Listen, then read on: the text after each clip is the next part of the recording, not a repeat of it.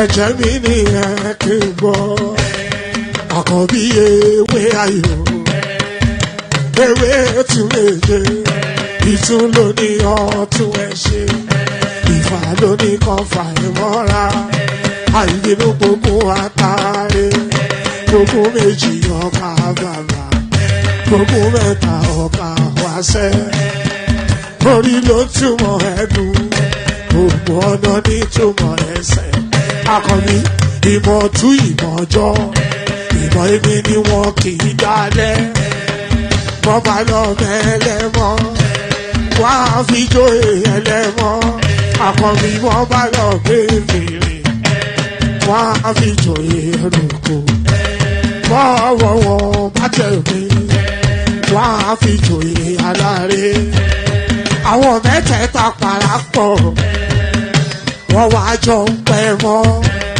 ẹ̀ẹ́mọ́ olóko jẹ wọ́n pa Akíntọ́lá ọmọ Ògún wọ́n pàdé ìyọ̀dà ọmọ àtàlàbọ̀bà àkọ́bí wọ́n pàdé ṣàtàdá dẹ ọmọ ọba Ìjẹ̀bú Mèrè aṣíwájú odò gbólùkẹrẹ ajagun lólòdì ọ̀run tó bá ṣe pé tìyẹ tó bá ṣe pé tìyẹ náà bá ń darí jọ wí àgbèrò ní kún gbọ́wọ́ ọgbọ́n ti ṣìgìdì máa gbé àbẹ́tì ló máa ń gbé àyàn tí ìlàyàn ewúrẹ́ ọlọ́run dákun má padà lẹ́yìn ẹ kó má gbàgbé ọ̀rọ̀ tẹ́ aṣíwájú ọlọ́run dákun má padà lẹ́yìn ẹ.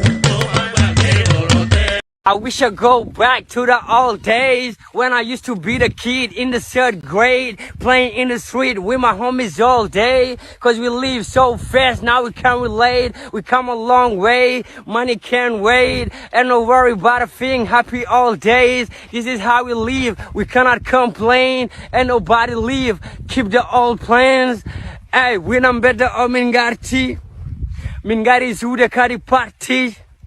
Ko ɗomin mawni ɗomin darti yow goto fone ɓorni bokke e so parti an winom bedda o min garti min gari zuude kadi parti ko ɗomin mawni ɗomin darti yow goto fone ɓorni bokke e so parti ey cugagam ne weeli fof ko souvenir film hanki wona hande hanki jamma mbaale sim min ñalla fije nangue jamma lengi mbaɗa tinde on saha courant ala wura men ko ƴaro finde sifti nammo ala cifti ala inde iɗi nawa wilde iwi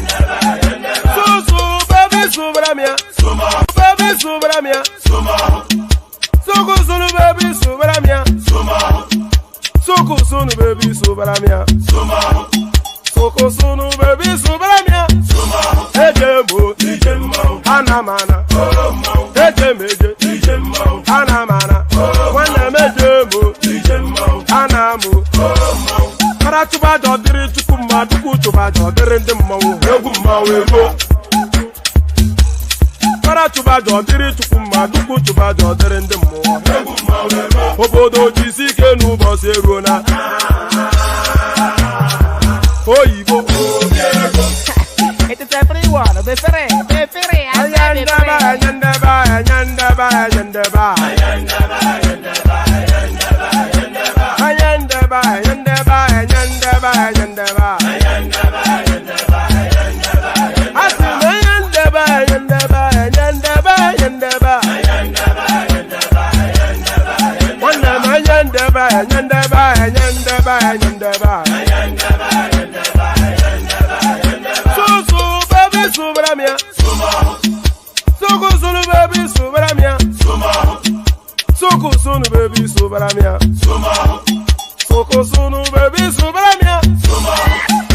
Ladies and gentlemen, sometimes you just not to act like you are drunk, like you are crazy. Confuse your enemies, confuse them. Oh, that's yeah, we mo. Yeah, we mo. Oh, that's yeah, we mo. No, but I got to go. Yeah, you get me. Oh, quit that, I mean, my amiga, boy, a baby mo.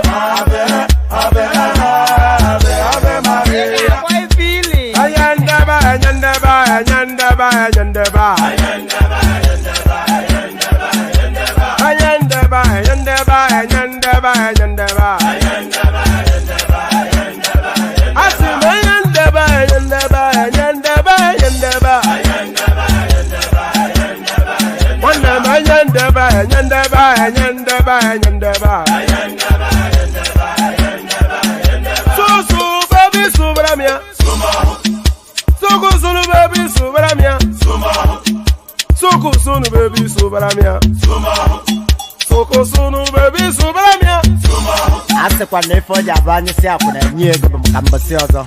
Since I was born, but now I am getting youth. Akuna motangu akuna kogabu.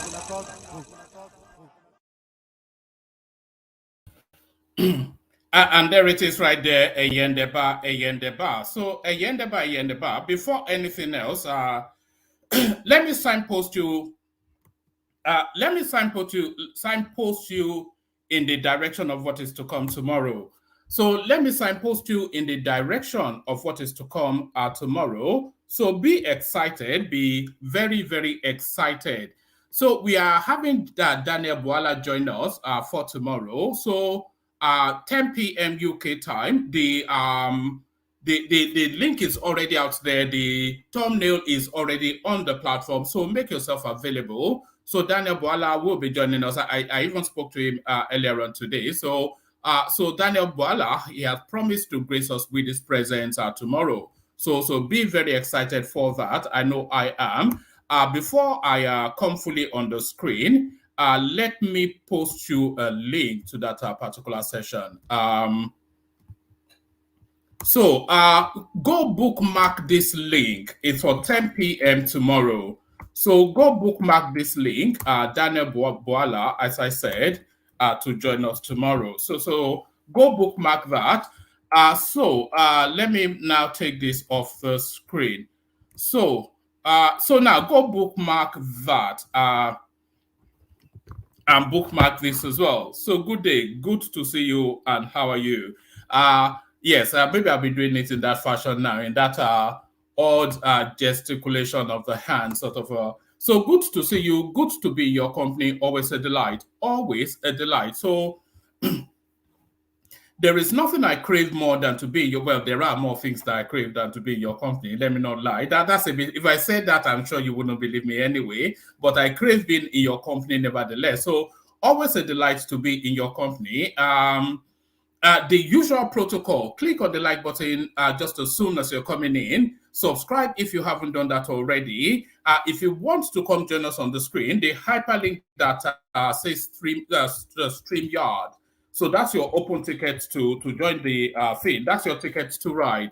So click on like, click on subscribe, click on the hyperlink that says StreamYard if you want to come join us on the screen. And there's a thing, is it pinned already? There's let me pin it up. There's a thing pinned on the.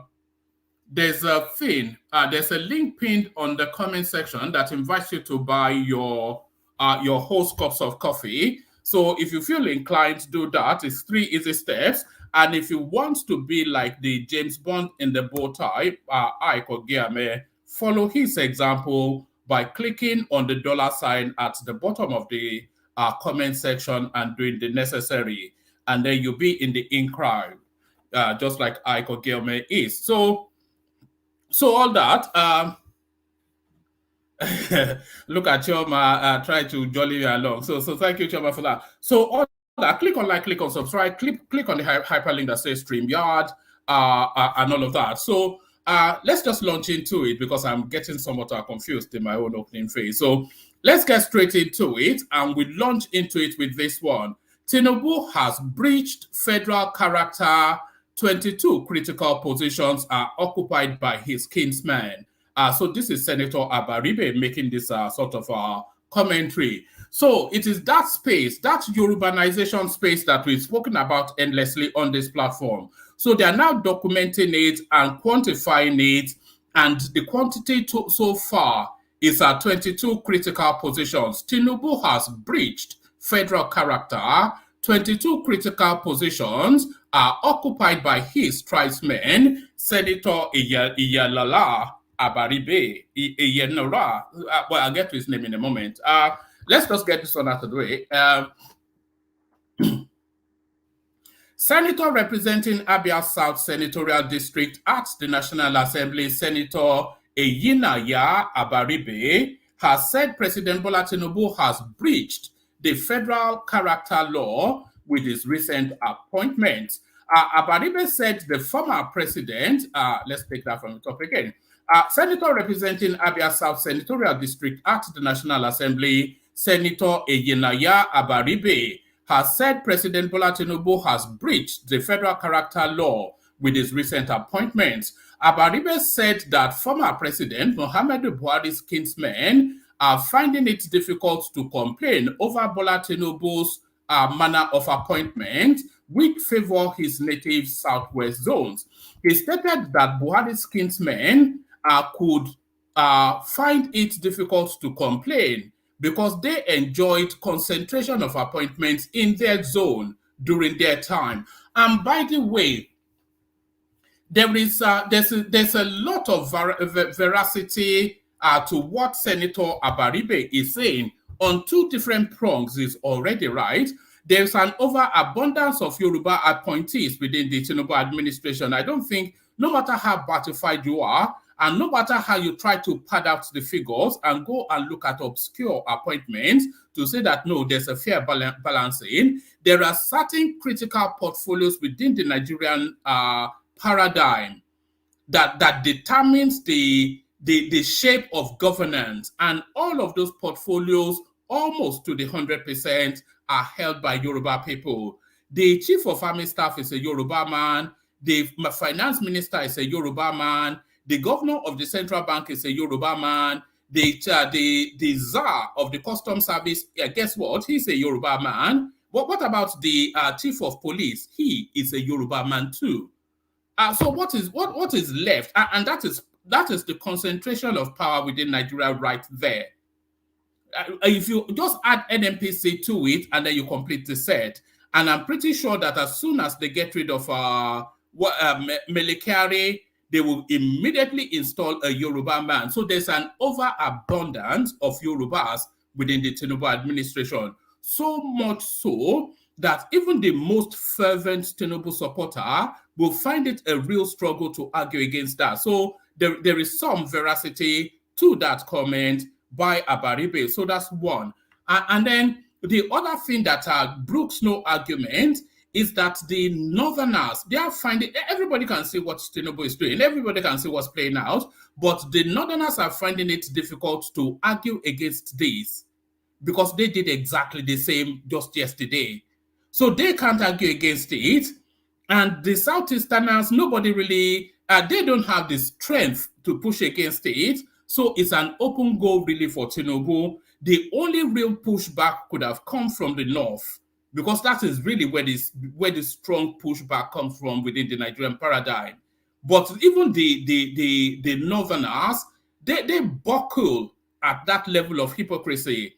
So they can see it going on, but they can't complain against it. Tinubu, of course, no complaints from the Southwest, and the Southeasterners, they can just whistle in the wind. So whistle in the wind. He stated that Buhari's kinsmen could find it difficult to complain because they enjoyed the concentration of appointments in their zone during their time. Abaribe stated this whilst featuring on a radio program in Umuahia, the Abia State capital. He noted the federal character law, which stipulates the balancing of appointment amongst the 6 geopolitical zones, was observed to be breached by the Buhari administration. He lamented that Tinubu had taken the same route, if you're an American, as the former administration in concentrating over 22 critical positions on his kinsmen in breach of the Federal Character Law. His words: when Buhari started this ethnic concentration of positions, I was one of the first people to shout at it. At that time, in 2016, it was very clear that Buhari was going a route that nobody had seen in this country, appointing from his ethnic divide and religion. But we said that this was setting a wrong precedent for the country. We continually preached against it. We said this would be ill wind. We said this would be an ill wind that would not blow Nigeria any good. Now, this is several years later. We have seen where this has collapsed the economy. We have gotten to a situation where the present government of President Bola Tinubu, which we thought was going to repair the damaged psyche of Nigerians, is actually doubling down on what Buhari did. The Igbos have a saying that if a bad practice stays long, it becomes custom. It became a culture for the Buhari administration to concentrate appointments in his zone, and now Tinubu has continued it. It is like Tinubu saying, if Buhari could do it, why can't I do it? He is even doing more than Buhari did. Most people who came from Buhari's place are now finding it more difficult to complain because this is what they enjoyed during their time. Today, the president of Nigeria, Bola Tinubu, has done the same thing. You can count 22 critical positions, all the positions in the financial sector, and too many are from his side. So all the positions in the financial sector are, I want to know who the FIRS boss is. I suspect it's a Yoruba man. Somebody give me that name.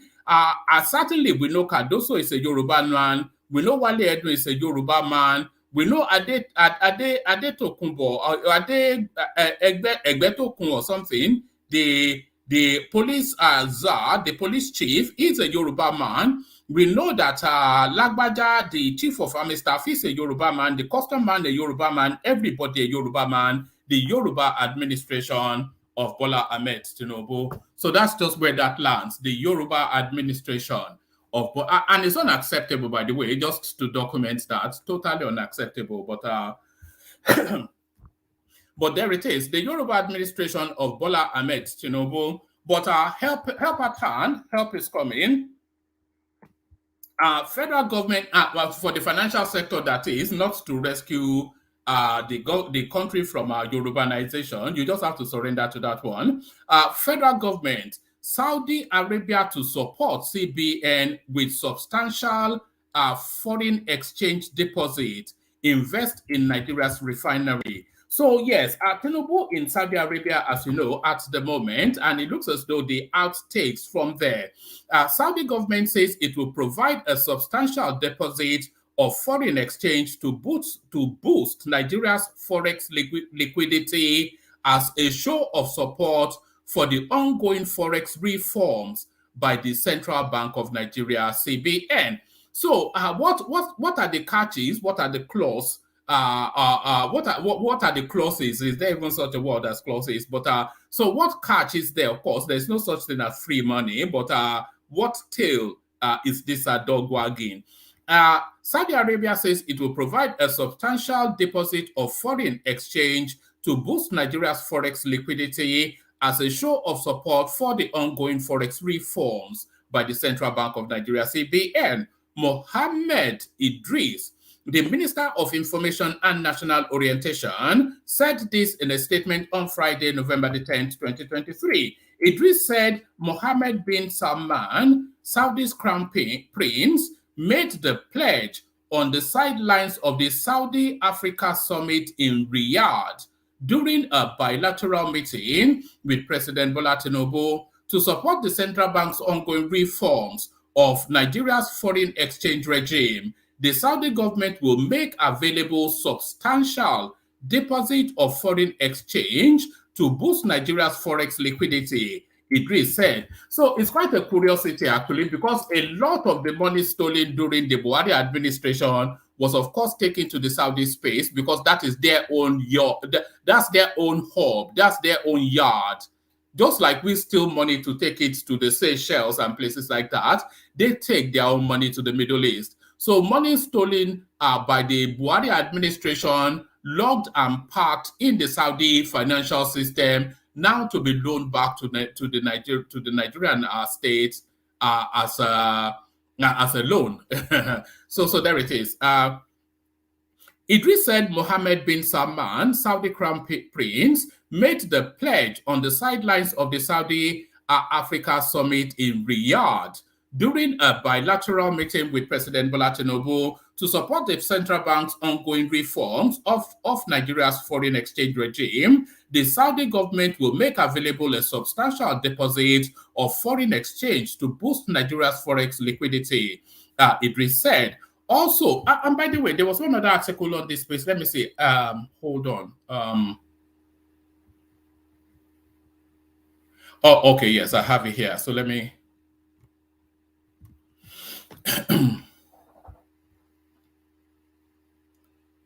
Right. Also, the minister said Saudi Arabia pledged to assist Nigeria in revamping its refineries.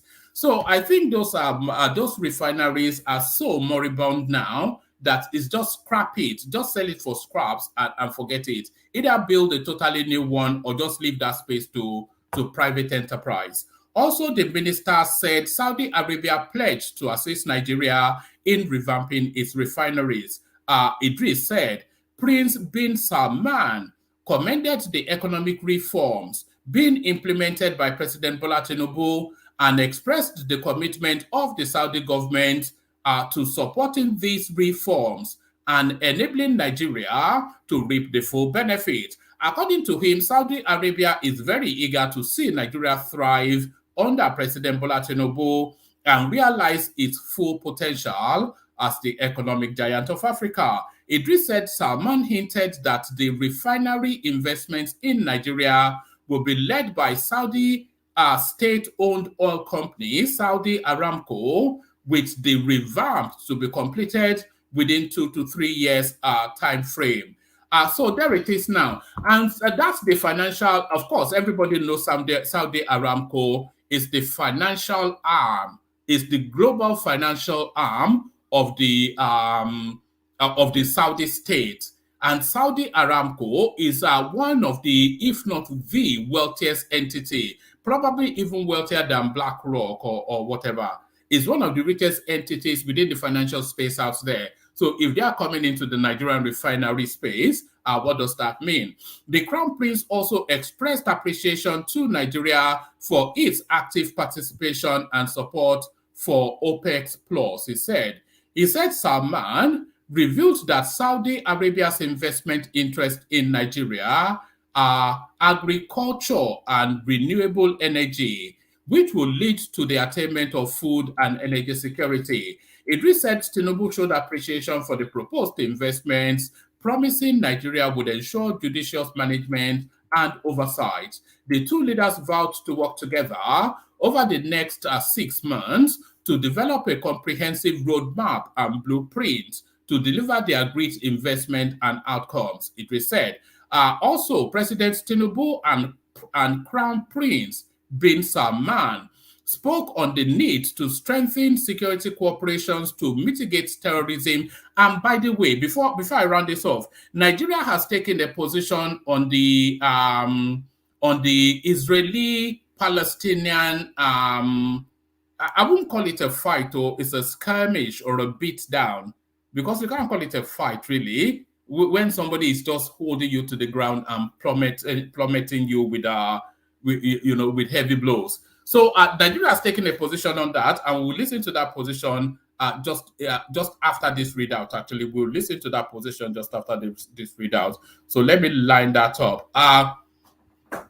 That position was taken in Saudi Arabia, by the way. And of course, so that already tells you the coloration that is likely to take. Also, President Tinubu and Crown Prince bin Salman spoke on the need to strengthen security cooperation to mitigate terrorism, illegal migration, and other crises, not just in Nigeria, but across West Africa and the Sahel region. The two leaders further discussed existing economic and social-cultural cooperation between Nigeria and Saudi Arabia and agreed to open new vistas in bilateral relations. Yes, other present at the bilateral meeting are Idris Yusuf Tugar, Minister of Foreign Affairs, Yahaya Lawal, Nigeria's ambassador to Saudi, Adekunle Adeleke, State Chief of Protocol. So there it is. So that's Tinubu then bringing gifts from the Middle East. But then of course they say beware of Greeks bearing Greek gifts. Beware of, I can't even get what's out. Beware of Greeks bearing gifts, but even more so, be more wary of Arabs making promises. So beware of Greeks bearing gifts. Well, where's that? Yes, let me take you to this. Watch this. So this is Nigeria now adopting a position on the Middle East crisis. So let me make this a full screen and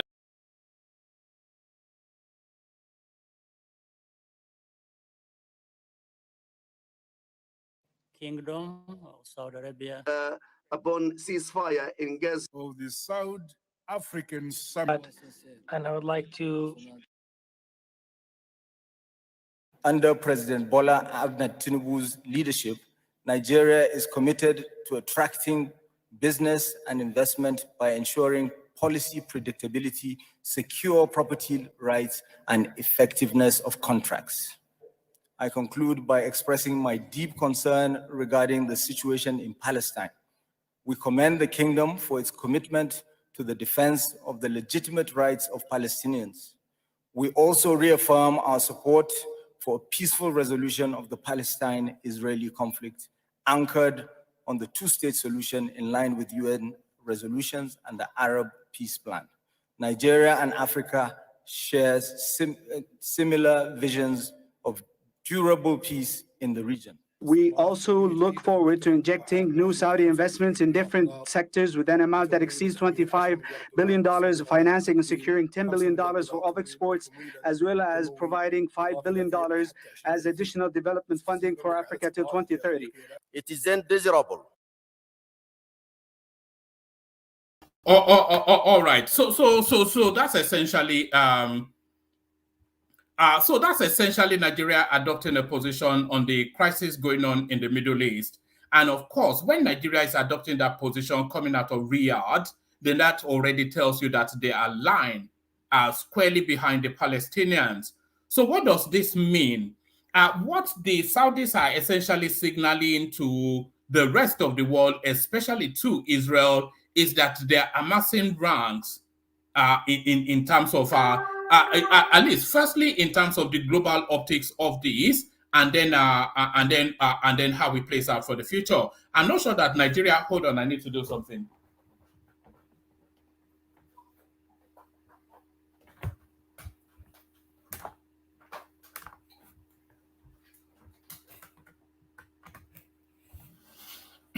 So there it is. That's better. The power came off my system and it was just flashing about to switch off. So yes, essentially the Saudis rallying troops behind their cause. And Nigeria, of course, although Nigeria, by the books and historically, we've always been a non-aligned sort of a country, sort of like a Switzerland sort of foreign policy thrust. But increasingly, we seem more to align behind some sort of Islamic inflection in terms of global politics. And we've seen that too many instances for that not to be the case. But that is Nigeria then in Riyadh aligning squarely with the Palestinians. So like Nigeria aligns with the Palestinians. So let's go on from that to this one. See, and by the way, this is the second time that this headline has come through because we read it in about 2, 3, maybe even 7 weeks ago, but they continue to insist. CBN lacks experience to conduct monetary policy under float. And this is coming from the European Union. Nigeria's official exchange rate is projected to weaken to 1,068 naira to the dollar by 2025, according to a new report by the Economic Intelligence Unit. This Economic Intelligence Unit is an arm within the European Union space. The report also indicates that CBN lacks the firepower to clear the 6 billion forex backlog. It also claims the central bank also lacks experience to conduct a foreign currency float, leading to a negative outlook for the naira. So what they are saying essentially is that the Nigerian financial space, it doesn't have the requisite sophistry to be able to have a willing buyer, willing seller sort of a balancing of the value of their currency. The economic space is not sophisticated enough for that sort of experimentation. That's essentially what they mean. The report also indicates that CBN lacks the firepower to clear the $6 billion forex backlog. Well, that has already been proven to be false because that's already been essentially cleared. It also claimed that the central bank also lacks the experience to conduct a foreign currency float, leading to a negative outlook for the naira. In its new country report for Nigeria, the EIU noted that there would be continued currency loss due to the large size of the parallel market and the low foreign exchange reserve of the country. So there's some veracity to that.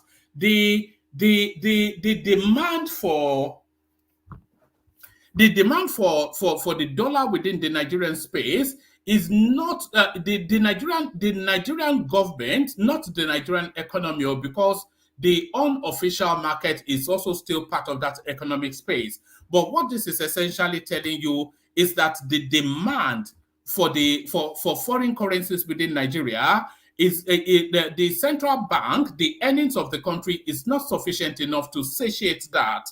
So we don't earn enough to meet the demands. Let's say, for instance, Nigeria is earning like about $100, but the demand for dollars in Nigeria is essentially about $500 or even $400. So that's $100 that Nigeria earned. They are not going to pump it into the import and export window. No, they're only going to pump a portion of it into the import and export window. And the rest of that demand has to be satiated alternatively. And that satiation, that satisfaction, that want being met, has to be in the parallel market. And this is what this piece by this organization is arguing, that the Nigerian economy is not robust enough for a floated currency. In its new country report for Nigeria, the EIU noted that there would be continued currency losses due to the large size of the parallel market and the low foreign exchange reserve of the country. The report reads, "We have revised our exchange rate forecast to front load a larger devaluation in 2025 to reflect a widening gap between the official and parallel market exchange rates." And by the way, just from that example, that arbitrage will still always be there. So if there's a lot of money chasing the dollar in Nigeria and there is not sufficient enough dollars to satiate that demand, then the dollar will continue to spike up, and whatever rate is being sold at the central bank, it will always, as this piece argues, will always be cheaper than what obtains in the parallel market, and that makes for round tripping. So the round tripping goes on, essentially, is what this tells us.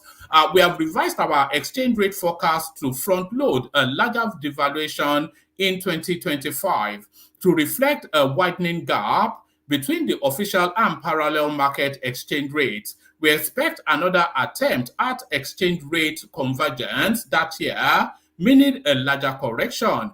We have adjusted our average exchange rate forecast for that year to 1,068 naira to the dollar, from 914 to the dollar. So this is the projection for 2025, by the way.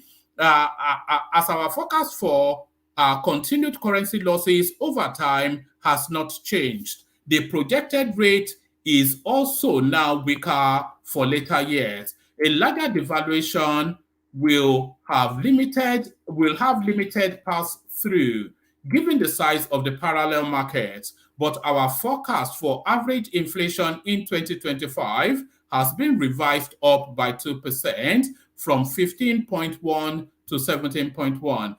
So there it is right there. So it's all doom and gloom from the international market. Doom and gloom. So doom and gloom. Let's go on from that to... Let's go on from that to this. I thought we'd escape this guy, but he's not. He still continues to hold the headline. So this is a GRO still, the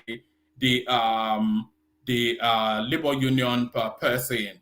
Assault on a GRO, Owerri plunged into darkness on election eve. So this is it. Now the guy is out to. Is this even an act of sabotage against the state? Is what we are looking at. There is currently power outage in Owerri, Imo State capital, where residents are expected to vote on Saturday's governorship election. Correspondents understand that the power outage is due to the directive of the Nigeria Labour Congress (NLC) that electricity should be cut off from the town as a result of the assault on NLC President Joe Ajaero. Recall that on Tuesday, the NLC and TUC had ordered its members to proceed on indefinite strike from November the 14th and asked those in Imo State to commence on the same action immediately. Some of the residents of Owerri who spoke with correspondents lamented that they were suffering for an offense they did not commit. A bar operator, Ngozi Anyanwu, said a bar operator, Ngozi Anyanwu, said they were finding it difficult to cope with the situation because they could not cool their drinks. A hotel operator, Chief Uchendu Okoro, said the situation is harsh and it was difficult to run a hotel without power. When two elephants fight, the grass suffer. Those who caused the problem have nothing to lose. It is only the poor that are suffering the situation, he said.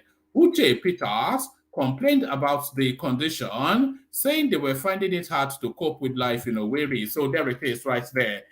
This guy's ego knows no bounds. So just because he got a couple of slaps, therefore he now has to shut down the whole of Nigeria, especially Imo State. CBN liquidates Allied Bank, Commerce Bank, Fortune Bank, Gulf Bank, Hallmark Bank, 15 others, NDIC. So what's going on here? The Nigerian Deposit Insurance Corporation said it paid 1.39 billion naira to 36,000 approximate depositors of 110 closed micro banks and 3 primary mortgage banks. He said this follows the recent revocation of some. There was a time I was actually chasing a license for a micro mortgage bank to come out of Ibadan, but there it is right there. I'm not quite sure that auto removes anything. I'll give you this only as a headline. Let me give you this only as a headline, or maybe a few paragraphs. Let's see. Okay. Lagosians spent over 100% of their salary to prepare stew in 2023. This is coming from a report. Online grocery store Price Pally has released its inaugural stew index report, analyzing the we've done this before on this platform. How much does it cost to cook a pot of soup? Online grocery store Price Pally has released its inaugural stew index report, analyzing the cost of stew ingredients for popular Nigerian dish. Let's do that again.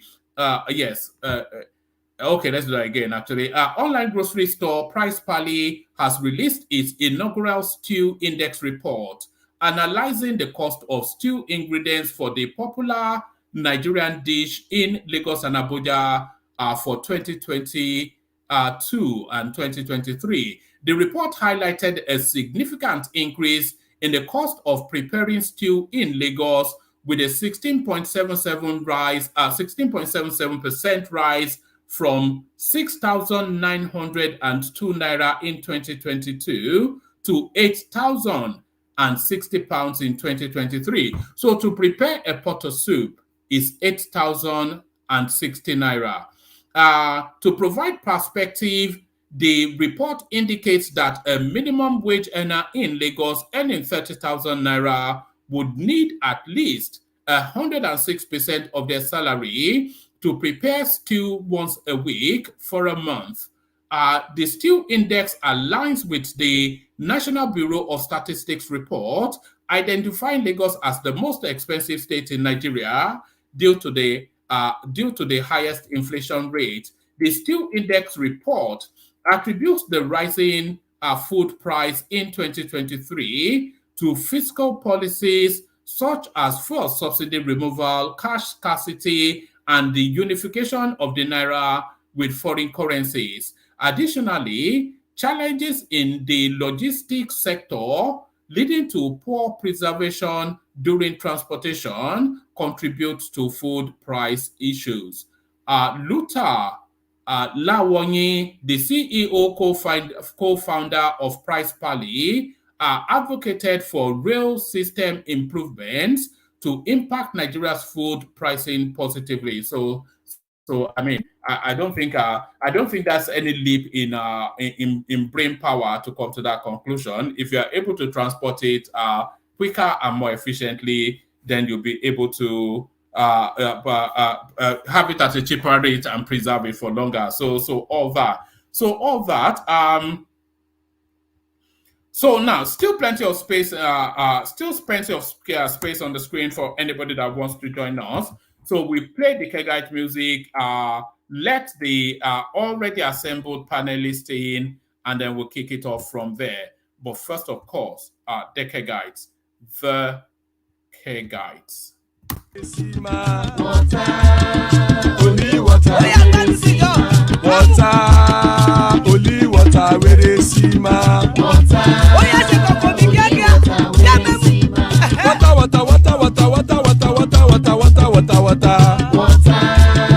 only water, where they see ma.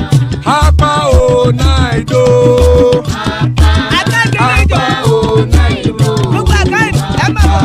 Hapa you don't come o.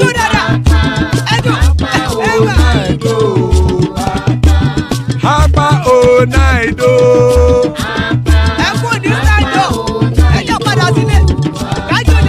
Oro keke elemu ye o. Ide shodi ya kekere elemu re o. Bobby master kekere elemu re o. Chifu Latif kekere elemu re o. Eruku lele elemude. Eruku lele egbe elemudodo jare o. Eruku lele Ghana ti de ẹgbẹ́ ọmọ ẹlẹ́yẹ ẹ̀yẹ o ó dilé o. Odúyẹ̀lá ẹ̀yẹ o ó dilé o. Petrosoname ẹ̀yẹ o ó dilé o. Petrosodunke ẹ̀yẹ rẹ̀ ó dilé o.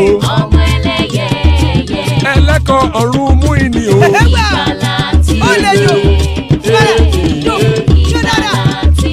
Àkùkọ ọ̀run mẹ́kọ̀.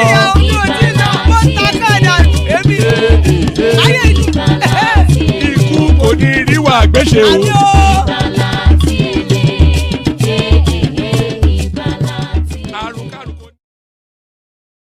And there it is right there. Iku Koniriwa Agbeshe, may death have nothing to do with us. So Iku Koniriwa Agbeshe, General Thomas in the house. Good to have you, Thomas. Bishop is with us. Good to see you, Bishop. Ekene in the house. Good to see you, Ekene. And Larry makes up the list. So good to see you, Larry. So just off the back of this headline, I'm wondering if we should actually sponsor Christmas for about 3 families. If you think we should do that, then let me know. Maybe 300K should do it to sponsor like a Christmas dinner for three families in Nigeria. I'm sure Folly can help us identify the families, but if you think that's what I probably will do it anyway. But if you think that's something we should do, then let me know in the comment section. So let's kick off the conversation and kick it off with Larry. Larry, good to see you. Good evening. Good evening, one man. Ogagba, how far? I'm all right. Good. So what are you looking at in the news? Does it surprise you? The price of a pot of soup, 8,000. Let me make sure I get it right because it's important to get it right. The price for a pot of soup is 8,060 naira. Does that surprise you? Those are Lagos prices, though, we have to say. No, it doesn't. It doesn't really surprise me because if you look at what is actually happening in Nigeria now, take for instance palm oil. As in, I was reading something recently, and I read that the palm oil that is being imported into Nigeria annually is over 500 billion naira. Yes, we're importing it from Malaysia, isn't it? Yeah, and this is something that we used to have enough of it. Another thing with it's if you look at agricultural produce, a lot of people don't go to farm again, right? Because of this herdsman issue. So things are expensive, and it's just normal, right? Because prior to this time, before the security issues, right, there are some things that you could still easily get. Because I remember when I was in Nigeria then, there are some things that we don't even disturb ourselves to buy because we have people that that actually have 1 or 2 things grown in their farms and they still bring it to us, which actually makes things cheaper. And even if you look at even the government is not the state government, local government is not even being active, is not even active because those are things that they are supposed to do. I know some states used to have some farm settlements. I'm not sure if those ones still, if they even still do anything there, So it's obvious, it's just unfortunate that things that we could actually get for ourselves that are not supposed to be expensive, but we don't even have that capability to do that again. So everybody is just living on dollars. So basically, imagine. But I have to say though, 8,000 naira is not too much. Well, it's a lot, but because it gives me perspective on sort of the monies that I sent to Nigeria now, what it can do. Okay. For a pot of soup to last you a week, I don't think 8,000 naira is a spend, is it? It is. Is it? Yeah, it is. It is expensive. Look at it from the point of the lowest income earner in Nigeria. I think minimum wage in Nigeria is like 30,000 or 35,000, right? So yes, imagine, that's okay. Yeah, imagine if you use 8,000 to cook a pot of soup, right? From that 30K. So how many pot of soup are you gonna cook? So that's how we look at it, right? Because for me, I think there are some things that people in Nigeria are supposed to, look into, particularly the government. Because I mostly now, even people that I used to know in Nigeria that used to have farm, there's this family friend of mine that has a big farm, and I was talking to him recently, and he was like, yeah, the whole farm, I think some guys just came in, some herdsmen just came in, they kind of like burned down the whole farm, and he's not even been going to farm. So I think they need to just work on security for farmers to be able to go back to farm, and hopefully they can actually get, some of those things down. Except that, it's still going to be more of us depending on people outside Nigeria. All right, brilliant. All right. Take us to what you are looking at in the news before we start. Yeah, I think another thing I'm looking at is this issue of Saudi, right? I think Nigeria is not I don't know. I don't know. Sometimes I sit down and look at our leaders. I think for us to solve Nigerian problem, we need to look for homegrown solution for homegrown problems.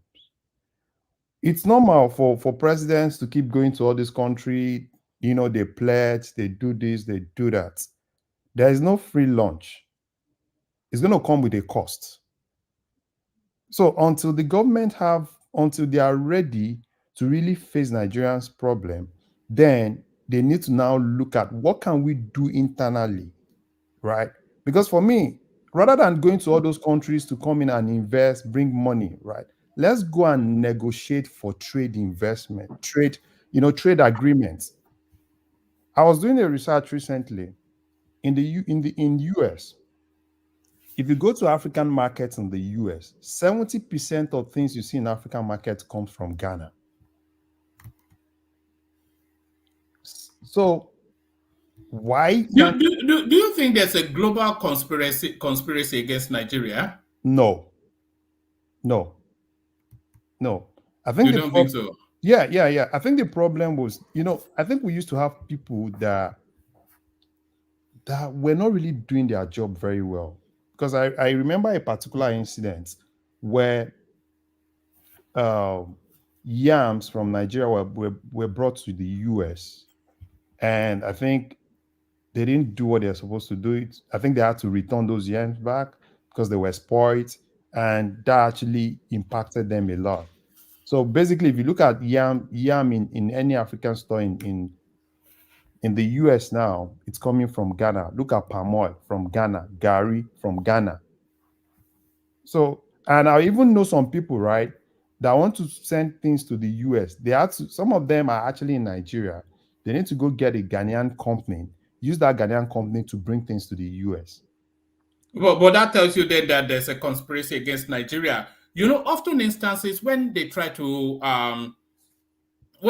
export things from Nigeria, they always claim that it doesn't pass some sort of quality control or something. So I'm not quite sure how Ghana is able to pass quality control, but not Nigeria, which was why I asked that question, that is there a global conspiracy against Nigeria? I think it's more of corruption in that Greek ministry.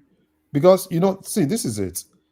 You want to bring things, every company actually has a standard, right? Like there are some things that comes to the US from China that has to meet the American standard. If China is sending the same thing to Nigeria, it's not the same standard. So once they give you their standard, all you need to do is to ensure that things actually meet that standard and give it to them, right? Because it's going to take some time. Take, for instance, now you're bringing yam from Nigeria to the US, right? Then you should be ready to bring yam that could take a while before it gets spoiled, because it's going to take some time before it gets to the US. Imagine you're now bringing that kind of yam and you bring it to the US and it got spoiled, and people have to like refund. And you see, and refund policies is so huge in the US, right? Because if they don't want it, they return it, you have to return the money. So those are things that they need to look into. For me, I think they should focus more on what they can actually sell and focus more on how to have a local substitute for almost everything being imported. Because I can tell you, no matter how much injection we put into dollar, kind of like inflows of forex into Nigeria, it's not going to solve the problem because you have a lot of saboteur, right? It needs everybody. It needs the legislature to do solid laws, because I don't see any reason why people will be charging dollars in Nigeria. I even heard some private schools in Nigeria charge dollars now. And people spend dollars and make dollars, and sometimes you now keep asking yourself. I was reading something recently, even musicians charge dollars in Nigeria. Davido, Burna Boy, and all of them, they charge dollars. So until the legislature do a solid laws, because I can't even imagine in the US, right, where someone will be spending another currency. You know they are passing legislation through the parliament to outlaw that denominating in hard currency sort of thing that seems to be going on in Nigeria. You see, one thing is to pass legislation in Nigeria. Another thing is to really implement it. And even the people passing those laws, right? Are they really true to themselves?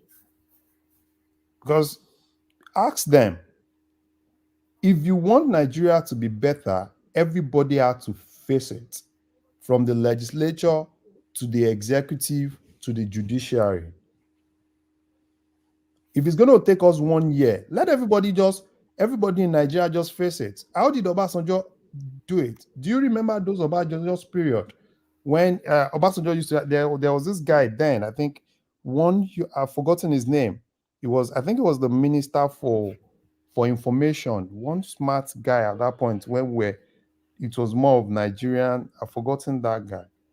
So all of them, as far as I'm concerned, executive, legislature, everybody, they have to just face it, right? If it's going to cost them 1 year, 2 year, right, to stop importing some of those things that takes a lot of dollars out of Nigeria, they should if any money that the NNPC actually gets in terms of forex, they should focus it directly to manufacturers. If you can help the manufacturers if you are buying raw material, we can check that raw material and we know that this is going to really help you, then they should give them the dollars. But what's happening now? You're seeing the manufacturers, because they don't even get the dollars in IE window, they are going back to the black market to get it. So invariably, it's going to affect everybody. So for me, you could go to Saudi Arabia, they could pledge. I don't believe in some of those pledges until I see them really coming in. Like you're telling me Saudi Arabia is coming to Nigeria to come revamp refinery. Which refineries? We all know that these refineries are moribund. These refineries are gone. Sell it off. If Saudi Arabia is telling us that Aramco is coming in to build a new refinery, right? Kind of like compete with Dangote, then I know yes. So I'm not really, all those things are not hard enough, right? They said, Saudi Arabia is bringing dollars to come help forex liquidity. At what cost? So those are things that I want them to really tell us. You could go, they could go to Asia, this and that. Those things are not really hard enough. And for me, I'm even tired of all those summits, right? Where Saudi Arabia will call the It's quite patronizing, isn't it? It's almost like a trophy sort of display. So India Africa Summit, and these guys will boss themselves to India. Yeah. Russia Africa Summit, then they'll bust there. And now the side is like, look, we can do it too. It's like you know those safari when they go and kill a lion and then they put their leg on the it's almost like trophy hunting, isn't it? It's quite embarrassing. So for me, it's really embarrassing, right? Where the whole African president, and then you go with your begging bowl around the world. Please, sir, can I have more? It's unbelievable. Before you know, probably Brazil will do their own too, and all of them will follow themselves. Okay, let's go to Brazil. You have a problem. Solve African problem in Africa. Gaddafi said the same thing. If you don't solve your own problem in your own continent, nobody's going to solve your problem for you. So as far as I'm concerned, right, I've not really seen, I'm not buying to all those things because I'm not even seeing anything coming out from it. Okay, you went to Saudi Arabia, right? Because you're in Saudi Arabia, you have to take a stand. You understand what I'm saying? Israel, Palestine, you have to take a stand. Because you can't be neutral, because you need money. You need them to come invest in your country. You have to tell them what they want to hear. So for me, I'm not saying African leaders are not serious. They are not serious about fixing Africa. Who is bouncing back? I just asked the question. Can I interject for 1 second on what you just said now? Yeah, sure. Your last statement is not very factually correct. That Nigeria took a decision because Nigeria was in Saudi Arabia.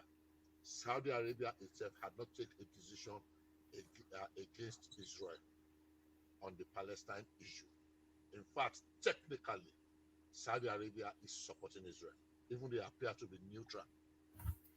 So Yeah, but if Nigeria took a decision that is supporting Palestine, it is a bold and courageous decision.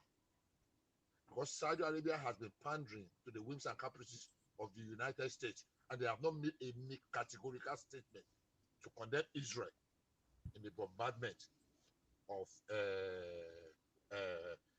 Palestine, Gaza Strip. So if Nigeria actually made the statement, they are not just saying it to pander because they want favor from. Why are they making the statement in Riyadh?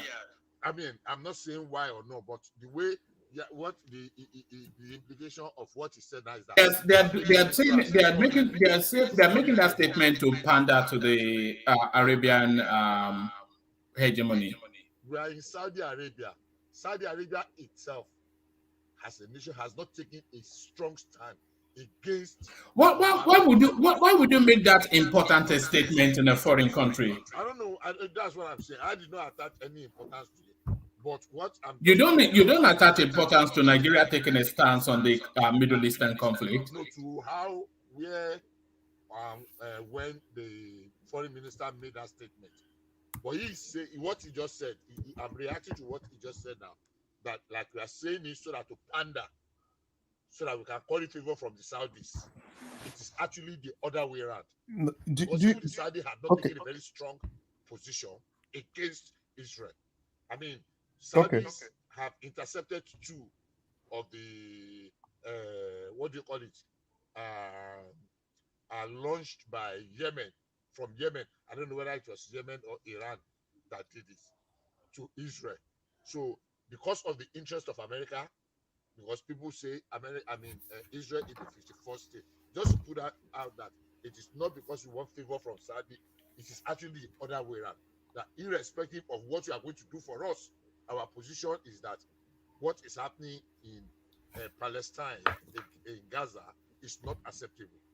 No, I have to say I disagree with you, Bishop.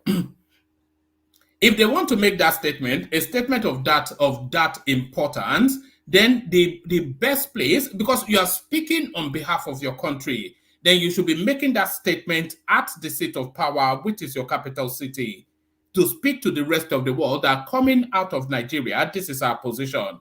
If you are making that statement on the Palestinian conflict, with essentially the Arabian space between the Israelis and the Arabians, essentially from Saudi Arabia, then you are towing the line of Saudi Arabia to curry favors. That's just what it looks like. It's not now. You are mixing something up. Let's be very, very sincere with ourselves. Even the Arab world, the real Arab world, have not taken a position. Check them out. Can I ask you something? Go ahead. Do you know why most of those Arab worlds, right? Why they've not really taken a position? But they have, even, by the way, so that's not factually true. So, and another thing is, I'm not saying do I know why they have not. Okay. The question is they have not. I am not interested in why they have not taken a position. Okay. Qatar has not taken a position. Egypt has not taken a position. Saudi Arabia has not taken a position. UAE has not taken a position. Which of the prominent Arab world do we have else? Are we talking of Yemen? Are we talking of Jordan? Of Syria?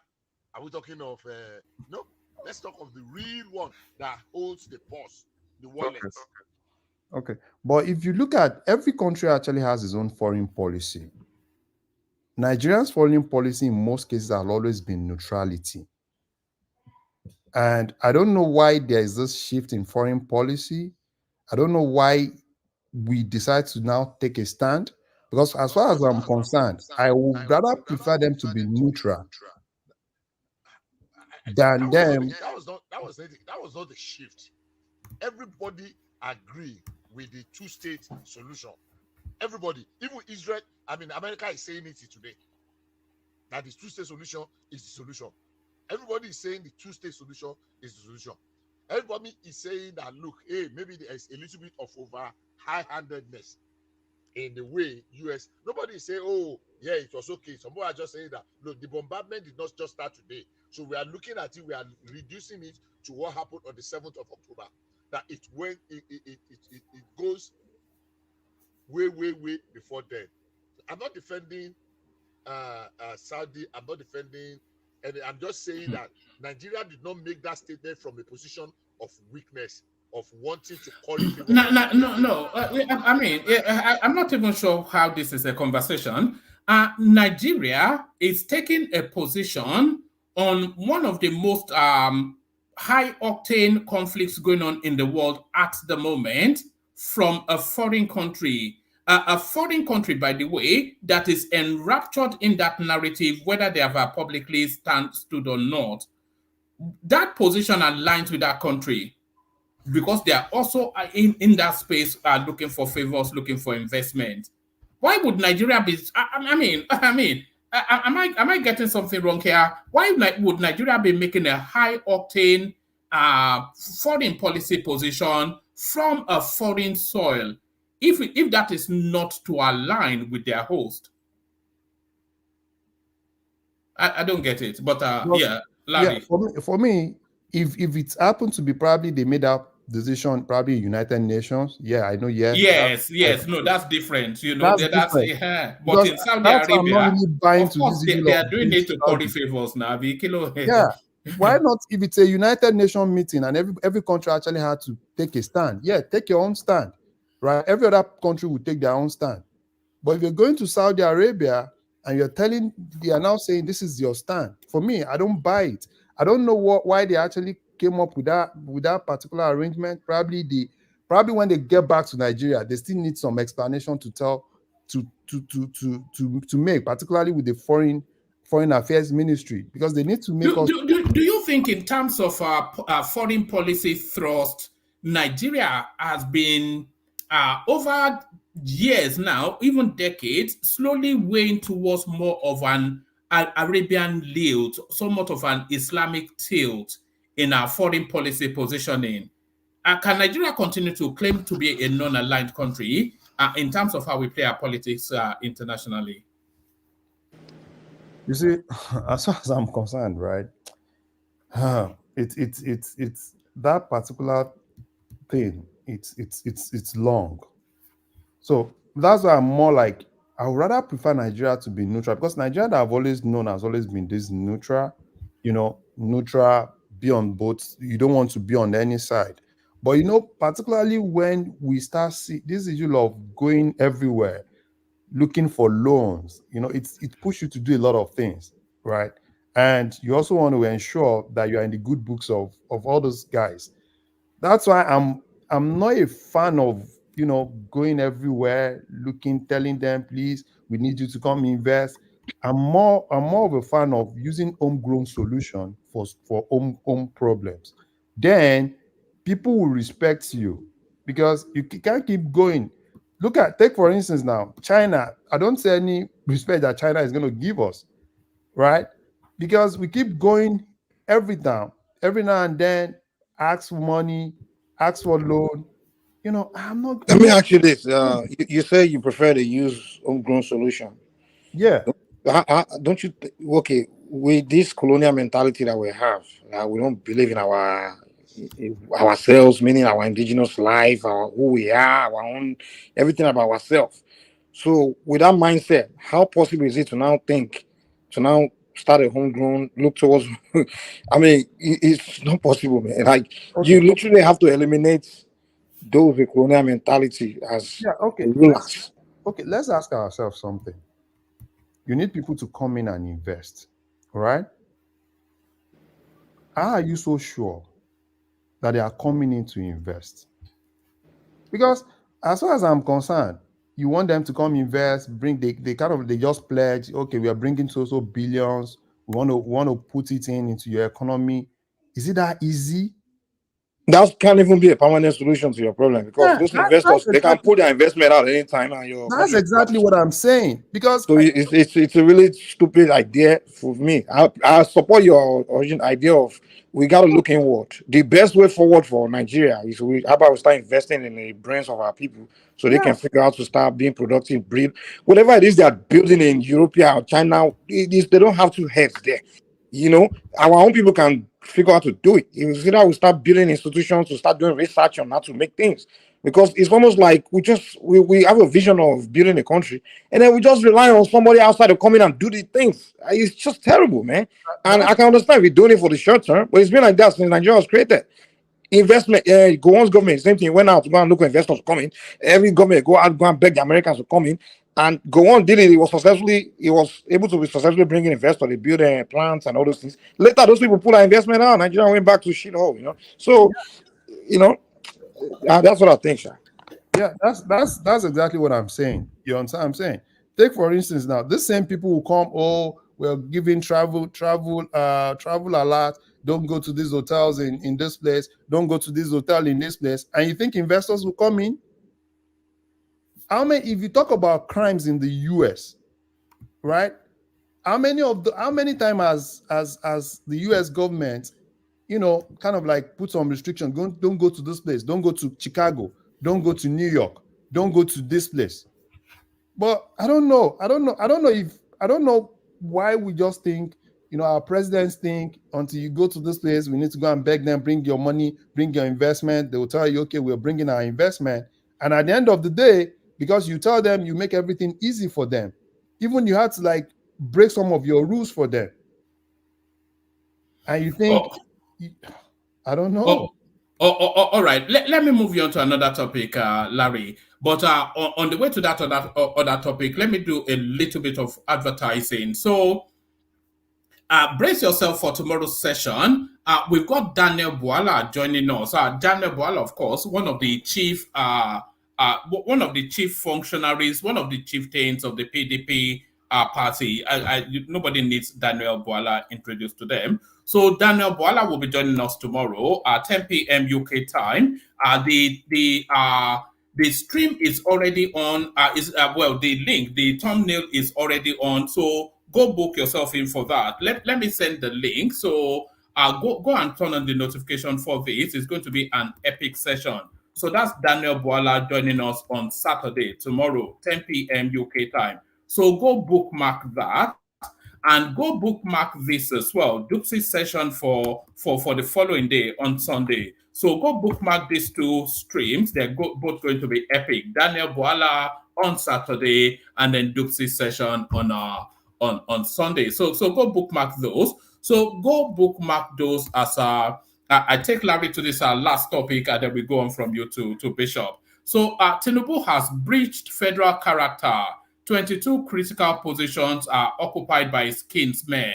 So this is Senator Abaribe lamenting to the space. But then, of course, there is no argument against it, is there, Larry? Yeah.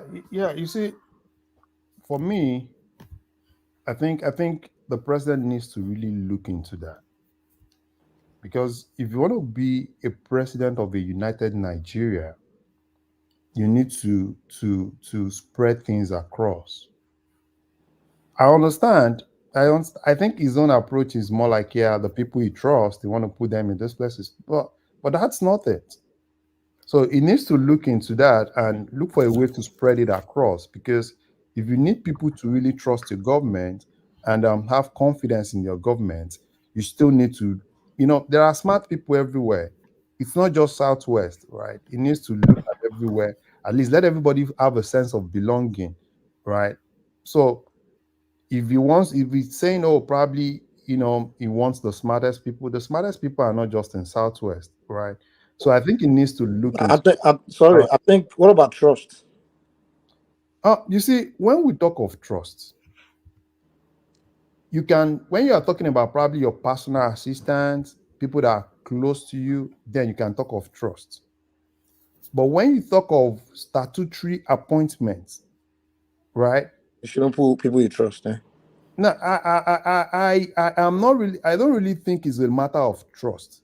It's a matter of competence. When you're talking about matter of competence, then you don't even need to trust anybody to be able to do the right thing. Really? Yes. Okay, so Emefiele that was competent to be governor of Central Bank. So now see what it did to Buhari's administration. Okay, bros. You got to trust who you're appointing. Can I ask you a question? Are you so sure that the person coming from Southwest won't do worse? It's not. When I say trust, I didn't tell you that someone that from your tribe is who you trust. I never said that. What I'm saying is trust, meaning someone you know. And we all see that the appointment is making, people are even accusing of appointing Lagosians. It's not really Southwest that is appointing. It's really people he knew, people has known. And if you really look at it, those people that is appointing are people that has known for years. You understand? Those are his close associates. So that's what I mean trust. So it's not really a Southwest thing. So my argument is not about saying but what what about federal character though, which is embedded in law? But he has followed that guideline now. I mean, appoint everyone from each state. Hasn't he done that? What about the critical positions going to his clansmen? No, going to who you trust. I mean, who you trust, to study. And to me, trust is most important than all these other things you guys are talking about. As long as you do within the ambit of the law. Like you mentioned, the federal character, the law says you have to appoint minister from each state. And you've done that. Everything else, you do your best. You do what is going to help you succeed. And if I'm in this position, I will focus on who can I trust, who can I put somewhere where I know that this guy, I know him very well, I know what he can do. I know his body language, I know everything about him, I know his capability, whether we can, when he's, know that this guy here, if I put this in here, I know he won't steal it. This guy here, I know this guy, if I give him this task, I know how he can get it done, and I know his strength and weakness. That's what I will focus on if I'm in this position. And I suspect that's what he is doing. For the fact that he's appointing those Lagosians he has known for years. It looks like a reward system to me. Is job for the boys. Wait, sorry, let me come in. Good question you asked. This is very, how will I say, somebody borrowed me the language. I don't want to say like hypocrisy, but Mike just said he already appointed one minister, which the question required. But this is the same thing Jonathan did, where everybody from the Southwest complained that Yoruba was not in government. This is the same thing Buhari. Can you move to a quieter place? Please? Yeah, this is the same thing Jonathan did. Jonathan appointed one minister from any state, but the Southwest leader complained in his government that they were not involved in his government. This is the same thing Buhari did. Buhari employed got one minister from each state, yet we accused Buhari of nepotism. Now, are you talking to me or talking to the Southwest? Because I'm now talking to you, Southwest, and everybody. When did you ever see me come in? It's not about you talking about. No, it's about me. I'm speaking for myself. No, hold on. Let me take God to you. I'm speaking to your accession and your ideology of trust. Now, but then you're mentioning the Southwest. Let me land now. Yes, so I make reference to Southwest, which is a no. You're challenging my argument, and you're making reference to Southwest. No, make reference to me. If you can tell me when I came to challenge Buhari or this thing, then I can say, okay, you're making points. Okay, you cannot use one point to make another point. No, you have to argue against my position now. No, against my against your position. Against your position, not your position. So let me land. Let me land. Yeah, let me land. Yeah. So this every region complain about that trust issue, appointing somebody nepotism. If tomorrow South becomes the president, you will see that place locked up with South and everybody will complain. But the truth of the matter is, if you are appointing people on trust, it's like you're running a country on religious ideology, which you will never have peace, which Saudi Arabia is moving away from. Most countries that base their question on religion have problems, they never develop. Now we talk about is this one about religion? Sorry, hold on, Mike. Let's mute yourself for a moment, Mike. How did religion come into it? Look at this prince. The prince. I'm just saying, like country like this new prince of Saudi Arabia. What's he pushing for? Hold on. Don't. You're taking us to. I'm not deviating. Just relax. No. Just stay steady. we were talking about Tinubu appointing too many people from his clan. So how did that? How did I Baby just, John? I digress. I make an example with religion. Like countries that build their ideology on religion to rule their country, they're always in turmoil. So what I'm trying, We're talking about ethnicity, my guy. yes, yes, you're coming to ethnicity. Now, when you believe, if you have to run the country on trust, there's a big problem in that country because How can you not everybody in rule that country on trust now? hold on, let me land now. Let me land. Let me land. If you can listen, if you don't listen. But you have Everybody. to stay. You have to stay consistent with what's being said. Yes. I'm not moving goalposts. Let me land. Everybody, not everybody in that house of Rock Tinubu knows. Right. So security that is standing at his door, he doesn't know them. So you must trust the person that is at the door. You have to work on constitution. You have to be integrity. You have to be loyal to the constitution. That's what we need to have in that country, not trust. Who can you trust? You don't know the heart of a man. Everybody have an ambition. If you start putting on trust, that means you are saying the rest people in Nigeria, the remaining 180 million are not trustworthy. And yet you want them to work in your government. You have parastatals of 5,000 people. You only bring one person that you trust. What about the remaining 4,999? You don't trust. How are they going to work with you? So that is a very wrong statement to be making of trust. We should appoint people in integrity and people who are qualified and who are loyal to the constitution. All right. Thank you. All right, brilliant. Back to you, Larry. Yeah, so another analogy I want to bring is this. Let's look at Nigeria like a multi-billion-dollar company, like Microsoft or Google, and you are the CEO, and you need people in strategic positions, and you said you want to get people that you trust. Would they help you move that company forward? I think the major thing is, you see, there are competent people all over Nigeria. The basic thing is just for you to set actionable KPIs for them. And if you don't meet up with these things, once they know there is a KPI for them to achieve, and you set the benchmark for them to get those things done. So as far as I'm concerned, what I'm saying, it's more of politics than governance. That's what I'm saying. Because if you see everybody that Tinubu brought in, if you remember before he came to government, there's this policy document they did. And all those guys that did those policy documents were the people obviously him now. Like Wale Edun, Kadosu, all of them were part of those policy documents. Dele Alake and the rest of Dele them. Alake, all of them. So for me, I think it needs to look into it, because if you want to have a united country where everybody have the sense of belonging, then, there are smart people everywhere. Nigerians are smart. So you just trust them to be able to do the right thing. Once you trust them to do the right thing, give them the right KPIs. Do you think the Tinubu already we're only 4-5 months into it now, but do you think it already is a more ethnicized administration than Buhari, which we never thought was possible? But even Buhari, at least he attempted some sort of veneer of balancing. But we're not seeing anything like balancing at all with Tinubu now. It's just ethnic. Yeah, I think it still has some opportunity to what other opportunities? It's filled all the key positions now. What other posts is there left to balance it off?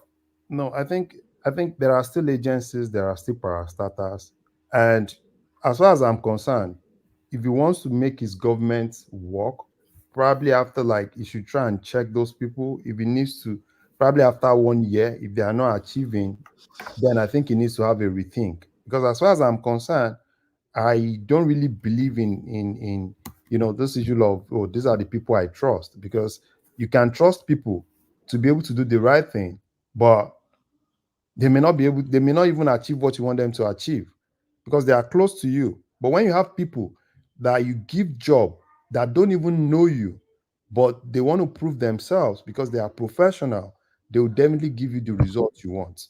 That's how I think of. If I'm a CEO of a company, I wouldn't even want to give key positions to people I know and trust. I want to give it to people that are competent, people that I can set goals for, that can achieve that goal, that their professionalism is what I'm really looking at. So that's what I think it needs to look at. It needs to forget about this politics. If you look at every appointment they've made, right, it's been more of politics. Little ones are just, are just more of competence. So it needs to look at those things. If he really wants a country that is united, that is ready to support him, so he needs to look at these things. These Can are I ask you one quick question? Yeah, you can. What is more important to you, sense, right now in Nigeria? What's more of a priority? People's sense of belonging or actual performance? So hold on now. It's not an either or question now. You can have both. Can you not have both? No, you can have both, but which one is more important is what I'm asking. So for me, it depends on where you're looking at it. Because if you're saying results, right, you can only tell me that you can't get that result somewhere else, except from people that are close to you. No, I didn't say. I agree. What I'm saying, which one is more important to you? I know both is equally good, but what I'm saying, which one is more result important? is important to me. Okay, I don't okay, have that's a the question. guarantee that these people there, I don't have the 100% guarantee that they are going to give that result. The man that's in charge knows, he's the one that know in his mind know what's the best step to take to get his best results. So if what he's doing, if he's convinced that this right here is the move I have to make to get my best results, then I mean, what so you answer that question, so you should support it. If he tells you that, hey, this is what I need to do to get the best result, so you either say I'm against the best result because of sense of belonging, or I will accept the best result and abandon sense of belonging. So that's why I ask you that question. So what if he proves to you that, okay, for me to get the best result, this is what I have to do. I have to sacrifice this sense of belonging. Will you not accept it? But do you know that the people that crafted Nigerian constitution and actually did that federal character, they have a reason for doing it. So you can't, anything that anything that is not legal, there is no way you could rub it in to kind of like put some cosmetics to make it right. So they said federal character, follow the federal character. Well, he has done it now. He has followed it now. All right, we must move on. Wrap it up, Larry, and then we go on to Bishop. So sorry, it's an engaging back and forth, but everybody else waiting. Yeah. I think I'm good. I'm good for now. One more. All right, brilliant. Stay steady, Larry, because I'm going to loop around to you with other topics as well. But let's bring Bishop on board. So, Bishop, good to see you. We're still getting that echo, but that echo, it looks as though it's a StreamYard thing rather than your connection. But we'll endure it only because we enjoy hearing from you so much. So, Bishop, talk us through the politics today and then the headlines that we're discussing. Good to see you. Good evening. Are you still hearing my echo? Yes, we can still hear the echo. It sounds as though you have two devices on, but more importantly, your voice is low. I don't know. Maybe something is wrong. I mean, I don't have any device on. That's number one. My volume is at its highest, as it's always been. So maybe something is wrong with Android. My phone is Android. Yes, there's a notice on StreamYard to say that they did say there's an echo coming out of Android devices, so that we already understand. But I'll be quiet and then you speak as loudly as you can, and then just give us your submission to you, Bishop. Let me just say good evening. I'll be brief. I'll just be very brief. It's 5 minutes past 7. I'll be very brief. Good evening once again, everyone. Please click on the like button. And especially if you have any new topics, introduce them as well. I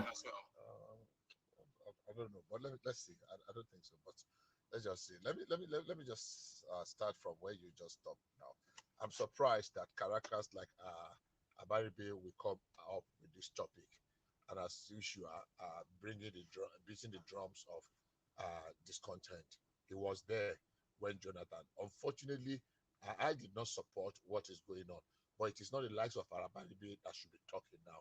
Abaribe was there when under Jonathan we knew what he did to the Southwest. It is there, the records. It's just that we have this amnesia thing. We forget things so quick, so easily. He did not complain that it was okay. It was perfect. It was not even South that dominated it was the southeast from where Abaribe came from. And we saw it on that agenda. So, like, not that I like it, I was the one that first raised it. I mean, I raised it here when we started. I said I was not comfortable with it because of the optics. But if other people are going to talk about it, it is not Abaribe. It is definitely not Abaribe. Because if you did not see anything wrong with it then, when Jonathan was appointing everybody from the southeast, I remember the southeast practically were groaning and begging him, okay, we lost out on the speaker, we lost out on this, we lost out on that. Okay, give us the CBN secretary to the government of the federation. He rubbed it on their face and appointed his Ayin Payosayin. When he removed Salisu, a group of Yoruba elders went to him. Okay, appoint our daughter that is the deputy governor already. He went back and brought a Emefiele, only for him to come and bring one useless Arogbofa as chief of staff. I say he was using to come. What's the chief of staff? So for me, yeah, why I want to say, but from the quarters it's coming from, it's completely irrelevant, and I consider it to be a nonsensical. I mean, that's my view. So if Tinubu is going to deliver and is comfortable with people he's going to deliver with, without bringing in people that would deliberately sabotage his effort, then because he is the one we are going to hold responsible if he fails or if he succeeds. That's that. Like I said, on the issue of the Nigeria and the Saudi, it's just my view. It's not cast in any stone. It's not like it's a rule, kind of. But I just feel, because if you remember when they voted in the United Nations Security Resolution calling for a ceasefire, it was very diverse. Unfortunately so. Many people, everybody is justifying their position.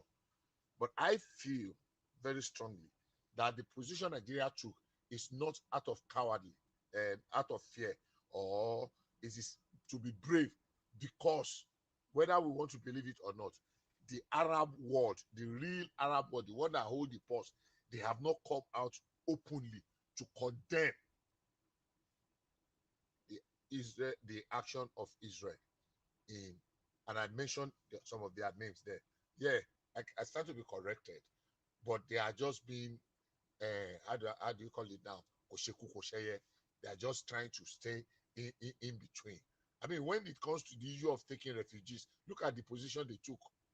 None of those serious Arab world openly has condemned in strong words, in strong terms, the action that is going on there. They're just using diplomacy.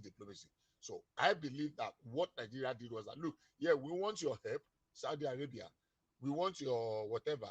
But on this position, our position does not change. If you want to keep your money, keep your money. Because Saudi Arabia itself has not come out to strongly condemn the bombardment of Gaza. Go and check the records. So that's the angle I'm looking at it. I'm not saying that the support is, there's a different thing to, sometimes you cannot be neutral in this case. Unfortunately, the world, some people that actually should speak out strongly. Because, yeah, it was wrong that attack of October 7th. But look, hey, yeah, I do say that sometimes when you slap someone first, you cannot determine the measure of the slap that person is going to return.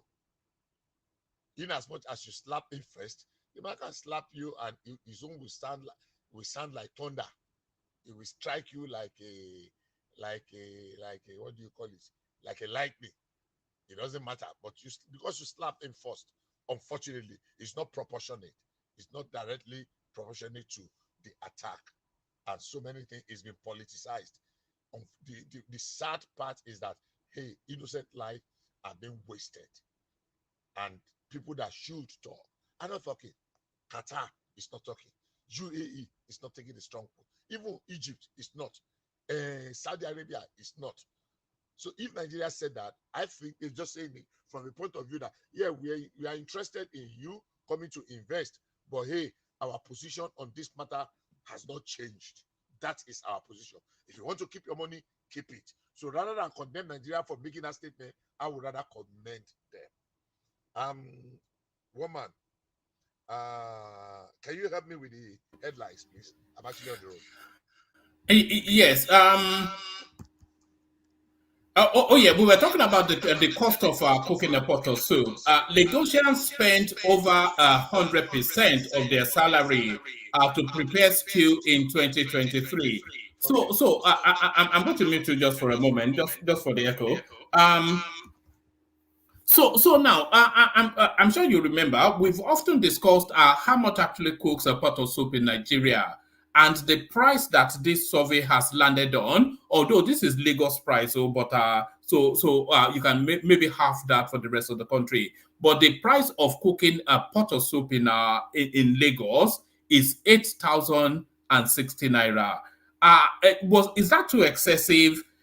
Or is it round about where you thought it would be? I thought it would be more expensive than that. But then what do you make then of the faith of the salary earner, the lowest earner on 30,000 naira a month? Okay, thank you. Let me paint a scenario. Number one, is a question. 8,000 for pot of soup can last how many days for one man? One person, because we keep talking about this 30,000 minimum wage. I said, based on fact, that 30,000 minimum wage is the basic minimum for federal and some workers that were approved. Now, there is actually no family man that should be or that is on the 30,000 minimum wage. Is the entry level as a beginning for the lowest of the lowest. Maybe you are entering with primary 6, or you are entering with not even school start. School start, you go and do 1 or 2 training, they will give you, what do they call that? There are something that is a little bit up. So when we talk of this minimum wage, it has been seriously abused. So if 8,000 or 10,000, as you call it, is a pot of soup, is it for one person? How long will it last one person? Is it 3 days? Is it 2 days? Is it 1 week? Somebody went to Lagos and they wanted to go for dinner buffet. Sometimes, was it last year or thereabouts? Yeah, last year, December. Exactly, last year, December. And they were looking for where to eat buffet in Lagos. And was telling me that, look, they went to several places in Lagos because they don't want to wait. You know, they'll get to places and they say, oh, yeah, but they have to wait like 1-2 hours before it gets to them, the clear table, because their tables are overbooked in almost all the hotels. Some of them are 10,000, 12,000. Some are actually 16,000 naira for buffet for one person, and they are overbooked. I mean, when I say overbooked, yeah, but that's the top end of society now. We're talking about the average man. Agreed. I'm coming. Agreed. I agree with you. That it's for some class of the society. I was looking. I read the report of cows that were slaughtered in Agege Abattoir. From the figure of 1,400, it got to 4,000 cows per day. It got to 7,000. It got to 8,000 cows per day. You can carry Google and check how many cows have been slaughtered in Lagos every day. And the question is, who are the people eating those cows? And the middle classes. Okay, so it's only the middle classes. So who are the ones that are eating the goat meat and the fish? Well, what are you talking about now? Are you saying there's money for people to feed? Sorry, where are you going with this argument? Are you saying there is no money for people to feed? Oh, well, we all know there isn't. No, I don't agree with you. Everybody can tell you anecdotes of people actually begging for money for food. Let me make my position clear. There's no money for feed in that country. I don't know what Bishop's talking about. I don't know what Bishop is talking about.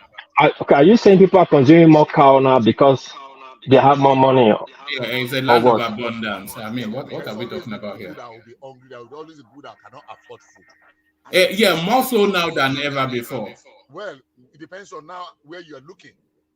It depends. Yeah, we're looking at Nigeria. Where else would you be looking? I am saying, let's go back so that we will not be doing this back and forth. One man. Your question is that is 8,000 too excessive? But you have not been able to answer my question. How many people is depending, or how many people are you talking about for the pot of soup for 8,600 naira? For an average family.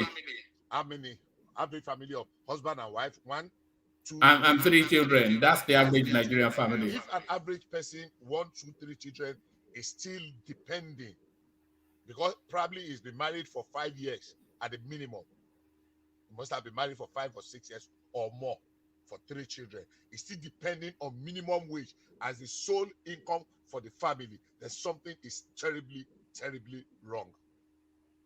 Something is terribly, terribly. Yeah, we can look at it from the angle of, oh, because we just want to say it's not all right. Because, yeah, there is a need. All right. Let's say somebody that is on 100,000 naira a month. Yes. And then that pot of soup, it lasts for a week. That's already 32,000 naira out of that 100 naira that just goes to a pot of soup. Pot of soup cannot last for 1 week, yeah. I don't think for a family of 2, even for a family of husband. All right. So how much then does that pot of soup take out of 100,000 naira wage? No, what I'm saying is that 1 pot of food of 8,000 cannot last 1 week. Yeah, no, forget that. How much will a pot of soup at 8,000 naira a pot take out of a person on 100,000 naira a month's salary? Okay, so let's assume that the man is earning 100,000. How much Yes. is the man earning? Whether as a full-time worker, A household income of 100,000 naira. Say that again. A household income of 100,000 naira. Okay, a household income of 100,000. Yes. If they make soup of 8,000 naira, is that what you're saying? Yeah. How much would that soup take out of that household income over the course of a month? If according to you they make it every week, but it's not just that straight. No, just answer the question now. How much will 8,000 naira per pot of soup take out of 100,000 household income in a month? Direct arithmetic, I think 32,000 naira. 8 times Right. 16 plus 16, 32. Okay.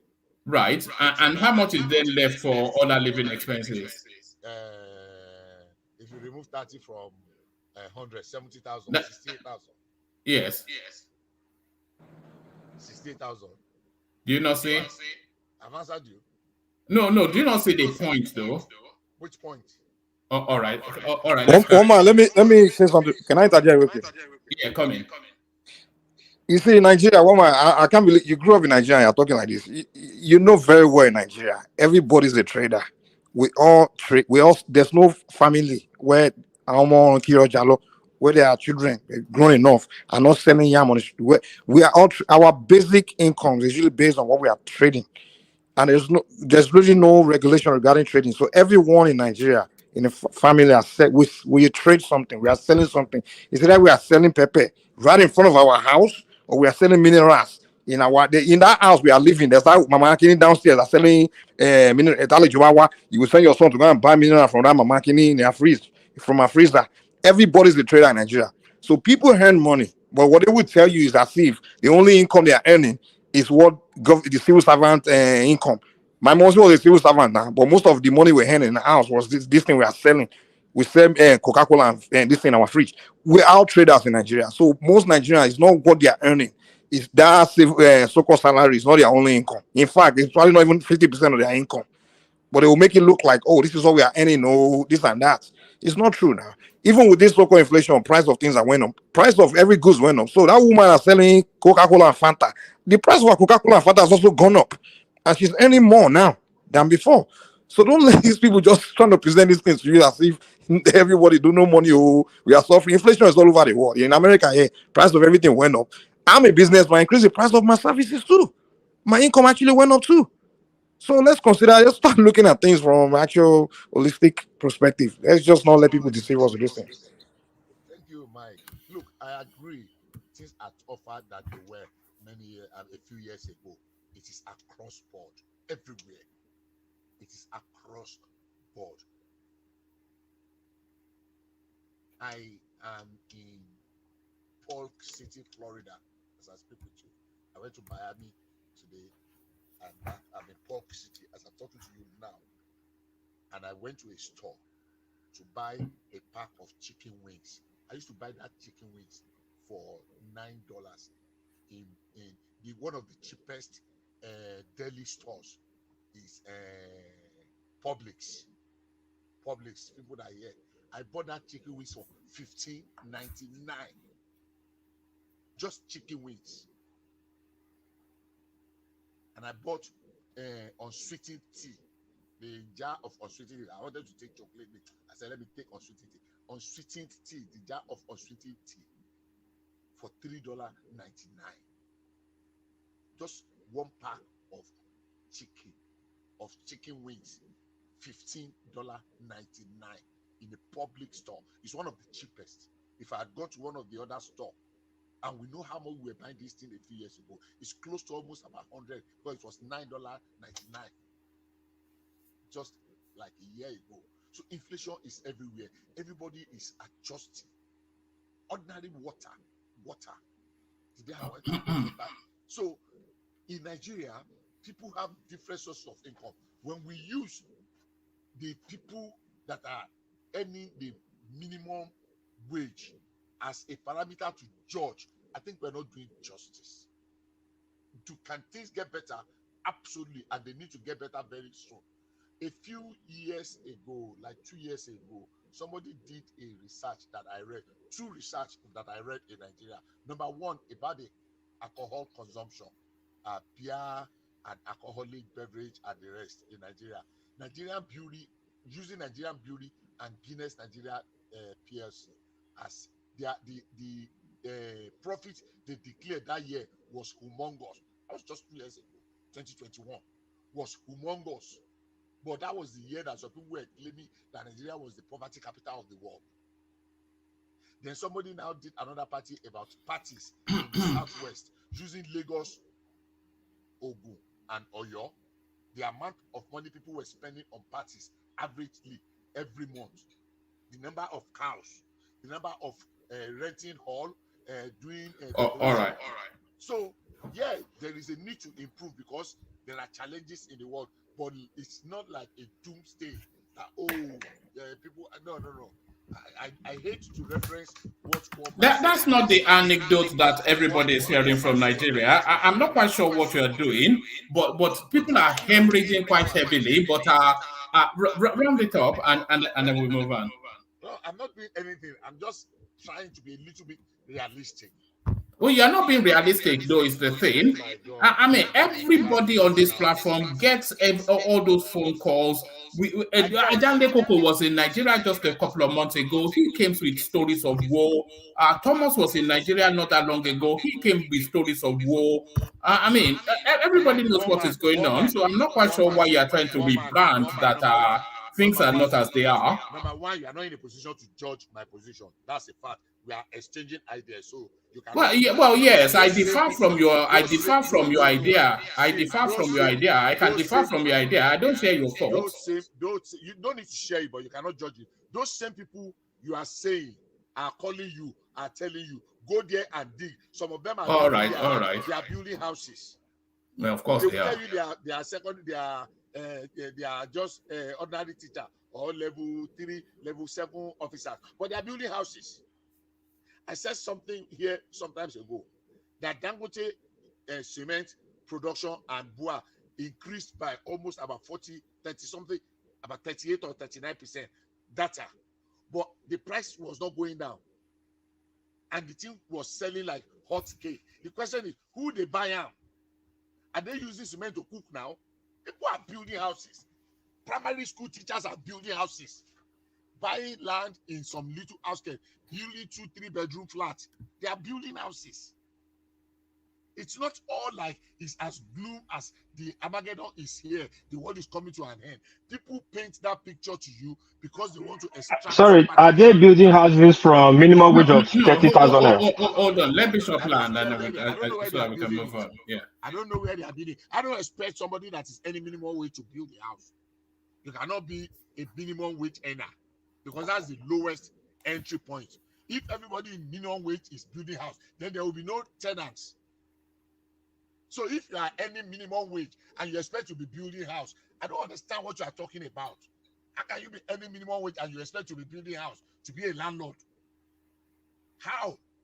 Except that we are talking something different. How can a minimum wage earner be building a house? If a minimum wage earner is building a house, we should interrogate and investigate what is happening. Where is it stealing from? So that means there will be no tenants. But you just said school teachers. You just said school teachers are building houses. All right. Round it up, Bishop, and then we'll move on. School teachers are not earning minimum wage. If you are school teachers, if you are a school teacher, you have some minimum training, whether it is teachers training, whether it is NCE, whether it is ASOSO, as they used to call it. So you are not earning minimum wage as a school teacher. You can only be minimum wage if they employ you in a primary school as a cleaner. So you cannot say, and a cleaner, if a cleaner is building a house, you need to investigate. Even if a new level entry teacher is building a house, you need to ask questions. I mean, these things are just, unfortunately, most time we use emotion. So my position is that, soup, okay, maybe that amount, and I really don't think a minimum wage, that is people that are actually supposed to be in that category. People will say I'm being rude now. If I say I don't think anybody that is a minimum wage earner should he doesn't have any business in marrying, talk less of raising children. All right. That's my take on that. All right, Brian. Assault. You say what? Okay. Carry on. I was going to move on, but carry on. If you want to comment on Nigeria. Take me through my list now. At least I never. So, Ajero, I think we dealt with Ajero's situation yesterday. Unfortunately, we are seeing things differently, and that's fine. I believe that Ajero was being too partisan to be a labor leader, and he's taking it extremely very personal. It's taking it too personal. It is its interest that is pursuing, not the interest of Nigeria. You know how many days that Ajero has influenced his primary constituency to shut down the electricity in Imo State? It's been over a week now, because he belongs to National Union of Electricity Employees, and he has used that influence to shut down. So what we were saying yesterday, that some people were saying that he's doing what he was supposed to do. Unfortunately, it is not. Number one, I don't think Ajero should come in to use the influence of being the national president of the NLC to come and influence a local politics. That's number one. Number two, I don't think it is right for NLC to go and shut down Abuja Airport because he has a personal skirmish with his in his home state, and make it national. I sent you a video yesterday. I don't know if you saw that video of the incidents of the man that happened in Panama. Somebody was going to ask me a question about it yesterday, was questioning what I meant by sending that video. I'm saying you can push some people to the extreme, and you cannot dictate how they react to you when you over push them. They pushed that man. He knew the consequences of what he was doing. He was a lawyer and a professor. He got angry. There was a movie, I cannot remember the name of that movie, a Yoruba movie many years ago, but I remember it was Aluwe that acted in that movie. Aluwe, I think his wife was pregnant, and some people were having Owambe, the days they used to block road in Lagos. And he was rushing his wife to the hospital, and they would not budge, they would not move. When he went back to the car, he discovered that the wife was in labor and had given up. He took the car and he drove very violently into the crowd. You know, in Nigeria, something I don't know if anybody remember that movie. Can remind me. It was one of those Yoruba movies then. He drove into the crowd violently. I don't know how many people he killed. But the question is, are you supposed to block road whether you are protesting or you are partying? Other people did not know you are going to block that road. They are going to hospital in an emergency situation. They are going to their homes. Fire brigade is responding, and you block road. You have exceeded your own right. You don't have the right. Yeah, funny. Ajalengo was supporting it yesterday. I found it, and we have to move away from that. And that was what the man in Panama did. They blocked road. I'm sure they did not show us. I saw the video. They did not show us the beginning. It was when he brought out gun, when he was frustrated. He gunned down 2 individuals. We don't need to push people to that extreme before we start regretting it, if it is avoidable. You can protest. The first thing is that protest is tainted with bias because you are an interested party. The second thing is that why do you infringe on other people's rights? Because you want to enforce your own right. Other people have rights too. You said you were assaulted. Take the proper course and seek redress. Blocking road, even though some people support it, I think it's the height of rascality, and it should not be encouraged. All right. All right. Thank you, Bishop. So, Bishop, let's go on from you to Ekene just to manage the time. But on the way to Ekene, let me signpost tomorrow's session. We've got Daniel Bwala, the chieftain of the PDP, coming to spend time with us. So make sure you bookmark it. So I'll send the link into the comment section now. Click on that link. It's already up on the platform. So go turn on the notification bell so you don't miss it, and share it on all your social media spaces. It's going to be an epic session, a conversation with Daniel Bwala. So Daniel Bwala joins us tomorrow. And of course, Dupsy session for Sunday. Let me send the link to that so that you can bookmark that as well. So essentially, you'll be spending your weekend with a One Man Went to Know. So that's Dupsy session as well. So go bookmark those 2 links so you don't miss out on what promises to be epic sessions. So Daniel Bwala for tomorrow, but for today, we have Ekene, the Bashorunga of Alaba. Ekene, how far? Oh man, different. Okay, pata. Every time you speak, now so sleep the day your voice. Long day, Abi. Yeah. How about it? Long day. We are managing. Yeah, that's good. So yeah. everything is back to full swing in the market. Well, everything. You just need to put too much hustle to meet up with inflation and everything. So we're just trying to meet up. It's not that everything is okay, but we thank God we are not complaining. But yeah, I thank everyone on the platform, but I have to disagree with a lot of points that people has made here that Nigeria is really well okay. I was shocked, I mean, do you agree with that, by the way? Let me start you off with that. Do you agree that 8,000 naira to cook a pot of soup in Lagos? How can I agree? People say what they want to say. Maybe not Orishi soup, or just standard basic soup. One man, just to get a chicken, maybe a chicken now is about 15,000, or if you want, when you want to cook, so most of the time you have to. Those days that you buy chicken, kill one fowl to make a soup, maybe two soup or so. You cannot just get that chicken easily now. A chicken now, for you to get a good chicken now is about 12,000, 13 to 15,000, and I know that by Christmas period it will be up to 20-something thousand for just a chicken. So, but I don't know what people take Nigerians for. We're trying to put that narrative there.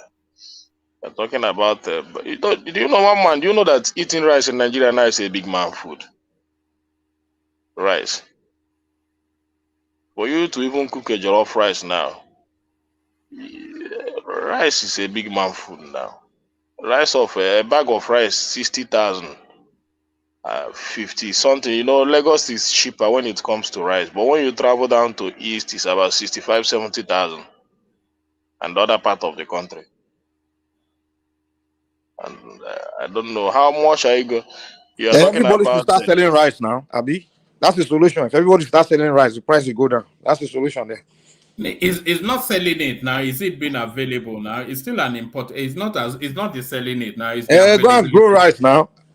Find a solution to your problem. Why are you crying about rice is expensive? If they start selling something high in this country and it's high demand, I'll get into that business so I can make money. And when everybody gets into that business, the price will go down. If you have to understand business, you have to understand business. When demand is highly more than when demand is highly more than the product, inflation will how you say rocket high, be spike rocket, or how you say it. If everybody starts selling rice, then who will buy? Exactly, and then the price will go down. I don't know how Mike wants to. Business is not like that. You see, one man, you know, it is increased every day by day in Nigeria. In America, things increase every day. That family size of bread now is 1,007 in Nigeria today, almost close to 2,000 naira. But when you compare, the only problem I have is that these government workers are still earning the same amount they earned many years back. Because I saw one thing on, is it on Twitter? But somebody is telling us that a plate of the rice is 400 naira at Mama Put. Who's told you? I bought it today. I bought Mama Put today 1,500 naira one man. I think the person said without meat. Yeah. What's your business with meat now? What's your business with meat? A plate of food, a plate of rice now starts from 600 without meat. Then when you add meat, you're talking about 1,000, 1,200, and other riches. So for you to eat a plate of Mama Put now, it's 1,500. It never happened before in our country now. It's not before now 200, 150. 150, you just eat a very good Mama Put. I'm telling you, now it's 1,500, 1,000 for 1,000. How can somebody buy a bag of rice 60,000 naira and be selling a plate of food 200 naira, 300, 400 naira for you? So I don't know what we are trying to paint. Doesn't mean that Nigeria don't know what they are doing. No, the thing is, there are no starving people that we're seeing coming out of Nigeria. You just have to make a lifestyle adaptation. So you have to adapt to the new economic reality. That's just what has to happen. It's not just it's not just if one man when you are keeping 3 girlfriends and drinking beer every night, that has to stop. Well, people, life has to be enjoyed now, no matter what. Like, you have to enjoy your life now. You not suffocate yourself because you are trying to please the government. What is the government you are talking about? Are they not keeping their girlfriend? Are they not this one that go abroad and be chasing women with some thousands of dollars? Buying cars for them. They still maintain their normal lifestyle now. They haven't reduced it to anything. They still maintain their normal standard life. Buying their SUVs when due, increasing their salaries when due, all the allowances are intact. So, to the detriment of the poor man, they're just using the poor man to cash out. So, if things are not well in the nation economically, we have to be seeing it in the lifestyle of our leaders. But most of the time, our leaders, you see them live very, very large, very expensive life. They travel with big jets, all that and all that. So people, a lot of internationals don't see us as a poor nation the way we say it here, because our leaders are living very large. All right. Ekene, we have Daniel Bwala joining us tomorrow. Do you know who he is, and are you going to be available? Are you going to be here, Daniel Bwala? Definitely, I know him. I will come. I have some question for him tomorrow. I will tackle him very well. He's a One PDP man, man. the question is, do you have a critical question lined up that you're going to ask him? Don't worry, I'm prepared. Okay, good. Yeah. So now take us to the politics. What are you looking at in the politics today, Ekene? Well, I'm really not looking at more. Just that Tinubu is it in one of these Asia country. Saudi Arabia. Yeah, I was trying to give them hope to come and bring their investment in Nigeria. Then some sort of agreement and all that. But I'm not really seeing the seriousness of this our government, one man. Trying to persuade this person, I will still continue to say that hand without number. It's not making any sense. We need to come home and rebuild our institution. We have a very weak institution. Our rule of law is very weak. Our economic policies are very weak. Many things are weak. And you think those guys you are meeting there are not seeing it. The ones you travel to, is it India or so? What is the outcome? We are not seeing any positive impact of it in our economy. You just travel, you say you make some deals and all that. We continue with all that. See, Buhari have done all these things during his time. Buhari is the most traveled president Nigeria have ever had. The most traveled. Meet a lot of internationals. Until he left office, nothing to show for it. Our economy became worse. All the money he got, I don't know, but if that is what they think they can use to achieve a good positive impact in our economy, then they can continue. But for me, I'm not seeing it that way. We have a lot of things to do in Nigeria. We have a lot of issues to tackle security-wise, build our institution, rule of law, many things. You see, when people talk about this inflation, food inflation, it's not you can just easily sense it that the way we used to farm before is not what is happening today again. All this yam we buy 3,000 naira today. We used to buy it 400 naira before. We can still get to that price if we are able to produce yam the way we used to produce it before. Cassavas, all that and all that. We can still get back to those days because we have the capacity, we have the land, we have the machines in terms of human. So, but we are neglecting all those things. So those things are the things I expect the government to tackle very well. Insecurity, get these farmers back to the farm. In the next few years, you see all this food. You know, tomorrow onions today is a very big, very expensive in the market now. Onions and tomato. Onions, a bag of onions is about 90-something thousand. Onions that we don't use, that is nothing in our space before. 200 naira onions everywhere will be filled up with onions. Today, just two pieces. Something that we almost get for free in our space. So all these things are the problem. But I don't know why the government are not seeing it. They can continue to travel, but if that is their own way of changing the economy, then you know they have to go out and source the money. I mean, they can't sit at home and expect the money to come streaming in. They have to go out and source the money to rescue the economy. they always source for money. They just signed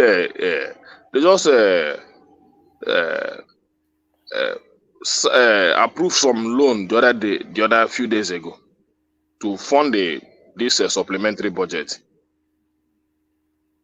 But you just look at it, it's just like the money is not for production, just to service their own self.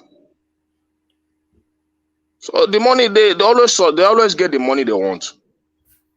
France is returning about $115 million Abacha loot. They always source for the money. They always get it, but they don't know how to use it. Those little ones that have been gathering the revenues, the custom service announced some, is it 11 billion revenue since this administration took over? But where are these monies? They continue to mention billion. The country continues to go down, go economically. It takes a lot to service a nation the size of Nigeria, you know. I know, but at least there are some little things we need to see. Then we begin to sense that at least in a few years' time we are going to experience some changes. Everybody wants that change. Nobody wants to survive. Are you not seeing any signs of improvement at all in any of the sectors? I'm not seeing any sign of improvement. In anything? I'm not seeing, honestly speaking. It's just that Nigeria are very patient people. Nigerians are we love, we just want nobody even care what they do. What Nigerians are most complaining is this food inflation. Because once you give them food, Nigeria wants to give them food, you are good to go.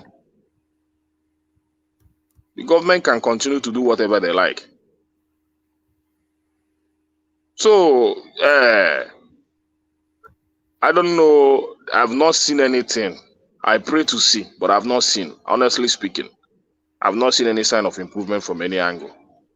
But maybe they still have plans for that because they are still to bring their own budget.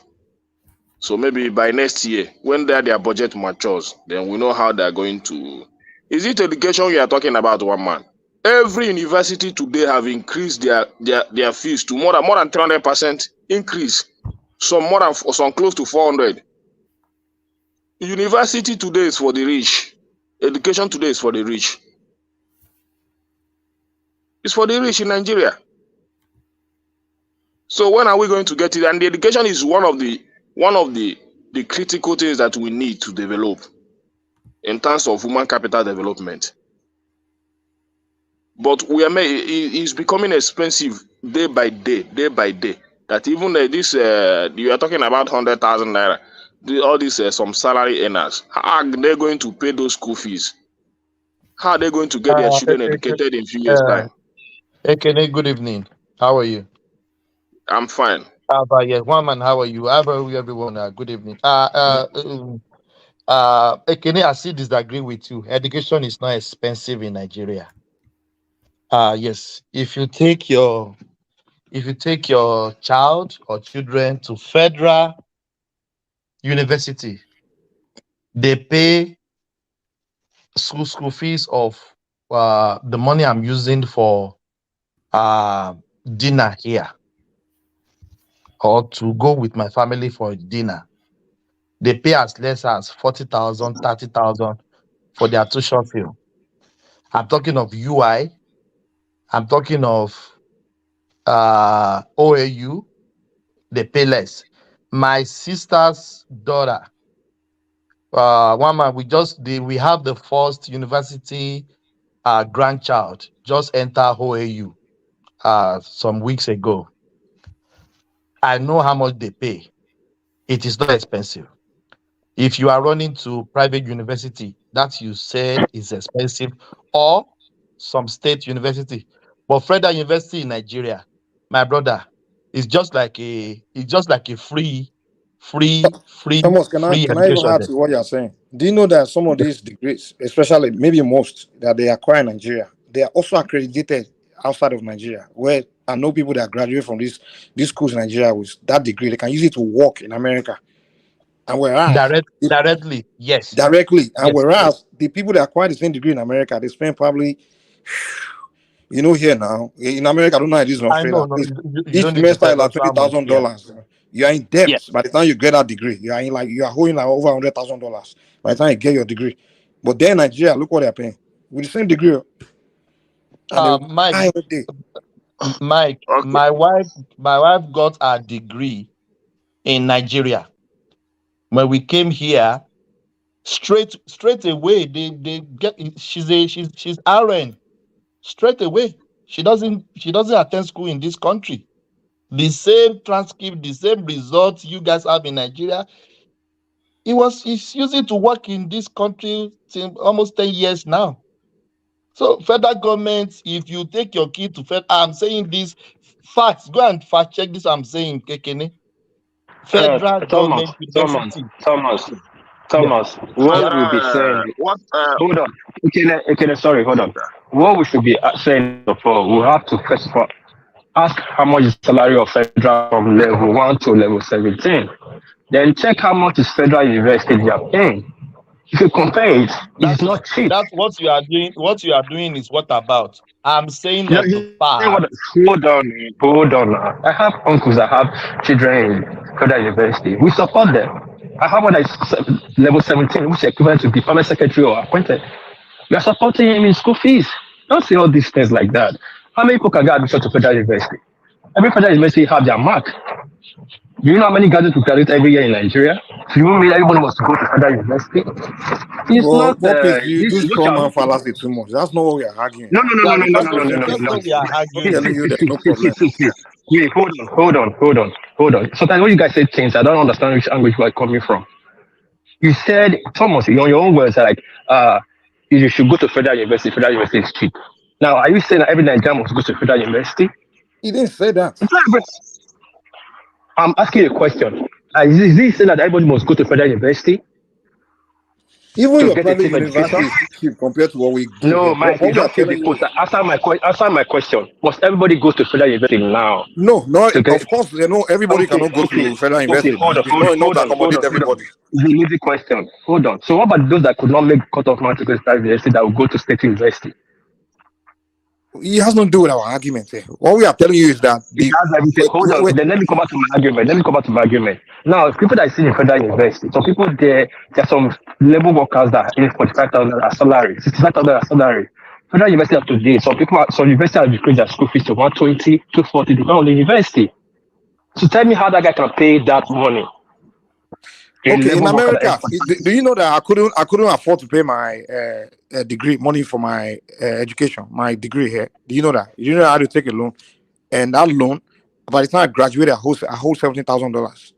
So it's not like everybody can afford it here anywhere in the world, you know. So you are shifting the goalpost. What we are diverting, what we are telling you is that the degree that's equivalent to the same degree in America, people pay more to acquire that degree in America than in Nigeria. So that's the argument Thomas is presenting there. You can't say your education is too expensive. We are telling you that degree, the value of it globally is it's extremely cheaper to acquire in Nigeria than Mike, let me even end it before Ekene took the floor. One man, I'm very sorry. This is a personal. If I'm telling you things, this is these people that I know. My firstborn in my house, her husband is a surgeon in Nigeria. He graduated from UI. Mike, all tuition fee, everything that my auntie's husband spent in UI is less than 400,000 for 8-year course as a medical student. Far back as 15, I'm talking about 15 going to 20. What their child just clock 18 or 17. I'm talking about far back then. Mike, it's just like you are going to school, you are not paying. As a medical student, I'm saying as a medical student in Nigeria, UI, I'm talking of UI Ibadan, UI Ibadan. So I am not in America. Compare. There's no one can even afford. You have to take loan. Mike, do you know how much they are paying for university in this country? But you guys, sorry, Thomas, you guys want to do the comparison here. Nobody's talking about. Hold on, Thomas, hold on, please. Let me finish. I am the one talking. Let me finish. Hold on. Don't cut me off. No, I am the one speaking. Please, don't cut me off. So I'm talking to Ekene. I don't know how you come to the conversation. Ekene, this is my own submission. Thank you. I'm not arguing with you. What is? Thank you. Ekene, you can have the floor. Okay, let me come in now. Sorry. I don't understand what people are saying here. Okay, hold on. Nobody is doing comparison here. We are talking about Nigeria economy to Nigeria people and the Nigeria situation. Why are you not bringing what people or the degree you are ending here to what you are paying in Australia is peanut? Of course, whatever Nigeria is paying in university, even the private university in Nigeria, is a peanut according to university in any country in the Western world. We are talking about the people's situation to their country, to their economy. You are Yeah, seeing but what pays, even relative to Ghana, is still peanuts. Doesn't matter. We're talking about the people living in there. We are feeding our mothers in Nigeria. We're not feeding them in Ghana. We're not feeding them in Ghana. We are sending Western Union to Nigeria. Whatever we Yeah, send to your Nigeria, argument is whatever not you holding any logic, man. hold Come on, Mike. Let's just Mike, move your on. guy hold on. Don't tell me anything that I should move on. Because Thomas was talking, so he shut me down. I kept quiet. So respect me. Just give me that same respect, please. So if you're sending money to Nigeria now, you send $1,000 now, you become a 1 million naira. But you will not say because it is 1 million naira in Nigeria, it's 10 cities in Ghana. It's Nigeria economy we're talking about. The people there, people that is affecting. There are people who are still struggling to pay for federal university, regardless what you compare it to. We must at least, if Nigerian government want to subsidize it, then you subsidize it so that people can get it. Mike is sending a link just now saying 70 million people are on welfare in America. How many people are in welfare in Nigeria? If they're in welfare, then we are talking this, then we will say yes, it makes sense. But nobody's on Well, welfare. the People are point I'm struggling to trying pay to money make for. by let me respond to you. The point I'm trying to make by posting that link is that Let me ask in this world, they're always going to be poor people. And unfortunately, when we want to discuss the problem of Nigeria, we just focus on only the poorest man's condition. How about when you see Americans get on podcast, want to discuss problem of America, and they are talking about the homeless, the poorest, why they poor, like, hey, yeah, we can solve their problem. Let's discuss how to solve their problem, but you can't describe it as if it's entirely a country's fault that some people are poor. America is the richest country in the world, but there are 70 million people as government assistance. They are poor. There's some people are just poor because it's just their destiny in life, or just their condition, or they do things, they put themselves in that position. You can't cure poverty. You can't eliminate poverty in any planet. America is the richest. That's why the government assistance government is still giving. You still see people still begging on the streets in America, despite the assistance. They are still begging. It's just some people are going to be just poor. So if you want to solve Nigeria's problem, it's not by talking about just poor people every day. God damn, let's talk about science, how we can build technology, build something. Why is it that we just talk about this one that can't feed himself? Are you kidding me? What is responsible to those people begging? Who is responsible for those people begging in America? What is responsible? I'm asking the same question. What is responsible for those people that are poor in America? In America. Hmm? In America, people that you see on the street, what is responsible for them? Well, it's not government. I'm not going to blame American government for them being poor. Maybe some of them, but no. Hold on. Adanle wants you to say drugs. Yeah. It's not all of them are on drugs. No, I know people. No, I literally know people. They just lost everything. Why could people just lost everything like that in America if there are no factors responsible for them? Homelessness, to their homelessness and begging on the street. What are the factors that are responsible? Why are we hold on? Why are we from far away, not on the street begging? Why are we not poor? What do you mean why we not poor? We are poor people in Nigeria now. What do you mean why we not poor? And why are we in America? We that came. Because you choose to work hard now. Hold on. They choose to work hard. Why are those people why are they begging on the street? What are the factors responsible for them begging? Okay, let me answer. They choose not to do the right thing. They choose not to figure their way in life, and they end up where they are. Okay, so they end up where they are. So is it America that you want to blame for them to be where they are? No, and that's you're helping my argument. I'm not helping your argument. There are so many of them, like one man said, that they're on drugs. Do you know how many of them are being helped by the state to rehabilitate them? But yet, I'm glad you mentioned that. They don't want to get rehabilitated. They want to go back to doing the crazy thing that they are doing. And yet, you want to blame America for their problem? No, I'm not blaming America at all.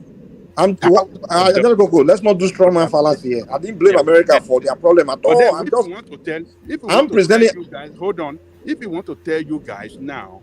No, before you move further, before you destroy my image, before you go further, first of all, I never blame American government. I'm just telling you, I'm presenting an argument that there's no country in the world, society go in a war where you won't find poor people. That's just my simple argument.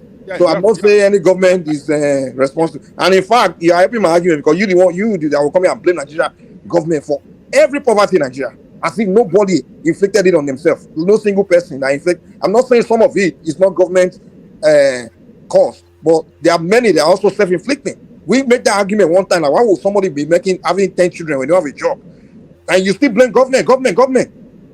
And so you actually helping my argument here. I'm not helping your argument. When you people are making this case that look, education is cheap in Nigeria compared to America. But then if we want to make a case that American government is so responsible that compared to Ghana is cheap, in order to reduce poverty or bring poverty to the lowest end, they give food stamp, they give housing assistance, they give all these things. You people will say, "Oh, Nigeria is a third world country. Oh, we cannot compare. Yes. We cannot compare Nigeria with America." But then, when it comes to this thing, you want to say, "Oh." But Johnny Coco, the question you ask yourself is: how is American government able to fund? Are you telling me that Nigeria is not rich enough to give food stamp to really? Nigeria? The answer is no. We are not rich enough. Oh, okay, all right. Because you don't know. Second of all, you don't know how much of your money that they squander on the daily basis. How much? Which money? That let me say this real quick. Let me say this. We have to get back to Ekene, but let me say this. They are showing it to you every day. The way they are mismanaging your money, your resources, and the way they are squandering your resources in that country, and you are saying that Nigeria cannot what America gives to them. Okay, let me say this before one move on. First of all, in America, the way America fund the assistance for those people is they tax those of us that are working heavily, they tax our property, they tax our lives, and that money is what they use to now assist those in those impoverished states to give them handouts. Now, does the Nigerian state have the means to tax enough people to raise that kind of money like America? The answer is no. So we don't have the means. Unless we can assist them in doing that, I don't know how you can possibly tax enough people to assist those that don't have. So that's how America raised the money. So Nigerian government obviously are not taxing anybody enough like the American or to raise that money to start giving handouts to those that don't have anything. So you can't be saying, "Oh, why are they not doing it? Your money, which money?"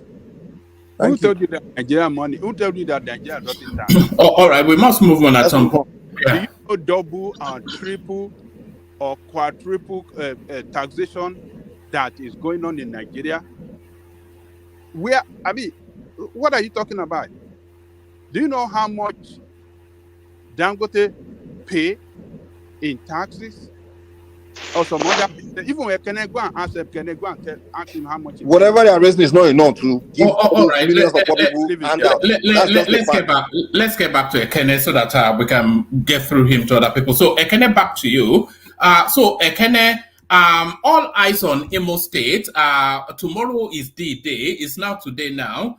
A lot of people anticipating a landslide for Hope Uzodinma, but the labor union are pushing aggressively. They've shut down electricity in Imo State. They've shut down the airport, of course, but still, in spite of all of that, everybody anticipating a landslide for Hope Uzodinma. What is your anticipation for that space? One man, before I speak to that, I just want to say something. Many things people talk about here to paint our Nigeria. It's not that Nigeria is bad. Nigeria have the money to give, especially our educational system, everything they need to make our education better. You go to our classroom. I don't know whether Mike can compare our classrooms with that of Americans, especially in our primary education, our basic education, all that. Even our university education, the classrooms and all that. They are not doing enough, and we still have we have more out of school children They are compared not as to rich as America. That's why. most All of right. all these So just let the people you guys are speak. mentioning. So I don't know why you compare them to Nigerian. Is it that Nigerian out of school children, they don't want to go to school, or their parents don't want to send them to school? It's still based on not being able to afford that tuition fee and all that. If not, why won't anybody want to go to school in the Nigerian space? We have a lot of out of school children. Even the federal schools you are talking about, most of their infrastructure are very bad.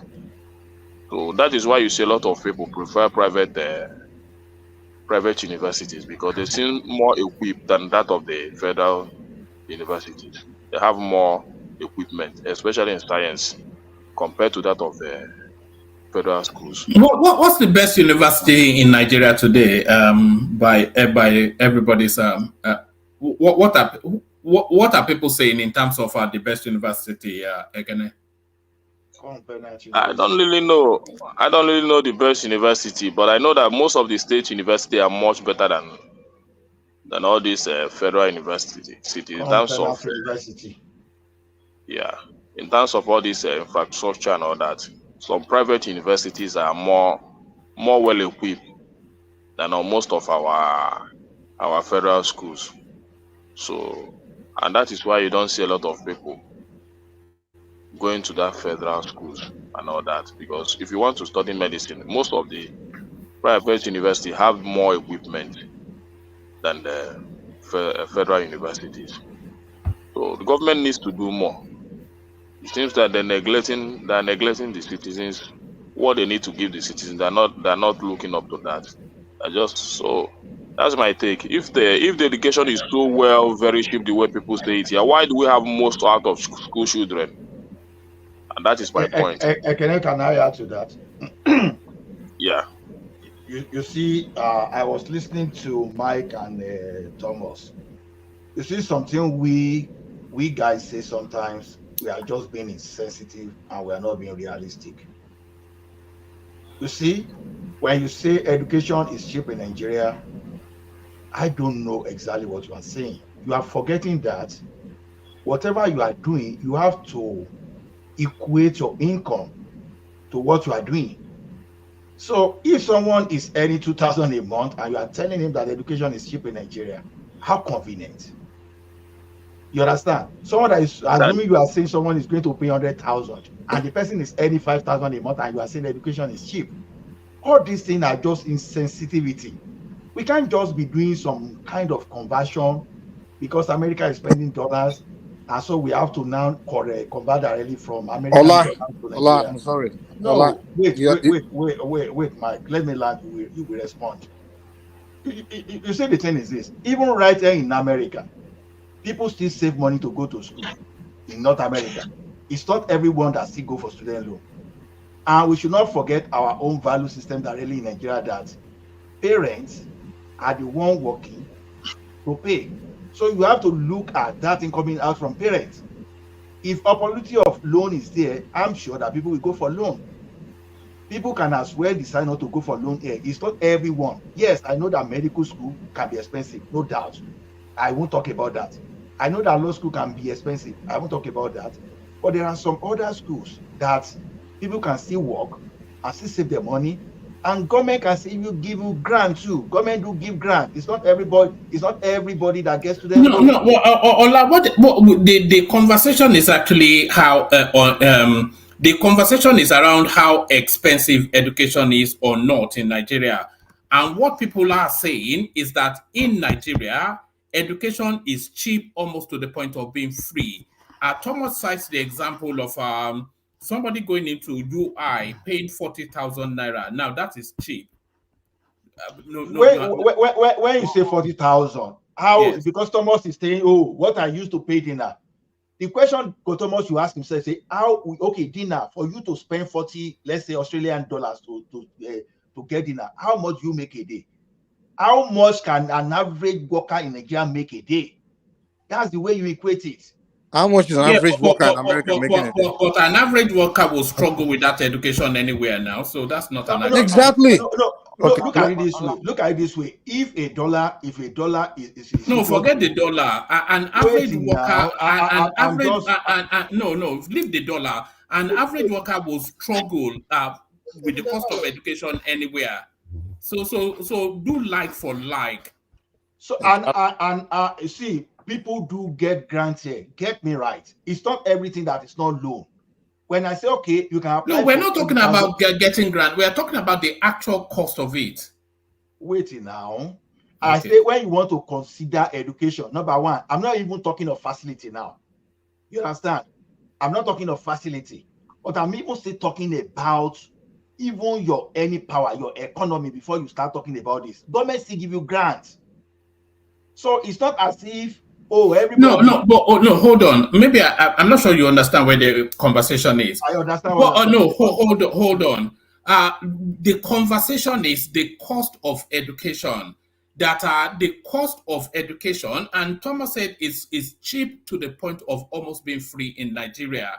And then he cited the example of a family member who has just gotten into UI, and their fees is 40,000 naira. So it's not about grant or loan or any of that.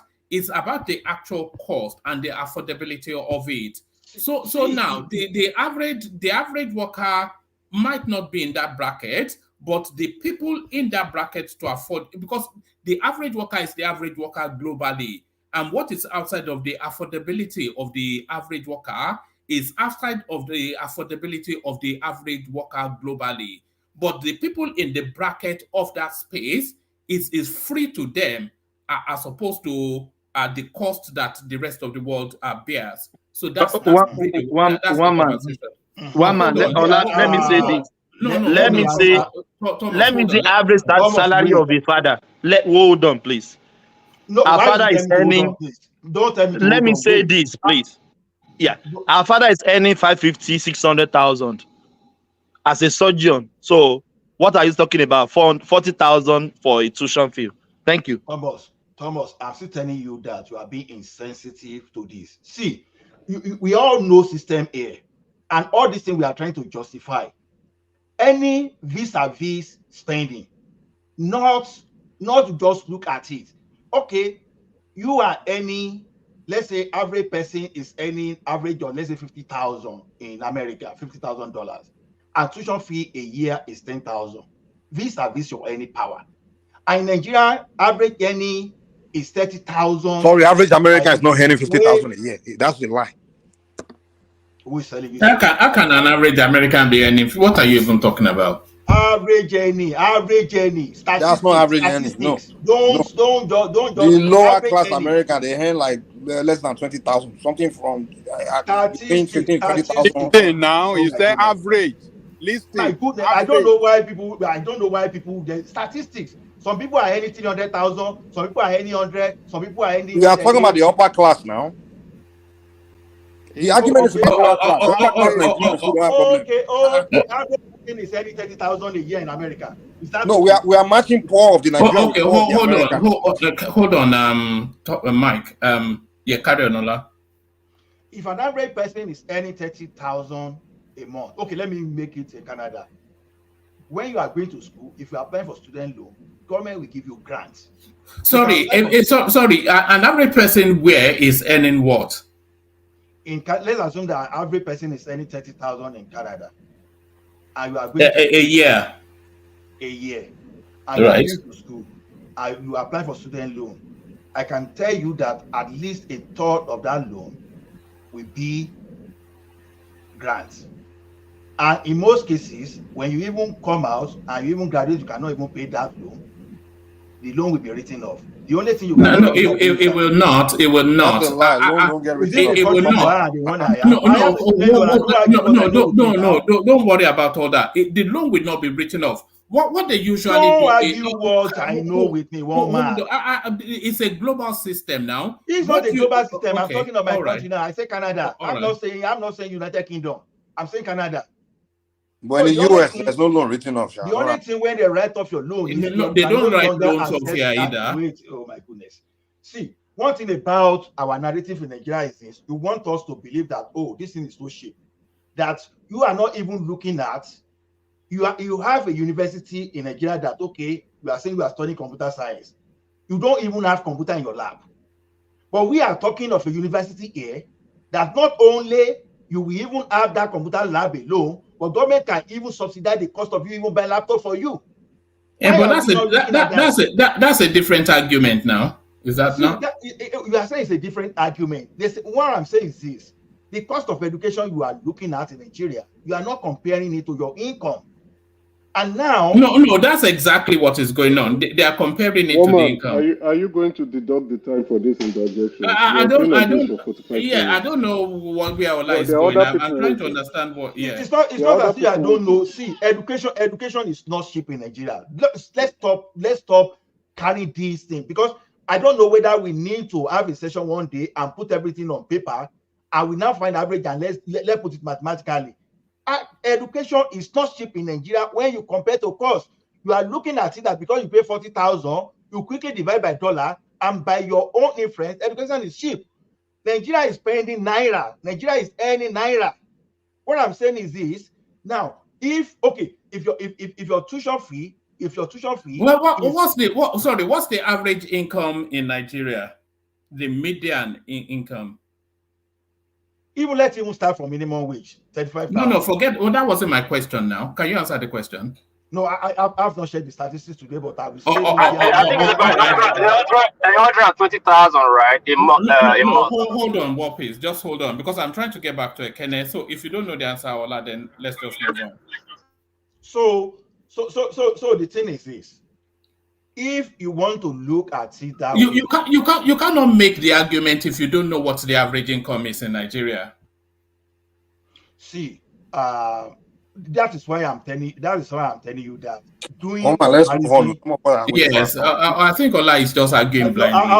Why we might use the entire day to talk and be telling me now to let us. I would use I to talk now. I was driving from another town entirely, and I listened to you for more than 30 minutes. All of a sudden, I thought one man that won't let me interject for more than 10 seconds. We cut me off. So I don't see one thing about you guys. It's only because you see Emeka is already complaining. It's only because someone is challenging you. Once someone is challenging you, but you're not making the challenge now. You are doing now. You are doing your floor. It's like you're having your floor. That's what you're doing. Mike, you have to. If I want to go pedestrian like what Thomas is saying, okay. If you say you are paying 40,000 for school, then minimum wage is 35,000 in Nigeria. So it simply means that. Yeah, but you see that. Oh, hold on. You've already defeated your argument there. That is why I'm saying that you don't do it that way. Just hold on. It's not. Can you just hold on 1 second?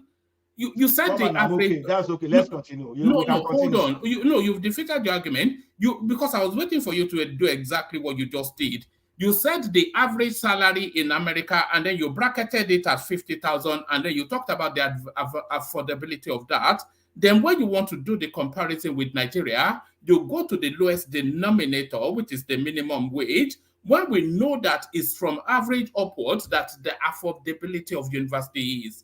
So you have to compare like for like now. You can't compare average income America with a basic wage Nigeria. So what's the parallel? One man. If you want to do it that way, let's assume your minimum wage, because this is why I say and that, by the way, was why I asked you what the average income in Nigeria is, which you said you don't know. Let me speak for goodness sake. Can you please let me speak? If you want to say cost is cheap in Nigeria, and someone is cheaper in Nigeria, if someone is earning 35 a month, multiply 35 a month by 12, so you'll be getting close to 400,000, right? And someone is paying 40,000 from that fees. Now, someone is saying average cost of minimum wage, average wage in America here is 30,000, right? And you are paying like 10,000, and you are paying like 10,000 in a. But 30,000 is not the average wage in Nigeria. It's the basic entry level wage. That's not minimum wage. Minimum wage. It's not the average wage now. It's the minimum wage. Do you understand? The question is this: I will come to you to. I ask you, how much does an average professor earn in America? How much does an average? What does? So this why this argument. You don't get you don't understand the premise of the conversation. If an average professor, who is the professor? Why are we bringing professor in? Wait now, because we have to look at your income power. Hold on. Okay. Ola, I'll let you have your thing, but let's establish parameters. The parameter is an average because usually that's where the medium, that's where the demographic comes from largely that goes to university. So not the minimum wage, not essentially the super rich, not the wealthy class, but the average space. So that average space is usually where the education flow comes from. So you cannot then, if we are saying the average wage in America, if we're saying the basic wage in America, which Mike is bracketing at about 20,000, and we're saying the minimum wage in Nigeria, which is about 30,000, both wages will struggle for their educational something. But if we're saying the average wage in America is about 50,000, and let's say the average wage in Nigeria is about 700,000, 750,000, maybe $1 million a month, then that $1 million a month would not even feel the notice of paying 40,000 for an education. And that's the argument that Thomas was making. The argument I'm making is that's the danger you are not seeing there. You see, when you see because you have to look at the strength of that your currency, what you are bringing out. If you are saying what is 40,000 to you in Nigeria, if you are dropping 40,000 out of your 400,000 you earn a year, compared to what is 10,000 to an America, if you are dropping that 10,000 from your 30,000 a year, that's the point. That's the point you are looking at. That 40,000 is more difficult for a Nigerian to drop than for an American to drop 10,000 up to 30,000. So when you look at it that way, you will know that the cost to you is what you look at. It's not the cost of monetary that you are putting in the market there. What's the cost to you? How can you make this? And you forget that our system that we live on family value. What we get from A, what we get from B, what we get from C. Is that makes the thing look cheap to you. But if a farmer that will go and make ridges and just cut grass to pay, at the end of the day you are paying 40,000. How long can it take that person to make that 40,000? Compared to an America that will be able to make that his own, even if he needs more, he can even do extra job to pay. And not only that, I'm even saying that it's not only in Nigeria according to because the fake subsidy we are talking about. Fake subsidy we are seeing in Nigeria, because there's a big difference between you don't have money to fund your education and to say you are giving subsidy. That's why I'm saying that the education is subsidized. It's a lie. It's because we don't have funding for it. It's not that we are subsidizing.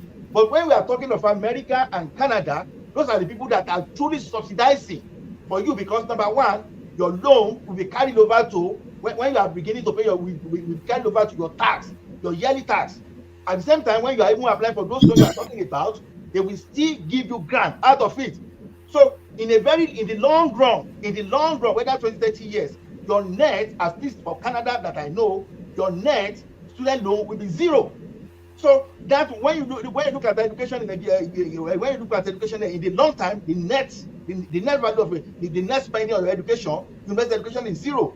Is it like that in Nigeria? So the thing is this: the danger, the wrong narrative. All right. Is what I'm fighting against. No, it's not a wrong narrative, but I think we're speaking across purposes. Let me tell you one thing. I spent thousands of dollars to school here.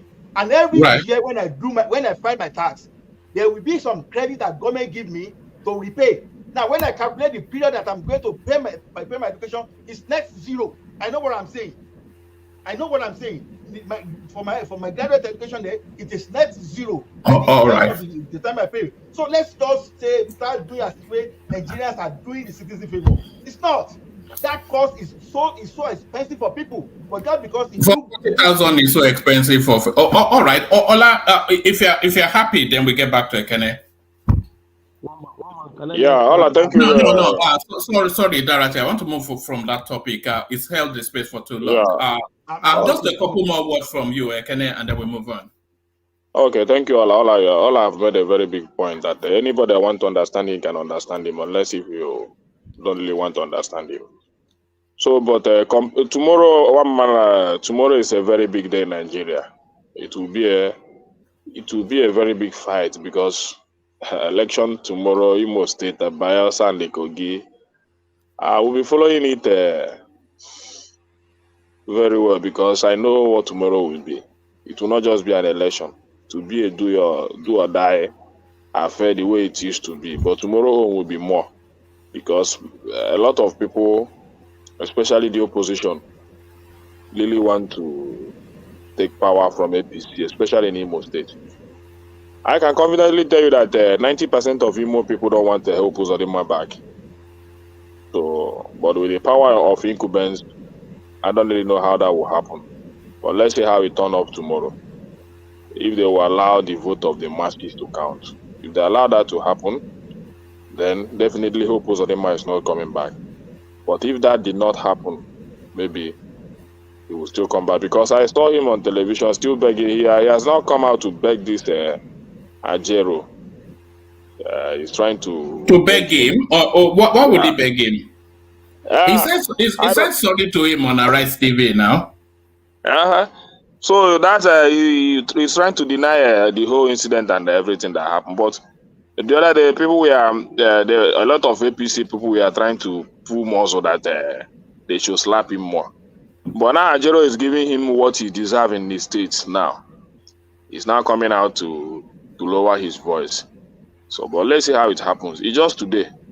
So I think things are getting said.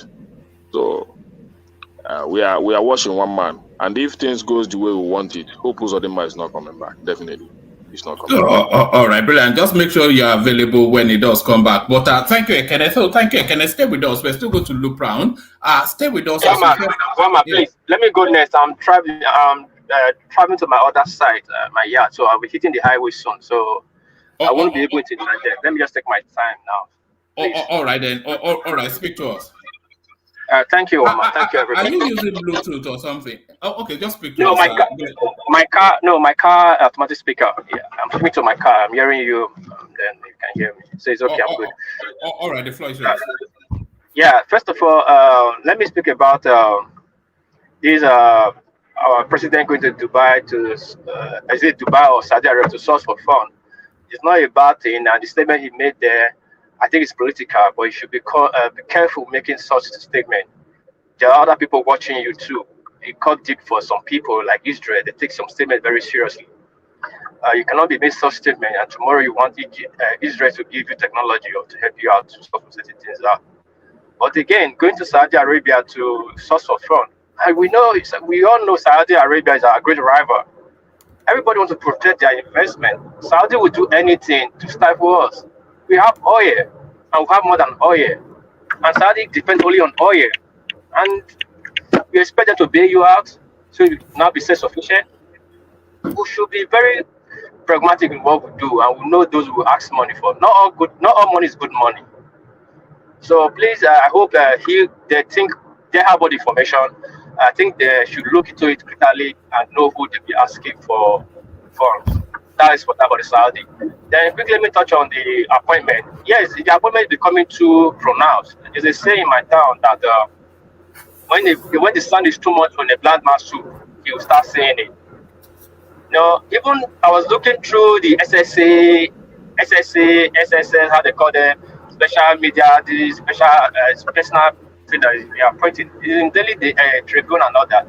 It's so obvious now that you just open it, the first thing you see is a Westerner, a Southwestern people. It's becoming so obvious, and that's not good. Are you not saying that other people are not capable? Okay, you are appointing SSA, it's fine. from a certain region, it's okay. Man, other positions too that you need other people that can fit in. Same story. And people are saying if people you trust. You don't run a country on trust. You run a country on principle, policy, and loyalty. Because you don't know everybody in your cabinet and you want them to work for you. If so, that means people will be like 30,000 staff from Lagos that bring you to Abuja to work for him now. Those are people he knows and he trusts. And if the question now be, those that you trust are not capable in the field you want them to come and fix, what will not be the question? What will you now do? You don't go and meet people you don't trust to come and do it. So at least we should be very mindful. But it's not like he started it, and it's not like he's going to stop it. Those that is protesting now, they are out of power for long. When they were doing it, they never thought we would get to their turn. They are not talking, and they are waiting patiently 8 years' time to get to their turn, and they will do the same thing. It's a cycle in Nigeria, so I'm not blaming him. But if he can stop it, it will be a great thing, but I'm not expecting him to stop it. But he should be mindful. That for that. Then this university salary, university in Nigeria, is a very beautiful thing, how we carry Nigeria. Somebody said we eat more meat now in Lagos. That means a lot of high blood pressure, a lot of red meat is very bad for the body. Is that what we now consume in Nigeria every day? Now, don't you see we'll be having a lot of cholesterol problem, BP, prostate cancer, and all that? People are eating red meat now because they cannot afford chicken anymore. They cannot afford snail, they will call Congo meat anymore. They cannot afford good bush meat anymore. They all default to eat the cheap meat, the red meat. And what part are they buying? Some buying liver, some buying blood of cow. They used to cook now. You know, and we are praising and slapping for that. Oh, Nigeria is doing better because people are consuming cow or beef more. That is so wrong.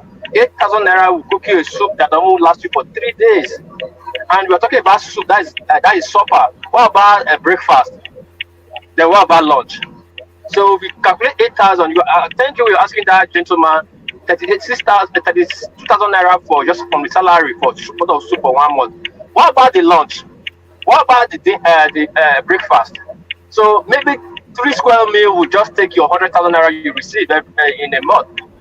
So how do you not pay your transport fare to go to work? How will you pay your light bill? How will you pay your house rent? So people just say things, we forget about the rest. Just like you put a finger to the one person, 4 point back to you. Nigeria is getting hard. It didn't start now. True. Even in the 70s when things were cheap, people could not even afford to build house there. Even when things were still cheap. My father used to say it. Even when the system it was 1 shilling, people couldn't still build a house. But that does not mean a lot of people didn't build then. The government have to look into it. We have to look into our food security, try to help the farmers. Insecurity is really affecting us. People are not farming well in Borno. People are not farming well in the southwest. More yams are coming out from the southwest and Benue. More cassava is not coming out from the south. We have to look into that so people can stop the food insecurity, so people can be getting to the market. And the roads, they should make the roads. There's no road, no logistics to bring this food from the farm to the market. You can have all you have in the bush, but you cannot transport to the city. So all those things have to be looked into. I'm not here to come and bash the government is not doing anything, but these are the areas the government should look so that can improve the life of people. People are suffering hunger is in the town. And school fees, I don't understand. People saying school fees, my gentleman Thomas said his cousin or his in-law is giving 500 and something thousand naira is the soldier or what he said, guys. How many people is the soldier in Nigeria? Now we're talking about a single individual. A school fees costs 40,000. Let's put bare minimum is 40,000 naira for medical student. Now the question is, if that gentleman have 3 children in school, we are looking at one drive 20,000 naira. How is a common man or the average man in Nigeria receive like from civil servant receive like 120 to 140? How is going to pay that school fees for three kids? We only look at one side of it. So our economy, education is not cheap for us. To our economy, to our naira, education is not cheap. People find it difficult to pay school fees for their kids. They have to skip a lot of things. And the government have to do something about it. School education everywhere in any country is not cheap. I agree to that. That's why government have to come in. These are the area government have to bring subsidies. Education, government have to bring subsidies inside so that people can can afford it.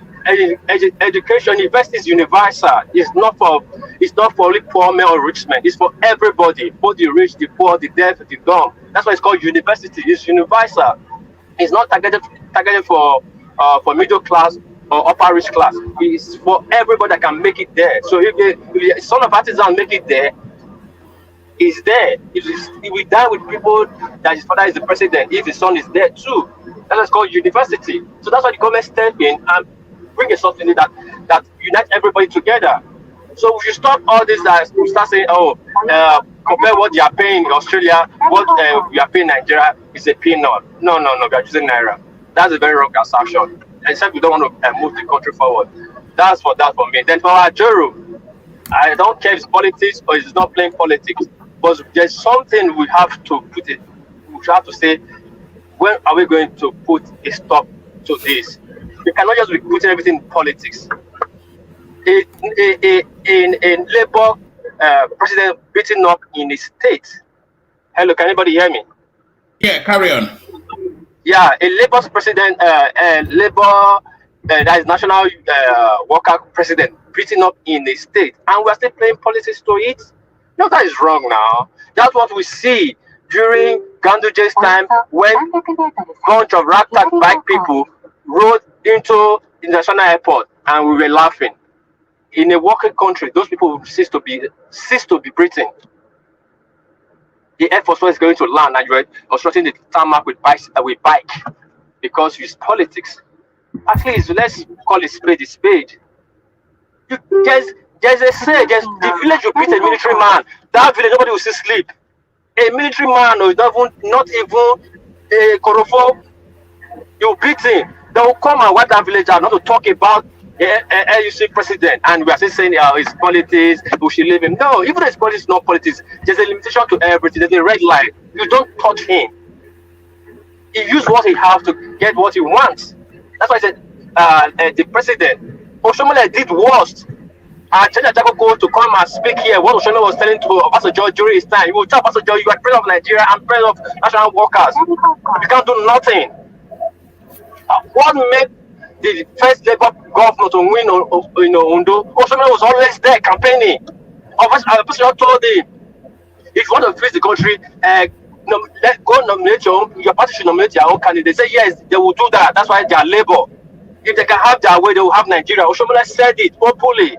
Oshomole was on Obasanjo's neck every day. Obasanjo one day beat Oshomole up. Another it against Oshomole. If that guy went there, Uzoduma would allow him to have his say. Uzoduma is the governor, he will have his way. Now, if we are very short-sighted in Nigeria, we like everything very fast. We cannot build for the future. If Uzoduma allowed him to carry that protest that day, it would have been finished by now. It's not just one day protest. He will protest and go back to his office. But now see what you have caused. It's costing everybody. Now we are blaming him. Why is he shutting down the airport? We are not saying they almost took that guy's life. They mobbed that guy. They beat him up and all that. Ogbeni is a lawyer. As Ogbeni talked about the consequences about what they did to that man, in the same country, they will shut that state down. The PNSA like president, not even work. Gary said, if you don't see back for markets, everything will shut down. We need to have respect for the workers. If you touch a policeman, he said, if you touch a policeman, you are touching the AIG. All right, one piece, a couple more minutes. There's a lot of background noise from you, a lot of background noise. Yeah, sorry. Yeah, so I'll learn it now. So for that, if it's painful, if you separate politics from reality, what he did, too wrong cannot make it right. If his politics they are accusing me for, that is wrong. But beating me up is very wrong, and you cannot use that to justify what happened to him. That's my take. I'll be on the background, listen to you guys, and thank you so much for giving this opportunity. Thank you, Wama. All right, brilliant. That's the excellent Wapi. So thank you, Wapi. So from Wapi, we go on next to Man of Prestige. But on our way to... I thought I'll be next now. Oh, yeah. So sorry. We go on to you, Mike. Sorry. And then after you, Man of Prestige. But on our way to Mike, let me signpost you to what is on the screen now. So we have Daniel Boala joining us tomorrow for 10 p.m. UK time. The link to that session is already up. The thumbnail to it is already up. So go and bookmark it turn on the notification and all that. So Daniel Boala are joining us tomorrow. So get your questions ready. The man is robust enough to take on whatever it is that you want to put to him. So Daniel Boala for tomorrow. So go and turn on the notification for that. So go and turn on the notification for that as the mighty Mike takes the floor. Mike, you're up next. All right, thank you.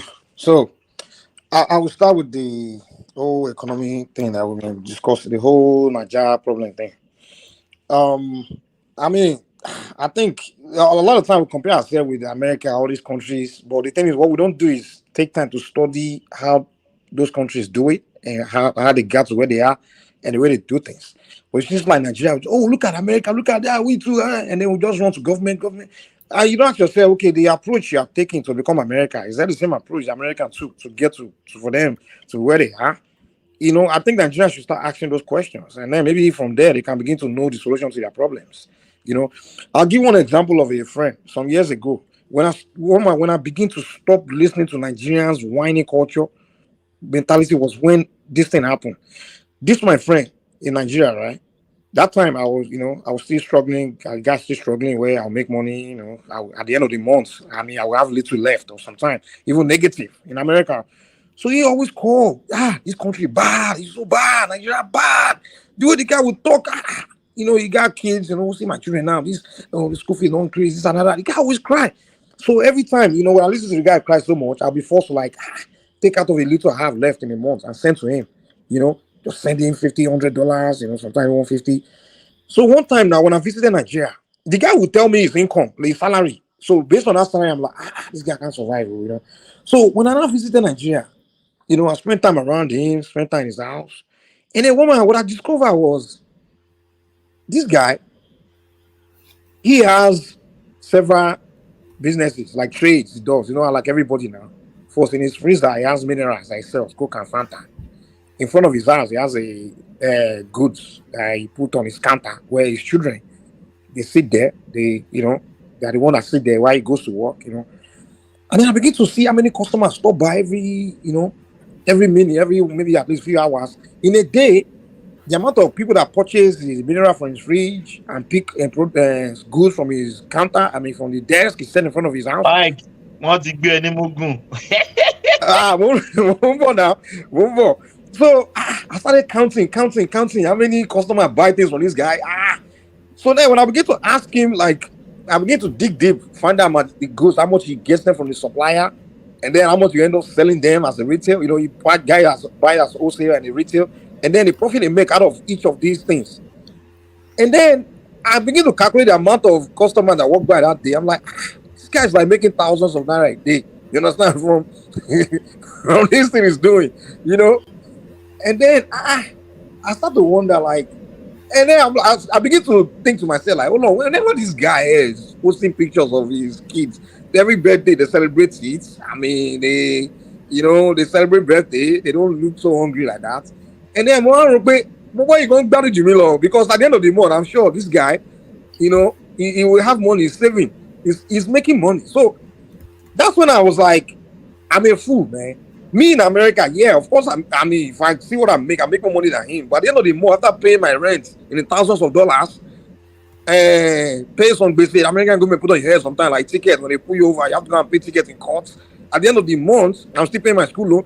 I really don't have much left at the end of the month, and I'm seeing these guys, the guy that's in Nigeria suffering, and I have to send him money when at the end of the month he's not in he's not in the negative, he's in the positive because he's making money. But to them, they have that culture of just whining that we are suffering. Government, look, we are killing. So that's when I'm like, you guys are full of crap, man. From then, I don't even listen to that bullshit again. Like, hey, we are suffering. You're in America, you're the one enjoying. You're out of your mind, So that's why I stopped that crap that Nigerians do. And our problem is we focus so much on this least common denominator that the poorest of the poorest. We want to discuss problem of Nigeria. If we want to solve problem of Nigeria, how about we focus on actual solving problem, the things. Like, for example, we compare America to Nigeria. We say they provide free education for the kids. And then when I begin to dig, how are they doing it? And then when I talk to people, they say, okay, the way the government fund the school education in the community is through the tax properties. It's through the property tax. So basically, every house, every property in that community, you have to pay property tax, and that money is what they use to fund the free education for the children in that community. I'm like, oh wow, so it's not really free. And then they will go and say, well, they used to also fund other programs. They will say, okay, the tax, maybe sales tax. They use that to fund the infrastructures, maybe to fix the roads. And this also, I'm like, wow, so it's really people that are paying for everything here in America. It's not really that the government is just selling natural resources or something, and then they use that money to just be giving everybody something. And then with the welfare, I'm like, this government are nice, so you just give people welfare. They said, no, they are coming to take it from this tax that they tax you there. You want to take from, I'm like, wow. So it's actually people paying for everything. No wonder at the end of the month, we make so much money. Most of us just wonder, where's our money going? You begin to realize, government don't take that shaking you. So, and then when I wonder, okay, how, that look at the whole picture holistically, and I realize that most of the, if the people themselves, and most of the employment, and also the organizations that actually build the economy or have the economy running are all private, like franchises, restaurants, small scale businesses. It's just people creativity. You understand? That's creating all this employment and allowing people to be employed, to have jobs. And what government is just doing is just collecting in America. Yeah, they collect, but yeah, they move back into, helping those that are now in the bottom. So I'm like, okay, so if Nigeria, if you want to become America, then so that means we, the people, have to become that creative too. We have to have more creative people, building more, maybe extend your business, make it a franchise. Group of people come together, put things together, So maybe we, the people, need to become more creative too. So that way, government can now see people they can be taxing. Because if the Americans are not creative, you start to be sit on their ass and be saying, government, come and give us free education. Come and give us this, come and give us that. And government can find a way to people to tax to be able to fund those things. Then I think America will look like Nigeria then. So that's why I begin to say, we need to start changing our conversation. But we the people begin to look and say, what can we, instead of, just like John Kennedy said when he became president of America, I said, listen, don't ask your country what your country can do for you. Ask what you can do for your country. And I believe that philosophy is what has made America great. And the Americans, even they are innovators, they look at society and say, if we can have this thing, society will be sweeter. And that's why they go into research and figure out how to create that thing. Even all this technology we are enjoying, the YouTube, the Facebook, all these things, it's just individuals. And I'm like, you know what? If you can create this thing, everybody can, communicate, people can enjoy themselves, and I become rich. And creativity is what people promote. And I think we Nigerians, if you want to solve our problem, the thing we need to start talking about is how creative can be. Creativity is what we need to start pushing and promoting, celebrating, and just live. Government cannot solve any of this. They can't solve problem, man. In America, even the government that's how they survive. Just the progress of the people. That's how they survive. The employment in America, 85%, 90% is private sector. The government cannot go and employ the entire population now. With what? They'll start businesses and be employing people. So we have to just figure out how to be, we want to get that in our mind that it will take creativity. Even we that are talking here, some of us are in a good position to start one thing, one village somewhere, just turn the thing around. Maybe change the one village like that. Maybe we just bring one strategy, something like that. Just turn that place around. I don't know if you follow one story about some group of white people in South Africa, right? They created one small town. They call, I forgot, it's something Oranium or something like that. And when I ran into that story, it was, Kaizo now. He was covering that story about some group of white men and some they decided to create a new town for themselves. They want to get away from everybody. So they set up that town, I think that was in South America, not South Africa. No, in South Africa. because it became so those group of white men set up that town. They bought the big land acres. They set up the water, this thing, every basic need in that town. Right, they make it a private town, private village. So because the town looks so attractive, blacks wanted to start moving in, and they started saying no, no blacks, we don't want blacks. Racism. So on Kaiser, everybody are crying victim. Oh, racism in South Africa. They should ban that town. They should close it down. But me, I begin to think differently. Like, okay, if this group of white men can come together and say, let's go and build a town, you know, why can't group of black men do the same in Africa and say, oh, me, I have some money, you have some money, group of us. If you have this amount of money, we can build this beautiful town and set it up, and then maybe others can look and maybe from there we can expand, So I begin to like, so this is the white men think. You understand? This is the way they think. They think it's not the South African government that built that town. Whereas there's no single town that looked that good where a group of South African black men got together to build. All they do is just cry. Soweto, we have Shanty here, Shanty town, government, I'm like, why is it our culture to just be crying? I don't know. Even in America here, it's the same thing. The only people that cry all the time is the black Americans. The Hispanic, they figure something out. Even when they are in the lowest, they get to do something. Everybody else is building. Asians, you see, they have Chinatown. You see, American government build Chinatown for them. You go to some city. I remember this city in America, Houston. When the first time I came to Houston was many years ago. There was one street like that. It used to be black and Hispanics and white, everything.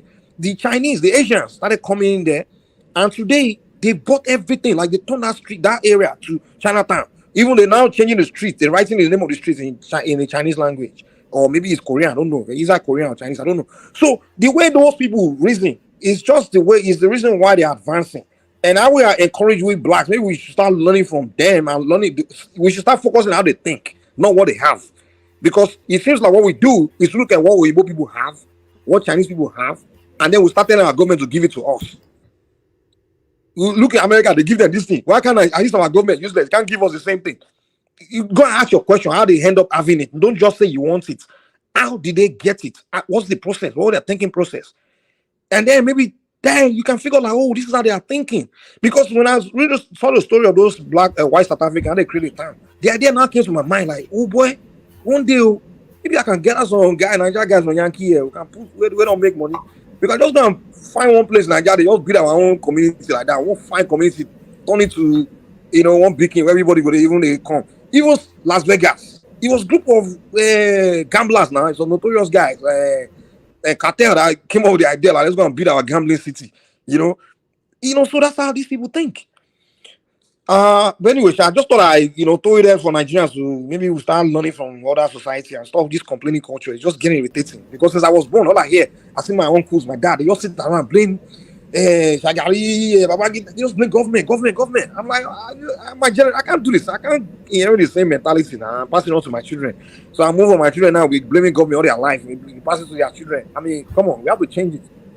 And the Imo State politics, are you following the narrative there at all? The Ajero versus Hope Uzodinma, who is Ajero, that is the Labour Union president. He has effectively shut down that state, closed down the airport, switched off the electricity. The elections take place tomorrow, but the anticipation is still a handsome win for Uzodinma. So what is your reckoning of what's playing out there? They are playing their politics there. It looks like they are.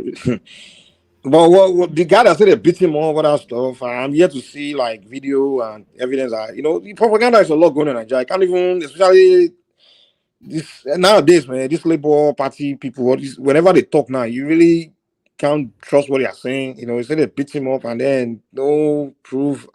So that the aside, man, I'm really not paying too much attention, to be honest. Like I don't. Well, we'll see, but I don't know what's going on there, man. But Tinubu's trip to Saudi Arabia to beg for money. A lot of people feel that we beg too often. All this Russia's Africa Summit, India Africa Summit. That thing is so embarrassing, man. It's so embarrassing. Like it's just so embarrassing. And this has been going on. It's almost like since Oyinbo just came. I don't know how. I will send one this thing to you, man. take one white lady make about we blacks. What in fact, I want you to play it. I will forward it to you. Play it before the show is over. Maybe you wake everybody up. She was breaking down the psychological thing they did to our minds, man. To the point, like it has to the way our people, leaders here, all these people are thinking. Like they just believe that it's almost like you just think you can't your problem. It's something you can't solve in Africa. You just have to go to these other race of people. Like we just have that mind, and there's no shame in this thing. Like someone like me, not the having think the have this mind that I have now. If I become president of Nigeria, the moment I say African summit, I won't want to go. Even if I see something there, I mean, maybe I'll just send somebody to go. But I don't want to be standing next to the rest of those Africans because it's so embarrassing. It's like you're going there to go and bow down to. It's embarrassing, and they will all take picture. All 56 head of state, however many are there, and next to the. So you are all there to go and basically submit to somebody, one single president of one country, to now give instructions on. They all go there to take instruction. It's singular instruction for all of you. So you basically all the same category. You're all useless. That's what you're telling me. So none of you have your own. I mean, if you have your own, let's say, unique interest. Apart, you say Nigeria don't have unique interest apart from the rest of these black countries. Do we also Israel as one? So what makes you think all 54 of you will not be able to present your interest all at once? So it's obvious you didn't go for your own interest. Just go there to go and see what they have to offer you. So you buy now. Very soon I heard Indian African Summit. Even countries like Mexico start doing Mexico African Summit now. That when it gets to that point, I mean, I'm just gonna bleach my skin, man. I'm no longer a black man because we have got to that point. Because India was just another third world country, even still a third world country.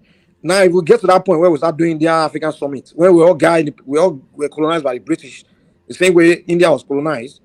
So they are doing it already. What are you talking? In the African Summit. Yeah, it was there last month now for the India African Summit. Are you serious?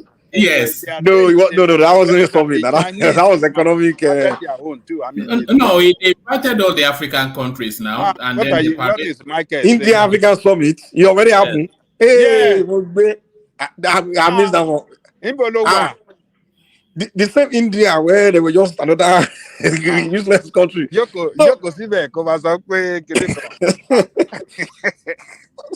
it comes to like you must not believe in your people because this other India. Okay, look at India now. The India figure it out because what they realized was that America, when they want to do something, they just look into their population to find people that are talented, and then they say, okay, this guy is I just wanted to correct that impression. It was not an India summit. The G20 meeting was held in India. All right. That's what I thought, man. That's what I thought. No. Hold on. Yes. No. I think Emeka might be right. Yes. Yeah. That's what I thought, man. Emeka, the one that Tinubu attended last. Yes, it was the G20, right? Then he now also discussed with India businessmen. Hold on. I agree. Google it. That was his first. I'm not arguing with you. Hold on.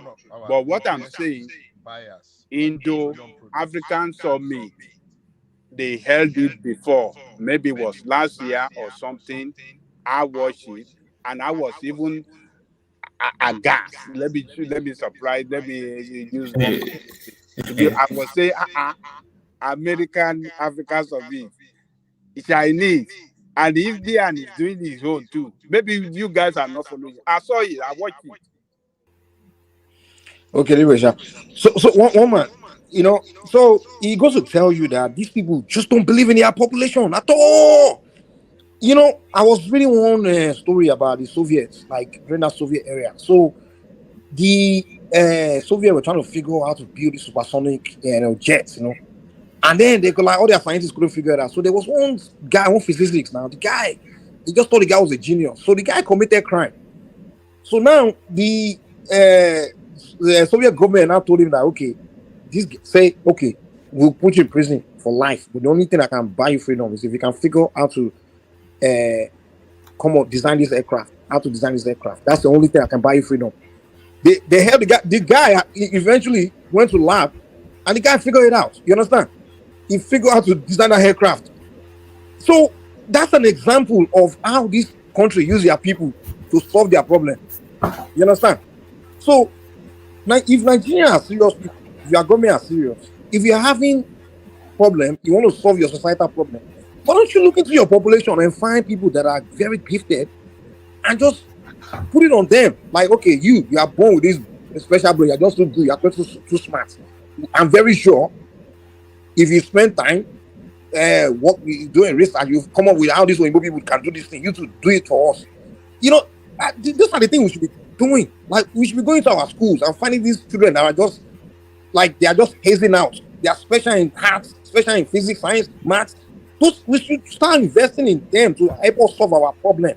This is how India figured it out now. Like, India was like, look at North Korea. This country has been sanctioned for all these years. How the hell are they? How are they figuring out how to be making all weapons to challenge America? If they have to look inward now to their population to use their people to figure out to make things. I mean, what you could do now during the Biafran War. When the guy didn't have weapons, they have to turn to the professors to say, nah, you guys have to figure out to make weapons, though. You understand? And they did within a few short time. So this is how we should be thinking. We should be looking into our population, looking for people that can change things. We can't be sitting around. Politicians are not designed to change anything. These advanced countries, their politicians are not the ones changing things now. It's their poor people. They're using their people. And if the government can't do it, we the people can say, I mean, invest in ourselves. I mean, this is how we do things. This is our conversation we should be having, man. We cannot sit around and talking about which president will come and change Nigeria. It's impossible.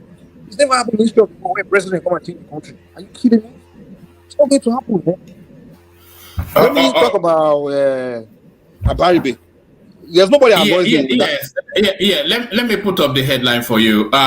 So Tinubu has breached federal character, 22 critical positions to his kinsmen. So that's Abaribe lamenting to the space. You know, I give credit. The one thing I learned about Abaribe, according to where I think it was Prince Adiwara said, he said the guy is actually a hardworking senator.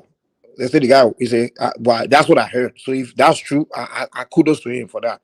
But what I heard about the man is, the guy's ridiculous, man. So is this what you should be coming up with talking about now? Is he not one of the contributors to the problem we're having in Southeast right now? Is he not IPOB member or one of the sponsors of IPOB that led to the disaster in the Southeast today? And that's my issue with these guys. I mean, this leadership from that space, man. They spend more time going after people from that region. And I mean, I respect the political part, but the politics part. But West Africa has been quiet since this unknown government things going on in the Southeast. And he's the same guy that amplified this problem. We are putting out 300 million, however much it was, to bail Kanu, and then you come out to be. When I ask him what's going on with this thing, IPOB is not this, IPOB is not that. Yeah, now it's coming out. I want to start with Tinubu. So now, this is what you want. I haven't heard from him in a while. I'm thinking next time we hear from Abaribe, we'll be addressing the insecurity going on in Southeast. Now, this is where he wants to go. I think that those people. I mean, it's ridiculous, man. But so Abaribe is now an obedient, right? Now this is an obedient too. I didn't mention it obedient.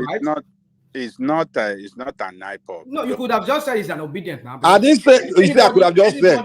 Okay, now put what in my mouth. Say it for me. Then say it for me.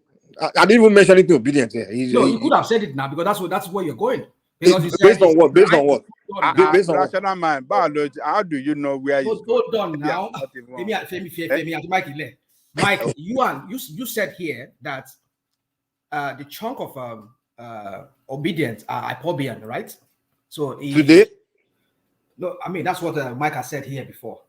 So, but forget before, guys. We are here today, man. Don't take me to. I don't know, bros. Let's focus on today. We are talking today. You see, you cannot be changing. No, challenge anything I'm talking here. Don't start talking about. You said this. I don't know why you're like a woman, man. You keep on. Me, I don't even remember this. I talk after some time. But sometimes your argument here is not even coherent. Sometimes, guy, I wasn't, bros. Let me continue my talk. I wasn't talking about obedience today. The same way you say my own. Look at yourself. Just listen to yourself. You said somebody's an. I know it came for me today. Yeah, it came for you. Yeah. Because you I don't said like obedience. We know that, but I'm not talking about obedience. fine, no problem. Let me focus on what I'm saying. No, I'm not denying that I don't like obedience, man. They are it's okay now. Make I business. interject you now. I came But here you're not interjecting me now. You're trying to bring something else in. yeah, Interject what I'm saying today, no something else. what you do a lot. Don't interject what I said 3 months ago. Let him interject now. You've interjected plenty today. Let him But it's not interject. interjecting what I'm saying now. It's bringing up something about I don't even remember saying. Yeah, let him land it, then you understand what he means. You said that because he got a secured release of Kanu, is an hypobian, right? And this is the same you who said here that any the chunk of obedience are hypobian. So if this guy is an hypobian, then you might just say he's an hypobian. I mean, he's an obedience that is disguised in another party, but is criticizing Tinubu. So because anybody now that is a hypobian or that has helped somebody before should not criticize Tinubu. Is that what you're saying? I don't know how you learn verbal reasonings, man. Honestly. Now you're mentioning Tinubu. It's like you're just introducing all kinds of things. Oh Lord. First of all, if I say a chunk of obedience are hypobians, it doesn't mean all hypobians, all obedience are hypobians, all hypobians are obedience. I mean, come on now. No, yeah. You see, you like to where it goes to now? I didn't change anything. I'm consistent. Okay, it's okay. Just move on. Say your whatever you want to say. You know, I mean, I call Abari hypobian because he always defend IPOB and he built and IPOB never do wrong, even when they are creating disaster in his region. And he's a leader there. But he rather blame he will start blaming Tinubu for hypobian disaster in the southeast now. Same way he was blaming Buhari. So I just feel like the guy's a terrible leader of his people. Though, I mean, I like the fact that he's the one that has sometimes it's time to speak to the problem of the country, which I respect. That's why I didn't doubt when somebody says a hardworking senator, because sometimes he addressed the problem going on in the country on our Senate floor. I don't see many of them that do that. So that's one area I have respect for him. He does that. But the only problem I just have is he just he doesn't. I mean, when it comes to leadership of his region, he's ridiculous, man. It's so ridiculous. That's my issue with him. Now, someone was arguing with me about Tinubu's appointment. Guys, I won't lie to you. People saying federal, follow federal character law, appoint the people the constitution required to appoint one minister from every state. After that, if you want to perform, go out and find people you know that you trust to, or else you end up like Jonathan that wanted to perform and he started appointing people you didn't know, you didn't trust, and they were looting his government. People like Desiani, so many people. How long have we been doing this? Okay, let's make everybody feel belonging, all that rubbish. If you become president or you need to focus on performance. So if Tinubu has seen appointing people he has known for years in those critical area where he wants to get things done, anyone that's against, he knows for years, Abi. He knows what's his name, the other guy, Fela Duro for years, Abi. Come on, how do you know? How do you know? How do you know? The bulk of this. How do you know he hasn't known them for years? You've been hanging out with him. This lady, minister of whatever, what's her name? That lady. So him for many years, and people command jump on me. So how do you know? No, prove to me that he hasn't known the person for years. Besides Edun and Wale Edun and what's his name, the other guy Cardoso, and maybe what other, maybe the kitchen cabinet within the what do you call them? Yeah, Aso Rock there. Cardoso served with him when he was governor of Lagos State. And so what other people has he known for so long? Wale don't serve with him. So how do you know who has known? Rational mind. All the people that serve with him, he doesn't know them. He doesn't know them. You know, you are Tinubu's best friend, so you know who he knows. People come. I'm like my promoter to coherent. Well, you are making argument. Can't present any. To your abado, go on. You abado. This guy, man, this is your ally. Anyway, I will advise anyone that become president. People will always claim marginalization regardless. Focus on performance. I just want people to perform. The guys not listen to all this. You're doing one-sided rubbish. If he's your just as I'm not saying you should just be appointing one-sided and just based on just because they're from your place or anything. If what he's doing is appointing people he can trust very well, he has known that he get things done, do that. Don't listen to anybody, because to me, I feel that's the only way. In Nigeria, it's not to trust anyone, man. What Emefiele did in that central bank to Buhari, yeah.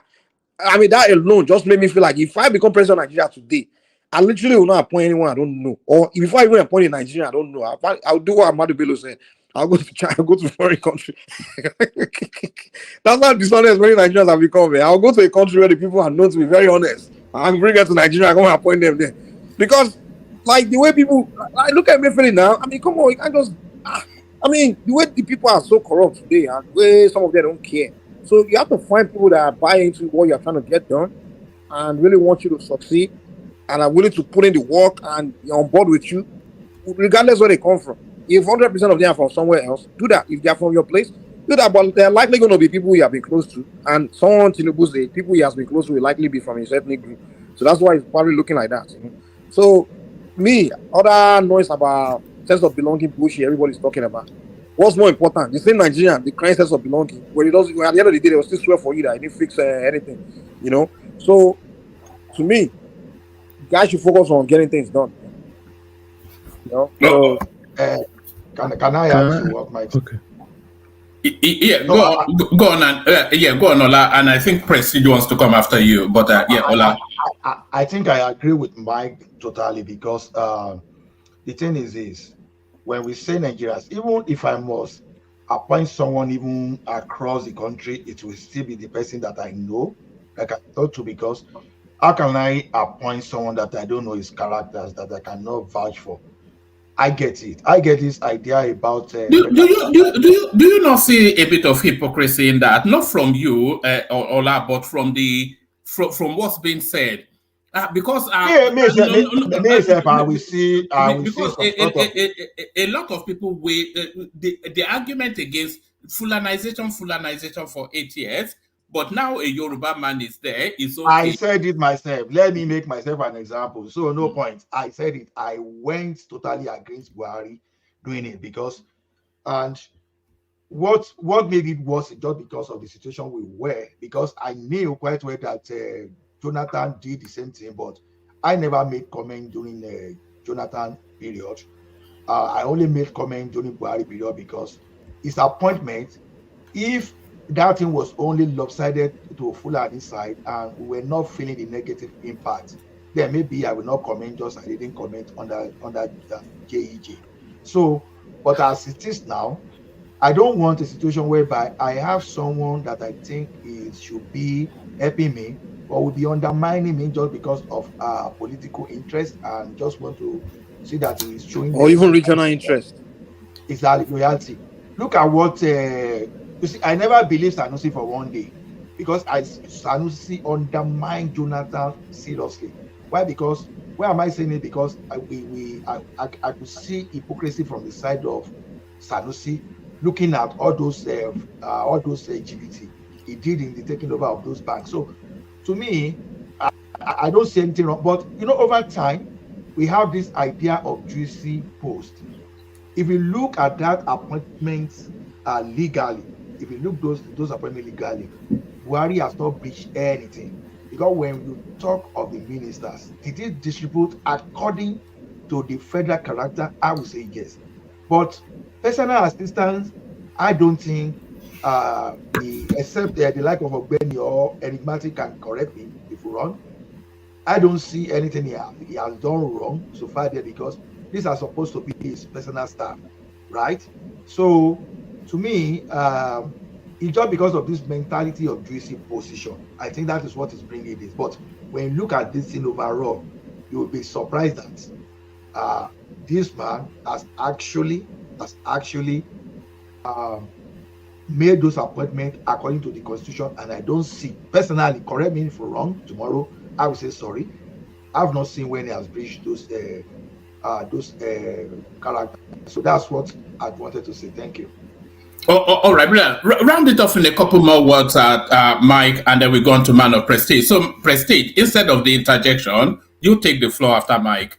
A couple more words, Mike. Yeah. So, on the final note, the issue, follow the constitution, regarding appointment, federal character, once that's followed, just do everything else as long as you remember the constitution, the ambit of just do it your way, perform. That's what we need, because this election was ethnically, like, I wish it was rather unfortunate. That was very ethnic, man. So now if the guy failed, more, I don't even want to send a Yoruba man to run again, man, because now they will blame the entire ethnic group, man. So that's only one of the main reasons I wanted to perform, because his entire ethnic group is judged based on that performance. That's why I'm like, don't anything that will hinder his ability to perform, don't listen to that shit, man. Just do what it takes. Let them talk shit now. At the end of your 4 years, we want to see something great. Yeah, that's it. All right. Thank you. All right, brilliant. So Prestige is up next. But one man, yeah. One man, before Prestige move forward. One man, if truly you call this our platform, I know you don't normally call it your platform. You always use collective now to say this is our platform, because without us, this platform can't be. I'm just the doorman. I'm just here to open the door. The platform belongs to everyone. Yes, But yeah. yes. So if you can permit me to correct this, it will be good. Ekene came here some weeks ago, show us about Alaba. Then when you left, Mike, if you could remember, you can broadcast what I'm saying. Bill Kibiu came with video facts. He sent the video on the platform. I watch it. You said we should not say people are lying, but there's a misrepresentation of truth in what he told us here, which was why, Mike, you remember that day you were here. So please, if you were talking on this platform, is a global platform, as Mama Zita always said. And secondly, he make a comment today. He doesn't know much about this thing. He just saw people. He said he made comment today that our federal government university, they are not equipped enough. One man, that is the misrepresentation of a truth. My auntie is a senior lecturer in School of Nursing, Abeokuta, in FMC precisely. I visited there often, and I saw Bangkok University coming to Federal Medical Center in Abeokuta, Idiaba. I'm mentioning name and their venue. So Abeokuta people here, they are here. They know where I'm talking about. I asked my auntie, why is university as Bangkok, as bigger as Bangkok? What are they doing here? My aunties told me that all these universities, they are not even equipped like the federal university or federal hospitals. They always come here for training every time. They would draw from Ilishan, Ishaga to Abeokuta every blessed day to come and learn in federal government parastatals university or clinic. So sometimes we speak, let's speak with facts. This is what I saw with my eyes. My auntie is a senior lecturer for 15 years in School of Nursing, Idiaba, Federal Medical Center, Idiaba. No, Thank you, Mama. Sorry, please. Can I clarify something from what you just said? Yeah. School of Nursing Idiaba is not a federal school. School of Nursing. I said don't misrepresent me. Okay, they were, hold on, please, before you castigate me. They were situated in Federal Medical Center. I said the student of Bangkok, they came to learn in Federal Medical Center facility.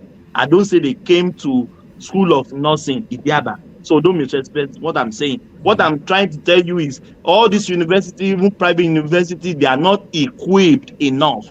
They still come to federal government parastatals to teach their students. That's what I'm saying. Thank you. Sir, I won't agree that they are not equipped.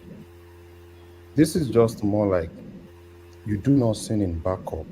And when you do nursing in Bangkok, it's just like probably, I don't know what they call it in the medical profession. These are like probably you want to do IT. They don't just go to FMC. As they are going to FMC in Abeokuta. They're going for clinical. They are going for clinical, thank you. Yeah. They are going to Sacred Heart neuropsychiatric hospital in Aro, in Abeokuta. If you want to learn, as they are learning medical there, they are going to neuropsychiatric hospital to learn psychiatric. So, as far as I'm concerned, if they say they are not well equipped, I can say yes. I can say yes, they are not well equipped. If you want to talk about School of Nursing, the only School of Nursing in Abeokuta that I can tell you today that is well equipped is Sacred Heart School of Nursing, Lantoro, and it's very expensive. Averagely, for you to be in Sacred Heart School of Nursing in Lantoro, you are spending nothing less than 500,000 naira. So let's not mix it. It's true, right? That school is not well equipped. Government need to do a lot. When you want to talk about medical profession, there's a lot that they need to do. So I'm saying this because I'm very close to that place. I'm very close to that profession. And I'm very close to that Abeokuta that you just said. All right. But to your prestige. So thank you for that. And thank you for that clarification, Larry, as well. So to your prestige, but our prestige, we have an epic session now today on Saturday. Daniel Boala will be joining us 10 p.m. UK time. So I'm posting the link for that session in the comment section. Everybody to go turn on the notification. I'm sure you'll have prestige there. And by the way, people turning up for tomorrow's session, as many of you as possible have your camera on because we have an esteemed guest. I'm not going to insist on it, but as many of you that can have your cameras on. So, Prestige, you have the floor now. Thank you, Woman. I greet everybody here. Yeah, it seems like you have a banger, this weekend, So I'll be trying to join. Of course, if I may mention that, you don't like people mentioning on a different platform. I think Dr. Damage supposed to be having a B. I don't know when, Sunday or Saturday. But anyway, having said that, so we have a bang on this weekend. I hope I have more time to join, because it's weekend, I have a lot of other things that I do, like watch college football and all that kind of thing. So I'm going to be dividing my attention. But how did you get into American? How did you get into that? I'm not aware that Nigerians are into American football. Wait a minute. Have you looked at the college here? It's a lot of Nigerians, playing. If the other day, a Nigerian guy, one Yoruba guy, I think is that Cleveland or whatever, he's a runner. He kicked a field goal because he's used to kicking soccer. He won it, but that's not his normal position. There's a lot of Nigerians playing. There's few Nigerians playing in the pro, but when you come to college, level, I can count because I watch that, most of the school, I watch my school, UCLA, I watch, a lot of schools. And of course, I watch my brother's school in Florida, which is exactly where I am right now, which is in Florida. So there's a rival that's going to take place tomorrow in Florida between FSU, maybe I'm talking to the United States people here, between FSU and Miami. So that's another big banger. But anyway, let me go to the subject. I don't want to waste time on that. Let me start with where we start from. I think when some people come here, they kind of try to shift the goalposts, and start making what I consider to be not necessary comment. I'm not going to use any bad word. I get it, Like the last speaker that speak, just shifted the goalposts. Instead of criticizing Aberibe, or whatever, give his opinion on what Aberibe said or whatever is wrong. I don't know how IPOB, the Southeastern has come here, because there has been a lot of people that have spoken earlier. Other guests from the North and everybody, they have criticized Tinubu, and so on and so forth. Nobody here didn't even hear the speaker. Some of the people. Before I proceed, there's a disclaimer. We have people that behave like that on both sides. Even on your platform on Dr. Damage, every tribe has people of that extreme. Yeah, so it's not just one tribe. Every tribe has their own representative of that extreme. So I'm not going to start naming them. So having said that, which is not even good for Nigeria. I mean, you see the ghost post calling him a phobia, calling people over there a phobia, and all that kind of people. So everybody, anybody that speak against Tinubu from the Southeast, has become an IPOB. That's my narrative. That's the way I understood it. You may use the word most or 50%. It doesn't really mean, but the way I hear some people talk, which is definitely wrong. So that's it for that subject. Let me Can I quickly clarify myself? You don't make any difference to me. You don't have to. No, no, You it don't owe me does. that. It You don't have does. to. You can clarify to No, the no. audience, not to me. I The, don't care. the fact of the matter is, everyone else that has come to criticize Tinubu, none of them have contributed to terrorism. You understand?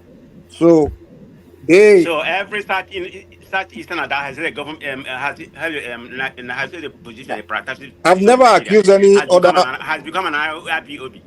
I You don't never have any accused right. any other. Hold on now, hold on. I never accused any other Southeastern that are against Tinubu as IPOB. It's only a Barry Mike, Bay. let me reclaim my position. I'm not here to talk to you. Okay, I don't have It's time for only a this. Barry Bay now, but it's a statement of fact that Okay, he okay. Let me go back to led my subject. to I don't have time. terrorism. I It's a don't have sponsor time. of People terrorists. who He believe. I sponsored don't have time for terrorism, so people that's who a believe in fact. tribalism in Nigeria. Okay, No, I'm a it's true not Nigerian. tribalism. The man So sponsored I'm not terrorism, so into let's that. accept One it, man. man, just move the person. Let me go to Carry on, Prestige. Okay. So let me go to the subject. Where everybody start. Let me begin with Tinubu government. Okay. Nigerian and favorism in Nigerian government has long been a subject of concern in Nigeria. There's no doubt about it. If you look at some of the statistics that was posted, recently, beginning in 2019 or so, more about 70 to 80% of what's happening in Nigeria has to be nepotism, secure your job by bribery and nepotism. This is where we're not. It's not about your credential. I'm not saying any no tribe is qualified. So that has been the prevailing situation in Nigeria. Tinubu is not the first, but at least the last person that ruled the country, playing nepotism to the highest level. And Tinubu has taken it to a different level right now. A lot of people qualifying from other tribes. Of course, you have to meet the federal character, which he did. But that's not even the subject. Look at the juicy, the juicy position. It's pretty much one-sided. I mean, and I don't even have to go there. But the nepotism has been happening before. So he should have learned from the previous administration, their nepotism that was very high. And where did that get him? The country was at the worst shape. He started all this. I mean, the country has been declining. I'm not going to say he started, but he took Nigeria to a very, very deplorable situation. And of course, Tinubu inherited it. And look at where he is right now. So he hasn't learned about that nepotism, that it's not gonna, it's not gonna help his country. Even at all the people here, employ like this Cardosa. Yeah, my own understanding, he worked on that, during the, within the Lagos station team, I mean, they are not the only qualified people. I mean, it's pretty much Southwest, but mainly concentrated on Lagos. All the juicy position. But it is what it is. According to the law and the constitution, he has the right to do that. There's no doubt about it. He can do that. But we see where that help him. If he doesn't, it's going to help him. I believe diversity, regardless of credential and qualification, it's always good for a country, particularly a country like Nigeria. If it is country like here, USA, let's say a Democrat or Republican, like when Trump came over, he appointed predominantly, of course, from your party, to help you. That's different, but Nigerian case, we have very, very tribalistic, country. You should have appointed IPOP.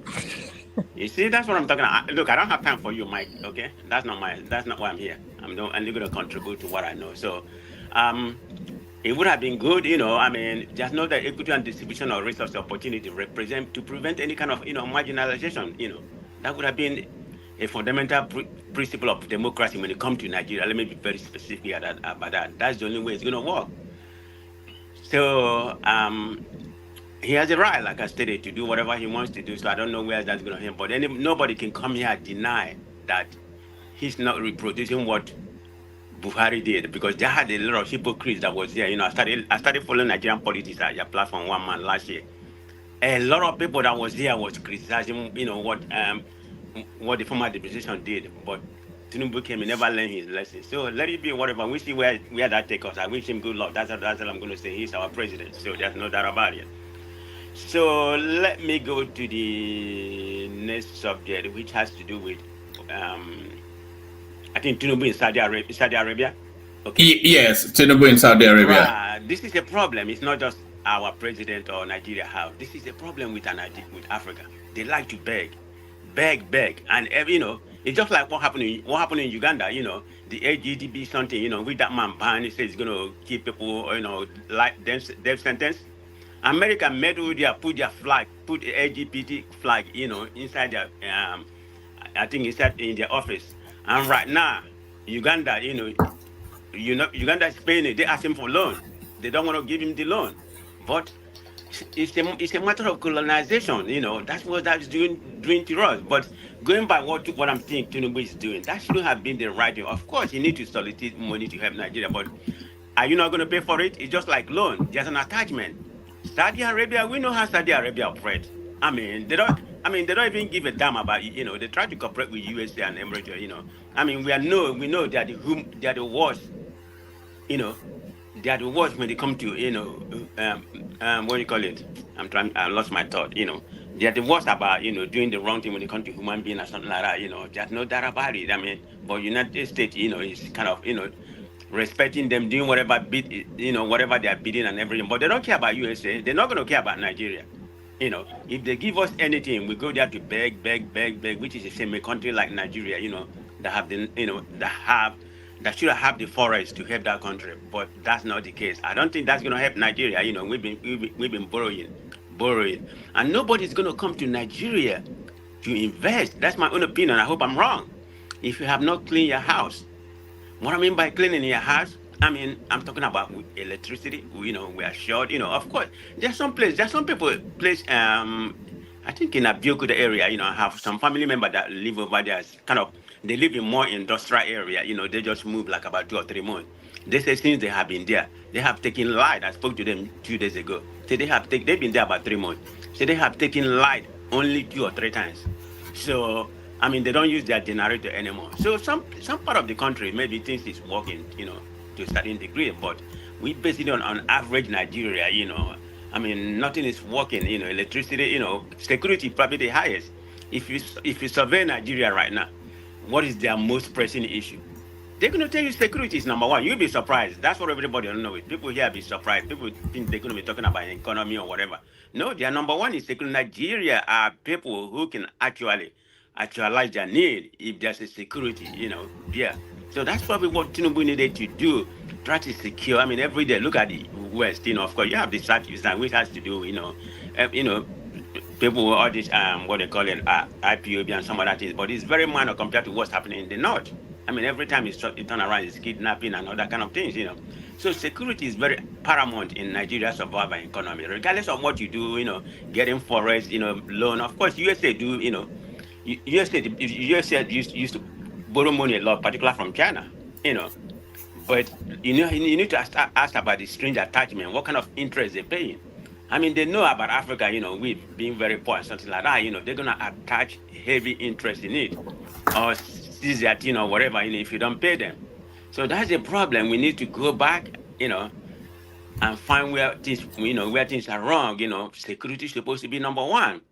Economy is gonna come by itself if they secure this security issue. And make electricity better than it is right now. I know some places, like I said, it's getting better. So we have a problem in that regard. I think that's pretty much what I'm going to say in that. Then let me go to my home state, Imo, my darling Imo. Yes, it's fire for fire tomorrow, isn't it? Fire for fire. Okay, as an Imo light, like my parents, they're in Nigeria right now. They're waiting to vote before they come down here. They're like that. But anyway, yeah, the situation is bad. It has shut down the electricity or something like that. A lot of people, of course, a lot of people has generator. That's what they're using. He's from that state. Does he have right? Because I hear some APC people like Bado here criticizing him. That man was actually beaten. I think somebody said it's a propaganda. There's no video. Come on, everybody saw that man, with the wound and everything, how he was beaten. He was beaten at the airport, no, at the, I think. Yeah, but who beat him though is the question. Who beat him? That's the question. How do you know it was not his wife that beat him? Okay, you see, this is no. Prestige. Some people are arguing that it's a faction of the labor union that beat him up. No. The real fact. This is the real fact from what I understood. Okay, I'm not in Nigeria, but I got the real fact. When they was lining up to go protest, this is what actually happened before. Of course, there's different factions. I think the leader of Labour Party in actually Imo, is Hope was stooge. There's no doubt about it. So he created his own faction, So there was an argument between them. So when they came there, they picked him up. He was actually beaten in the police custody. It wasn't the different faction, the kind of protest or riot. It wasn't too much at that particular time. He was beaten at the police custody. That is an evidence about that's where he was beaten. So that's what is crazy about it. I mean, people in Imo State didn't vote for Hope Uzodinma, but he has been there almost 4 years. It is what it is. So he's been there 4 years. Believe me, if election is free and fair, if there's 4 people contesting or whatever, Hope Uzodinma is not even going to come forth. This is how they hate him. But if you ask me right now, Hope Uzodinma is probably going to get 90%. I don't know how many people is going to show up. So that's where I fought this Ajaro for I'm not talking about when he went there to protest and everything, and he got beaten up. Yeah, he has a right as an indigenous of Imo, Did you know that a lot of public servants have not received their salary? Forget about what Hope Uzodinma come here and tell you. They have not received their salary for more than 2 years. Private, the civil servant in Imo, they have not. I mean, he pays some of them and some other things, but a lot of them has not received their salary. So they've been planning for this, that they're going to, but I guess he used this as an opportunity time. Yeah, he's a member. I don't know if he's actually a member, but he supported Obi or obedience, you may call them. So there's no doubt about it. Being a political, party doesn't deprive him his right, to speak about it. There's nothing wrong about it. So whatever is going on in Imo right now, it's like a dark place right now. I don't know what I find my state to be, because Imo State used to be very flourishing. I mean, we own a hotel in Imo, and guess what Hope Uzodinma did? I don't know if I've said this in this platform. Yeah, so you have a personal grudge against him, don't you? Yeah, We know because he that. closed my business, one man. Until it's gonna be open on by I think about 12. What is it? No. I think about no. I'm talking about Nigerian time. It's gonna open by 6 something p.m. on Sunday, which is the 12th after the election. That's when all the hotel. I'm not even talking about 4-star hotel or whatever, because Imo State on average, just an average, I'm not comparing with hotel in Lagos, I mean that's it on a different level. But on average, they have the highest number of hotel in the country. Yeah, because even I thought with what's going on, the whole people from the southeast, south side, River State, they come there on the weekend, to enjoy, because the amenities and everything that's available. Of course, there's a lot of fashion there, So the Imo State never ban or truncate that means. So people come over there on the weekend. But anyway, my business has been non-functional. He said he's going to compensate us whatever is the going rate. Forget about that. Hopefully, Zadama is not going to compensate us for anything. So I have a personal grudge about them, because he has truncated our income. It's a family business that we have there. But anyway, so whatever is going on in Nigeria is bad. Okay, I don't need anybody here that have know about Imo State. Being a very prosperous state before Hope Uzodinma come in. But right now, our income we derive from the state is what is I think at about 10 to the last. We used to be number 1 in the southeast, and I think number 7.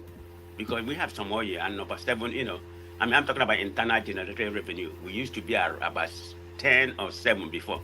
But right now, we are close to the bottom. We are 10, we have like about 20 something seats Hope Uzodinma is coming. So what is he doing?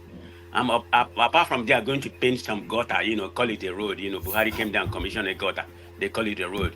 I mean, the road is a little bit decent, but that's not the point. Even people are suffering, even the whole resources they have or something like that, nothing they're gaining. I mean, Hope Uzodinma has turned the state upside down. I mean, Man of Prestige. Yeah. I want to ask you something. Yeah. Since you are from Imo State. Yeah, I'm from Imo State. That place they have palm oil farm, or is it palm fruit farm? I want to know the name of that local government, because that is the best source of revenue for Imo State. That's Uguta area, Uguta. Kuguta area. Yeah, I used to forget that name. I don't. But why is the government neglecting that side? Why is what?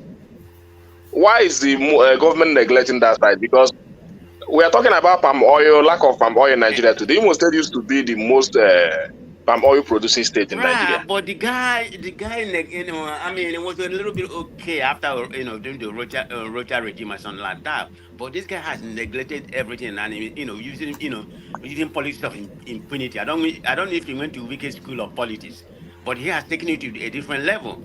He bribe you. If you don't take a bribe, everybody probably going to say, yeah, do you have a fact to back what I'm talking about? Yeah, it's a narrative that I'm hearing from Imo State, not just from my parents. If you don't back him, he's going to try to eliminate you or eliminate, somebody. I know that's more prevalent in Nigeria, but Imo State has gone to a different level. So if he win, if you ask me here whether he's going to win, I say about 90 something percent he's going to win. For one, what this Ajaro did wasn't good because people may not turn out to vote or something. I mean, what he just did recently. I'm not talking about the first time when he was beaten. You know, people may not turn out and vote. Of course, the people that he wants to turn out and vote is going to come out and vote. So it's not going to be a fair election. I hope Uzodinma is going to win, unless I might be living in fantasy island when I wake up. Is that Sunday morning? Maybe the result will be maybe halfway or close to be. You say Uzodinma leading or Uzodinma is winning. But I'm talking about losing. I think Tinubu is not giving him enough support. Who? I think Tinubu is not giving him enough support. What has Tinubu got to do? What does Tinubu has to give him a support? I don't think Tinubu care about him because Tinubu know that he's I don't think Tinubu care about him. And Tinubu know that apart from being his party person on the river, Tinubu know that Hope Uzodinma is a snake. He does. That's why I don't see him close. Tinubu does not need to give him support. Exactly, that's what I'm saying. He doesn't need to give him support, but Hope he has Uzodinma a is a federal. snake. Hold on. He has a federal might. He has a federal might. He has been getting the means of violence that's in the control of the APC. He keeps getting it. So if he can use that, if he can use the military, the police, and all whatever means of violence to intimidate people from coming outside, then they can write the results, and then they will declare him winner. Oh no, rational mind. The result will be free much. Like I said right now, unless I'm wrong, I hope I'm wrong. About 80% is going to favor him because he used the police and everything to truncate, frighten people. Remember, the last police when Ajaro was beaten, there has been a complaint about him for a long time. He has been deployed by the present commissioner of police. What's the name of that guy from Yoruba? Which I applaud for what he did. They deployed him. Yeah, he's not normal. They have another one right now. He already been deployed. Yeah. Because people were protected. Yeah, he already. I think about a week right now. And their games. Okay, we shall see what in a few hours. Yeah, but that doesn't mean anything. The cake has already been baking, so nothing is going to change. Please, can I ask you a question? Yeah. Okay. Will you say the way they actually cut power in Imo? Do you think Labour actually has that right to be able to do that? Because for me, I think Labour is supposed to be for government workers, right? Right. So what rights do they have to cut power to Imo when they said electricity is being privatized in Nigeria? Mm-hmm. Even at all, right, electricity being privatized, each state has to, get their own electricity grid going on or something like that. No, I agree with you. It doesn't have a single right, not even 1% right to do that. But in Nigerian constitution or whatever in Nigeria, nothing, everything goes. So you're a Nigerian man, you person that's just good. Everything goes in Nigeria. Everything goes. It doesn't matter whether you right or whether you have a right or not. That's what it goes on. So I'm against him for doing that. But previously when he came there, he's a citizen of Imo. So he has a right, and they invited him to whether it's politics. Of course, there's politics when it comes to everything in Nigeria. He can't tell me that he didn't go there at this particular time that is close to election. I think that happened like about a week before last week when it happened. Yeah, he went there for political reasons. He doesn't like Hope Uzodinma like about 80% of people in Imo doesn't like Hope Uzodinma.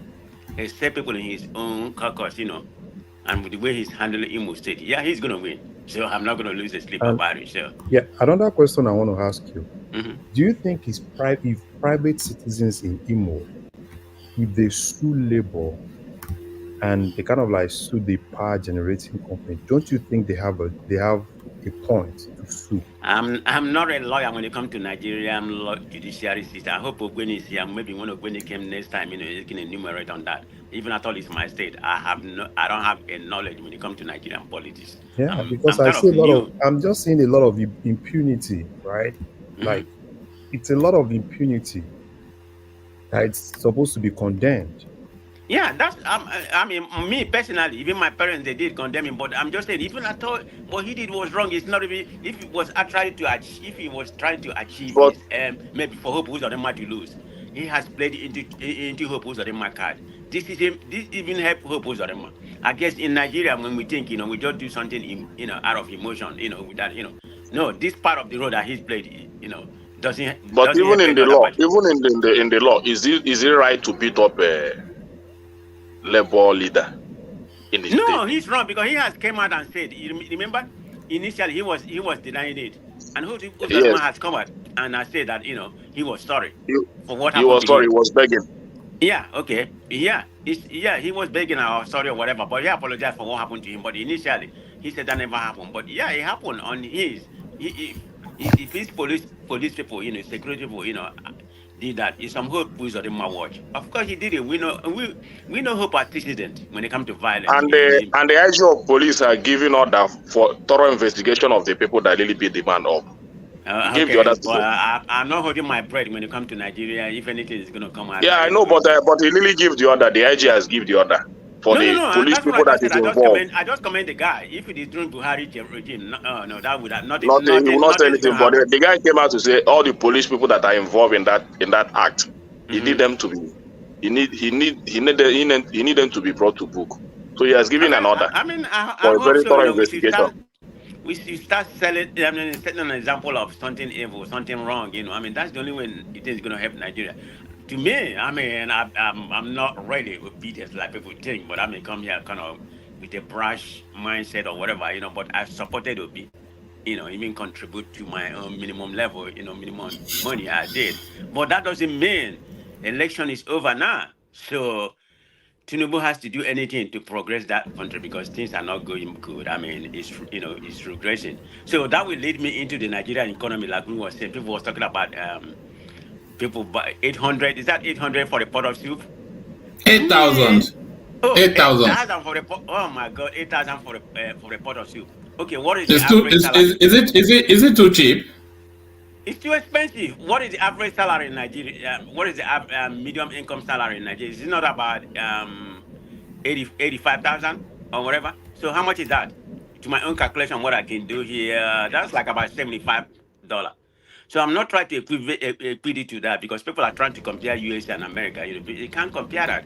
The medium income salary in USA, particularly where I live, which is California, you know, it's about 77. It's about 77,000. That's the medium income, per year, 77,000 per year. Of course, you have some state like Alabama that's about 54, which is lowest. You have even District of Columbia, which is no, I think New Hampshire is the highest. New Hampshire is about 88,000 per year. District of Columbia, which is where Washington's, the capital is, their own is about 87. Even California is very expensive, believe me. If you're making 77,000 a year, you can't survive in California because the house that I can buy from here, from California, that's about 3 to 4 million. You can get it, you can get it less than a million in any place like Georgia because I frequent Georgia, Atlanta, their housing rate, is cheap, and Florida is reasonable, which is where I'm right now. So people are talking about, free college and something like that. Like college is cheap in Nigeria. Yeah, it may be cheap depending on the perspective you are looking at it. Particular people, in diaspora, a lot of people, that is speaking. I don't know where Bishop is, but some other people that are speaking, make it sound like they are giving false equivalent. This is why I comment Ajale Coca. Sometimes I agree with him because I don't agree with him, sometimes. But I agree with him when he come with the brilliant, what I consider to be a brainstorm brilliant when he challenged that speaker. I think it was Bishop or somebody he was challenging.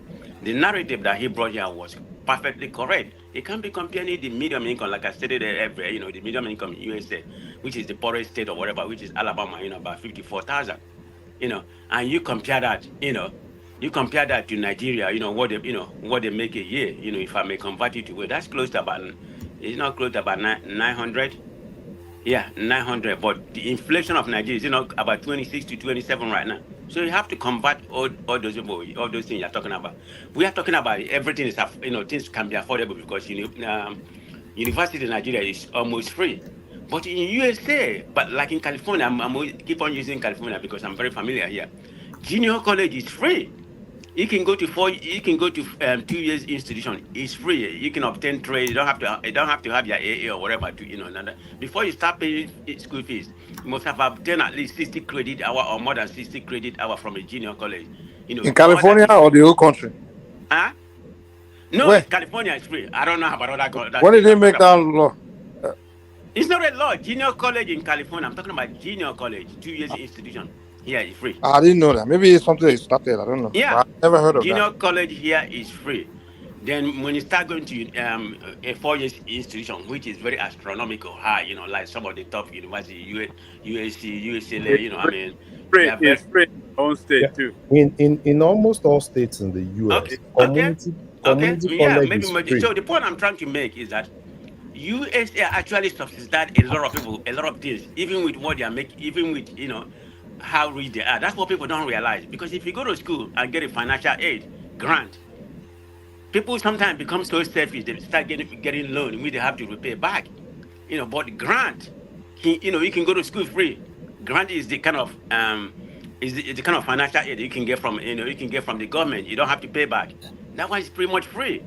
You can use it and manage, maybe work part time and go to college, to pay for your. But that one can pretty much pay, the grant money you get can pretty much pay your university level, depending on the school you go. I mean, if you go like school like USC, which is the school I went, or other Harvard school and something like that, they are very much expensive. Some of them are private, so they're but on average school. Why not start from junior college, like in my state? You go to school, you get at least 60 credit hour from there. All you need is about 60 credit hour when you go to 4 years institution, and you can just use grant without, you can't pay, you don't have to pay that back. Maybe work part time and they didn't support where you live and some other things, So the point I'm trying to make, a lot of things here is subsidized. So when people in Nigeria say, they are subsidizing us, petroleum is cheaper in Nigeria compared to Ghana. Yeah, that may be the same, but why are we comparing Nigeria with mediocre country like Ghana? I mean, we should be way above that. Look at what our GDP per capita income, which is, what you use, I'm not talking about the money, the forest we get, I'm talking about GDP per capita income, which is the money based on average what personal income people are bringing. Do you know that like Nigeria ranked 38? I'm not making this thing up. Google it. Nigeria ranked 38 in Africa. And you are comparing with just a mediocre Ghana, which is higher than us, that kind of thing in terms of personal income. If you convert it with their money to dollar right now, yeah, they are making more, and their school doesn't close like ours. You go to school, it takes you like about 7 or 8 years, sometimes.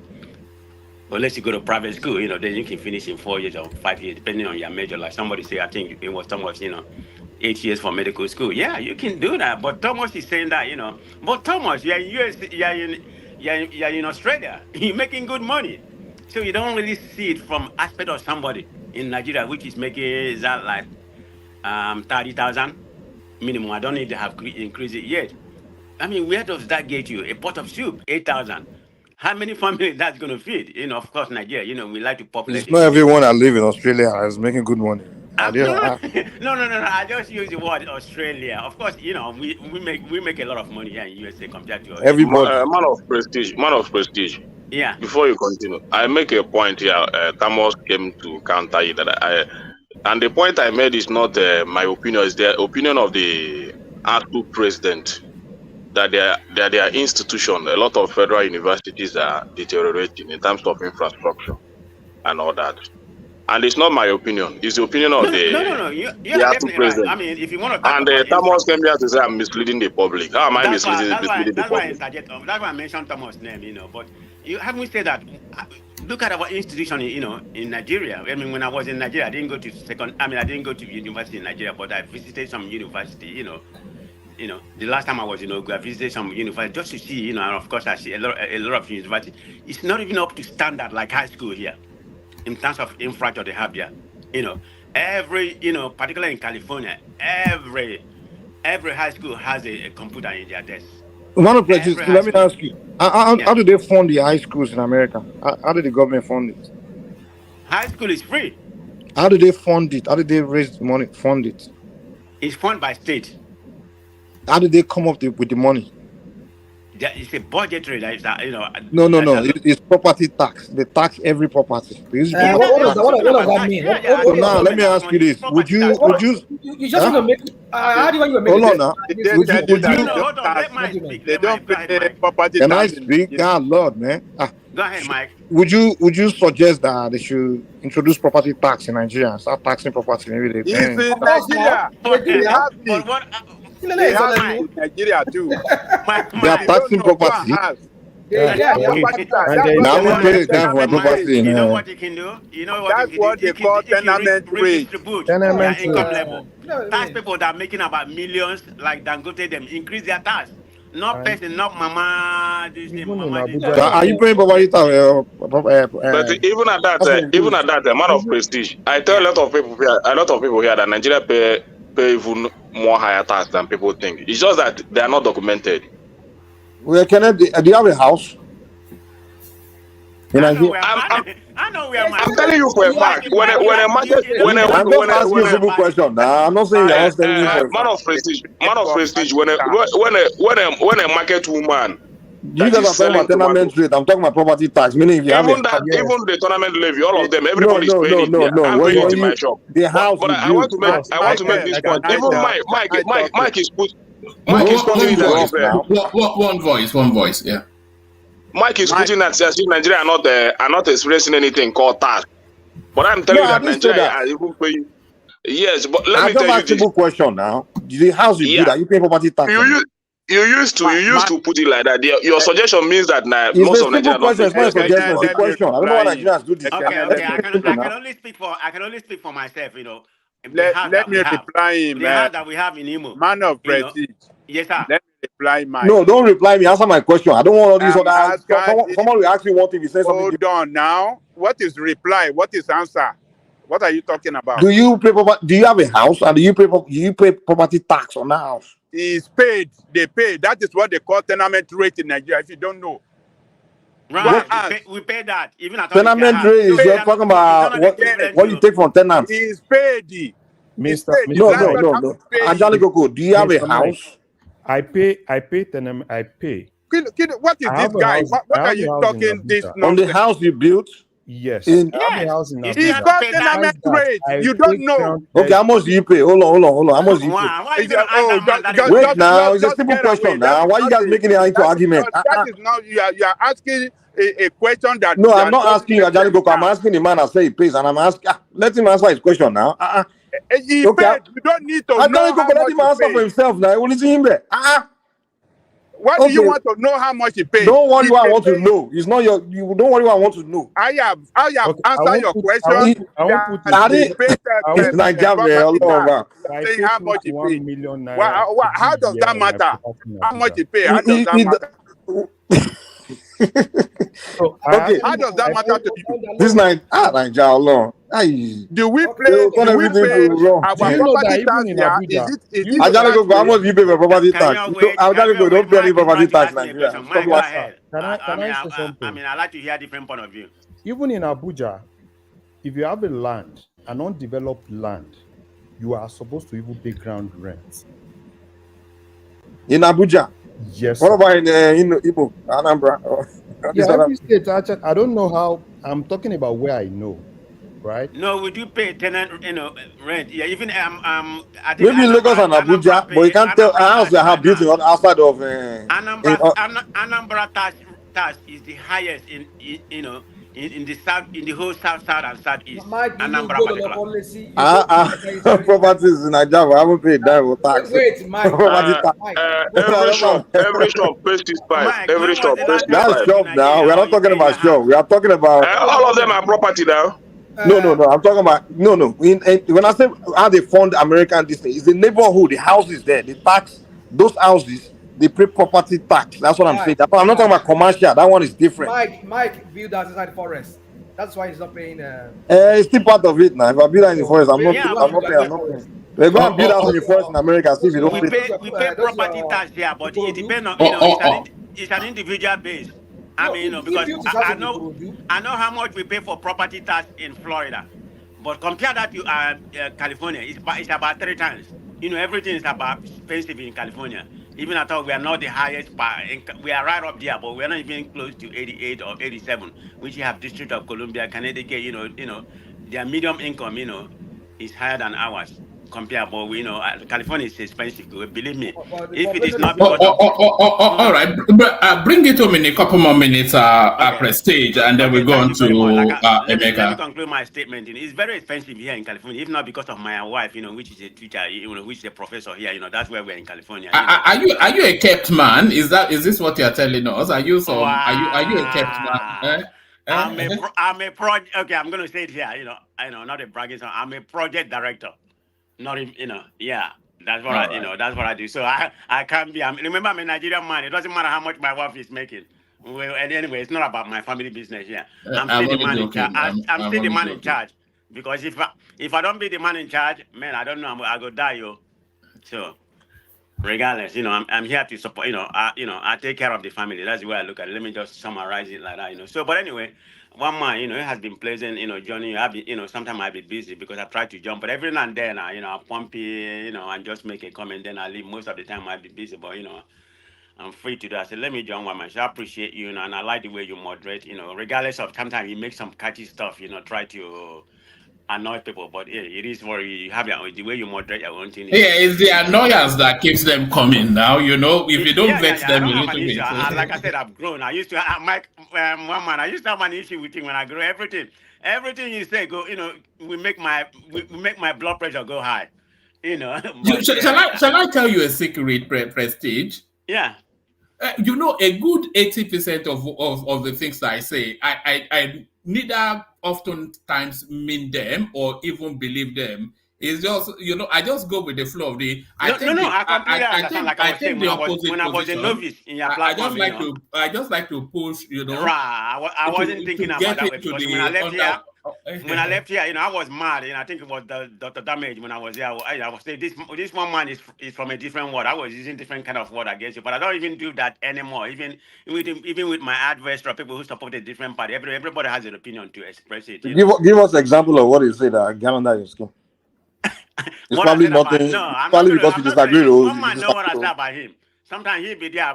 No, it's not. I don't miss word. I'm a very transparent person. He doesn't care. I'll tell you how I feel. Like, yeah, I said in prison on one man. You started hating him because it wasn't obedience. That's what I remember. Mike. Okay, that's a long history. Hold on. Mike, I don't know what time is John one man prestige. The moment that Obi movement started, everybody that wasn't obedient, you guys started attacking them. One man is getting. I'm like, because it's not. I can't get that one man. But right now, I'm not. One man was always one man from day one, but you never had issue with him. Sometimes, Mike, I don't share your view when it comes to what I'm talking about. It doesn't bother me anymore. Let me shock one man. Do you know that this same Mike that we're talking about here, he has gone to other. What's make it about Mike? He has gone to other platform. He has badmouthed one man.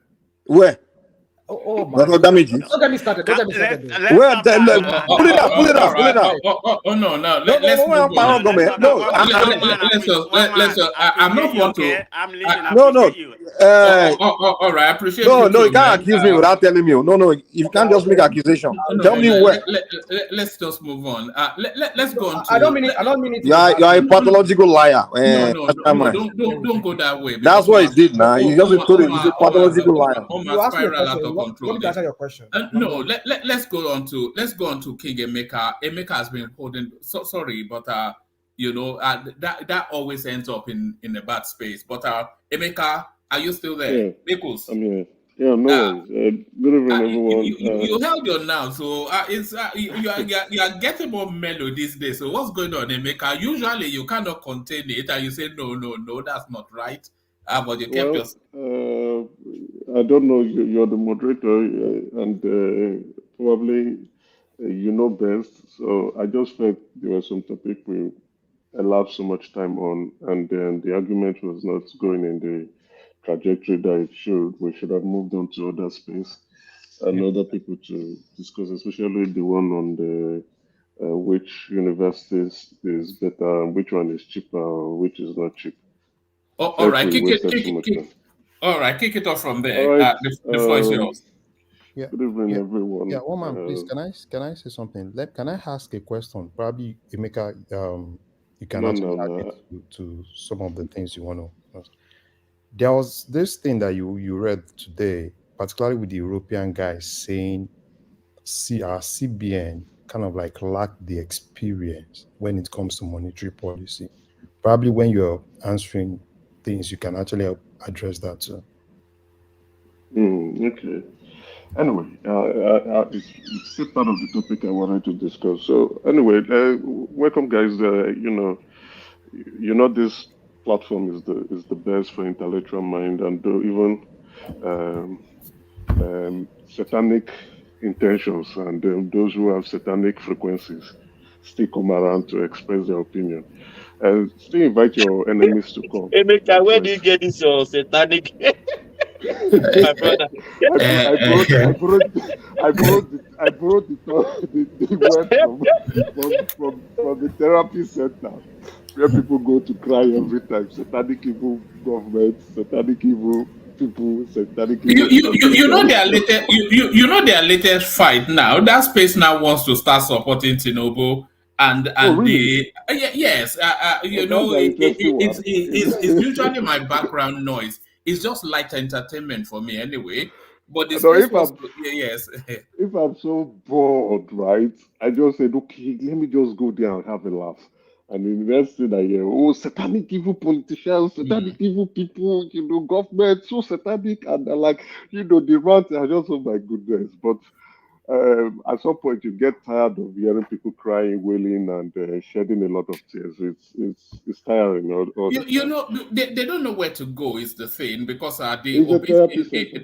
the obese thing has come to an end now. So where do they Yeah. go? So they are now So looking for where it's, to go. that dilemma of, oh, what do I do next? How do I move on?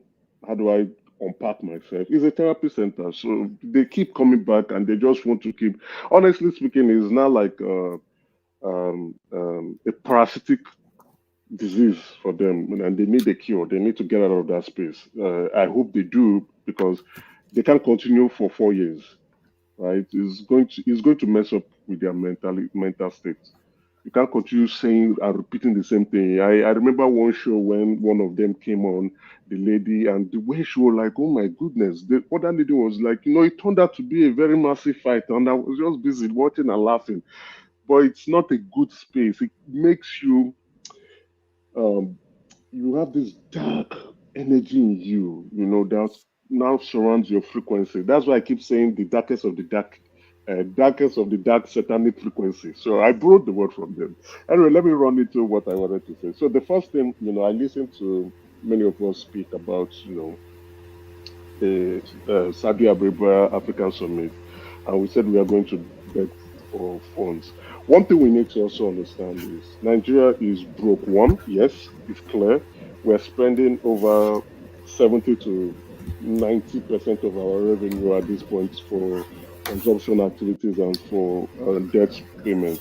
Now, we have a president who has said Nigeria is open for business. Nigeria is open for investment.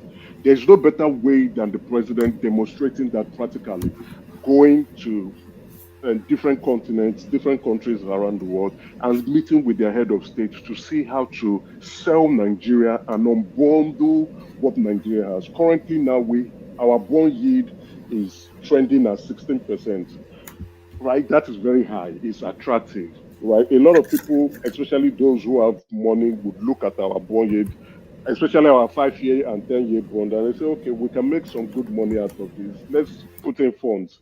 If you have that free cash flow with you, and now with this, with you, if Saudi Arabia is calling from an African summit, and you are saying Nigeria should not be hopping around and going there, who in the African continent should lead that contingent of African countries? If Nigeria is missing, should we relegate our position to Kenya, Ghana, South Africa, or Botswana, or Rwanda to go in? And we know that the Saudi Arabia have a sovereign wealth fund that is so massive that many of them. What's that noise? Yeah, that's so much. Sorry, what noise? There's a background. Yeah, that noise.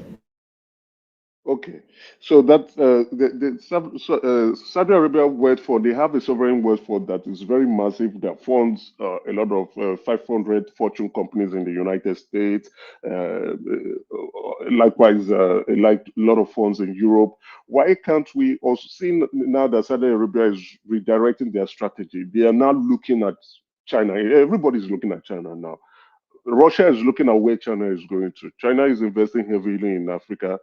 Russia is like, okay, we need to, since we're having troubles with Europe and America, let's redirect our economic strategy to Africa. Likewise, Saudi Arabia, based on the plummeting price of the oil, and they do not want to keep being dependent on oil anymore. The Crown Prince has said, let's re-strategize. You see what they're doing with football. You see that they want to host the World Cup. They're trying to do that in a couple of few years. They're trying to invest in other things, diversify their investment as well as their portfolio. And they're like, okay, let's also go into Africa and see what we can do in Africa, right? I don't know if some of you are aware, they are also building some houses in Kaduna and Kano. I don't know if you guys are aware. Now, we need the pie of that fund. We need a pie of that cash flow that the Saudi Arabia is going to want to plunge into the African continent. We should not be missing out of that pie. Yes, you can coin it so that we are begging. For Christ's sake, we need the money. We need investment in our country. If our president is not doing that, guess what the mainstream media will be saying? If that investment is not coming to Nigeria and going to Ghana, what are we doing? We need any investment that should be coming into Africa. The first doorstep must be Nigeria, because we have set all the restrictions that are holding people back from investment. We want to unbundle them. We want to remove fuel subsidy. We want to remove the fixed exchange rate and let it flow. Let the market decide. We want to also attract foreign investment, whether it's foreign direct investment or foreign portfolio investment, whichever. Let them come in so that our people can benefit from it. If it's the foreign direct investment, we benefit from the concrete investment through employment, through corporate taxes, as well as other foreign inflow that will come. If it's a foreign portfolio investment, we benefit through the inflow of forex coming in and buying up our bond yields, our treasury bills, our our securities from corporate securities in our Nigeria Stock Exchange. We have to benefit from it. So when I'm hearing those words, I didn't want to interject because I said I was going to talk about it on my own time to provide more insight and more light. That yes, you might want to call that we're begging, but it's like salesmen. You have a product, you have to go sell it. You look for customers who are going to buy your product. You just don't stay in one store and wait for customers to come meet you. It doesn't work that way anymore. You must change your style. You must move with the trend. Take your product and go meet with the customer, explain to them, sell yourself to them, and see reasons why they should come into your country and buy your product or invest in you. So what the president is doing is awesome. I think I sent one man a couple of pictures that the president had with the crown prince, as well as now the Saudi Arabia, what they now want to do. As a result of this now, the crown prince is now saying, or the Saudi Arabia government is now saying, they are going to invest in our refineries, as well as bring in inflow of dollars to help shore up our foreign exchange. Those are tremendous good news that we should be celebrating. If the president didn't go there, we won't get something out of it. That will go to Ghana, who cannot pay their own debts. They're having debts. They're having a liquidity issue in Ghana. So we must compete, and Nigeria is a big market for other for the world to come in. So we should stop saying those kind of words and see what the president is trying to do and encourage him. Not for us not to forget, the German chancellor visited Nigeria. And how did the German chancellor visit Nigeria? Was as a result of the president going to the G20 summit in India. Went and he spoke with the German chancellor, and the German chancellor promised he was going to come to Nigeria, and he did. And after the meeting with the president in Abuja, they signed a treaty for the gas reserve to go to Germany to sell our gas reserve to them. So the president is doing a lot of good stuff, trading, hawking Nigeria to the world, and ensuring that the world and big players come into the country and invest into the country. We didn't see it with the last administration, and when we see this with this present administration, we are trying to castigate what he's doing. Come on, guys, let's wake up and let's encourage the president. He's doing a lot of good stuff that will yield good results in the future, and not just in the near future, but in the long term. So we should encourage our president. If Mexico calls, let's go. If India calls, let's go. If China calls, let's go. We need the money.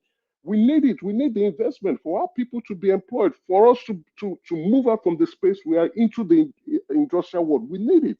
So Saudi Arabia are interested in either coming to help with our or with our recent or fixed in refineries, or they want to build new refineries for us. That is a win-win for us. It's a tremendous win-win for us. So please, let's change our mindset and let's encourage our president as well as our government officials who are going on what they're doing. Who is building refinery? No, they said they will want to invest in our. So we don't know if it's the existing refinery or they will want to build a fresh one. And then they will be bringing in inflows of dollars. I know they want to invest in our securities like government bonds or yields, because our government bonds and our treasury bills, the yields are very high now. It's attractive. You know, we're trying to fight inflation by increasing our interest rates. We're trying to suck up the money supply out of the system. You know, recently the CBN just did an OMO operation, that's open market operations to suck in the supply of funds, and that's a way to fight inflation, to reduce liquidity in the system. So as they increase the yield, increase the interest rate, it shows that okay, we are setting a standard for that interest rate that we want to take.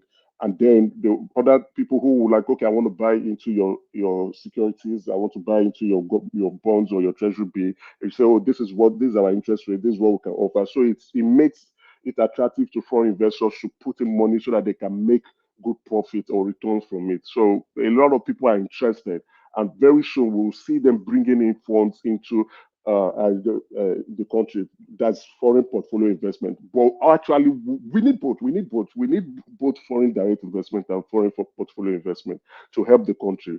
Both are okay, so that we can keep moving. We need the foreign portfolio investment to sort out some of the backlogs that we have, the contract deals that we have, and also fight these satanic people who are satanic speculators, satanic evil speculators. That's the right one. So let me move on to the next topic. I think a lot of us were trying to do comparison between our educational system or the cost of education in Nigeria as well as the United States, or what's the poverty in Nigeria and what's the inflation rate. But that comparison is not fair. Now, food inflation in Nigeria is 31%, 30.6%. You can't compare it with food inflation, which is in the United States, which is about 4 to 6%. They are not the same. They are not the same. Regular inflation does, if we factor in other inflation, if we including food inflation, gives you 26%. In the United States, it's 4%. It's not the same. So when you are talking, oh, there's inflation here too, no. The rate of prices of goods and services in Nigeria is way higher than that in the United States. Though there's inflation, but it's way higher in Nigeria than that in the United States. You can't compare it. So the goal there is, I would want us to express empathy when we are trying to establish the fact that things are really bad back home. They're bad, so we should not. That comparison is not a good comparison, and it doesn't show that empathy that our family back home or relatives or loved ones back home are really going through a hard time. You know, or not that, oh, where are they spending? Oh, they are still having a good. No, things are really that bad. Yes, but people would eat. They have to eat. So they don't have to stay or suck up and be lazy and stay at home and not go out to go work and get something to do. They have to eat. You know, customer preferences or consumer preferences will change. If they are eating chicken and chicken is now expensive, like what Ekene is saying, they will move to alternative products like red meat. You know, though someone has clarified that red meat is bad, and which is true. So they will go to cheaper alternative, but things are really bad. So we have to express empathy to reflect the current situation back home. We can't compare the West, the inflation in the West with the inflation in Nigeria. It's a total different situation. If your inflation is at 31% for food alone, then there's a problem. So in that respect, I'll be hoping that the president or the minister of agriculture, I don't know what the man is doing. I looked at the supplementary budget. I saw a lot of weaknesses on that budget. I saw a lot of dabu on that budget. I saw that they were just putting a lot of 11.6 billion and seedlings. That's not it. And I also would be looking at state governors doing something. We need to get our food production intact. Our game needs to be intact. At least 90% or 70% of what we consume in that country should be produced back home. Not we are always dependent on food importation, and it is bad. We import a lot of wheat into the country, which is used for bread, flour production that we do, bakeries and the rest. We do a lot of importation of wheat. I think it's the fourth highest imported product into the country. And I've noticed that the Minister of Agriculture is trying to see how to grow, we can start growing locally wheat in the country in Nigeria, but the production, the way we consume a lot of wheat, cannot meet the production rate. We must invest in wheat production in Nigeria and look for a way to expand that. If state government can do something, we are so fixated on the center, and that's why Hope Uzodinma will not pay staff for 4 years. Pay workers for 4 years, right? That's ridiculous. Our governors should live up to their expectations and live up to their responsibilities. And this is also a rally call for me to also use this opportunity to criticize our governors, that's especially the Southeast. They're very useless. All of them, they are a bunch of useless people. The 5 of them, including the one that went to carry Julius Berger logo and dropped in one site, and everybody started dancing, even though they've not fixed the road. That's my own state governor. And I was like, what the nonsense is this? What's going on here? You have not fixed the road. You went to carry Julius Berger, came and dropped their logo on the junction, on the T junction, and everybody were dancing, and the road has not been fixed. Why should we be celebrating a governor that is expected to do the right thing? Fix the road and move on to the next. And you are fixing road, you are cutting ribbon. What nonsense? What are we doing back home? What kind of nonsense is that?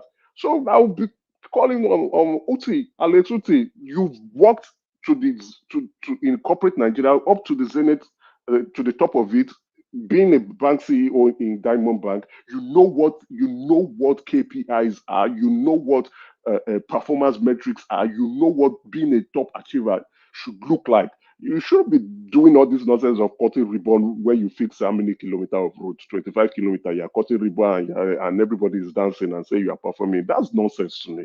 You should be doing things, be innovative.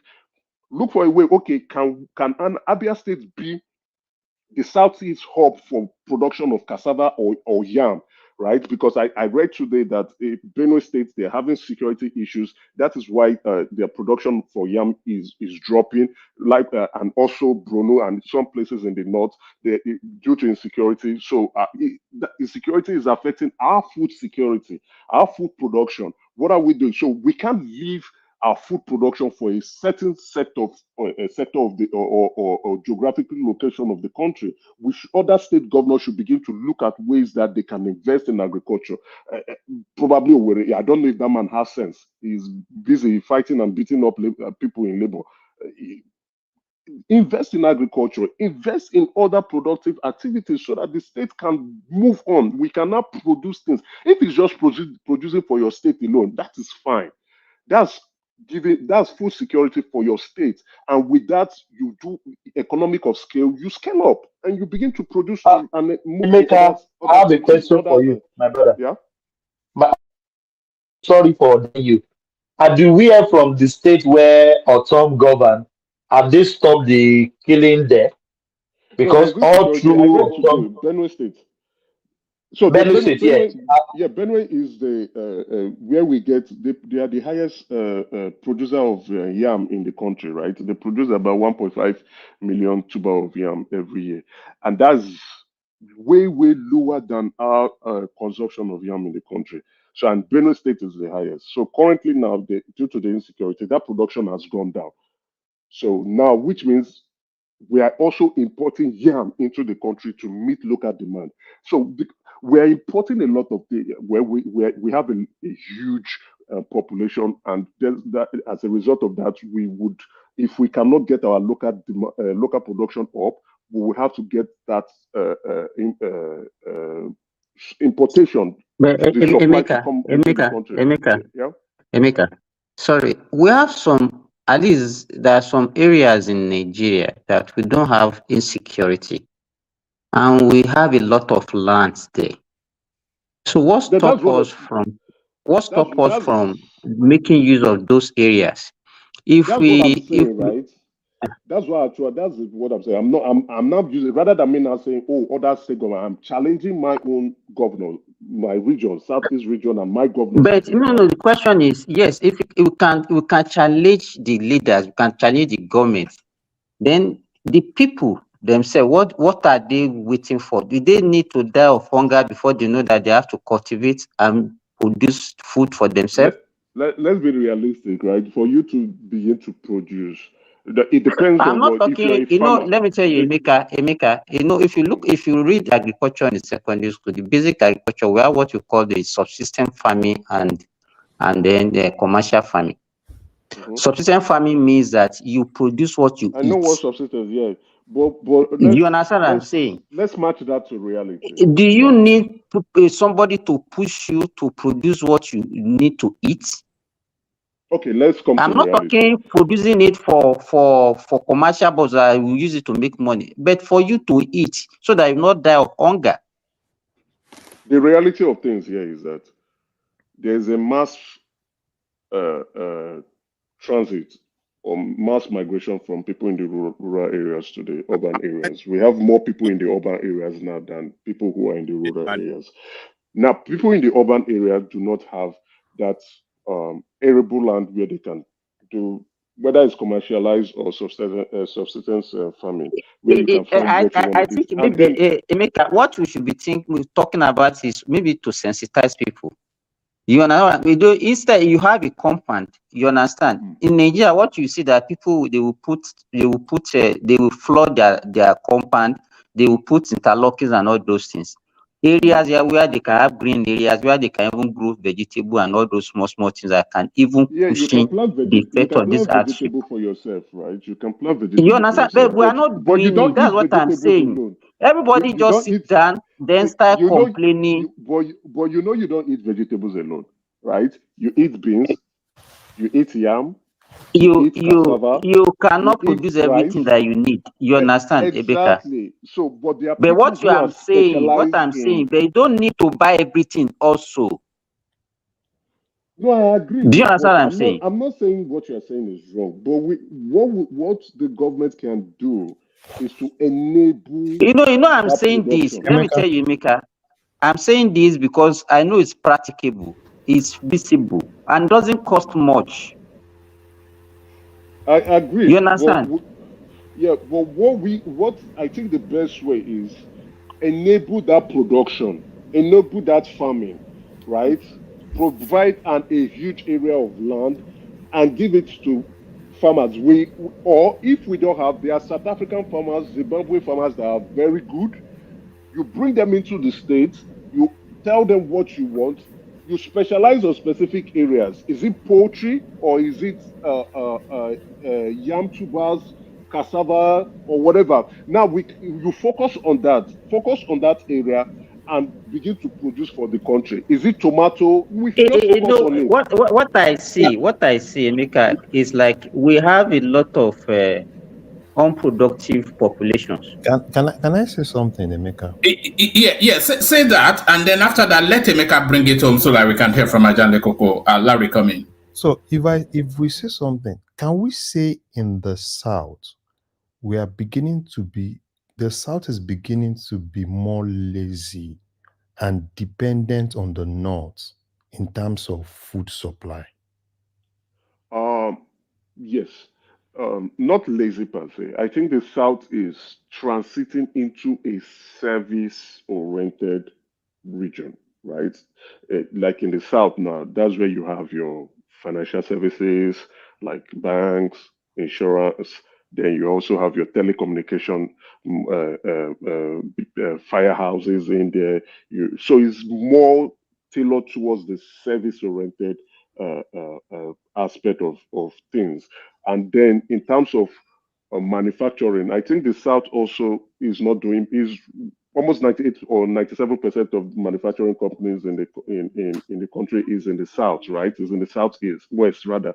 So the Southwest, that's Ogun State particularly is there. But in terms of for food production, the North has it. So the South must begin to think, okay, now, with the insecurity frequently going on in the north, the south must begin to look at ways. Okay, we cannot continue to rely. It's not that we do not have probably enough land for that, but let's see how to begin to produce food that we can eat. Let's see what we can do to reduce, that dependency on the north. That I'm challenging the southeast, where the southwest they can also want to do that, but I think the Southwest is more looking into the manufacturing side and the service oriented side. So with that, I think the North too, if we need to address the insecurity in the country so that they can continue to do what they do and do what they know how to do best. So let me move on to my final topic, which is Ajero.com and its satanic influence. Anyway, I listened to Ajero today, and he did a rundown of what actually happened. I could see the reason why he took it personal. He spoke about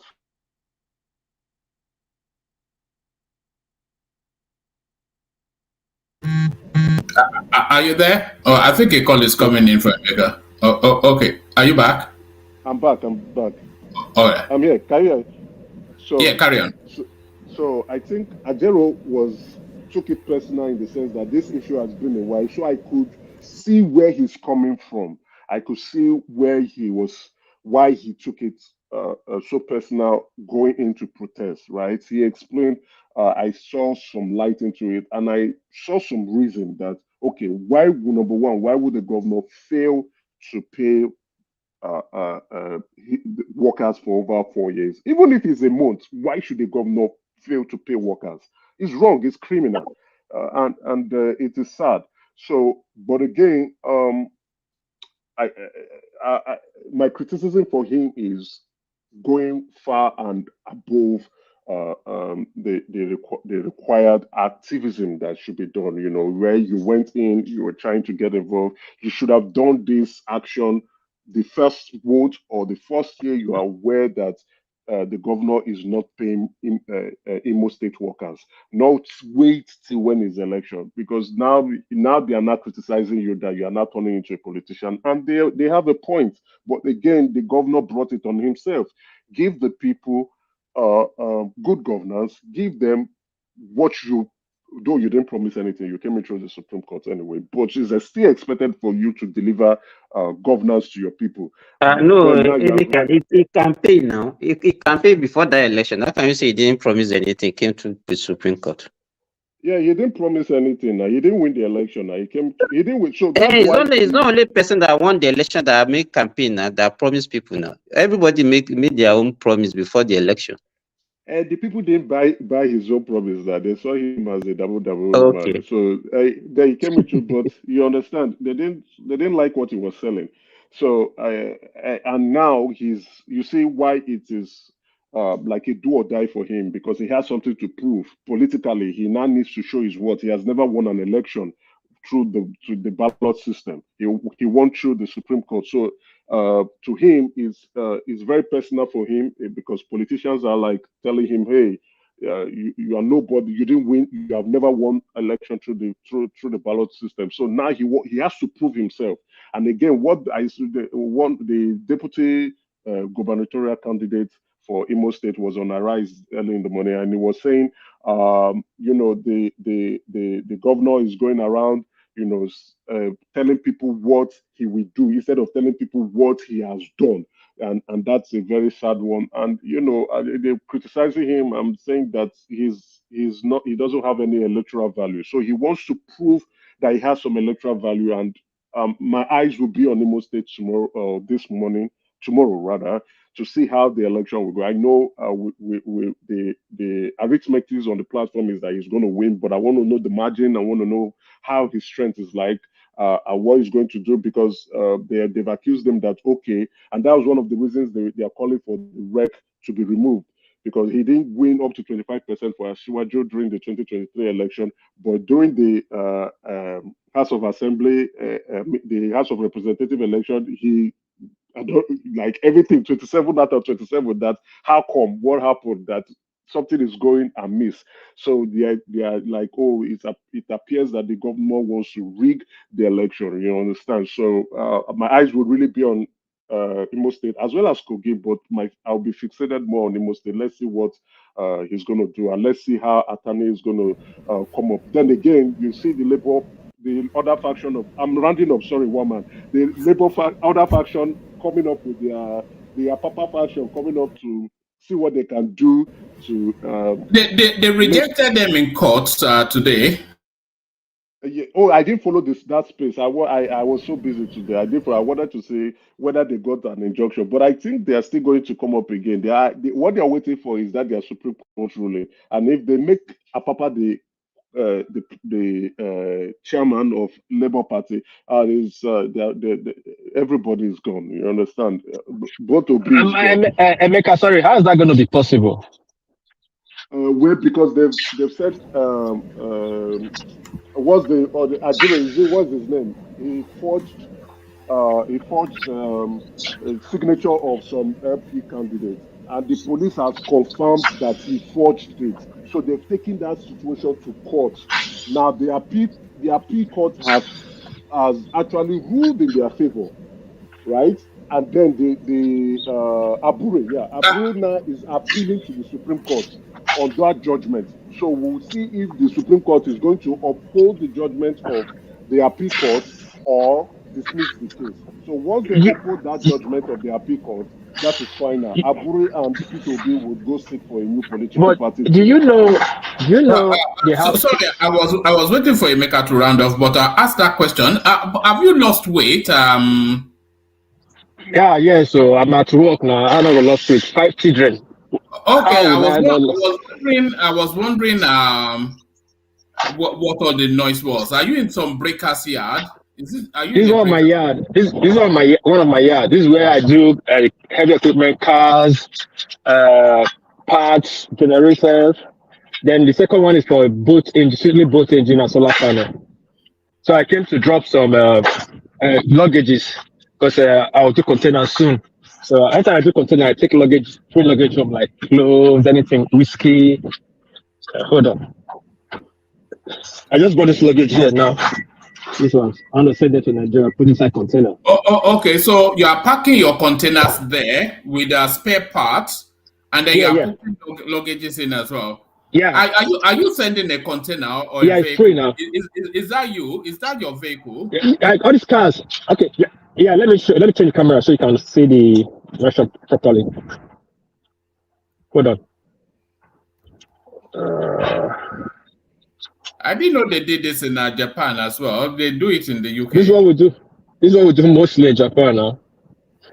Okay, can you see these cars? We chop them. They see this one now, it hasn't chopped, but this one has been chopped. This is like 4 cars or 6 cars chopped.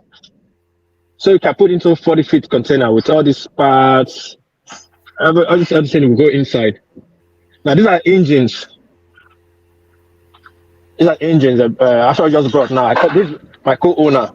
I can't be paying for 2 yards at the same time. So me, I own this one here. I will come and say hello. Oh yeah. You have some money they look for. Is it Japanese? Is it Japanese or?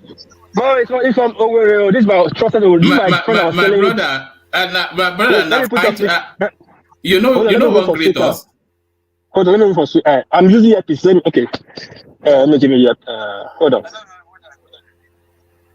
Make I remember other for speaker.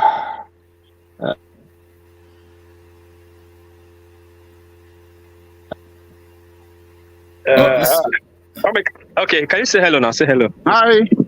My brother. Who's the camera? I know. How they pan? Hold on, my change camera. Hold on, my change camera.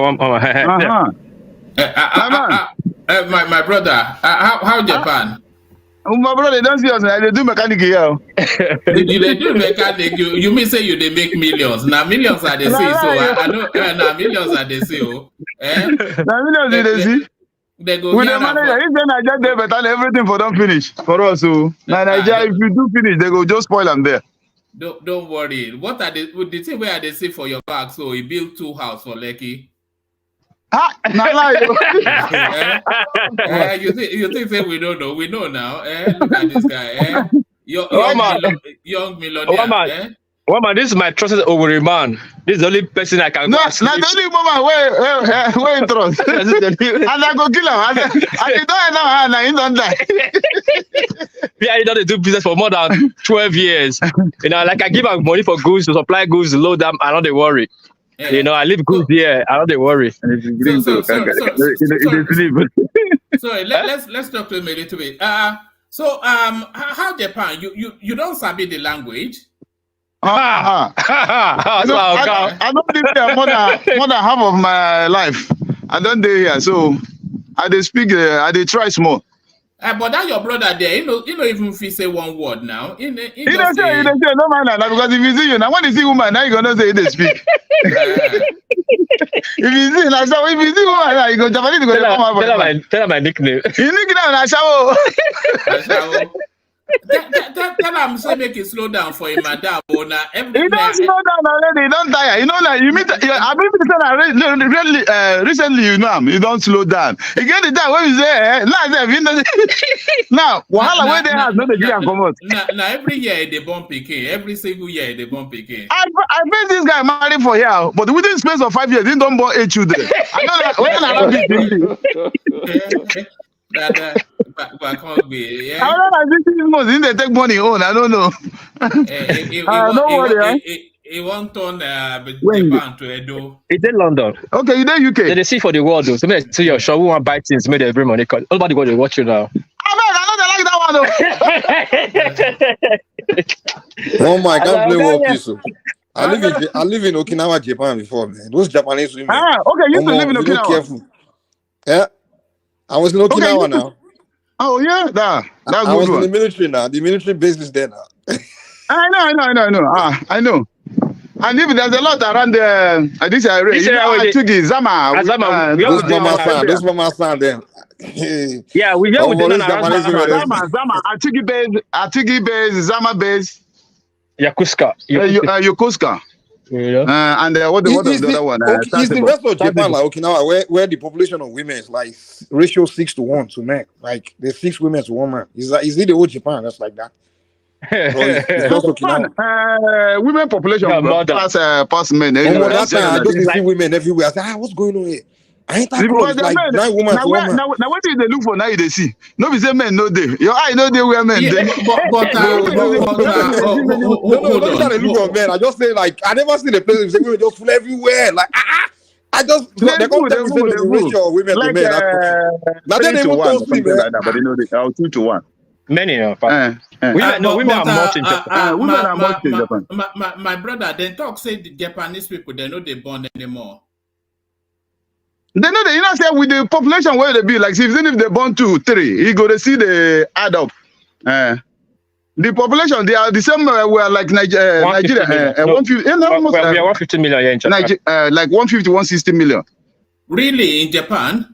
Yeah. Of course, 150, 160. Not now. For more than 20 years. For more than 20 years now. I think it's even more than that, or maybe it's going more than that. Yeah, more than that. 150 million, 160 million. You know, I don't know why, but I've always thought that Japan was about 30 million something. No. Even Tokyo is more than that. Tokyo is about 60 or 40 million. Tokyo and Lagos is the most populated, one of the most populated in the world. In the world, if you go to Tokyo now, you'll be surprised. Do you know about Shibuya crossing? When 1 million people cross in a minute. In a minute, like 1 million people. 1 million people. 1 million people cross in a minute. So these vehicles wey na the break, so now don't get ready market for Niger. Oh, of course. Na cash and carry. Well, mostly, but even almost there's customers for everything we buy here now. We don't buy something that's no customers. Ready-made down customers. Some are willing to deposit money for you to do this. For you to do two container. Do they send you orders? So they send you what they want and then you get it and send it. Do they tell you what they want? But I've been in this business for a very long time, so I know what Nigeria wants. But the only new thing they still tell me, give me the sample, this, and so I go to put out. So the Japanese, they know say money they inside this thing. Don't be saying that just they give them 2 naira, they collect. And then they take. It's not like that though. You go know Nigerians. Once there's competition now, so if you know, now we just they raise the money for themselves, so that they will give it to you. Yes. And at times they sell due to what they call it, the metal price, like iron gate price. Yeah, obviously, if you go below that price where they sell here, they won't sell to you. But naturally, you know. All right. Okay. Yeah. But melting price. Yes, but naturally, you know, Nigerians now with the hustle, everybody want to dominate. Now, so with the put price, and most times, if you don't put that price, if you don't raise the price, they don't go even get that. Yeah, they'll get that. You know, here we put like this one now, like this engine now. And the fast for this kind of engine. This engine, I will remove the metal. You know, I'm touching now. This is my camera now. Do what arrange well. Anyway, let's go to. I just came to my yard. We walked. I saw one man. Back to you, one man. Please. This is what I do. People in Japan. This is what I do. I have 2 yards. One is for boat engine. One is for cars. Anything, cars, heavy equipment, generator, solar, anything. Just get to me. And one man. These days I walk mostly these days. And my diet. I just finished my diet. I lost 10 kilos. I dropped from 77 to 67. Now I'm getting back now to 70 now because of my doctor, this thing, my cholesterol was going up. So, Wama, this is what I do for a living. So, tell my people. You can go back to the floor, Wama. Thank you for this short hour. All right, brilliant. So keep up the good work. So that's what pays earning the dollar. So thank you, what pays. Back to Emeka. Thank you for yielding that space. I just saw the landscape. Yeah. Weather Warp is congratulations on your hustle. We pray you continue to grow higher. And at least woman has given you free advert without any payment. Anyway, let me finalize. Yes.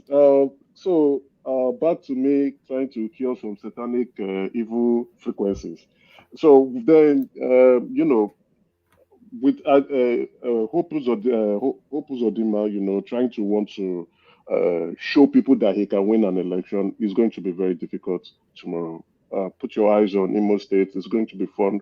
I don't know if Woman is going to turn up very early to monitor that space so that we can have our, whether coffee, whiskey, cognac, or whatever you drink, or beer, or you can monitor the space and enjoy yourself while we're having a conversation. But okay, that's it for me. So signing out, and hope there are no any more satanic evil situations anymore again. Yeah, you're obsessed with that phrase now. But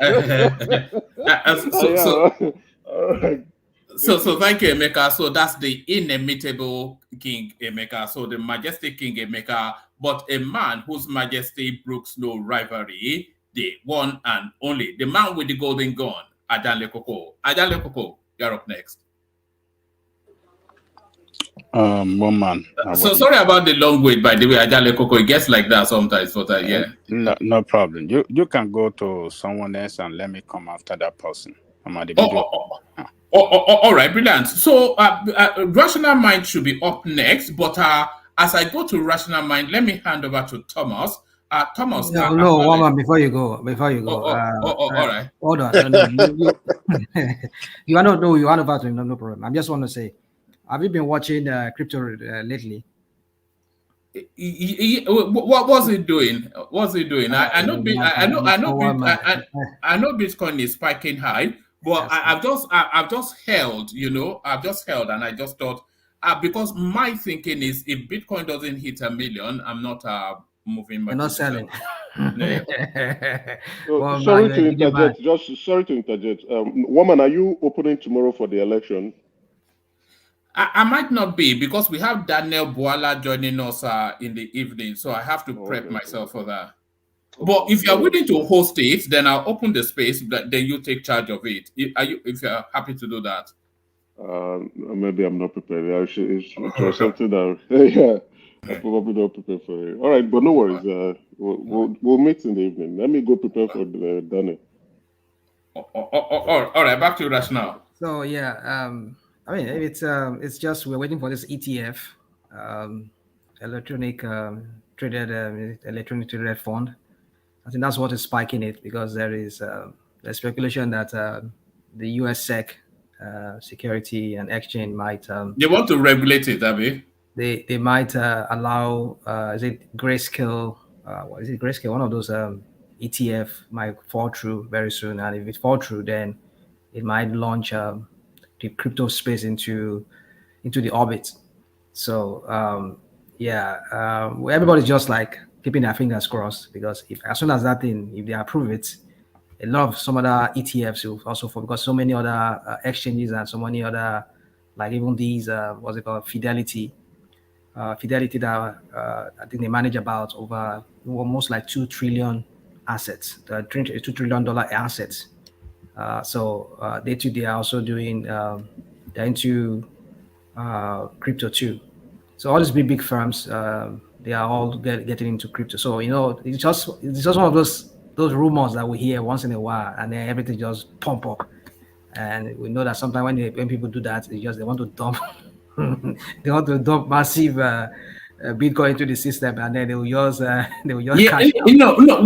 We see that a lot. It spikes high, and then it pulls back sharply, but then it always plateaus higher than where the original start point. So that's always been it. So it'll go up by, let's say, from 100 to 180, then it'll pull back to around about 100.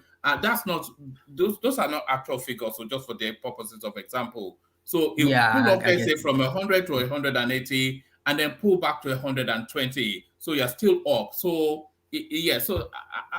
but I'm somewhat disappointed, actually, because I thought you would have hit the million. That's because there are only 25 million Bitcoins ever going to be created, and all of it should be out by now.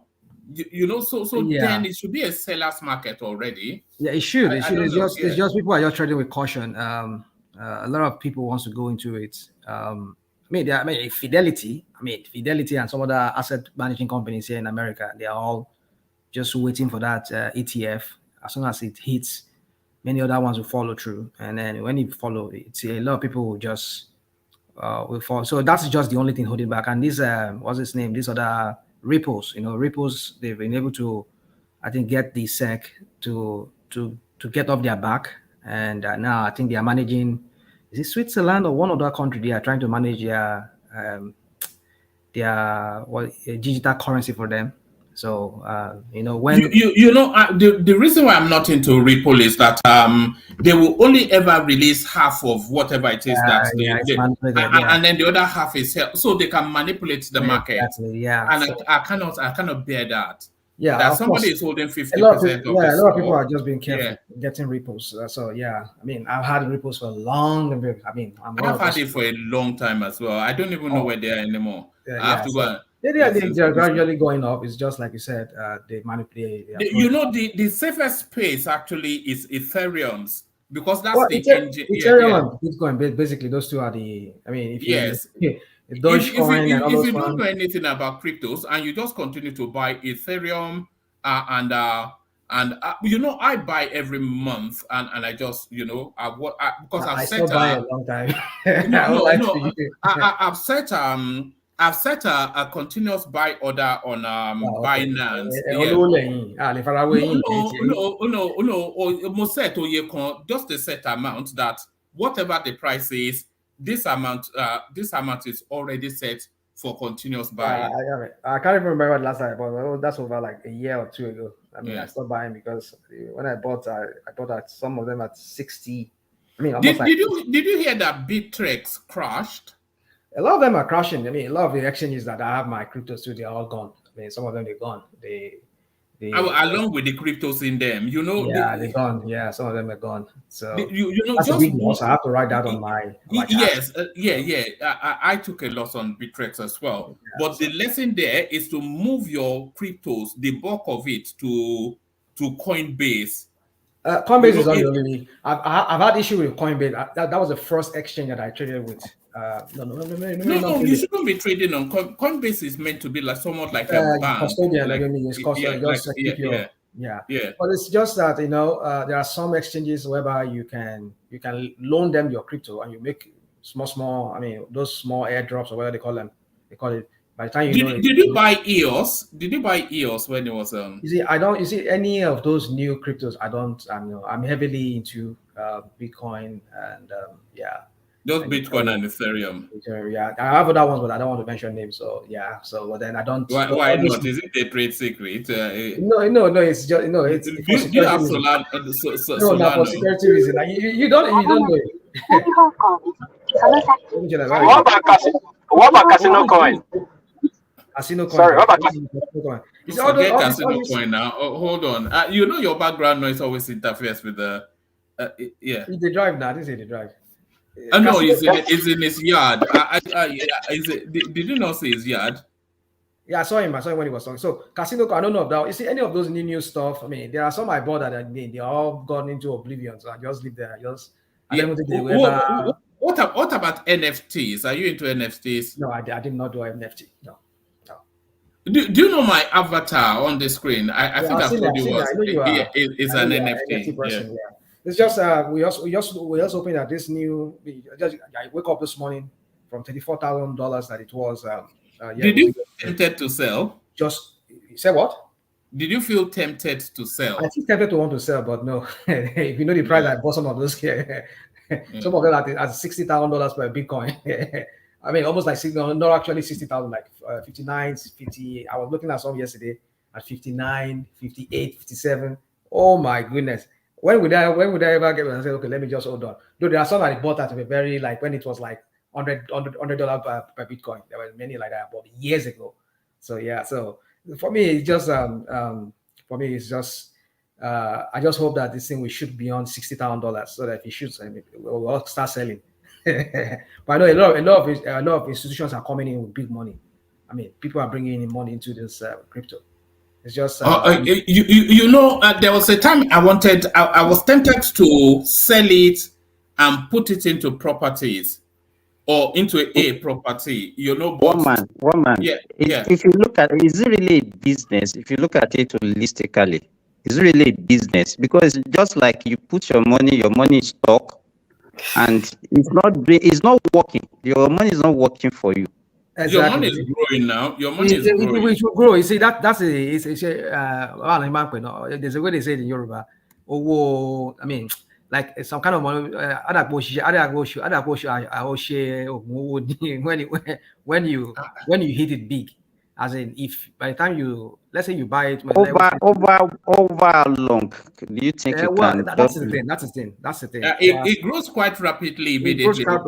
You know, in 2017, it said, and that was when I first started buying Ethereum. It was selling for about £7. That's 2017. Do you know how much it is now? If you go to coinmarketcap.com, it will tell you that it's about 3 grand from £7 in 2017. Just imagine if you have bought it that time, you bought yes, you just look back and regret when you think about that crypto. Yeah. The times you sold, what you should have bought. 2017, to this time. 2017 till now. I pull it up now. I know. I'm not saying. I'm not saying it. You know what? One man just explain to me what you just said now is not clear to me. He said you bought it £17 or something like that. 2017. How much is it now? £7. £7. It was trading for 2017. In How much is it 2017, now? How much is yeah, it now? a lot more. Hold on, I'll tell you. But In hold dollars, on. it's over $2,000 now. Yes. Imagine you buy it like $30 something back then.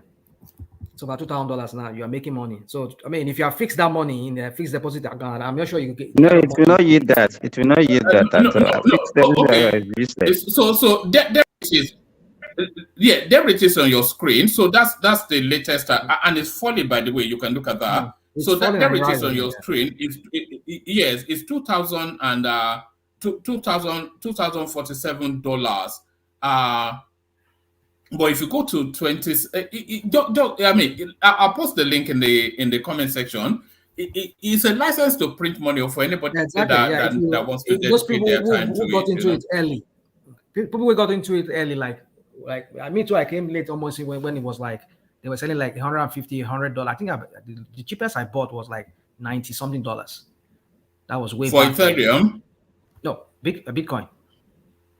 Even that still is still now. That still is still. Yeah, but so imagine you bought it there, you keep it now, and then you are selling it. Let's look. BTC. You know. So, but then okay. It's Okay. If you remove a digit for, in fact, okay. So that's Bitcoin now, $37,000 dollars. It got to it over 38 in 2017. It was selling for £700. Just imagine. 2017, 2018, just imagine. Just imagine, yeah. So imagine if you had put £7,000 in that. It's just if you have some kind of money that you don't want to use it right now, you just want to keep it. Just put it there. Just like money that you just follow it, that you don't need for anything for now. Yeah, that's what I'm saying. If you know you don't have any, just put it somewhere. Just let me because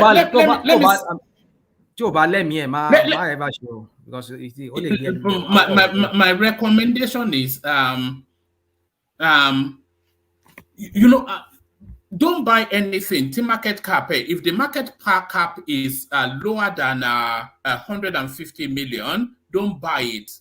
Don't buy it. So and then if you go to this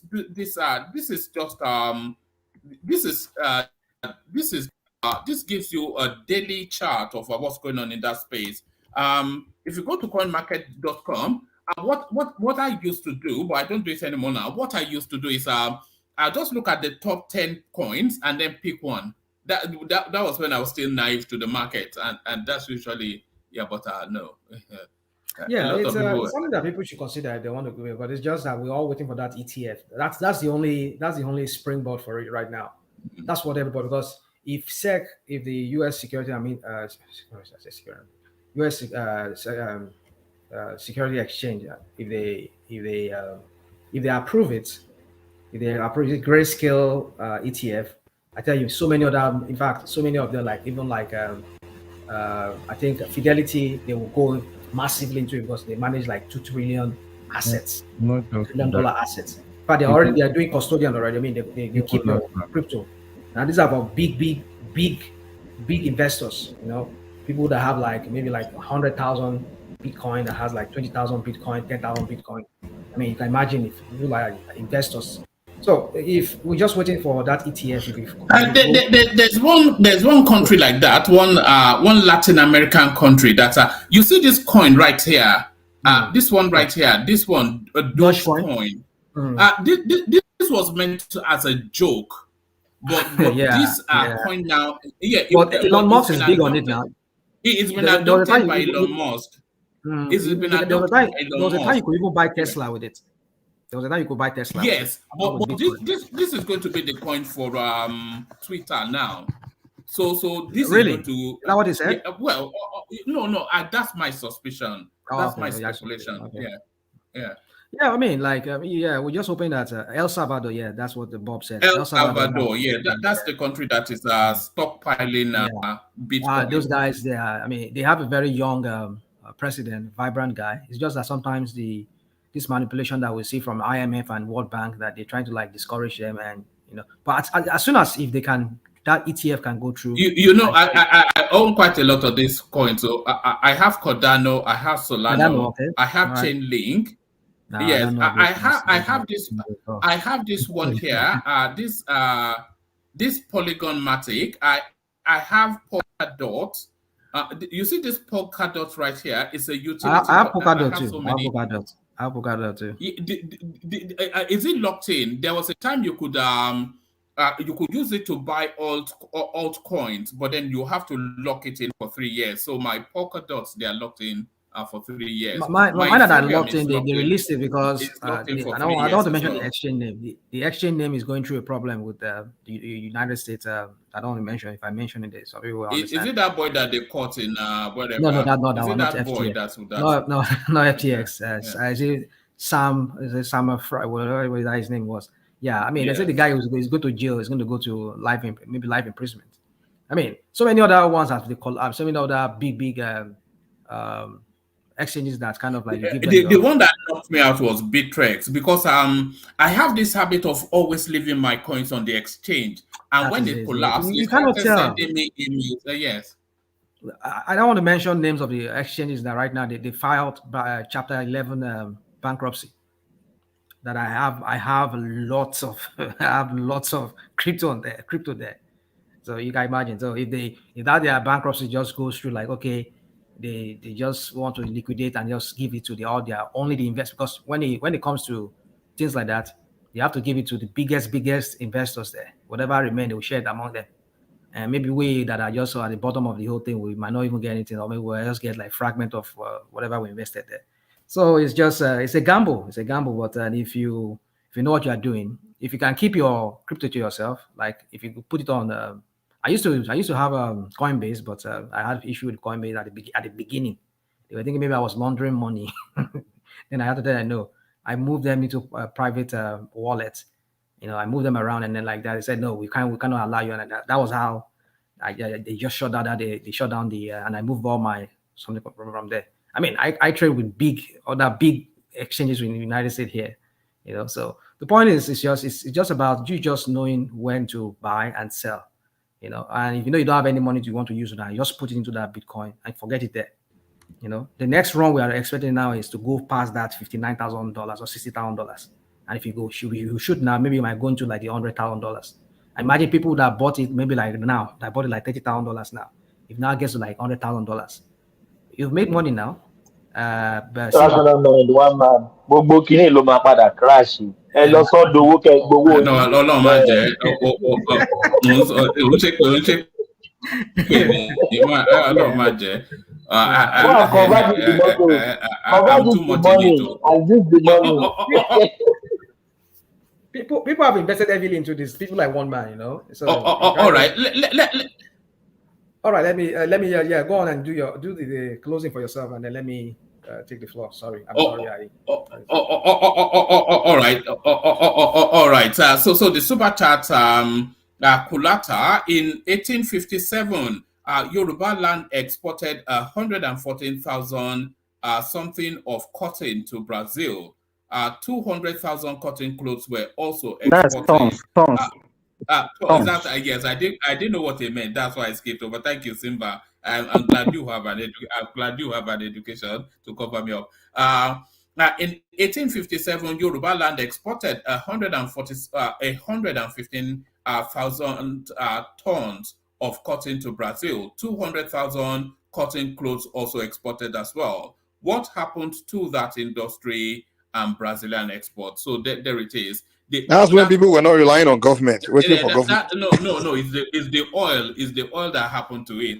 The oil. So everybody's going to waiting for government to solve their problem. Destroy that. Yes. The cocoa industry, everything destroyed by that oil. So thank you. One man, do you know if we don't discover oil, maybe it will be much greater than this? Don't you think so? Yes, now. That oil is like a cost. All right, Kulata again with another super chat. Ola comes in both on screen and in the super chat space. Thank you, Ola. Of course, we are going to mention Ayo, and there is Ayo right there. And Ayo never once, never even twice. That's still 3 times Ayo, and that's 4 times Ayo. And Ayo, the big super chat he did was in response to the call out from Aiko Gelme. And Aiko Gelme, of course, he started off the super chatting. So keep the super chats coming and bookmark yourself for Daniel Bohala to join us tomorrow. So here now are the military administration of our General Thomas. Thomas, over to you.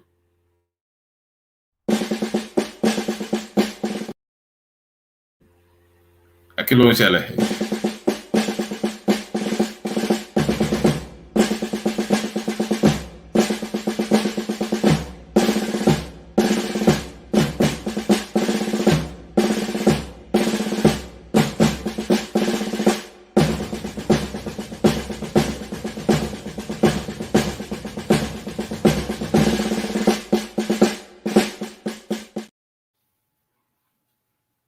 Sorry, Thomas, I'm still here.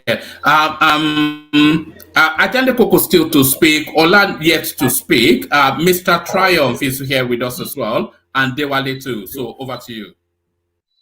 Oh yeah, thank you. Yeah, Ajale Gogo is the veteran. Ajale Gogo can speak at the end of the platform.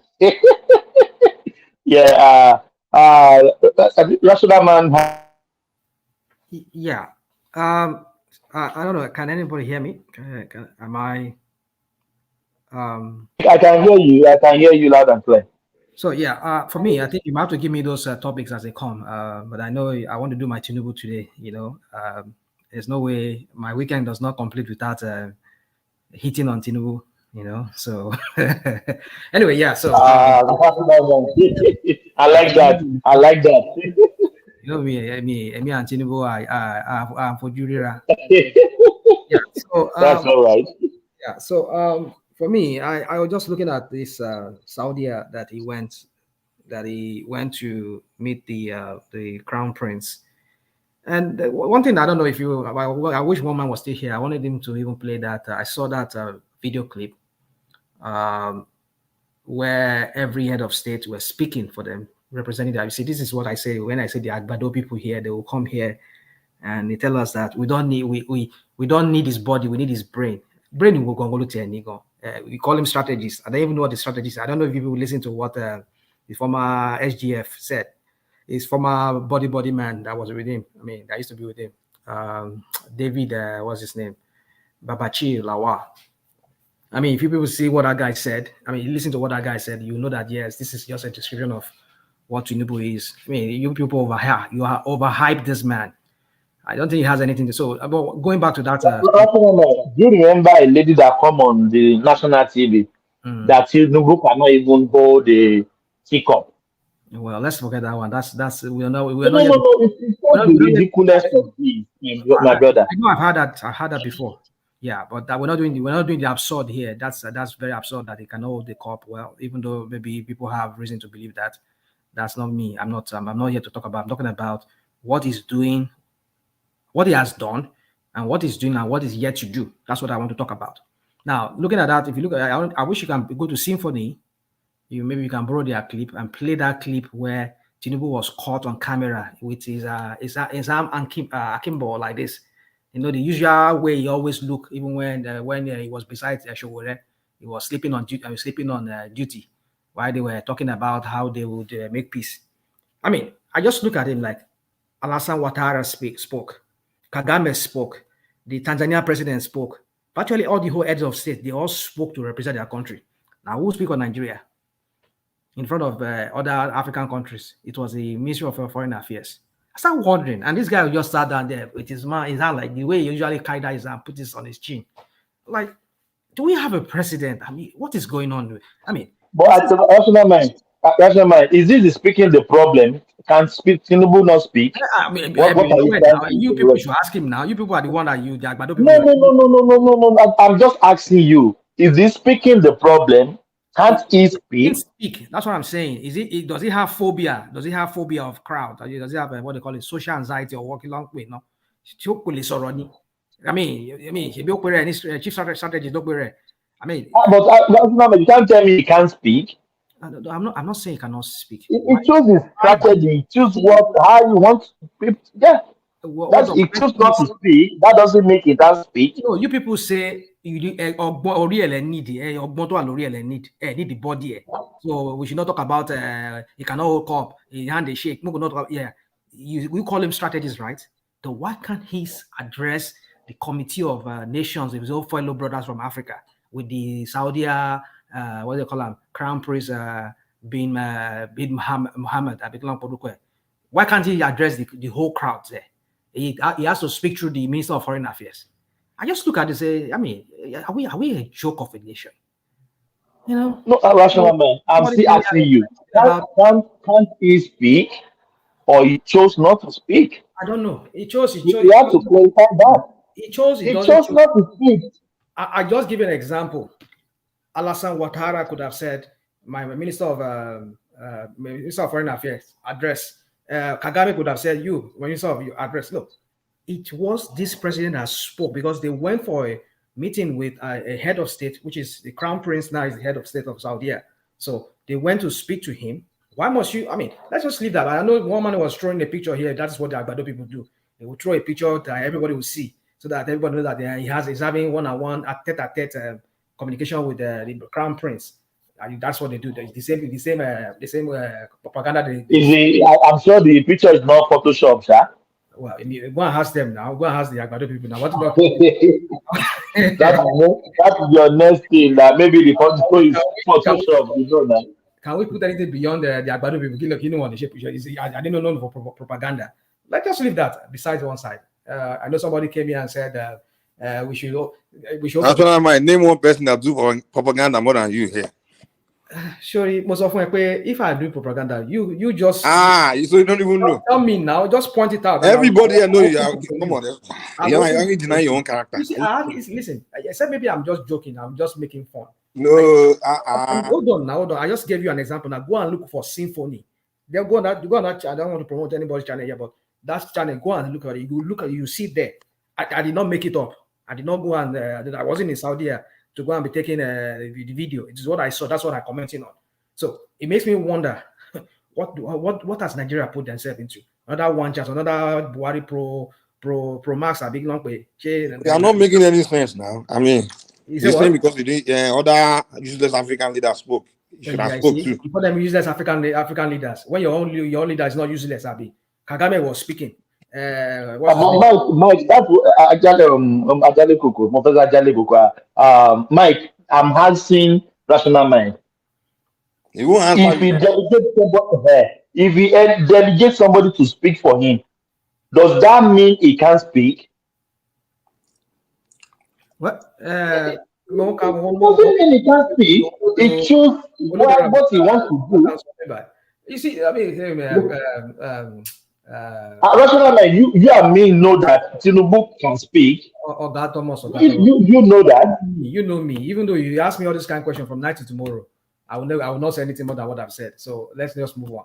So my point is this: is that they said 25. Imagine a country, one single country, promising to. I think the total money they said they want to invest. I think it's about $35 billion, or if not, like $40 billion. But I know he said of $25 billion.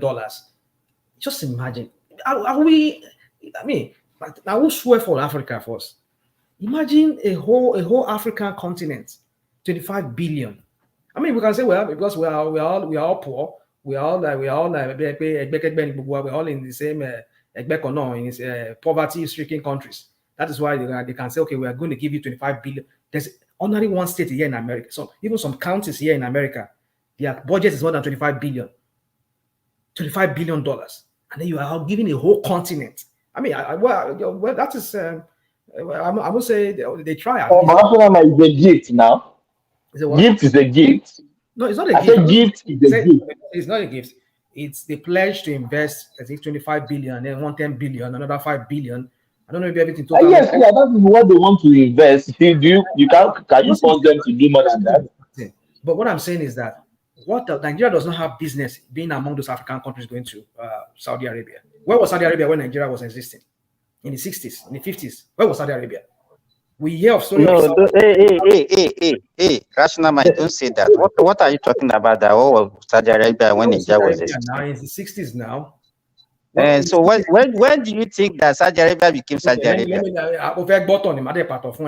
Okay, Oh, lè pàtàn fún mi náà tó onítàn lẹ́nu ni tó dẹ̀ tó máa fẹ́ máa parọ́ tó máa fẹ́ parọ́ mi báyìí.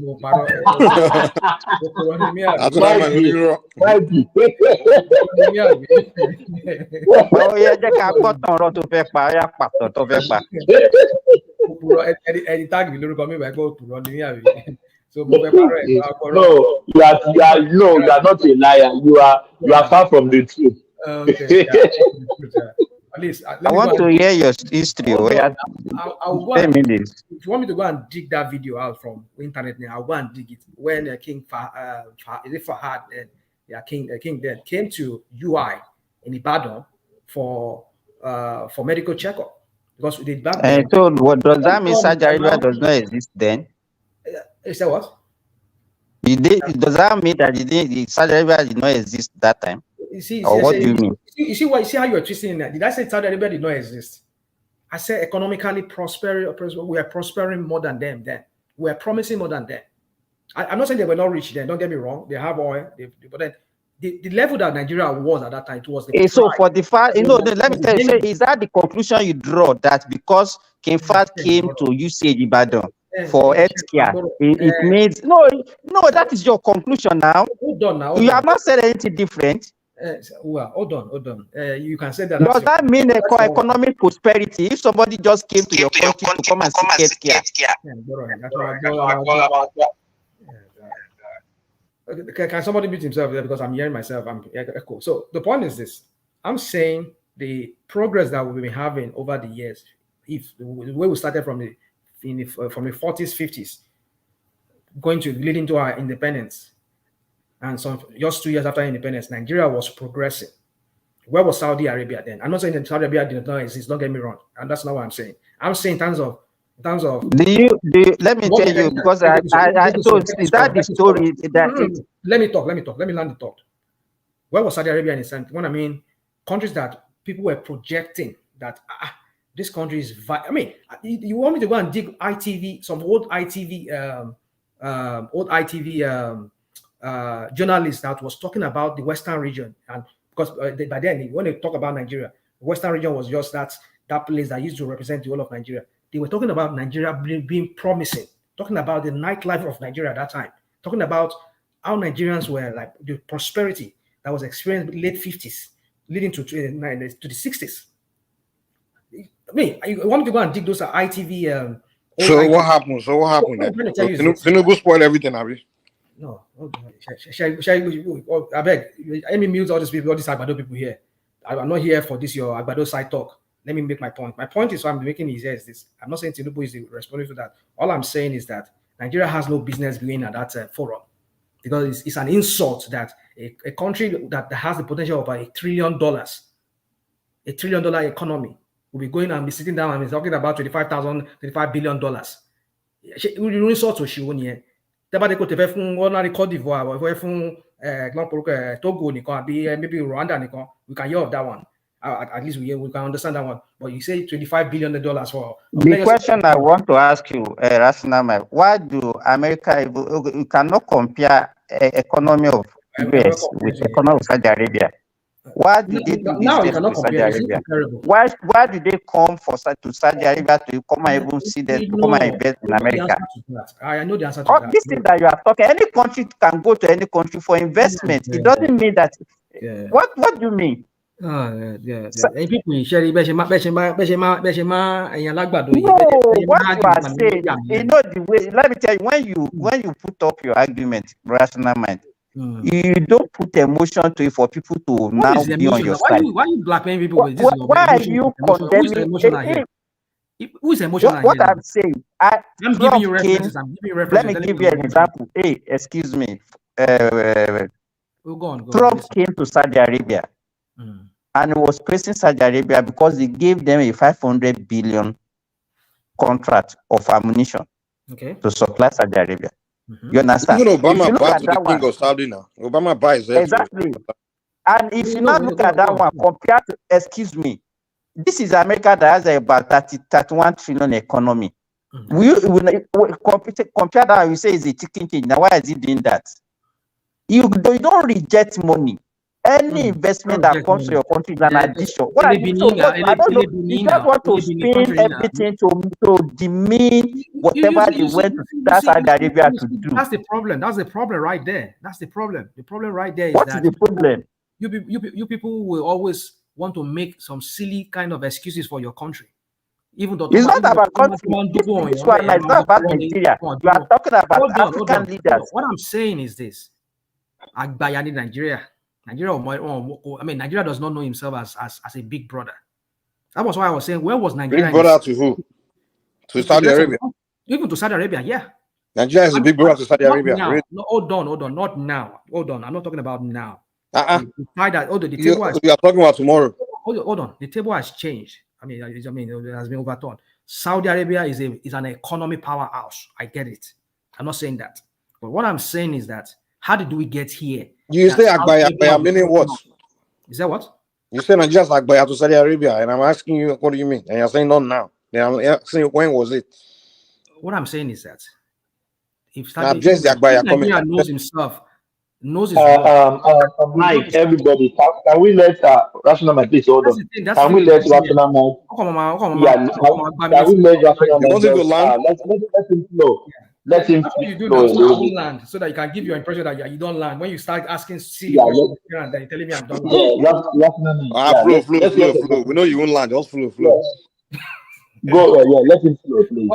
Go on. Let me just say this real quick. What I'm saying is this: is that we don't have any business attending that forum. Nigeria does not. Nigeria is in itself is an economy powerhouse of its own. But we know we're not there yet. We're not even with the idiot that just left there recently that just messed up the whole country.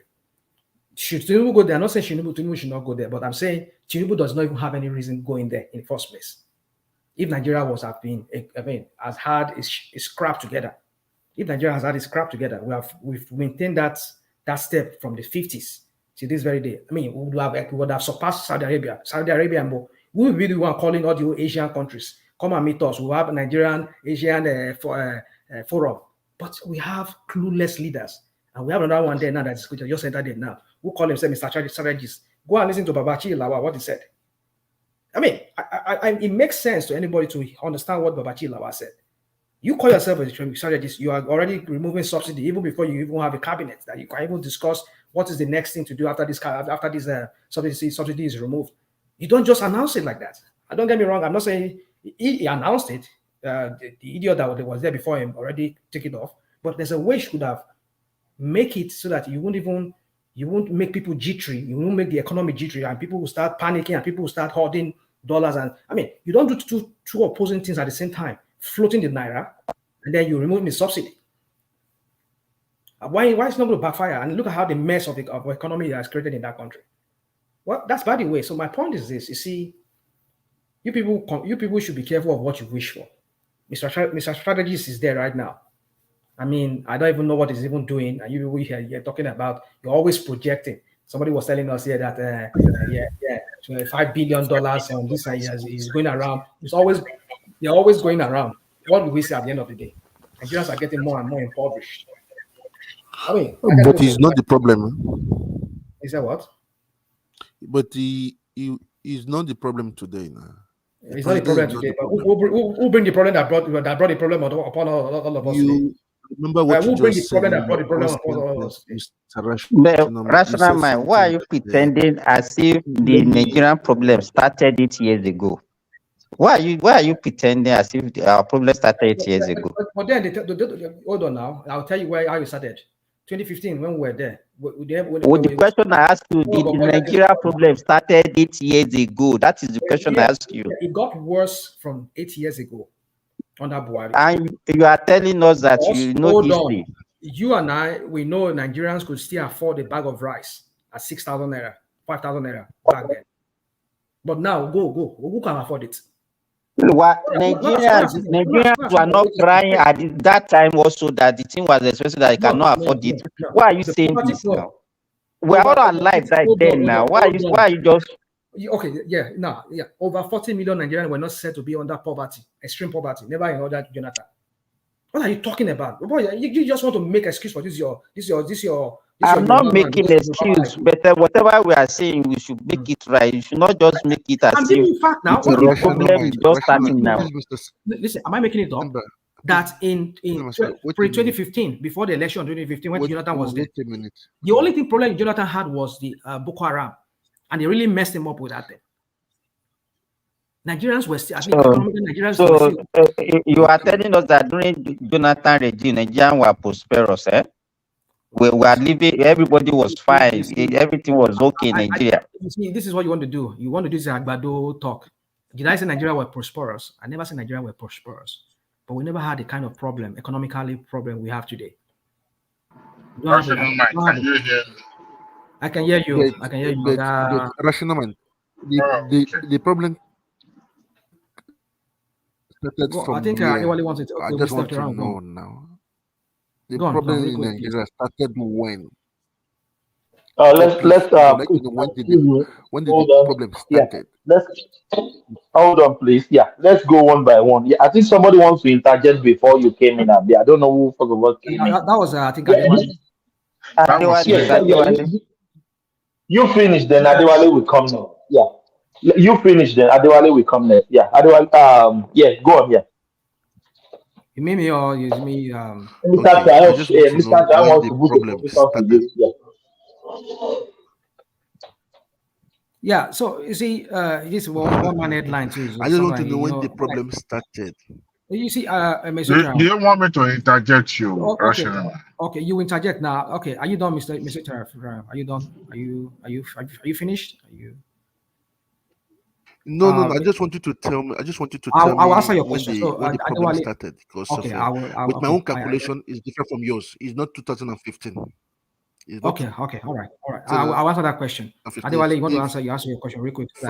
Yes, I wanted to interject you.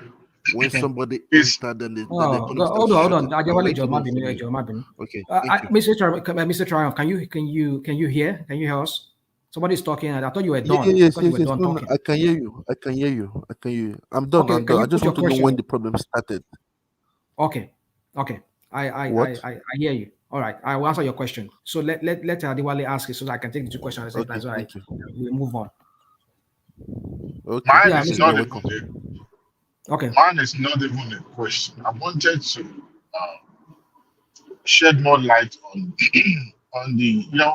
on Buhari's administration. It seems we are really quick to castigate his administration as it was a total failure. In the history of that country, his administration witnessed an event that was enough to destabilize any struggling economy in the world.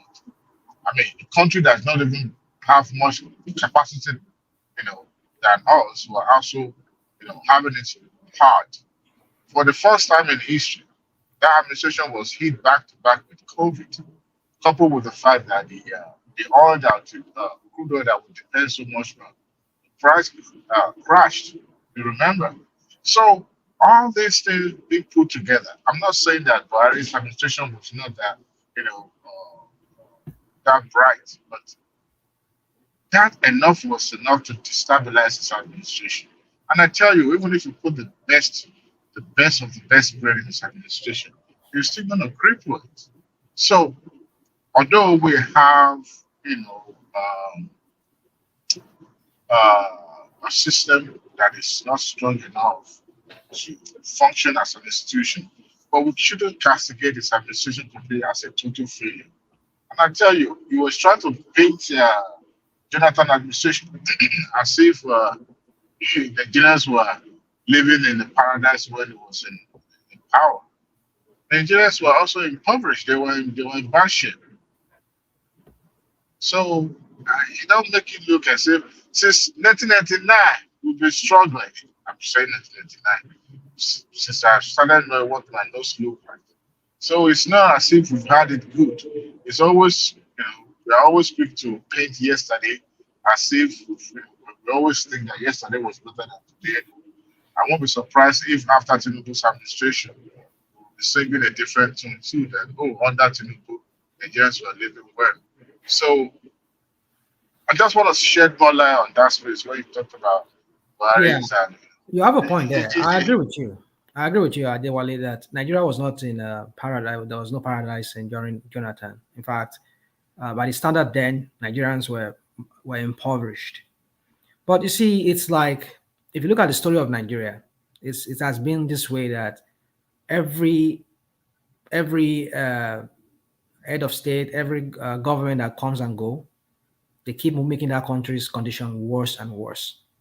We thought maybe we've seen the worst during Jonathan. Then Buhari came. What happened? It made it worse. I mean, you can give the excuse of COVID and other recession. I mean, there's some kind of, some of them were self-inflicted. Some of the situation that we experienced post-COVID, and pre-COVID and post-COVID were self-inflicted. But I mean, maybe not by the people of Nigeria, but by the people ruling them, the people who are governing, who are governing the governed. Because if he had done what he was supposed to have done when it regard to his insecurity, the money they pump into food alone, that money, central bank money, they said they were giving anchor borrowers or whatever they call it, that they were giving to farmers to produce food, we would not have even had problem. But the insecurity that he folded his arm and he just acted like, it's like some of us, like we have amnesia of what happened during these idiots that just left. How even so many Nigerian army were killed, people were kidnapped, people could not go to farm. We all hear that. I think that was how For One Man's platform started around that time. That we're all here talking about how these Marondin idiots from his clans, they were just going and they're just doing anyhow. They were unleashing terror in everywhere, part of Nigeria. Nigerians are afraid of going to the farm. People are being kidnapped, and he stood there doing nothing about it. Always. I was asked to change his chief security officers, and he played politics with that, to people's life. Nigeria could not have worse. Not even the money they pump into this rice whatever scheme that they said they were doing there. That could have at least sustain us even throughout that all those times of when COVID was hitting other countries. If there had been insecurity, it would have at least tamed to a large, because Nigerians, you see, Nigerians are the most easy people to govern. Just give them food, leave the rest. They will sing your praise to high heavens. But this idiot was just sat down there, did nothing. I don't know, maybe he was battling with his own health and other things that don't badger. Who knows? I mean, the evil spirit that was just battling with him in there. I don't know. I mean, it he has this nonchalant attitude. Doesn't care less. We heard about his wife going to Dubai to live. I heard that he was poisoned. Is it true? Are you aware of it? Well, let's leave on that. I don't want to go into all of that. Poison or no poison, I don't know about that. So my point is this: just to answer your question.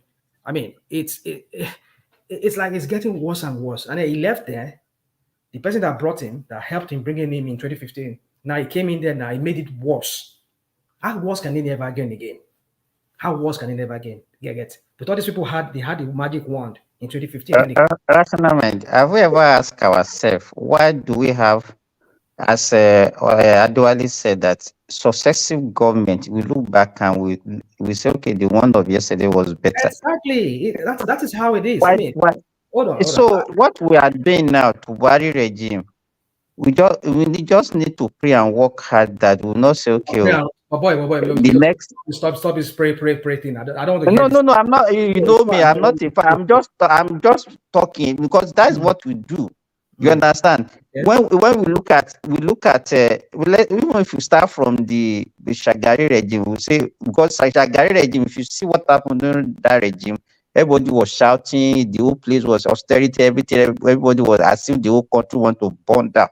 And that was what happened during Shagari regime. Everybody was jubilating when the military came, you know. You understand? Because we thought that regime has been bad. Now the military that came after, we can even exonerate the Babangida, the Buhari regime, because it was short-lived. But the Babangida that came, they did it better. Abacha that came after, you understand what I'm saying? Yeah, I totally agree with you. Yeah. So the issue is, we have to look holistically and not to start all this blaming game and be blaming individuals.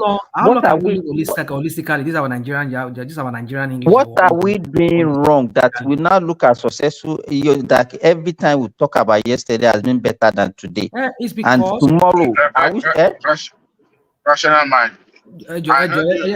Simba land, no, Ejo. Simba lost land, please. So what I'm just saying is that is there anything that we are doing collectively wrong as a nation that we are not moving forward? It's like we look back and say, how I wish we were like yesterday. Tomorrow we are not even sure of tomorrow that tomorrow will even be better than today. Do you understand what I'm saying? To me, I don't think it has to do with an individual. That's the way I just look at it. So to me, I think it's a collective thing. But if you are looking at individual, I think the same mistake you have been making for years, and it will continue. Everybody is blaming Buhari as if Buhari is the cause of the Nigerian problem now. I hope we will not blame Tinubu also when he leaves. Can I quickly interject, please? I think Adewale wants to come in. I don't know. Adewale, you want I wanted to speak on that. Earlier you were blaming Tinubu for making that pronouncement that they shouldn't have said that during the inauguration, right? That it created panic and all these economic frenzy, and you have prices of goods and services skyrocketing, right? Yeah. But you see, for how long? But actually, before you make the comment, but we knew that it's going before Tinubu pronounced it. If he has been in the news, isn't it? Even the marketers are. Yeah, I'm here. Even the market, there was apprehension among the marketers as well. It's not as if it was new to everyone. They knew that it has been what do you call it? Subsidy was not included in the operation bill. So, but you know one thing, rational mind. Let's look at it this way in a macro prison. For how long can Nigerians afford to continue to live a fake life? Earlier, we were blaming Nigerians for going to Saudi Arabia for the summit. I had once criticized African leaders for honoring all this invitation. I think what they should have done is to invite those people to organize it on African soil, so at least they can see what they are trying to romance. But you see, you can't be a pauper and doing shakara. You have to hold on to one. You can't be a beggar and you say you have a choice. You don't. You are seeking for people's money. You are asking them to come and invest in your land. However, you are trying to be choice selective. It's not going to happen. Well, what you can do is to leverage. But you see, what we have in Nigeria is a case where we have to deny ourselves some pleasure. You see all those overhead costs and all those things. That is not even an issue.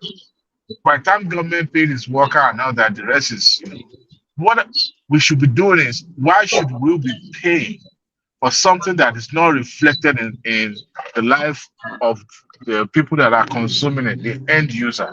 So when we consider that tells us what we need to do, and that is what this administration has done. Okay. It's painful because now we are now seeing the true. Go ahead. Okay, sorry. Hold on. Adewale, you are breaking. Are you driving? You are breaking. I can hear. Yeah. I can hear. You are breaking. I heard him very well. Yeah, we had you, but you are breaking. Let's hear from Remy. Can you still hear me now? Yeah, we can hear you. We can hear you. Yeah. Okay, let me round up and Remy or Sima can come in. We delayed our suffering. That's why we are now suffering now. We should have gone through this suffering for a very long time for things to get stabilized, but we delayed it. The Jonathan and Buhari administration delayed it by continuously subsidizing a product that is we are not supposed to be even subsidizing in the first place. But you see, politics will continue to play its part. But now that we've seen the entire thing, now Nigeria will understand that what they've been paying for is what government is trying to, subsidize. And we should be optimistic, rational So, mind. We should be patriotic. This is our reality now. Yes, Yeah, our okay. reality. Can I come in now? Yeah, come in. Yes, Remy. Yeah, let's hear Yeah, from Remy. yeah. Good morning, good morning, everyone. It's a nice discussion. I've been listening before I fell asleep again. So now I'm fully awake. I think the whole scenario I can pan into three perspective or dimension. First, the one we are discussing now. For Nigeria now, we now know the true reflection of the country. And removing this oil subsidy, although in the short run, it can be a pain in the life of most Nigeria. But in the long run, everybody will be happy. And I will tell you why. In the long run, we are not going to be using petrol to power our bus-driven vehicle in Nigeria. It's going to be fully electronic, like the old world is doing right now. Now they are doing that, Remy. Do you know that? They are doing that right now. That's what I'm trying to say. And when you are using electric vehicle, that means in the long run, most people will not buy gas-driven vehicle like before. Where I live now, majority of the people are using electric vehicle now. So in the long run, it's going to be a good path for the country. And while some section of Nigerians are making the country, making a lot of money, and we continue to subsidize half or the 50% of West African states, because most of the oil or petrol end up going there and continue to subsidize them. Actually, what do you expect from Tinubu? Before he became the president, things were quite worse. Look at the way Emefiele did the Naira and printed of Naira. We have been paying recurrent expedition to satisfy our elite or the political class. The country is not making enough revenue because of the downward trend of the monopoly of oil, which we import, which we export. So we don't have the money. And then this is a country that never planned for more than 40 years. No particular plan. We don't have a plan. And then our democracy was distorted by the military. They too, they did not help matters. They also siphon money left, right, and anywhere they can. There's no big difference between military. Hey, Remy, can you imagine they are still receiving Abacha money till now? So if you want to look at it objectively, this man, the new president, is just around 6 months in the corner. And he have done something wonderful. And you people are not looking at it very well. To me, I think most of the state governors should be handled. Since he came in now, the monthly allocation they are receiving for the federal government have increased by 50%. Some of them that get as nearly as 20 billion, they are making 40, 60 billion every month they are giving them. What are they doing with the money? I asked a rhetorical question the other day. Anambra State, Katsina, Borno State, they recruited 7, 8, 10,000 teachers. What is Oyo State? At least Oyo State or all the other states in Nigeria, what are they doing? What are they using the money for? Why is a war-torn Borno State continue to buy a lot of vehicles and continue to empower its people over there with the migrant resources, pushing their people back to farm? While we in the South, to be frank with us, let's be objective here. We might be saying we are into service industry, but majority of our people became so lazy, nobody want to go to the farm to till the land anymore. Everybody want to live a life of big life, Instagram life. We want to go to the big city without nothing, and we want to make it in the next 1 or 6 months. What kind of society do like that? Everybody of us, we live in foreign land. When Mike was asking you a very good question about property tax, you guys said that they are paying tenable, what do you call it in Nigeria? A kind of tenable tax. Tenement rate. I just laugh. Why are people thinking this? And there was the guy that said he was paying 1 million. He said he was paying 1 million in Abuja. You know, people that just come to the platform and lie. Yeah. Because a property tax have to be revalued yearly. And when they revalue your property, then they now tax you accordingly. If you sit down and look at it, I am here Any money I make, do you know that they remove unemployment support from my salary? They will remove pension. They will remove so many taxes that I'm even tired, sir. It's like 5 or 6 taxes. And still, I still have to pay some taxes that are different, like annual road tax. I just asked myself, in Nigeria, if they introduce 20,000 naira as annual road tax for everybody in Nigeria, will they pay? It's a country where there is entrenched corruption. People want to go through the back door every time. And then we come here every time and you castigate your leaders, like your leaders are not from your community, they are not from your side. So sometimes when you guys speak, I wonder, are you from heaven? Are you different from the other people? I always preach patriotism. I always preach nationalism because if you look at all those countries that have excelled, first thing I realized that they love their country.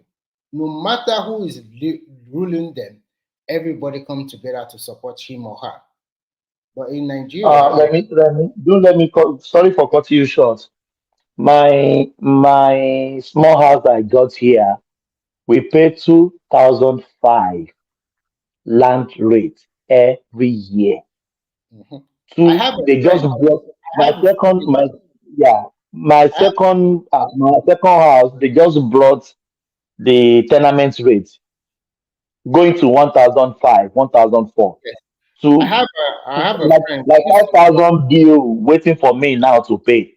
Yeah, I have a friend. We used to live together in China, but he's in Australia in Perth, But and he Mr. has to. Thomas, but sorry to cut you, Mr. Remy, Mr. Thomas. Do you know that you can the money you pay that 1,005 Hello. you pay yearly.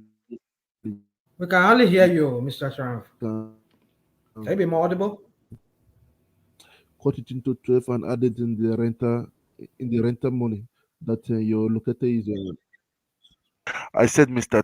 Thomas, you can divide that money like the 1,005 into 12. Then you add It it depends on their in country law. your rental fees that the person living in your house paying. No. You can do it anywhere. You can do it anywhere. It is just business. You can do it. If you're that means you're not the one paying the tax. It is your tenant paying the tax. That is it. It's just simple as that. Okay. Thank you. Okay, I understand what you're trying to say. Some countries do like that, but if you want to split it to pay in 3 installments or 4 installments, sometimes they have the additional interest on it, and some they don't do No, that. Mr. Remy, it's So what I'm not trying the to say, one paying it. It is the tenant. It is the tenant paying it for yeah, him, I know it Mr. can Remy. It pass, is the but tenant. if it pass that kind of rate to them, that means the rent will increase. And sometimes you have to think about where is your No, property. there's a way What to do is it. It is in every contract. In every contract, in every house you rent. It no, is they don't included allow in that kind it. of You understand? It is here. included They in don't it. allow that kind of No. thing They here. do. They do. Every landlords in Europe do it. Every But landlords they in don't. Europe do it, Mr. Remy. Because I I'm a think I landlord know too. what you are We all trying to do it. say. What you are trying to say is different from here. What they were trying to say is that if you sell your house, then you can pass that property tax to the new owner. But here, if you are just a tenant, it's very difficult for the landlord to pass that No. property tax. That's I'm another thing. telling That's you the another truth. thing. That's That another is thing you're doing. okay. I know Okay. it's just, but the Let's moment you are renting it, Mr. Remy, the What moment did you say? you are renting it, I say Can that you say the this? moment you are renting it, Yes. the moment you are renting it, you can see divided by 12 the tax you pay, the government tax. That's it. Then is the tenant that is paying it for you. You are not the one. It is included in the buy. They call it buy. Then in the contract Okay. of a house. Maybe I'll ask more clarity from the realtor I know. Okay, you And ask him. They will tell you more. It is done everywhere. okay, It's done so let everywhere. me finish. So, Okay. in conclusion, I think now, No, before you conclude, I don't know, my voice is echoing. Remy, Go Hello? on now. Go on. Okay. before So, you Yeah, I think it's for echoing. me, I just, Adewale, I want to can you say please this just last unmute, thing. please? I mean, can you mute, please? Cool. Yeah, go on. okay, good.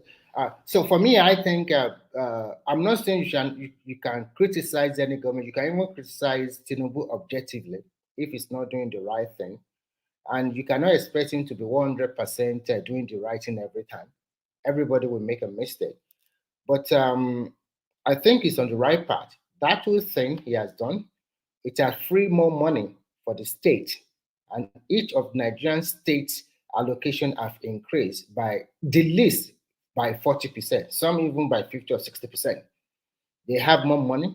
So for them not to pay their salary or something like, look at states like your state now. They are even paying extra 25,000 naira to each of the civil servants in the state for the next 6 months, and pensioner will get 15,000 naira for the next 6 months before they can now arrive at their new minimum wage. I think like I said, people are more politically aware. Handle your state governor very well, and then let's leave monetary and fiscal policy and economy to the federal government to give us a very good direction. And there is some good news coming out from China to Nigeria too. If our lawmakers are not so stupid like the one they did before, what they did during the Buhari regime, they have voted in another $5 billion in which China is coming to help us build a standard gauge rail from Maiduguri to Port Harcourt and from Calabar to Lagos. If they get this, they start this project on time, if we are lucky, that means in the next 4 years they will finish this. This will open up Nigeria a lot because with standard gauge, you can travel across the length and cross from Lagos to Who are the Calabar. people working on the? But you are borrowing the money. It's going to be Chinese company that will work on it because they provide. No, calm down. Let me finish. They will provide. No. Calm down first. First and foremost, let's say the truth. You don't have the money to do this project. That is why. Two, the way there's a way to create money in Nigeria. The way they do it is very simple. That's why there's many solutions in Nigeria. But one thing is that I hope and I pray for the president today that he will be surrounded with people that has the brain just to lead them. Because one thing is that there's a way to create money out of thin air. That's what these Americans are doing, and that's what these Europeans are doing. Nigeria can also do the same thing because I know that Tell us. Let me finish. Even if you are going to create money from thin air, it's not going to happen overnight. Tell us how you make money from thin air, Mr. Trump. So for me, I think this project, this money, 90% will be provided by China, and they will provide the technological know-how. And they will also use it like the same way they build Lagos to Ibadan. They will create employment for people, for workers. They will create all along Nigeria. So this is a good news for Nigeria because hold on, Remy, John, listen.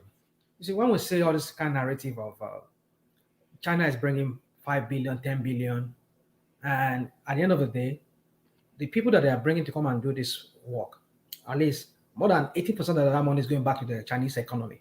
The steel they will use, the manpower they will use, at least the better chunk of those manpower will come from them.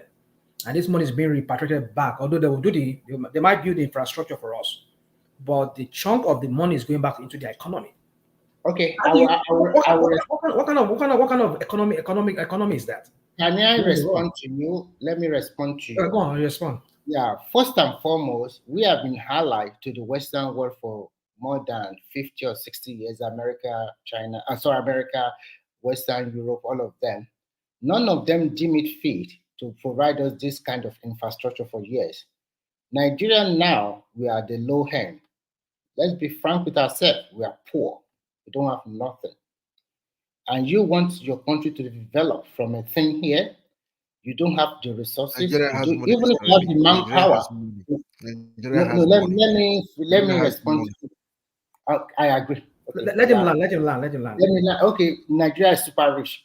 Everything we have it. Okay. These people are coming to your country with their money. They are going to bring the the technology. China has the best trained technology in the world, whether you like it or not. And they are the only country that can do this project. If they say they are going to finish in 2 or 3 years, they will get it done. So you are looking at, you want to open up your space. Tinubu only have 8, if he's lucky, 8 years to rule. So in 4 years, there must be visible something we can see in our hand. Do you think we are going to wait to bring all the big L's all over Nigeria, all over the world? Oh, we have some Nigerian professionals in France, in America, in which more than 60% of them are not willing to come back home. So I think this is a big deal for Nigeria. Whatever you like it, the chunk of people that will work on the rail line, on construction of the building, I mean the train station, and there, 70% of them will be Nigerians. But for the supervisors and some of the equipment they will use, of course, they have to bring it from their own country because you don't have it in your country. So what I see here is that I'm a firm believer of something. If you don't have something, get it, negotiate for it very well. And if you cannot pay back the loan, there's always a room for you to renegotiate. That's the problem. That's what the problem is. We don't That have is to. hold on.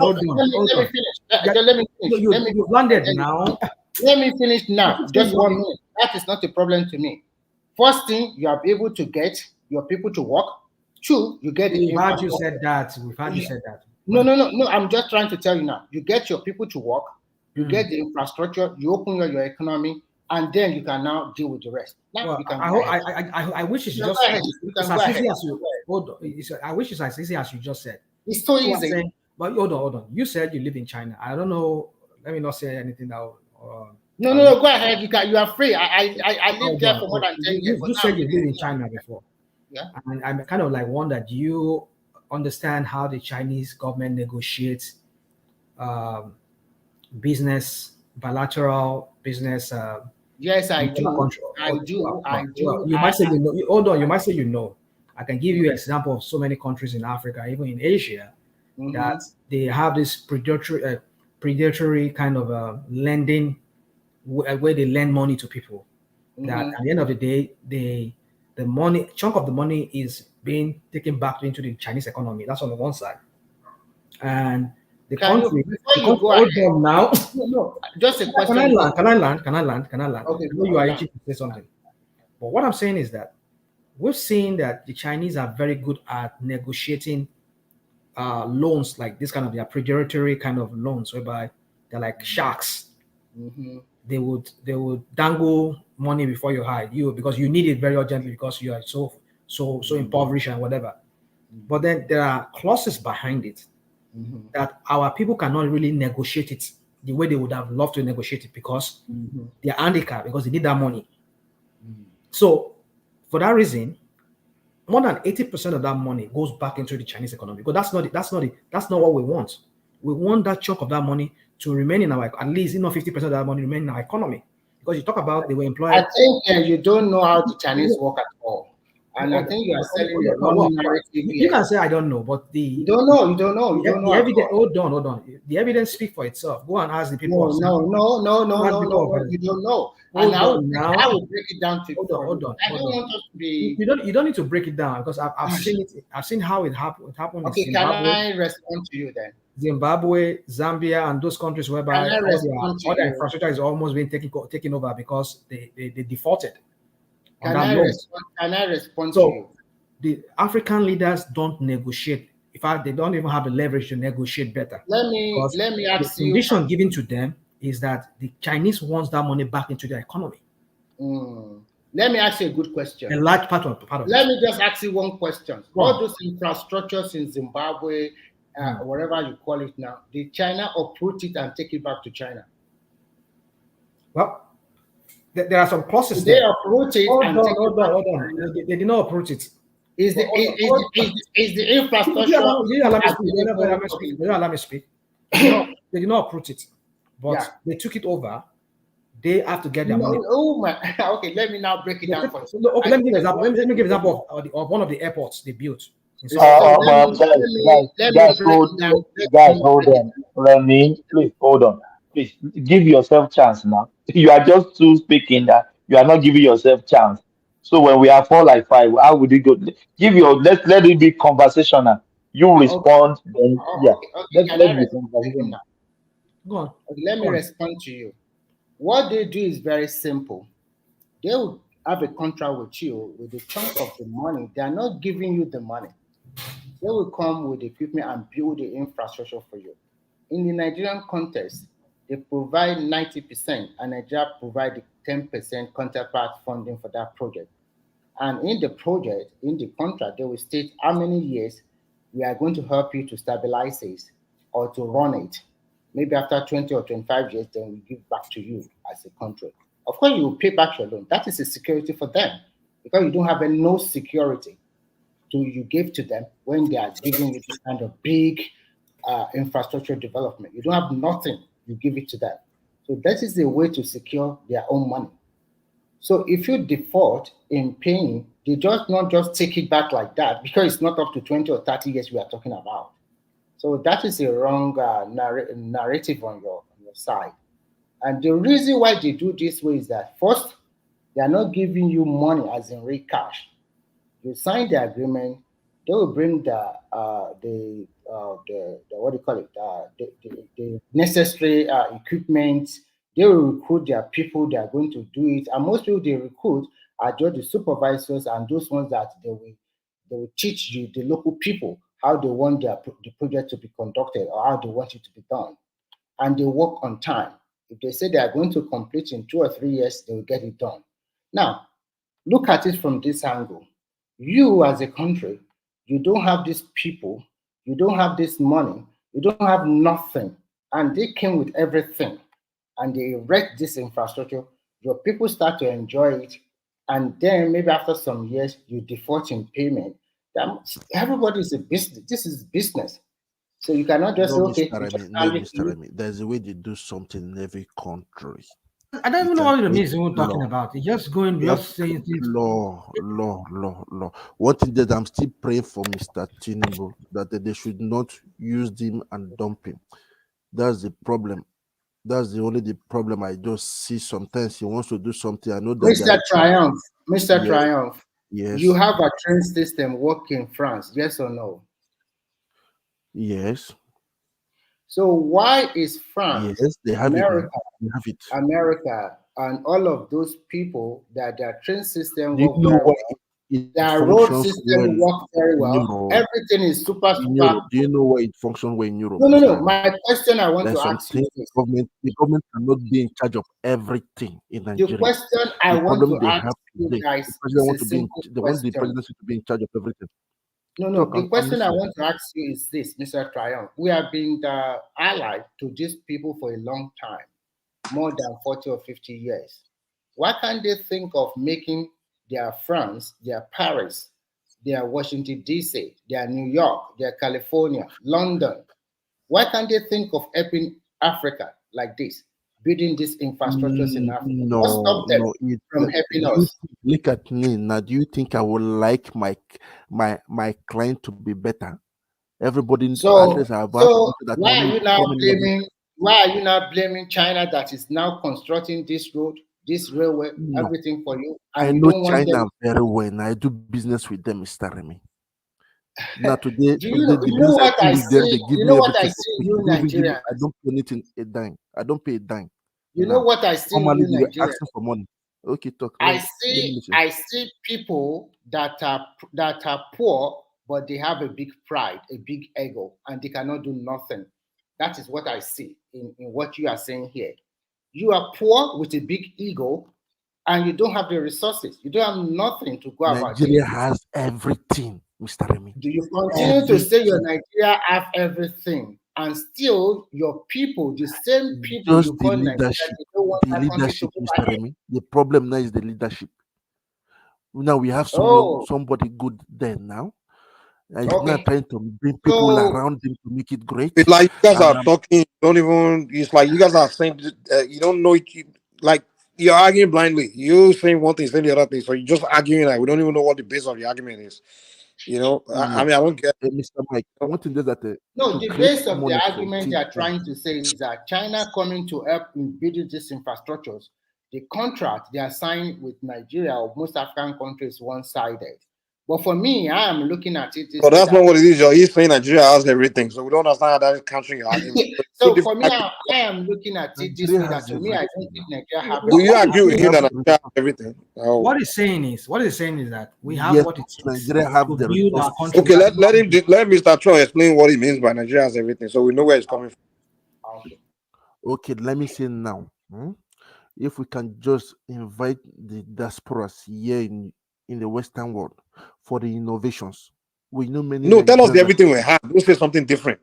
We're trying to we understand have the everything you're resource. talking about. Well, you No, asked him a we have question the now. Let him resource. answer your But question now. he's now telling me something different. No, It has nothing to do let with him answer everything. the question the way he wants to answer it. You won't tell him how to answer his Dude, question. no. That's not mine. Chill the hell out, man. If you're telling me about ABC, and then I'm like, okay, explain that ABC, and I'm talking about 1, 2, 3. That's number. It's not relating to ABC. You understand? You're telling me about letters, and then you explain the letters. You're Rational, telling me about you said Nigeria has everything. So why is he going to diaspora? Talk about exactly. Nigeria that What has does Yeah, that have to but do with guys, Tell Nigerians. Mike Thomas, guys. I mean, diaspora is still part of Nigeria. It's still I part don't know of what you're the. No, talking he's saying about. we have everything in Nigeria, but now he's saying he said we have everything we in Nigeria. Yeah, but Yeah. you and I send money back home. That money can You be did not let channeled. me It depends on finish. what he says. Let him talk. Let him talk. Anyway. Go on, Please, go thank on, you Mr. very much. Strand. Thank Go you. on. We are hearing you. Fire off. You have the floor. Okay. Yes, because of for me, if I can give the president an advice, I would like us to be an independent in energy independent. With it, Nigeria, we can start doing things. Like now, when I see that Nigeria can start creating money from thin air, the China needs something from us. They need our gold. They need also our oil. As for now, they need many of our resources. They need lithium today. So you see, like that now we can tell you that like that do this for us in certain numbers of years. You have the right to extract a certain percentage yearly. Then with it, that means you are leveraging with them. You leverage with them, not that they come and they beat the price as a penny. No, that's the problem we have. If we have a good leadership that understand the economics, they understand the world of business, because people that are getting there, they're all salary earners. For me, I will tell you, they don't have experience in businesses. That's why they still do the same mistake over and over and over and over. I like result. When I don't see result, I will castigate you. I will bring you down. So that's it. That's what you have to see. With that's what I just hope. I say I hope like now our manufacturers we can start pumping money in them. Why is that the Westerner doesn't want us to develop our manufacturing? They know what they are doing. They know what they are doing because now in the world energy economy there is money there. There is money there, Mr. Mike. I know what I'm saying. I know what they do here just to get some things. Okay, Mr. Everything Triumph, can be converted. I will Everything tell can you be converted. something that you don't But I know. don't want to start There was giving a the details because I don't work with the So administration. we don't That's it. have anything. We just have potential, basically. We have Mr. potential, but we Triumph, don't there was a time Mr. I Mike.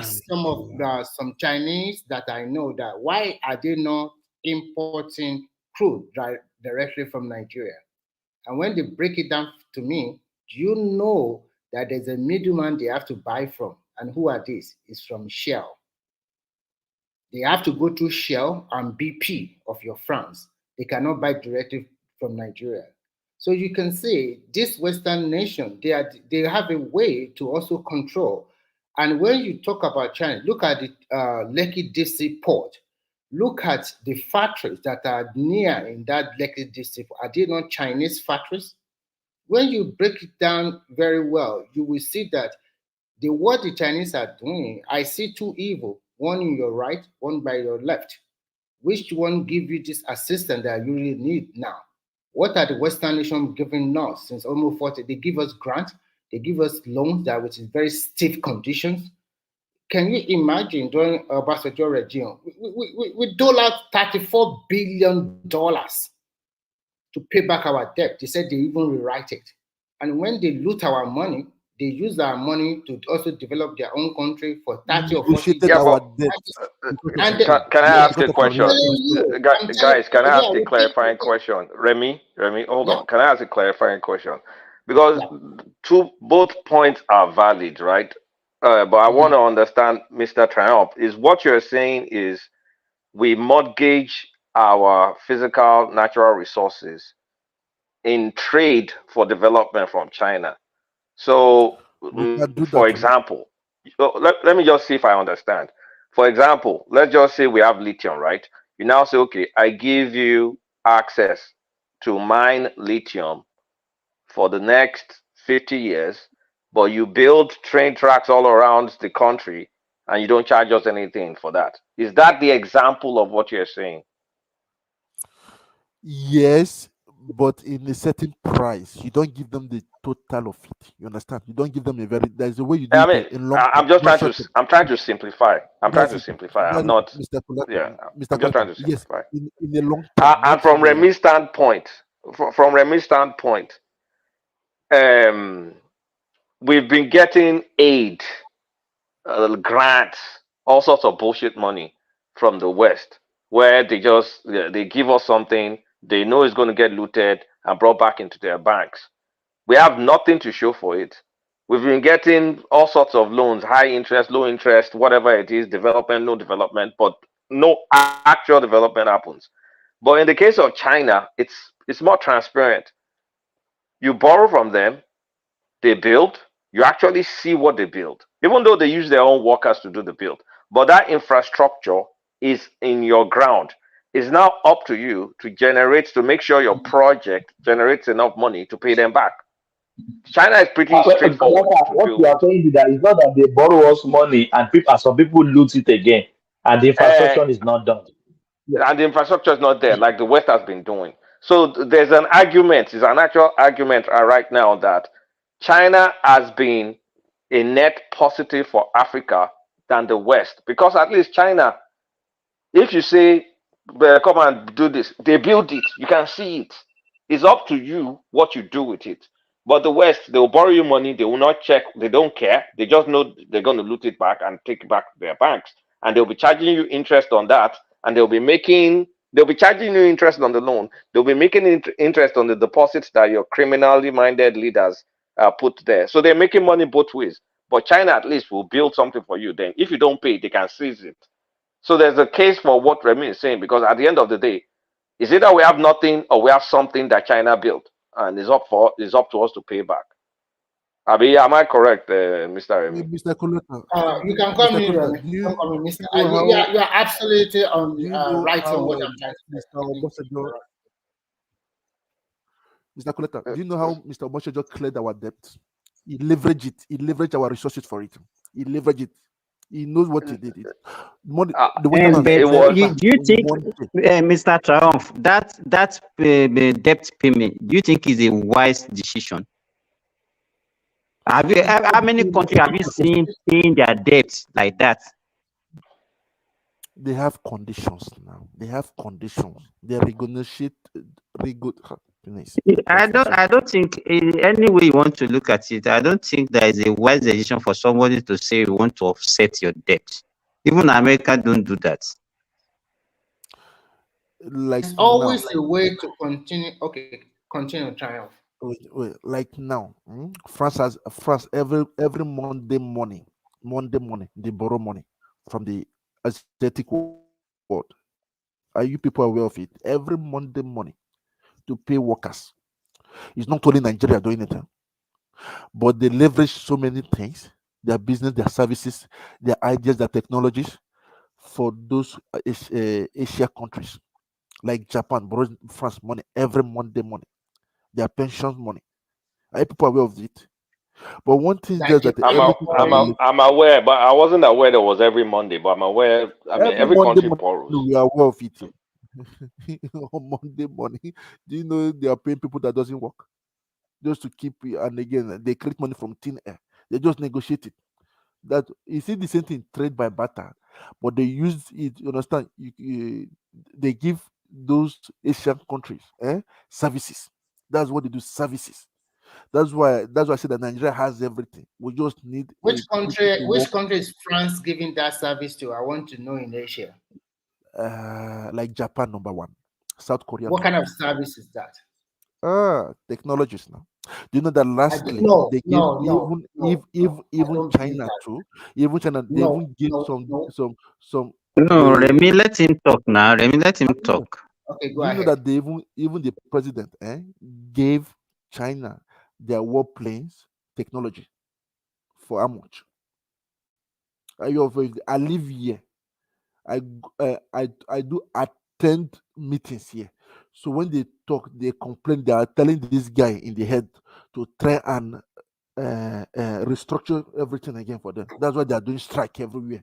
Mr. Triumph, Boeing have a very big plant in China where they also assemble or do something like that. Do you know that in China, before in the last 6 years, like now, do you know that many French industrialists there are not coming back to France because of when you are building a computer there in France, you don't have the right.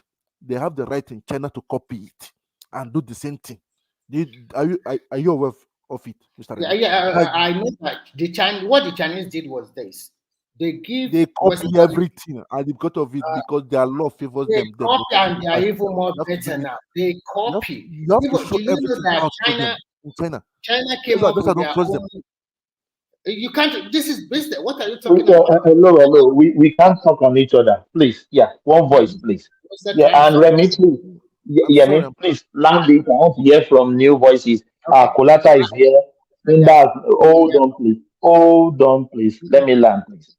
Simba is here. He hasn't really speak. Kolata is here. Madam Sita too is here.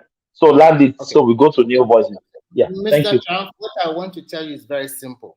China gave a leeway to Western nations to bring their technology to China to produce in large quantity because there is availability of cheap labor.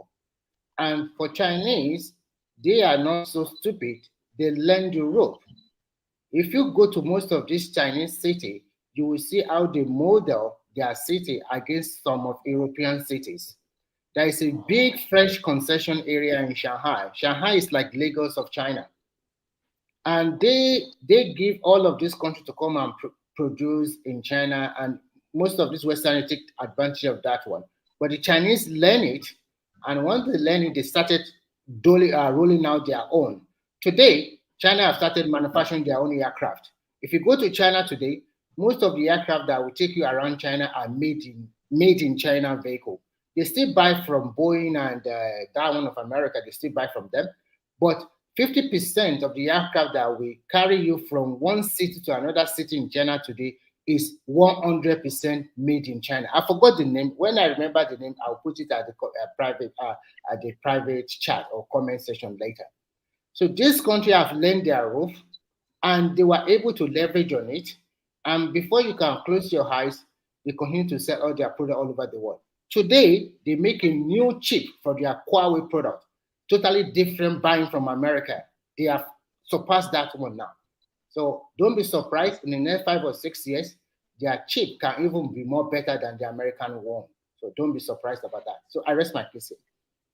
Yeah, thank you. Thank you, Remy. Madam here, are you there? Madam Thomas, Sita, are you there? Thomas, permit me one thing. I only came to Yeah, really come to. Go on. Yeah, I'm coming to both of you. Yeah, go on. I only came for one thing and one thing only. I think last week or 2 weeks ago, Mr. Triumph was introducing where he came from, and I thought that was an opportunity lost. So, Mr. Triumph, can you clarify me one thing? I think you said you are from Aniocha North. So, are you Olukumi? No, I'm from Isiluku. Isiluku. No Ugbodu, no Olukumi. Because there's some Yorubas in that area, and I thought you were one of them. I thought you came from one of but I those don't areas. go there. I only know it through my parents. But I was born and brought up in Lagos. Yeah, but a major part of Aniocha North is Yoruba. I thought you were just one of those because there are many people that don't know that. I used to hear I know that many of my families they based in Ibadan, and they based in Ogun State.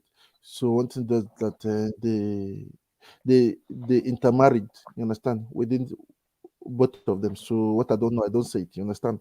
But what I know, I will say it. But I know that normally, if Nigeria is like they do in the Western world, where you giving birth from, that's where you are. I used to tell people that I'm in Nigeria. I'm from Lagos. I was born and brought up. Ojolegba Surulere. It is there. Wow. All right. Lagos boy, so you be Lagos boy. Ọmọ Èkó, ọmọ Èkó. Mr. Taron, you can contest in Lagos. I know now. One LT guy just won at the appeal court House of Representative in Etiosa local government against Obani Koro and Ban Ki-moon. And it's not even the Yoruba person. Yes. Wow. His name is Ata. So I think probably it's from Kogi or so. And he defeated Ban Ki-moon and Obani Koro. He's the Labour Party guy now. He defeated them. Yes. People there regretted it because they are just voting happy. So at the end of the day, happy 91, happy 92. No, sorry. By Kulata. Kulata. Yeah, before you leave, I want to raise this issue. Earlier on, when Mr. Taron. Hold on. Why are you chasing my panelists away? Did you say he's leaving? Thomas, you know sorry, I sleep I'm very sorry. early.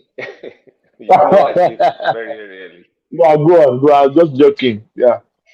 Okay, so Mr. Taron was talking about diaspora and the money that the diaspora remitted to the economy.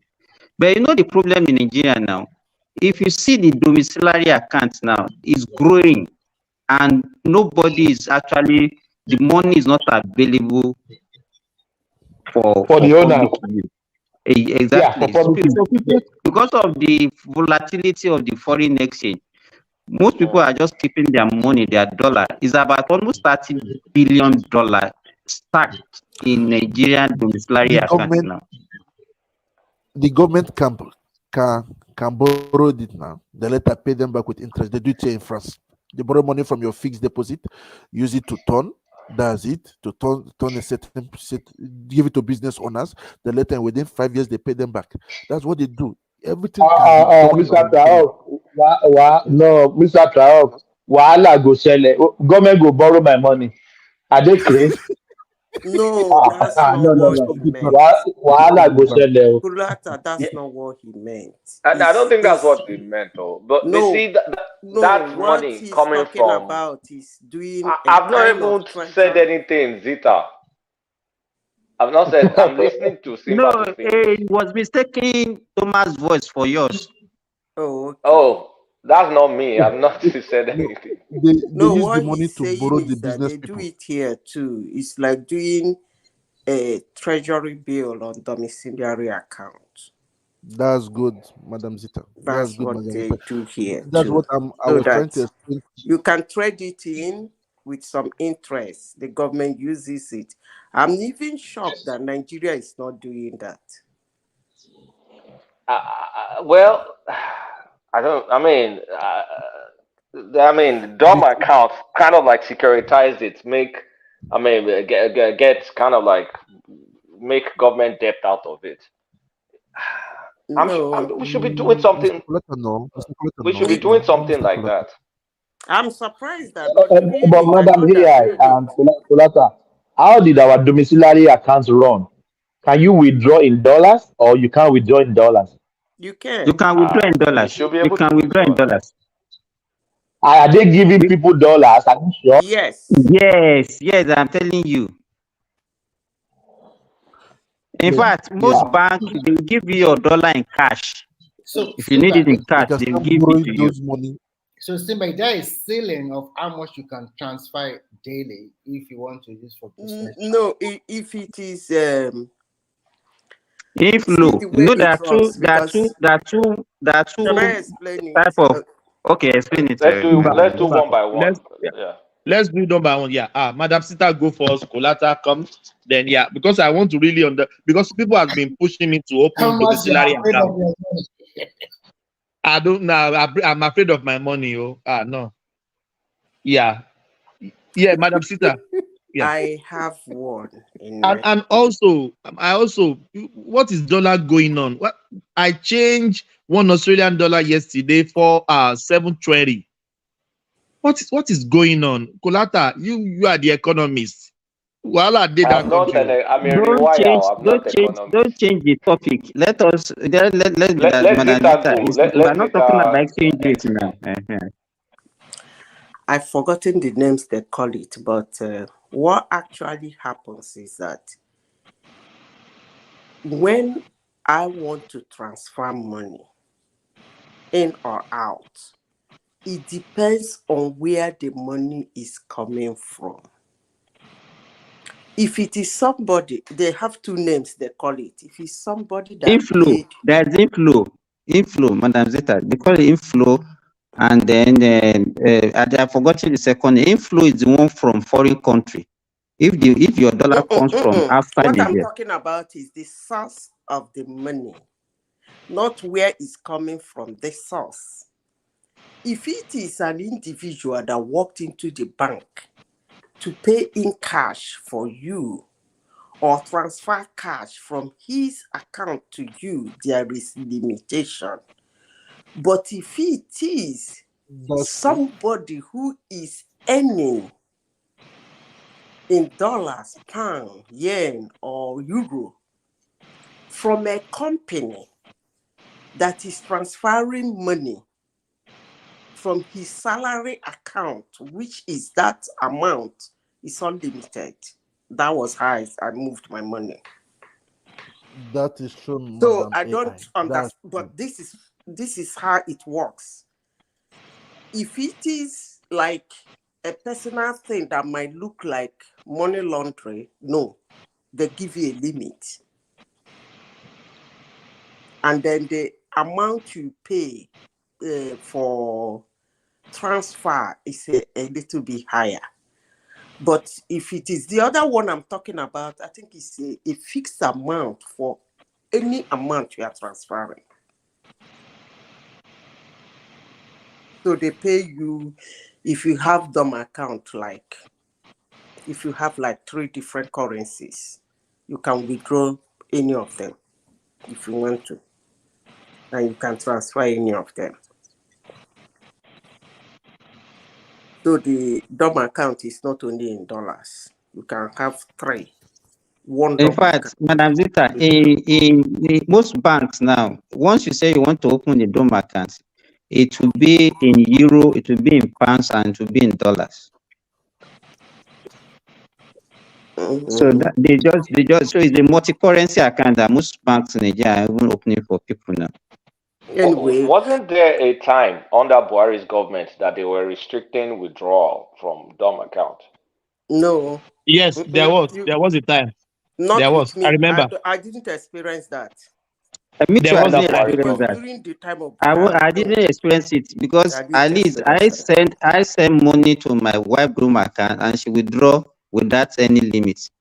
Yes. No, but Because, did she withdraw? Did they allow her to withdraw in foreign currency? Because Simba, just as the Madam bank Sita, has hold on. explained to me, It is legitimate. Simba, you are working in a country and they know that you are earning that money, the company is paying you that amount. That's what the banker explained to me anyway. There's one name they give it to. So when you transfer money, it's unlimited. But if it's like somebody, maybe you are just in wherever you are, unknown worker, blah, blah, blah, then you just walk into a bank, pay in some certain amount to somebody in Nigeria, it will be limited. Sometimes they will block it and send you back the money. Hold on, Triumph, please. Simba, when you pay to your domiciliary account, do they give your wife dollar or they pay them they pay her in naira? Dollar, no dollar. Dollar, real dollar. Yes. No, is there any fake one? Why is it real dollar? No. No, because people have been saying open domiciliary account. I think maybe say Nigeria they can't for them because I thought they would just change the money. Even now, let me tell you, it's only that it will not pay you. Some banks now, I'm very sure of that of Access Bank, I'm sure of Guarantee Trust Bank. If you have that drone, if you send dollar to your drone, you can convert that money into naira, and you see the forex, the foreign exchange, you can convert it to your naira account without even going to any bureau de change. The only thing is that they will do it on you will official be rate. losing. It's the You will be official rate. Exactly, losing. That's you'll be the losing. problem. You'll be losing. It will be Yeah. losing money. It's better you get it cash than you go and Yeah, change but it in are you Aboki. guys positive? I'm certain from memory because me, I don't keep my financials in Nigeria anymore. I closed everything. So, but there was a time that they limited the amount of dollar. They were, let me say, they were restricting the foreign exchange you could withdraw in banks if you had a DOM account. No, I recall from memory. See, when you are opening the account, Not that you're right. There was a time like that. Yeah. they ask you some certain questions. You have to be open enough to tell them you work in so place in so country, and this is what you do, this is what you do, blah blah blah. For living, yeah. And when you do that, I don't know whether they check it, I don't know. But whichever money that comes in from that your account over there to that account, DOM account in Nigeria, is unlimited. You too can sell if you want to. You can sell to individuals in Nigeria through that your DOM account. Madam Zita, sorry to interject. I just want to ask a question. This kind of transaction, does it go through the NFIU, Nigerian Financial blah blah blah unit? Those ones, they have authority to check whether that person is lying or something like that. No, that's when you want to do business. I think the one you are talking about is business. When you want to do a big business and you need some loss of money to do a business. Well, I don't know somebody who will walk into a bank and said he wants $1 million cash. I don't know. I don't know. But sending something like 2,000, 3,000, 10,000, 20,000 US dollars to family, they will give it to you. Unless you walk into a bank and said, I have $30 million in my account, can you give me 10 million cash? Then that's when everybody will raise an eyebrow. I don't think anybody is doing that. But banking in Nigeria, I think, is very easy. It's easier. It's easier. And their security is kind of tight. Are you sure? So how do they help the politicians to siphon all this big money abroad? Well, if you are talking about politicians siphoning the money, that means you are not watching what is happening in Nigeria. Those monies are buried in their houses. I mean before, not now. I said politicians actually do not keep their money in the bank because they are easy to be identified. Let me repeat it again. 90% of Nigerian criminals that call themselves politicians don't put their money in the bank. If you monitor the Nigerian banking system, it's above the best in the world. Believe me, it's tight. It's very tight. A lot of people were fired to get it to that level. You see, when we talk about our institutions and we say some certain things about our institutions, sometimes I laugh. Because most of the people saying those things about our institution have not gone in depth to transact, communicate, and relate with those institutions. If you do, you will understand that there's a lot of improvement. There is a lot of improvement in our banking system. I give them kudos. And every expatriate in Nigeria can confess to that. But talking about politicians, when Buhari did that madness, do you know how much was brought to the banks from back doors? They bury their money in their houses now. They know how they do it. That's why some of them are crying for black markets. Because it's those guys that get the dollars for them and they give them the naira and they bury them in their houses. They don't take it to the bank. Although they have a lot of money in the bank too, but reasonably. Yeah, You can't be I totally agree with you. Here, you can't be a politician in Nigeria and have open 40... a bank account here, you cannot believe you have to book an appointment. I was just laughing.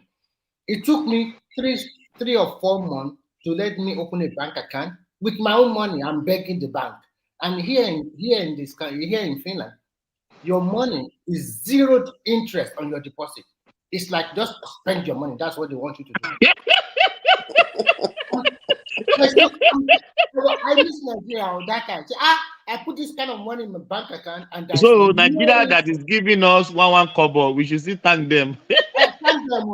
Here, ask them. Actually, Mr. Trump, I don't know about France, but here, even if you want to save some dedicated money, you want to buy a property or something like that, it's still 0 interest on it. My brother, here, there's nothing interest on my money in the bank here. 0 interest. 0 interest. They are just keeping your money for you. That is it. So sometimes, and they are using your money. Yeah, so you are the one losing. And to not even make it worse, sometimes if you're not, I was forced to be a cooperative member of the bank I'm using, because if you don't do that, they also charge you they charge you some kind of maybe one or every month.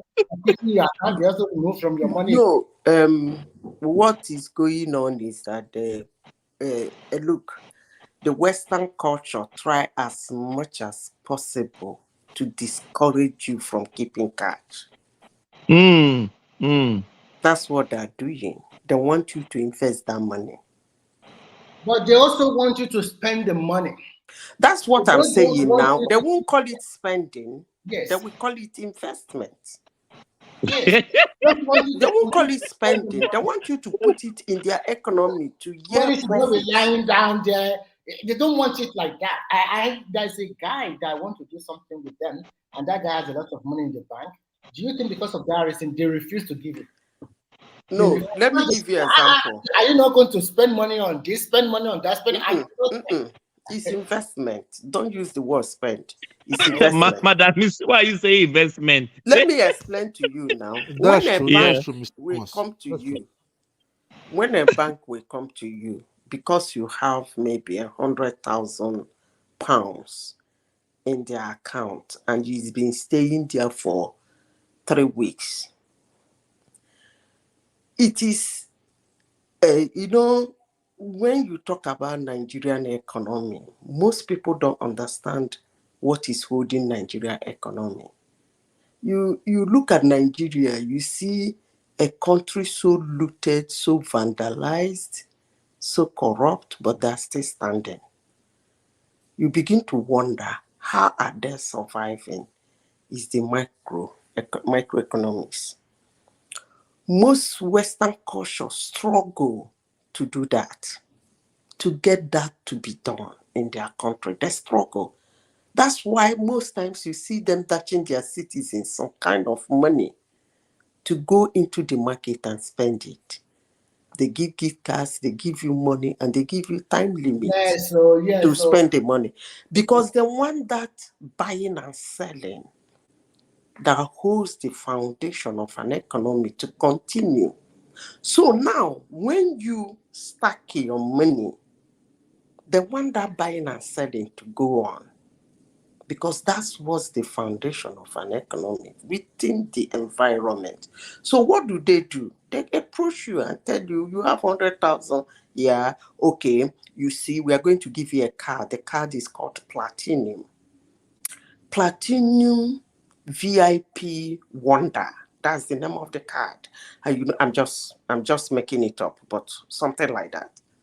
Then they will tell you, when you spend £2,500 in a month, we give you another £500.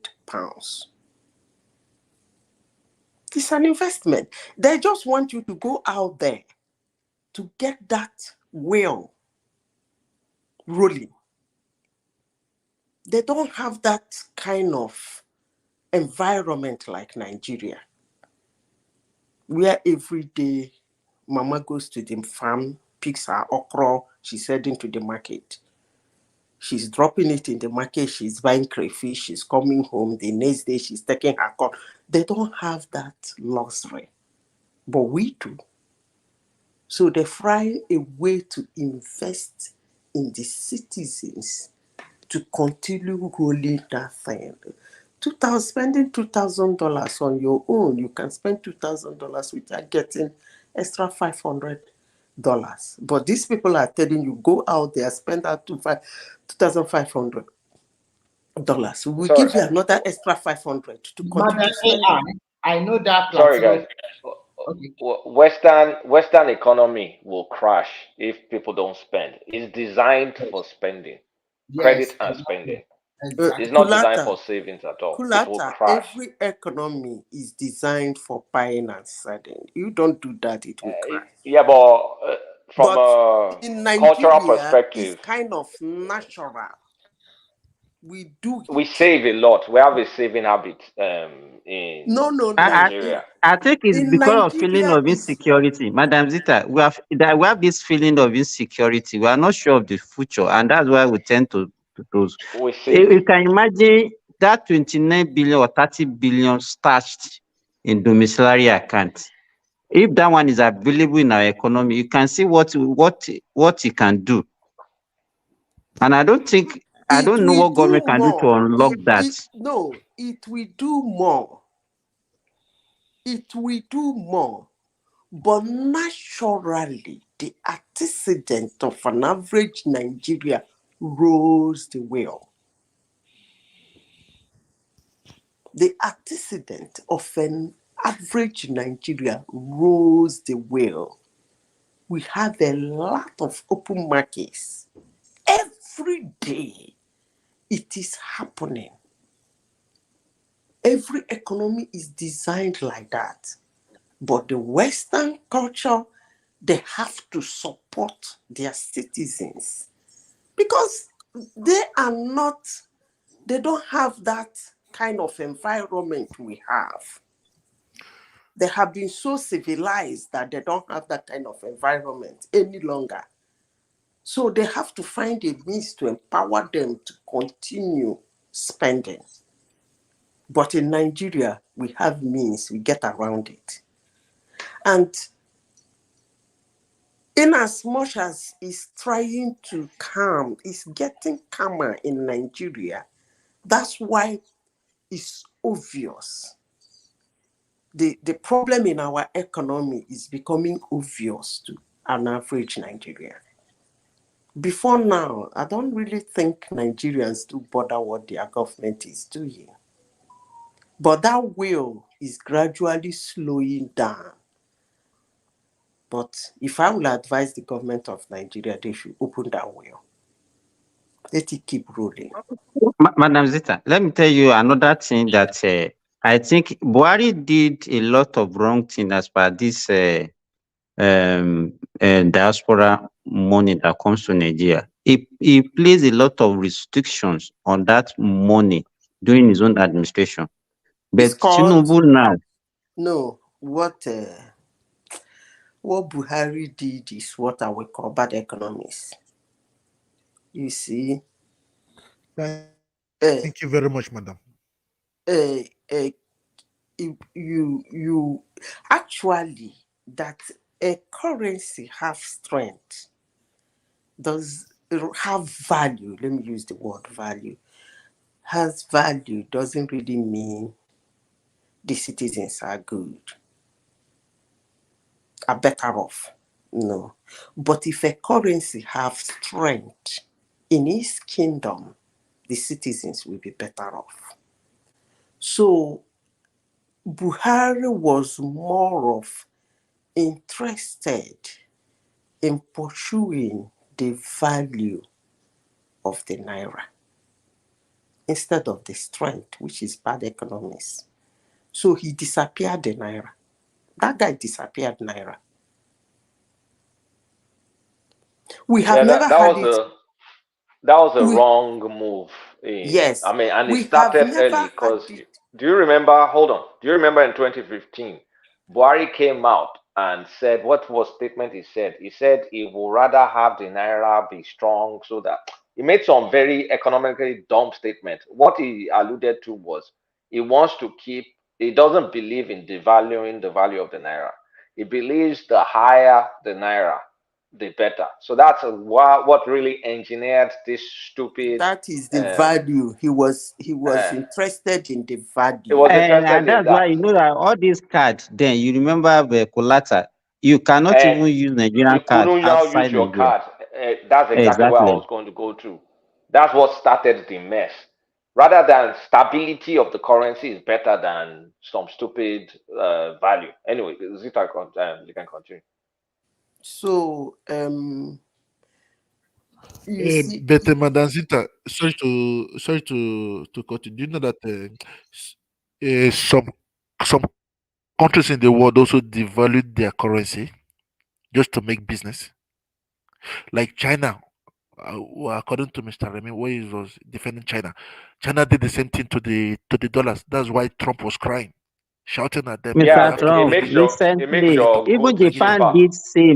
did this same recently. Japan They did did it. same Japan did it recently. recently. Yes. said they did what? They Devalue. devalue their currency. is to invite investors. No, Everybody needs money now. No, they did devalue recently. No, what they do is not devaluing. They do what is called in economic currency manipulation. That's not devaluing. It depends on It's the same thing. what They're not the same thing. They're not the It's same thing. It's potatoes. It's, I mean, basically you make your currency cheap enough to make your products, I mean, to attract more people buying your products. Because if the yen, or was it the yuan? Sorry, I'm sorry. If the Chinese yuan is cheaper, it makes Chinese goods cheaper. So, I mean, dollar will be relatively stronger. Let me finish. It's Dollar not will be relatively devaluing. stronger. Let me finish. Dollar will be relatively stronger against the yuan. It will make buying from China cheaper. It makes their exports cheap. So it's good for countries that produce. It's not, I mean, countries like us that don't produce anything.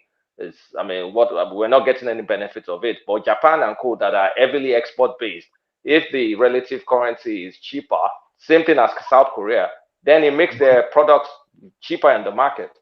That's it. Yes, Kulata, you are right. Because if like our own country that we are not producing anything, it will actually even worsen our inflation.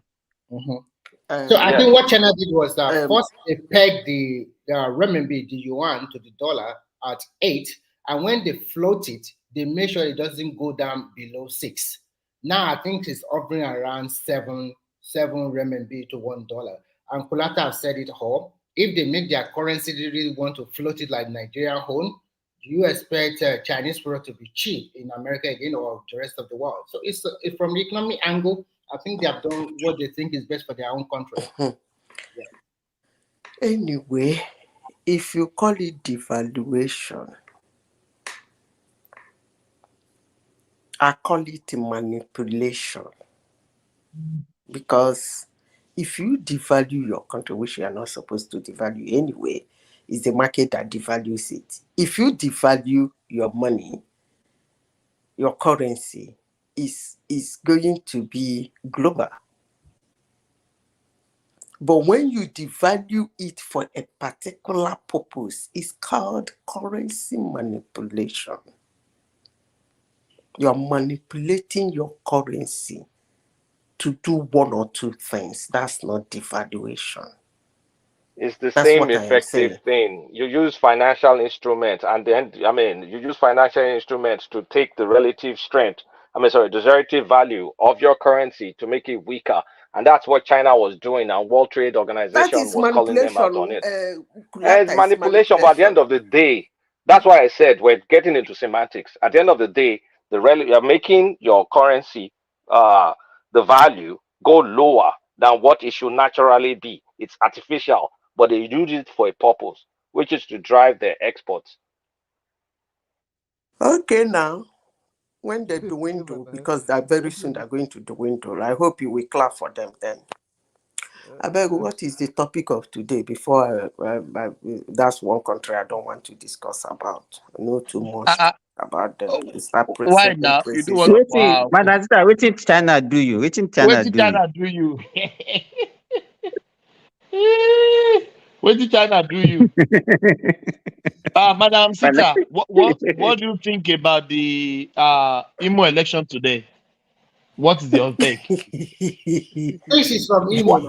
Why are you laughing? Yes, just the Duma fan now, so they know. She's from Imo now. Madam Sister is from Imo. I know. I think they said they're going to kick your Supreme Governor out of the seat. So what's your take?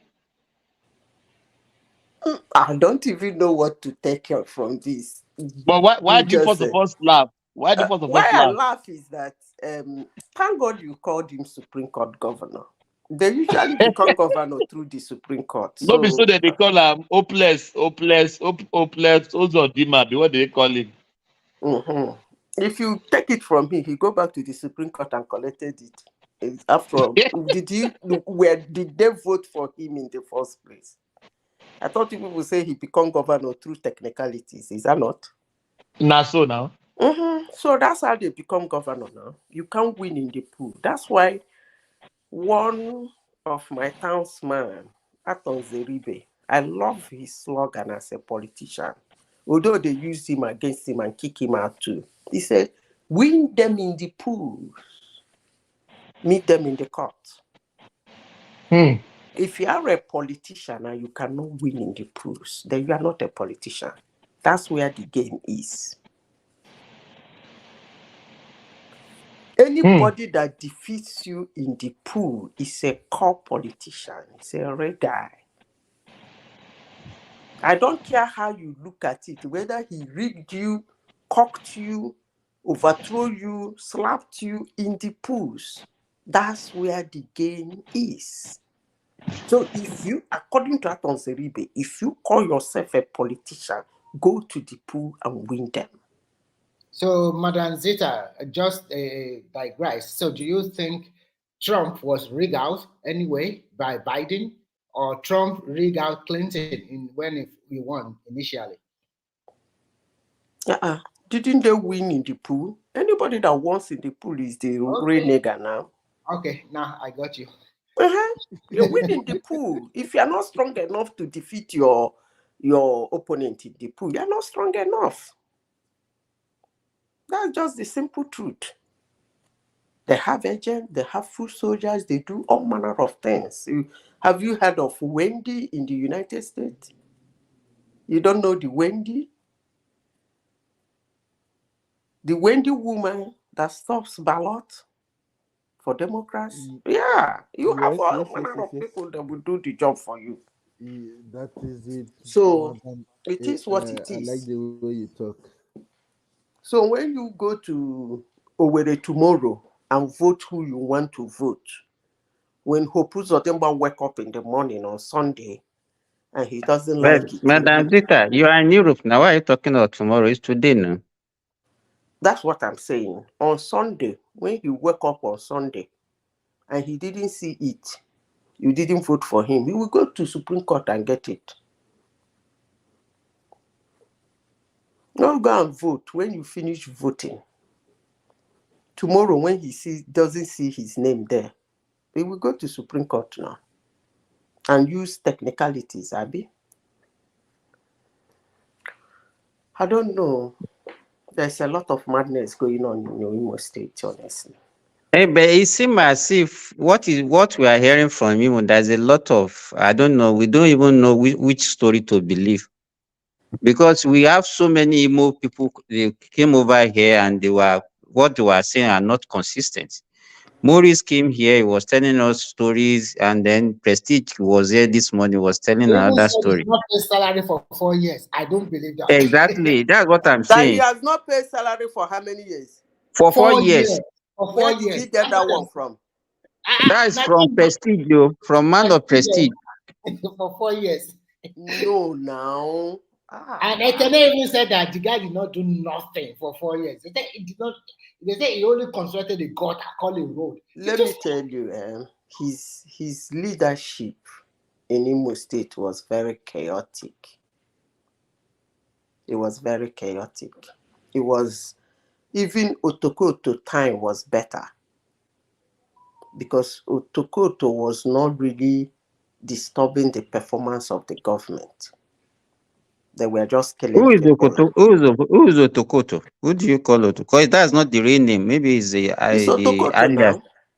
You don't know Otokoto's story in Imo State. Check the internet, Mr. Simba. You will know the person.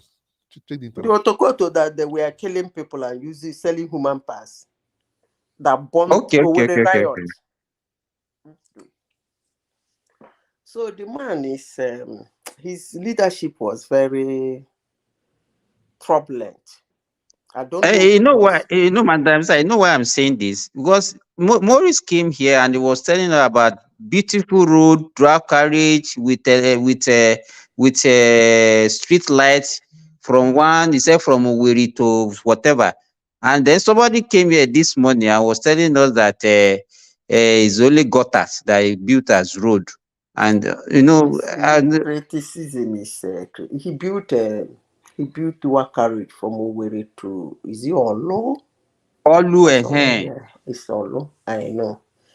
He did a lot of things as he can, because the unknown gunmen were littered everywhere. You can't even walk. You can't do anything. The kidnapping was, the insecurity, that place. Insecurity is a very big problem in development. That's why the not see so many massive. But he was paying salary. He didn't. He was paying. The guy today said he didn't pay for 4 years. Oh my God. Where did and Madam Zita, that man of prestige also came here and he was praising Rochas. Yes. Yeah. Let me tell you. And we remember what they did to Rocha when he was even there, that he was a useless governor. He didn't do anything. No. I used to tell people this story, even when they don't like me. Rocha's first tenure in Imo State, his first 4 years was fantastic. Rochas fell out with Imo State people because Rochas did not understand that Imo State is a swing state. So they are bound to behave like that. They always want a new thing. Rochas did not understand that. Instead of him to prove to them that he is capable of continuing doing his good work, he got angry and started fighting them. Rochas increased worker salaries, nurses and doctors. Rochas made them to be earning heavily. Rochas built roads in the villages and everything, empowered the youth. He worked. Even all those things he was molding in Owerri, people used to go to Port Harcourt to relax and a getaway weekend. Wait, didn't they destroy those things? They destroyed it. That's why I rest my case. They destroyed those beautiful monuments. Madam Zita, let me even make you laugh. She said the only thing that remains in Imo now is because Imo have beautiful ladies. So people come to Imo now to come and enjoy the beautiful ladies. I don't think people do come because the insecurity is high. Rochas Okorocha made Imo State calm. Madam Zita a tribe, but at the same time, you did not mention so many things he did. He put his family, his daughter, his son-in-law, all his people are everywhere in Imo State. As what? The son-in-law was probably chief of staff. And they were accused of stealing money. There was one big hotel resort area. It's very beautiful. They constructed over there, and they said this is supposed to should belong to Imo State. Excuse me. Let me tell you something. Okay. Appointments is different from I'm looking for another word. Appointment is different from what do they call the other one? That is, you are appointed to do a job. You know, when you are appointed to do a job, it doesn't carry pension. A career job is different from appointment. You get the point? Yeah. When a governor assumes to see or a president, I am not interested in the people he appointed around him to work with him. I don't care who they are. But they accuse him that... Hold on. But I am more interested in the career people. If he is busy sacking them and putting his people, that's where we raise an eyebrow. But he has the right to appoint anybody. Appointment is... What about the one that they accuse him and his family member that all those property that's supposed to be Imo State, they converted it to their own? And that was the basis they of... converted it to their own. That's why... Which property? No, hold on. There is one big resort hotel. It's very big. Which one? I Now, my remember. state you they talk about. Yes, I know you will know this.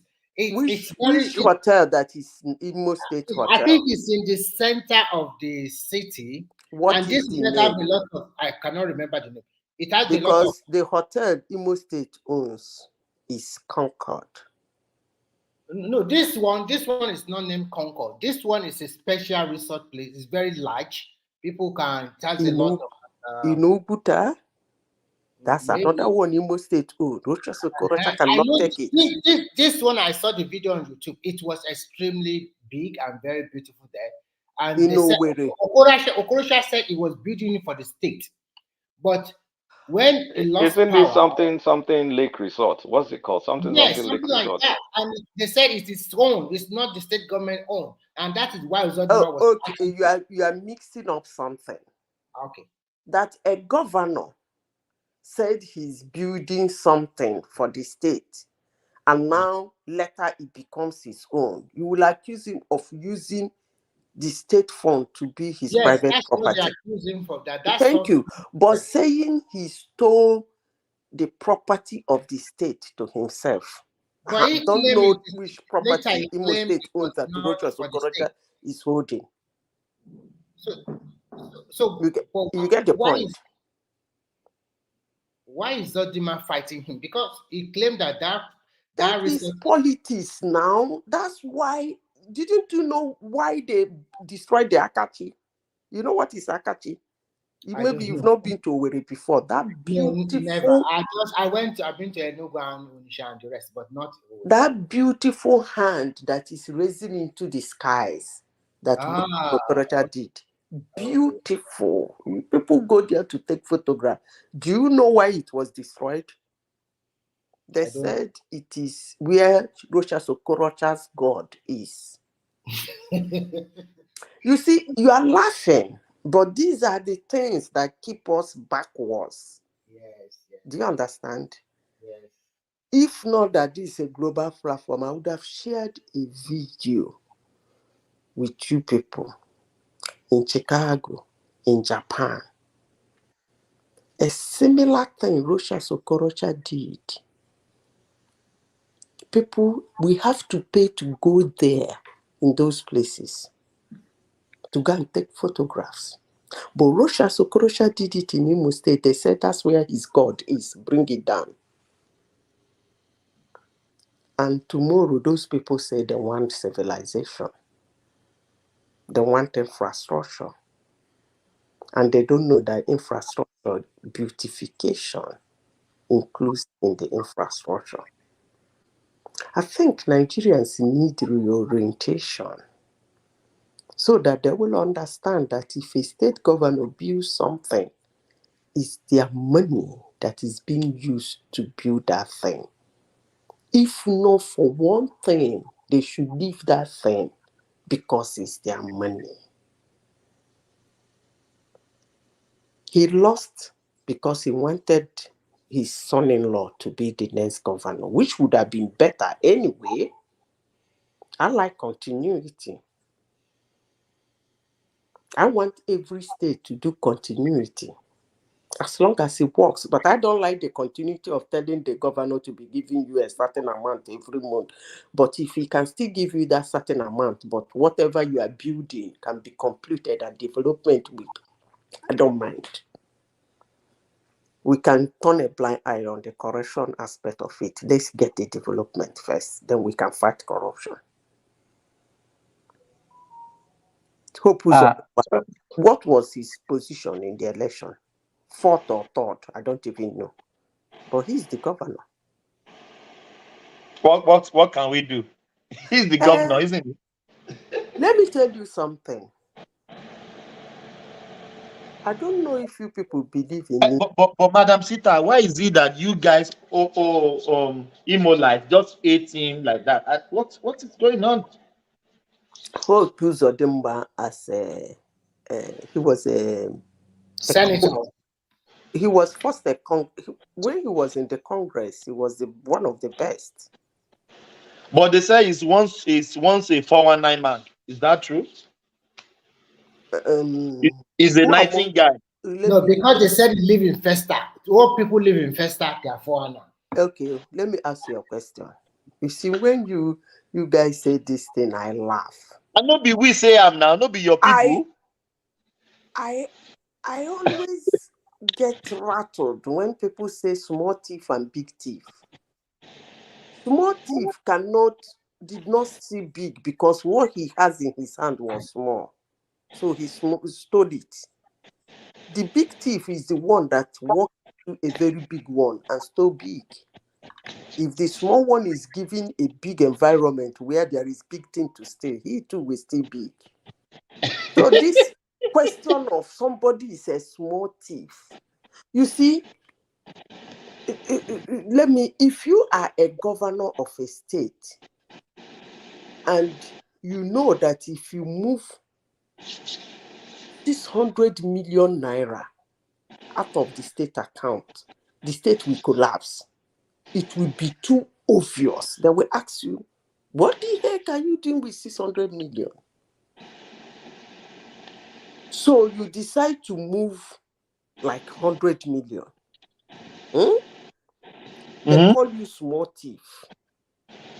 And somebody is in a state that generates so much revenue that if he move out 1 billion, they will know that he moved out 1 billion, but the state will not check. He stole 1 billion. You call him a big thief. I don't understand that. But to me, a thief is a thief. You are a criminal, you are a criminal. But by the way, back to Uzodimba, who among these politicians is not into one thing or the other, if I may ask? Are you? Peter Obi is the clean man. Bring this man. Madam Sita. Peter Obi is the clean man. Please, he doesn't have any baggages. Are we still talking about that guy again? No, you asked the question now. You said who among these politicians they don't have baggages, and I said Peter Obi. That's why would you call his name? Who told you he doesn't have baggage? That is what they told us now, and what he always tell us: go and check. If I stole anything, anybody should come and arrest me. Don't you hear him saying that? And his followers. And they didn't find anything he stole, or because they didn't arrest him. Which one makes it real? That they didn't find anything, or that they didn't arrest him?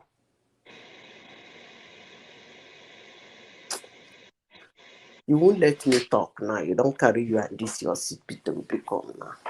I beg. Don't mind too much. That's why you behave. And this will not be to be. Am I saying something wrong? Is it not something in the public space? One thing I will have to tell anybody who cares to hear: hate me, love me. That man's character was corrected heavily. And the people that did that thing was PDP in 2019. They knocked off all those things in the internet. They knocked them off. They paid heavily. And I am happy that PDP is paying heavily for that thing they did to Nigeria. Yeah. I rest my case there. So Hope Uzodimba tomorrow, if he doesn't see his name there, he go enter court again, go collect her. What are you people going to do?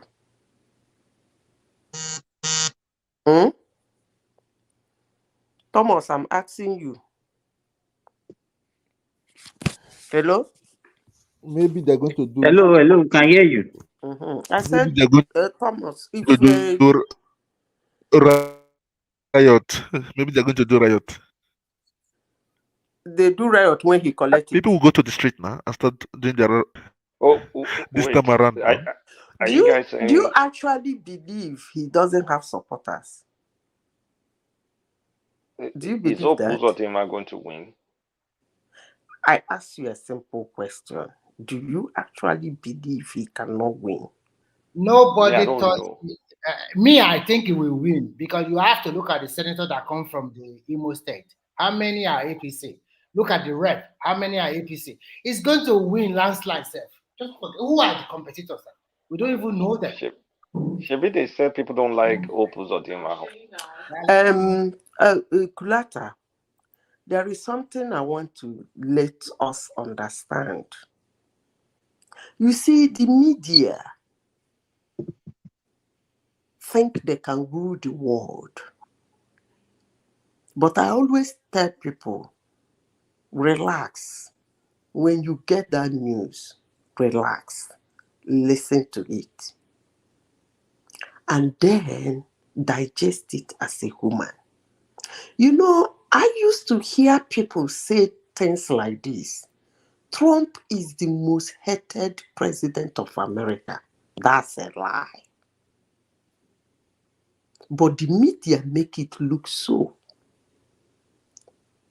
Because somebody who ruled for 4 years and then contested again in the thick and thin of all the abuse and propaganda and everything they said he did and did not do, he got extra 12 million votes. That person is not the most hated. In fact, in the history of the Republicans, he's the only one that have done that. But the media keep knocking it that he's the most hated, and some people run with it. I wish them luck. Then back to Hope Uzodimma. That's the same thing that is happening. People are carrying the news that he's the most hated, that people don't like him. I don't think that's the truth. But the only thing I will tell you is that Hope Uzodimma being the governor of Imo State is an accident. His name is not in the book. But when you put somebody whose name is not in the book, just like we put Jonathan, whose name is not in the book as our president, you pay dearly for it. There are people who are destined to hold some certain positions. But if you thwart that destiny and put them there, it's going to be catastrophic. Imo State, I think, is going to deal with Hope Uzodimma again for the next 4 years. Madam Zita,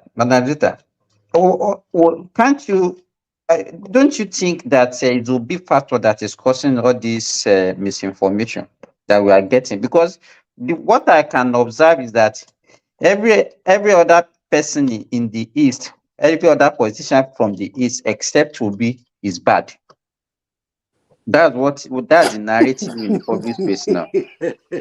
No, there's Alex Oti is now good. Alex Oti that I know, used to because be the in APC. labor man. Because the labor man. You understand? That's why they are. That's why I said Alex Oti that used to be in APC for the longest is now a good guy because he's a labor. A good guy. It's very funny. That's what I'm saying. It's the propaganda. But when they tell you that kind of a thing, you sit down now. We are humans. You use your brain just as you used now and said every politician is bad except Obi. And so I don't know how that works. You But see, the funny thing, when Obi, if you read newspaper articles and chat sections, blog comments in between 2006 to 2013, Obi was actually very hated then. As in, it's so funny because if you start just reading all those Punch, Vanguard, like when the election started, when I was doing research on Obi, I'm like my mind is like numbing, especially when you land. There's a website called Naira Land, right? So it's kind of like an old Nigerian website. So you could see what people were writing about Governor of Imo State back then. And then you now look at the guy that's now is a guy that doesn't his shit don't stank. You're like, oh my god, this propaganda effect is real. It's very real. it's really, they're doing a good job. But Laundromat. they're doing a good job, and most of them will tell you that that's what APC used in 2015. So they're paying them back. But let me tell you this, they're not doing a good job because APC did a good job. They won. They did the same thing according to them and they came third, not even second. So their propaganda is not working. Let me repeat this again. They are in the habit of shouting that the social media, the everything that APC used in 2015, that's what they're using to deal with APC. Let me remind them that APC did it in 2015. They unseat a sitting president or unsat whatever. Not only that they won, they removed a president who was sitting there, threw him out and sat there. But this one was an open vacancy. It was open. They could not even get close near it. After all they did, they came caught. So I don't think it's working. This is like just a neutral election. It's just like a neutral election because even the president did not even get the support of the sitting president then. You see, Simba, this thing you just said, I told one of my cousins, I said, you guys don't want to go and look at what happened. Go back and look at what happened. If you don't go back to look at what happened in 2023 general election and study it, even if Tinubu did not do anything, he will win again. He said what? I said, you heard me. He said, study. Go back. Sit down. If you think you are PDP, you are LP, you're whatever, sit down. Draw the line and watch. I think they did what Trump did in 2016. Don't go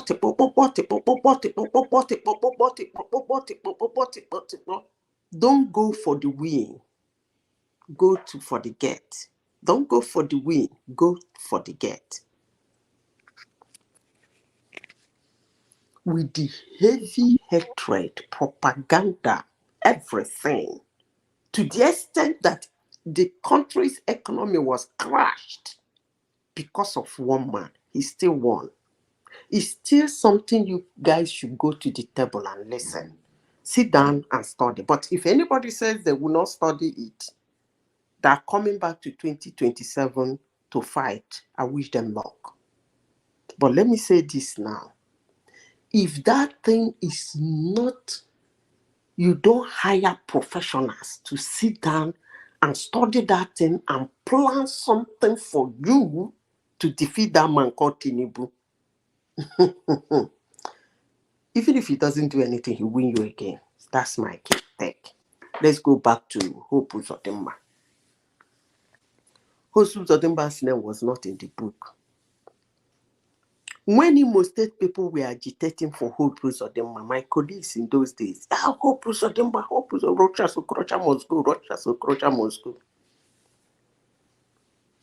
Didn't they celebrate Hope Uzodinma when he became Supreme Court governor, according to people who call them Supreme Court governor?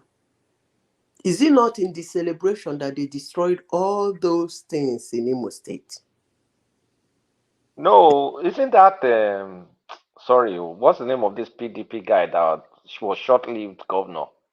The one that slapped someone or something. The green, no, not that one, not that one, that What's one. his name again? The green hat man, the one that was the one that won and they removed him for Opuzodima. That's the guy that destroyed those. No. It was the what's celebration. his name again? Oh. No, it was the celebration. What's his name? He's now working for Hope Uzodinma. What's his name again? What's his name? The he governor, was in the the House of PDP Reps. guy. Huh? The PDP guy. The green hat man now. We call him the green hat man in Imo State. What's his name, Gongon? I'm trying to remember his name. I keep remembering the name of the daughter's husband. Remember the man's name. Anyway, I thought that was the guy that destroyed all those. No. It was the celebration. Good evening. Mr. Thomas. Yes. Mr. Thomas, please. I just want Madam Sister, are you talking about Emeka Idiola? Yes. Mr. Somebody's Thomas, writing hearing me? That's the guy. Isn't it? Yes. Hold on. Midwest. I can hear you, Midwest. Okay, Let them land that first. Yeah. I just want to Can you greet please before I hold go on? because I'm not going to waste much time. I just want to say. Yeah. Let's hear from Midwest. Yeah, Midwest. Yeah. No, I just want to greet you and Mr. Simba. Yes. Let's hear from you. Mr. Simba, the 10-star runaway soldier, and Mr. Thomas, 5-star runaway general. I just want to greet both of you and Simba waiting at 10-star. That one is no checking. So the thing is, I salute to Midwest.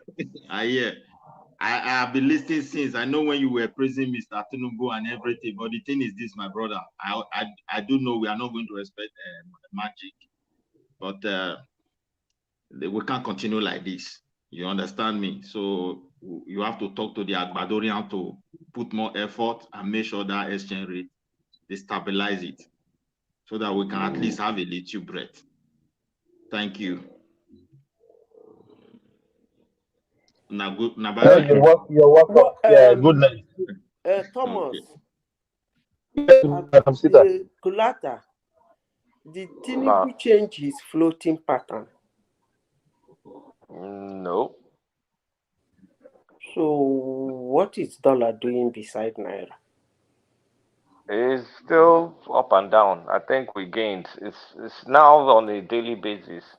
Kulata, you're supposed to understand what the question I'm asking. First of all, the Tinubu said he's no longer floating the Naira. They did not say anything like. Good. So the Naira is still I know why Madam Zita is asking that question. I know she's been. I know. Zita is very. Devil's advocate. She wanted to put to remove shock from your and float you also like Naira. But you see, one thing about this, no matter the intervention, not until Nigeria can mop up the dollars that are outside the banking, there's so much dollar floating around that is not, it needs to be mopped up one way or the other. Don't you think that the best way is to give Naira strength? If you give Naira strength at this point where we are, so for us to give it strength, of course, we know we have to borrow. Yes. Allow the citizens to give the currency strength. How? How? Let me tell you how. It's a very tricky economist. You see, let everybody in Nigeria doing business in Nigeria, including the Nigerian government, anything they're doing with anybody in Nigeria, henceforth, they should stop paying that person in the currency the person wants, but rather in the currency they have, which is Naira. That's true. That's But they're passing something. They're passing a law to that effect, from what I understand. They But don't even, they I don't don't, think you can enforce it. no, you can, because there was a time I was going to get something in Tanzania. I was shocked. They said they're going to pay you in that their money as an expatriate. Then you Madam go Zita, change it to the money you want. Madam When Zita, you change Madam it to Zita, the money you want, it will still be the same amount. Like, let's assume let you are me supposed to let be me paid. even support what you are saying. As bad as it is now in Nigeria, when you go to in Nigerian airport, you understand, the foreign airlines, if you want to pay, they won't collect naira from you. It's as bad as that. Nigeria now, they spray dollar in party. You don't even spend naira again. Dollars, that's what they spray in party. That was the day I was coming in Nigeria. I want to pay for extra load. They said they are not collecting naira from me, that I should go and get dollar. In It's our not. airport right there. It's ridiculous. Yeah, but You are making the naira weak. I If you think can we need start with that, I think we need a two-step approach.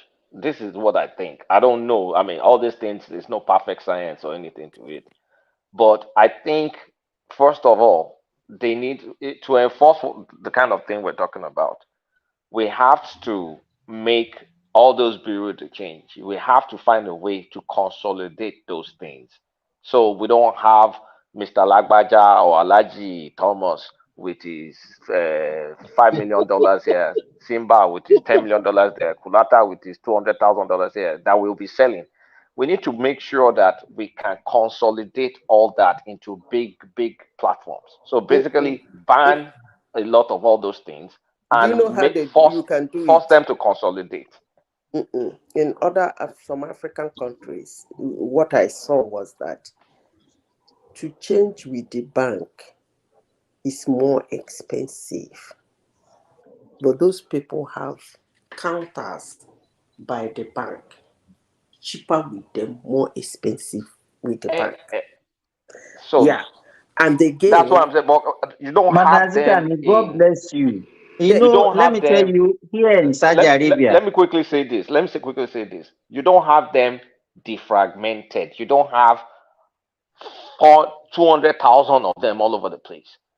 It's like if you can have them side by side, but they have to be strong enough to pull in muscle enough dollars, whereby they now deal in volumes, not me trying to max out the tiny amount of dollars, selling it to ridiculous amounts. every If it's bank, big enough, you can pull those together, and then we will be able to get fairer trade, and you can regulate them. You can make sure now that the Nigerian economy is no longer dollarized, but it will take a no, while to the get thing that. is that every bank, if the Nigerian government can do this quickly, every bank is supposed to have bureau de change, not run by the bank, run by a bookie. It becomes a standard. That's what they do in most African countries. That will If you force the walk consolidation. into the bank to do the exchange, you pay more, you lose more. If you go to them, it's going to be something like maybe something like $50, 50 naira, 100 naira, 200 naira difference to keep them. That way you can control them. Madam That way Zita, you can you monitor know, what they're here, doing. here, I That here way think we're in it will South, not be effectively saying the scattered same all thing. over the place. We're effectively saying the same thing now. Can I We say need to something, pull Madam them Zita? together. But do you know why I Can I say? said they should be in the bank? So that it will be easier for people who are not even Nigerians that are being paid in Naira. Because the important thing is that as long as you are in the kingdom of Naira, you should earn Naira. That's the first step. As long as, if Nigeria is doing business outside of Nigeria, let them pay with whatever money that country is using. If you are paying somebody Madam outside Sita, of can Nigeria, you imagine coming to Australia? Now you are demanding them to pay you in American dollar. it That's can silly happen now. in Australia. Don't use dollar because dollar is the world currency. Don't use dollar. You can use No, another currency. we use dollar. We use dollar No, in Australia. you don't understand what I'm saying. When you want to make this kind of analysis, you shouldn't use US dollar because it's totally accepted anywhere in the world. It's the world official currency. So you shouldn't But use it. look at it this way: all of us living abroad, right? I mean, apart from me living in America, when they pay you your salary, they pay you in the currency. So America Thomas is not cannot. abroad, Abi.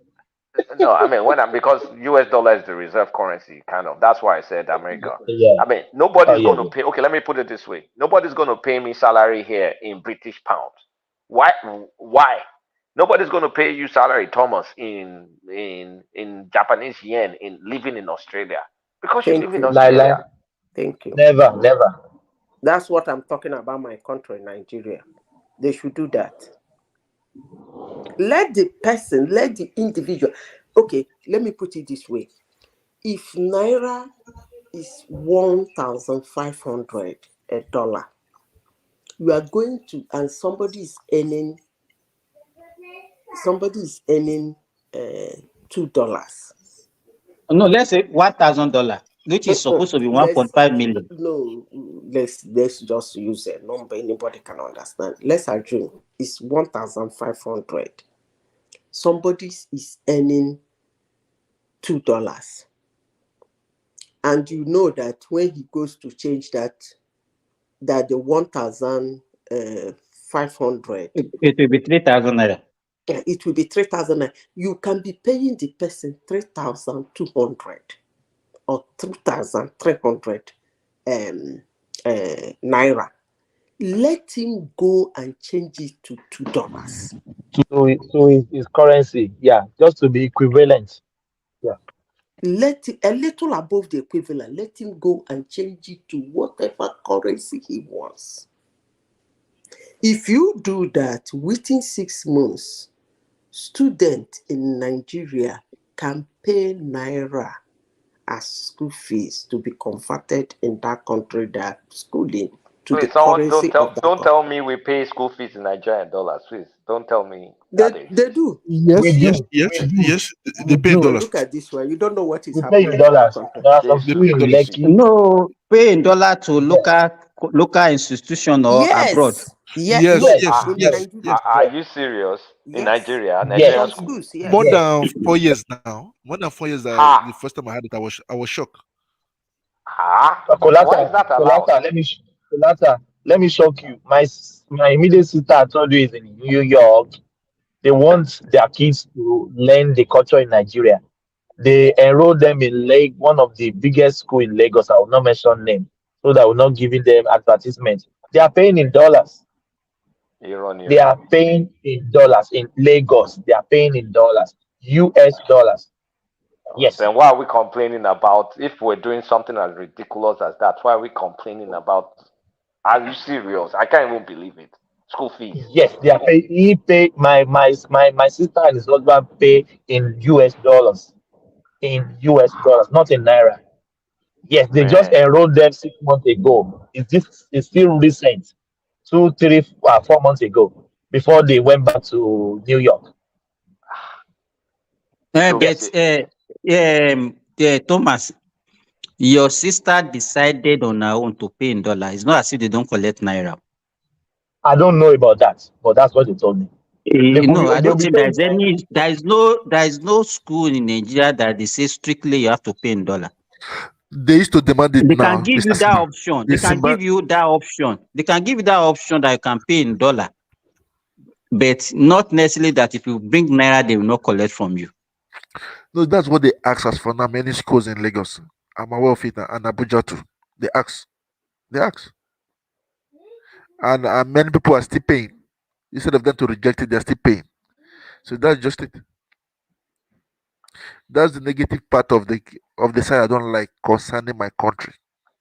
It will be difficult to enforce what we're talking about if the dollar has permeated the society to this extent. School fees, we're in trouble.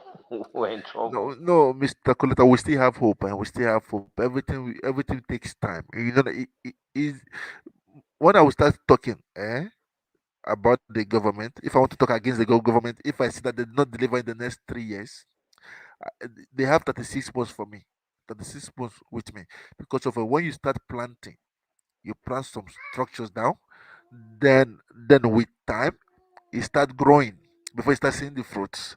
Understand? After 3 years, you do not have any result. Then you give them another extra 1 year. If they do not deliver, then you cut it off. That's how I do my things. Because I just give you Ulata, you can imagine somebody struggling to now get hard currency to pay for a service within the same country, within It's Nigeria. crazy. That's what I'm thinking. It's insane.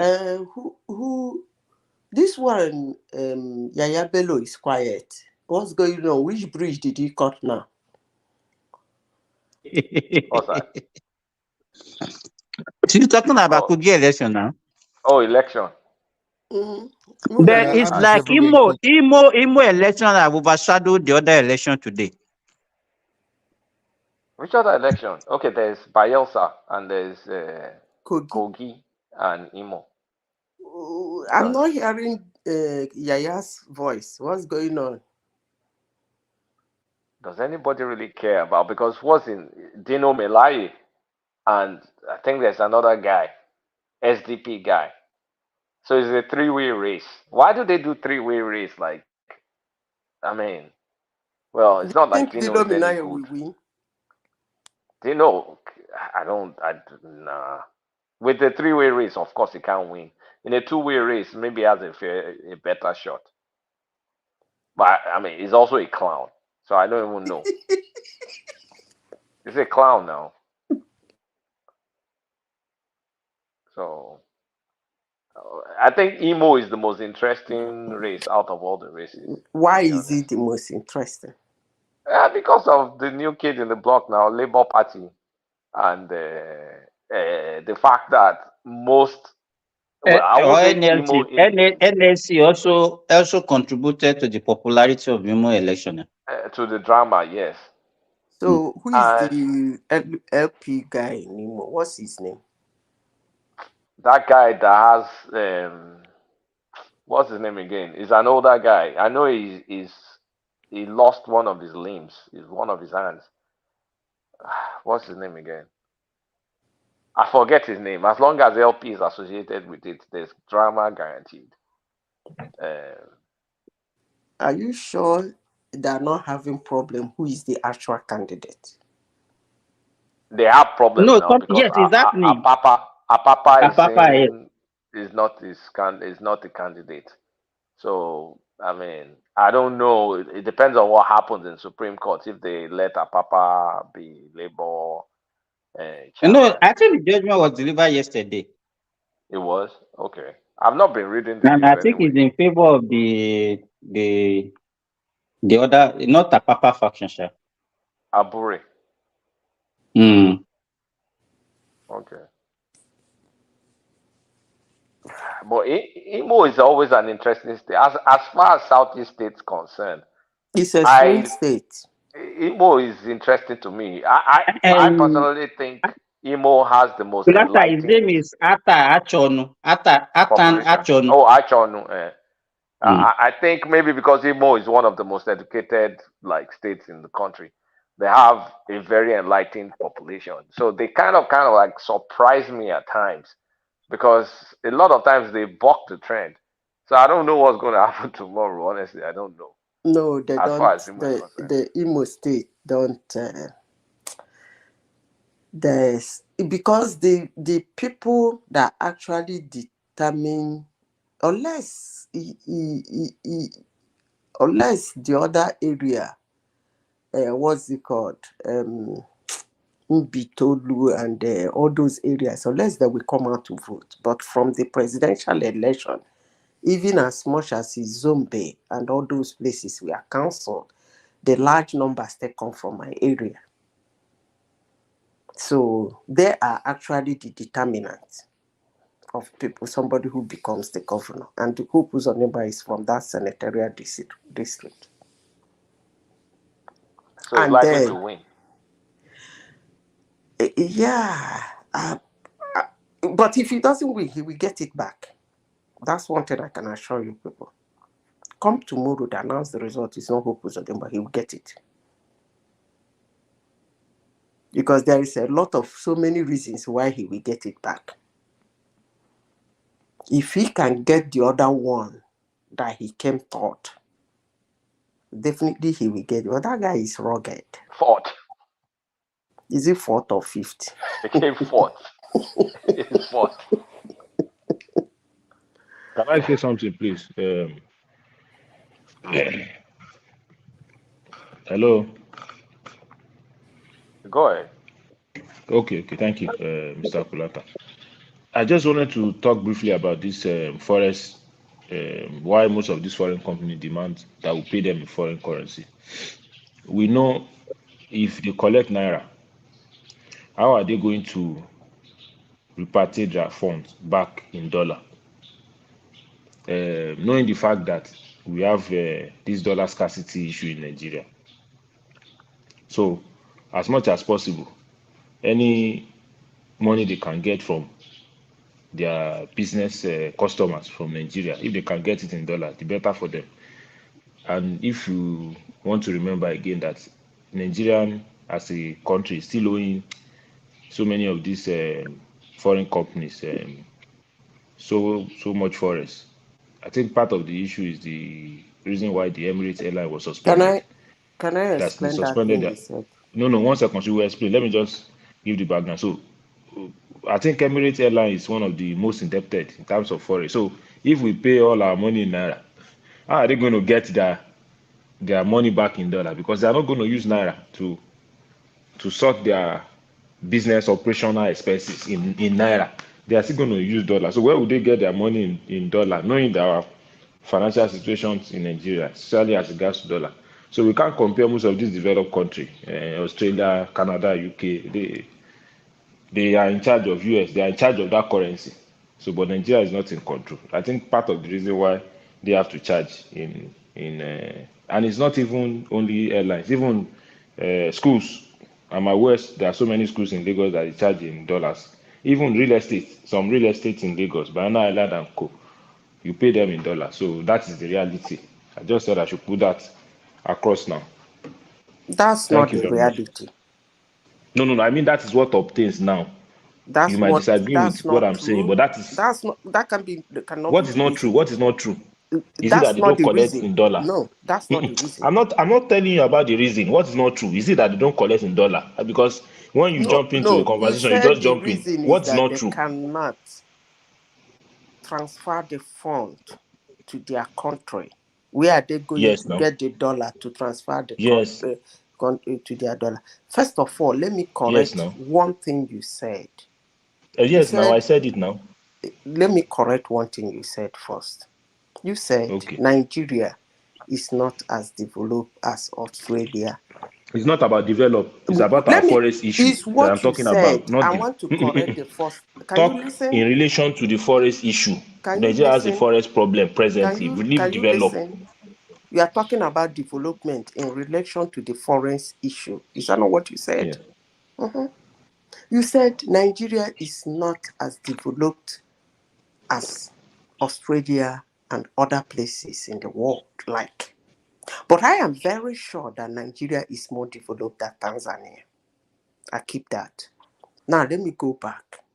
I don't know if you have worked in companies where they pay expatriates. They have two payments. The one I am talking about is the one they pay them in Nigeria, not the one they pay them overseas. Their salary is paid in two ways, all the expatriates, because most of them don't want to pay double tax. They're already being taxed in their country, and you can't double tax them. Because why? Their retirement benefits will not be in Nigeria. It's going to be in their country, in that company, in their country. So they get two types of payment. One for Nigeria, one overseas. I am agitating for the one that is being paid them in Nigeria, which they use in Nigeria for their upkeep. That's the one I'm talking about. So I'm not talking about the one they pay them overseas. So the question of transferring the money doesn't hold. But if they You don't must understand what I'm transfer, saying. I'm not talking about salary. I'm talking about if I need to use an Emirates airline and I open an Emirates airline app in Nigeria, I'll pay in Naira. How would they get the dollar equivalent of that Naira? That's what I'm saying. You don't understand the can point I I'm address your jumping. question? Yes, maybe Kulata can address it. You don't Let understand what me I'm saying. I'm not talking about let me salary. address your question. So first thing is Okay. we have to Yeah. first get past this backlog, right? Because this backlog, I mean, it's stuff from the Yeah, past. there's So so much backlog. assuming yes, so much backlog, but they're clearing it. They're borrowing money to clear it. So once we get past this backlog, in a world that we're imagining where transactions are done in Naira, it also means Emirates will be bringing their dollar into the country. It will be converted to Naira to use in Naira. And when they want to repatriate, because in that environment, that's a more liquid environment. Things are probably guided by market forces with some intervention by the CBN. In that case, where every dollar available in the country is not in black market, is in the normal market, whether it's banks, whether it's bureau de change, it will be easy for the so-called Emirate to go to either a bureau de change or the bank to convert the naira back to the dollar because it's a liquidity thing. If there's liquid dollar in the economy, taking your money out of the economy in dollars is no big deal because there will be available dollars for you to change your naira from. But in a situation where you are forcing where you're creating, because right now those airlines they're benefiting twice. They're cheating us. When they want to get cheap dollar, they get cheap dollar from the banks. When they want to sell to you, they sell to you at some super ridiculous market rates. They make profit. I mean, they make ridiculous profit in naira, and then they want to use official rate. So they're buying us in two ways. But in a situation where a lot of things it's transparent, there are no backlogs, everything is kind of like within the normal market. They can easily go and take the naira. There will be dollar scarcity. Dollar scarcity will be a thing of the past in that case because the difference between the official rate and the parallel rate. I mean, remember back in Jonathan's time, what was the difference under Sanusi? The difference was very tiny. So we didn't have all these forex issues. It's when we were forcing unnecessary value for naira, and of course, all those kind of Emirates they were abusing it. That's why we got to where we are. So when everything is liberalized, it's not going to be a problem.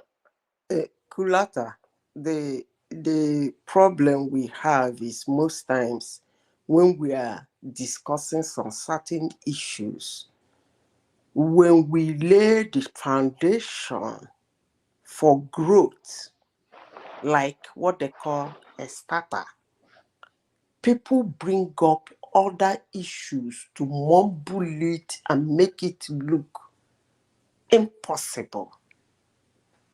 I am not talking about airline payment. Those are foreign foreign operators.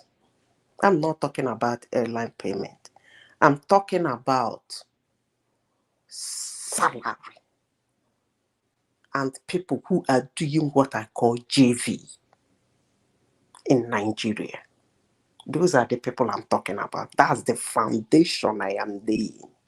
And I wouldn't want anybody to mumble it up and start remembering who is flying in the air or who is in the United or the business that is here. How is they going to convert it? I'm talking about the basis. And if Nigeria can start with just that, I'm sure it will give Naira up to 30% strength.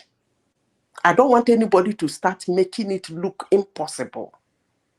I said salary, payment. Something like somebody walking into a school in Nigeria where the child is schooling, instead of paying them in Naira, it's a school owned by a Nigerian. It has to pay in dollar. That's what I'm talking about. I'm talking about somebody working in Dangote company. Instead of paying that person in Naira, that person is being paid in dollars. That's what I am talking about. I'm talking about the foundation. Let's start from there first. Can we do that? Let's start from there. We Enforcement can is my problem. Enforcement is yes, that's what I'm saying. Can we start there? Because when you put a lot of things into it, the enforcement will become so difficult. Your hands will be full. I know what I'm talking about. I have seen Madam countries Zita, do it. Madam So Zita, can we Madam start Zita, with that? Madam Zita Plata. It's as bad as Nigerians that even have money, naira, savings in their account. They are not converting it to dollar Oh yes. to save. It's as bad as that. So there are a lot of things that we are doing, as Madam Zita explained, that is putting a lot of pressure on the available dollar. Why do I need to go and change naira to dollar because I want to do a ceremony to spray in a party? Why do I need to go and change naira to dollar because I want to pay school fees for not even a foreign-owned schools in Nigeria? Schools owned by Nigerians are attending, and I need to pay in dollar. Those are the insanity that is in our system, and I don't. It's to me, it's very ridiculous.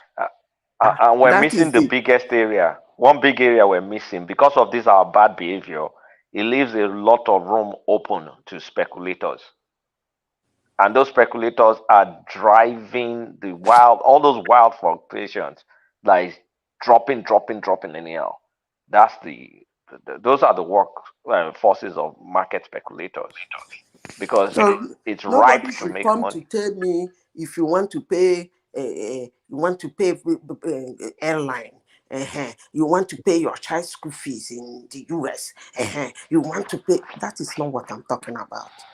Can we give our naira a little vitamin? Let's start with these ones. I I know. really worry. Can somebody stop somebody from walking into Wuse market in Abuja to buy gold? Instead of paying in naira, he's paying in dollars. Bozita, Can we start with you that? have to. Oh, there's noise in the background. Madam Zeta, I remember early the month of July, I spoke with a man from the north in Nigeria. From a north in Nigeria. He told me something that shocked me concerning this bureau de change. He told me that it will be hard. It will be very hard because some certain group of people in Nigeria that the one in charge, that the one. I don't want to call it because we are in global, we are on air life. I don't want problem tomorrow for myself also. So that is it. The guy told me he has to leave the family business and come to Europe. I was shocked, telling me that it will be hard even to bring it down, because there was a man that tried it few years ago was Mr. Osibanjo. What did they do to him? They set him up and they silent him. He cannot do even the job anymore. You understand? They know what to do, He's but they don't want to saying, do it. nobody is saying they should take it down. You heard what I said. Make the bureau de change, make it the black market, make it legal. Formalize And it. make it the bureau de change. Let it work side by side with our banks and let But them these be people, inside they won't accept it. banking They won't accept it. institutions. But wait, I think Bureau de Change are licensed. So are we No, talking of do you Bureau de understand what Change I'm or saying? the roadside money So exchanger? So two different things. let me see if I can portray my image of this. I don't know whatever mechanism. I don't know. Someone can figure out the details. But I'm looking at the situation where you don't have all these aboki in every street corner changing money. I Thank want you. the likes Thank of you. Thomas Cook. I mean, I'm just using example. I want the likes of like 5 to 10 massive bureau de change, whether they're incorporated to the banks, whether they're standalone, whether they're tech based. I don't care. But I just don't want I don't want trading dollar like you're trading tomato in the on the roadside. It needs to be licensed. They need to have capital requirements, heavy capital requirements. Maybe they say you need $2 billion or whatever in your reserve for you to be able to trade in dollars. So that will force all of them to consolidate because we have so much dollar. I mean, look at the ones the politicians alone use. So if we can do that kind of reform, then they will be Thank you. strong enough and pull That's enough dollars. And I mean, we won't have all this that's wild exactly. stuff. Kulata, is it possible not to allow people to also be withdrawing cash in dollars? Well, So that anything they that should be want to able to do, the withdraw in dollar transaction if they want have to a do DOM should account. be. No, what I'm If saying, they have, before you can't even transfer from one bank to the other. But now, if you have dollar in your DOM account, you can transfer to anywhere you want to transfer to, across bank and anything that you can do. So instead of now, allowing people to be drawing cash and then in thousands, in hundreds of thousands of dollars, to me, it also allow people to also start all those, and it makes it available for people that will use it for frivolous things like party and then bribe for election and all those things Simba, by what you politicians. just said is what Buhari I may try and restrict decided it to before. electronic. I may try and say Electronics, from an that's what I'm electronic saying. Yes, transfer. electronics. Yeah. Exactly. See, That's what I'm saying. what Simba is saying is what Buhari and Co tried when they came, and that's one of the reasons that people initially stopped sending dollars to Nigeria. They stopped. So is the thing is this: when you look at other countries, are they transacting in dollars? Yes. Can they withdraw dollars from their DOM account? Yes. But the situation in Nigeria is not because people started keeping money in their own account, because the government created that kind of situation. That is why we found ourselves. Before Buhari got to that place, we got everything right. And It Bureau de wasn't change like in Nigeria that we are under talking about. Jonathan. Yeah. It wasn't like that under Jonathan. It wasn't like that under Obasanjo. What was it not like that? Just tell me, what was it not like that? See, the situation we have in Nigeria now, it's not like that because under Jonathan, then even if you will find difference between the official rate and Okay, so the gap market, that you are talking about, It was 5 naira or yeah, something, the difference. No, exactly. even during Buhari regime, I remember around 2017, 2018, it was just like 1 naira, 2 naira difference. They were the one that destroyed it. They destroyed it, Simba. It was 400 Eh? to 700. No. I remember in 2018, I exchanged money. You understand? Dollar. Simba, It was around 358 to like 360 official and then parallel markets. Black market, parallel. Believe me. No. Yes. In Buhari, it's always been wide. I have to go check. 2018, it was after Simba, I around don't know. 2019. I don't know where you got your information, Simba. I don't know. It's not about my information. I used to change money. That's what I'm telling you. Okay. In 2015, I used We can Google it. We can Google it. 2018, precisely around that August, September, October 2018. That's what I'm saying. Okay, but some of us said we didn't get it that way. That's just the point. So maybe you were lucky to get it that way. See, there were some goods I wanted to send here that immediately when I got to that place, I stopped sending them. Just because you send your money, what you are going to meet on ground, you'll be shocked. So forget about Buhari was the one that destroyed this thing we're seeing today, because is a cabal intentionally targeted our forex to enrich themselves. There was a time that you had money in your account, you have money in your deposit account, they were forcing you to send to the bank.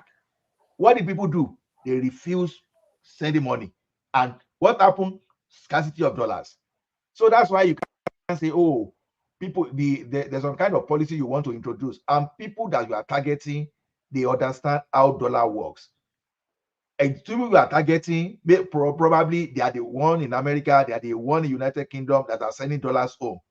But this time around, your policy will be like, say, oh, these people, they want to find a way to grab their money. So it won't work. You will further escalate the problem, because it happened under Buhari and we saw it. It's not as if they are telling us. So Bureau de Change in Nigeria, they have minimum capitalization. Let's just clear this. I think 35 million or thereabouts. How much is it? Osinbajo tried it, Mr. Ola, but he was kicked out. No, that see what Osinbajo was just doing was cosmetic. That we are just even talking on the foundation now. You understand? Ola, those guys they are selling. Ola, how much is the minimum capital requirement for Bureau de Change? It's small now, just 35 million, no, very small. $35 million. Can you hear me? $35 million. If I'm still correct, yeah. That's too it's small. Very small. Very small. Very small. Very small. They should have reviewed it. So the thing is, the CBN. You think most of these Bureau de Change, they have up to that, self? I don't think they have up to that though. You can even have more than that. Don't compare all those. The guy told me if he wants to be a billionaire, he left his father's business and come down to Europe. He doesn't, because he told me that he was ashamed concerning his tribe doing it, and they are the ones specialized in it. Even when this guy was trying it, he was happy. But later, the cabals kept him at his place. When Buhari came back, gave him money. They set him up with money. Oh, Joe, then he's in problem. So that is it. That's why we never heard of him till he finished his tenure. The people heard that Osinbajo opened his mouth. He did not. He was silent, totally silent. Big trap. Fear those guys, from the north. We said that they don't go to school. But they are intelligent. They know how to play politics. No, see, that one is not Mr. Trump. That one is not intelligence. It's wickedness. You understand? It's just rent. It's rent seeking. It's nothing. Exactly. People that profit from government. Any idiot can do what they do without even thinking of the consequences. So an intelligent person will not behave that way. Only idiots will behave that way, because no matter how you see this thing, is as a way of looping back to them. So, but that's what they used to eat. That's what they told me. He told me that that's the whole city. That's the way their means of living. Even their children are doing it. Their grandchildren are doing it. So they just privatize it for them. So even if you do anything, it don't work. You see those people you see on the road. I don't want to name their name. You know them already. Don't name them. You see those people. You see all those touts that the Bureau de Change sent to the road to do money in exchange for people. They are just like when you see Agbero at the bus stop. The main culprit, they are not even the one at the Bureau. Those people giving them that money, because there was a time that CBN was releasing money to the Bureau de Change too. So those are the things. So the thing is that the money they gave you now would now create some kind of scarcity, so that maybe you are supposed to make $1 million, but you are looking at making 100 million. So if you have a good government today, no, not a matter of government. If you have someone who can probe those guys today, you will see how this criminal just targeted our forex and they use that to enrich themselves. So Let me let you guys in on a little secret. Those guys right now, they're trying to force Tinubu's hands to revert back. Those guys are the speculators. They're the ones causing the wild fluctuations, right? Because a lot of cheap money they used to make is been reduced now, but they can still make money the way they are playing the market. And if you don't get them to consolidate, this nonsense is going to continue. We're just going to eat up what we I grow. definitely agree with you. Yes, they can kick our man out, even though he's there. They can do a conspiracy against him. I'm afraid that I don't want them to take his life because I know that he's having a big challenges in front of No, him. you don't have to worry about that. No, you don't have to worry about that. Don't. The thing is this: I strongly believe in what Kulata just said now because see, it's never a surprise to me because you are taking because we are not talking of thousands, we are talking of multi-billion naira industry here. So that's the thing you are just taking away. And these people they still want to keep their lifestyle. As someone is coming somewhere because Oshiba did it for just how many weeks, and you see what the guy faced. You just Yes, look at the silent team. guy, The silent team. but the way Tinubu is going about it, you understand?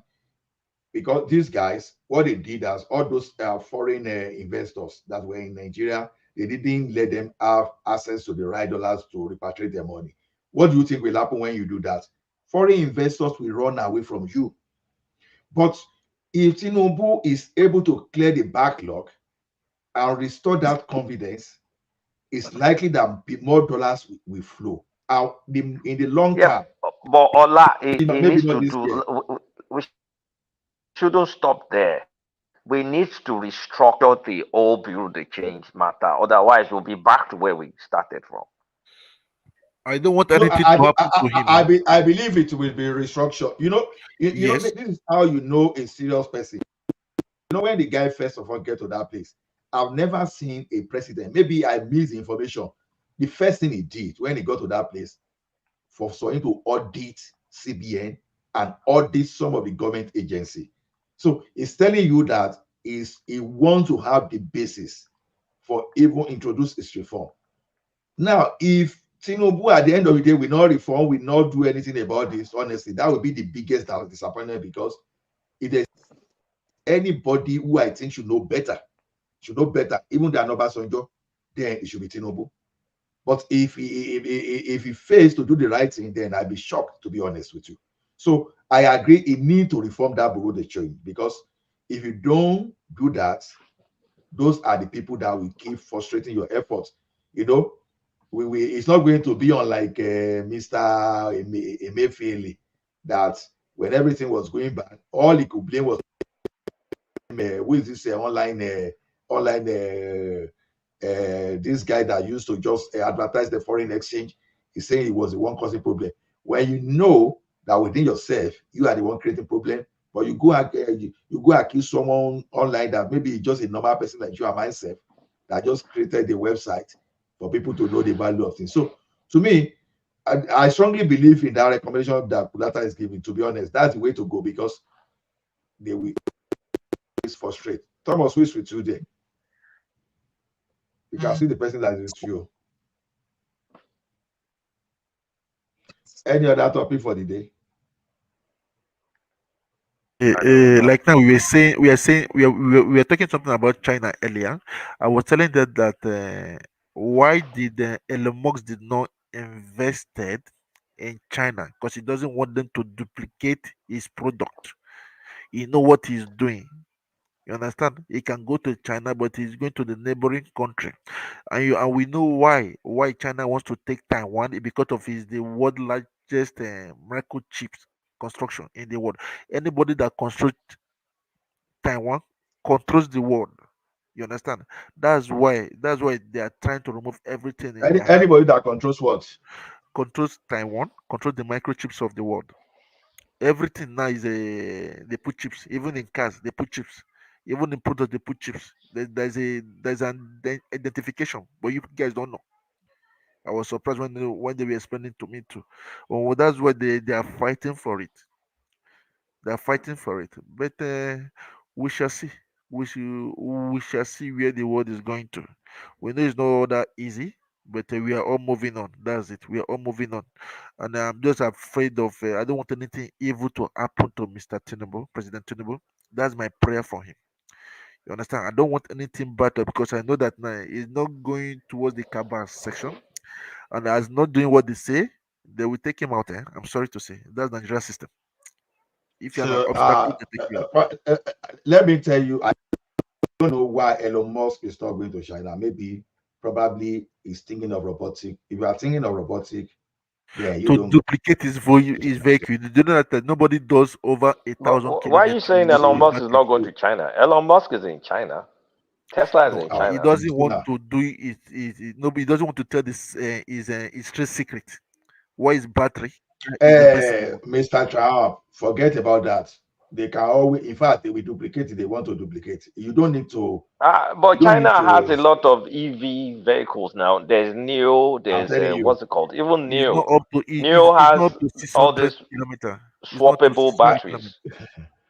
It's not to 600 Trump, kilometers. see, we try to undermine China. We see them as those people that see. Let's forget about all those kind of negative branding about the Chinese people.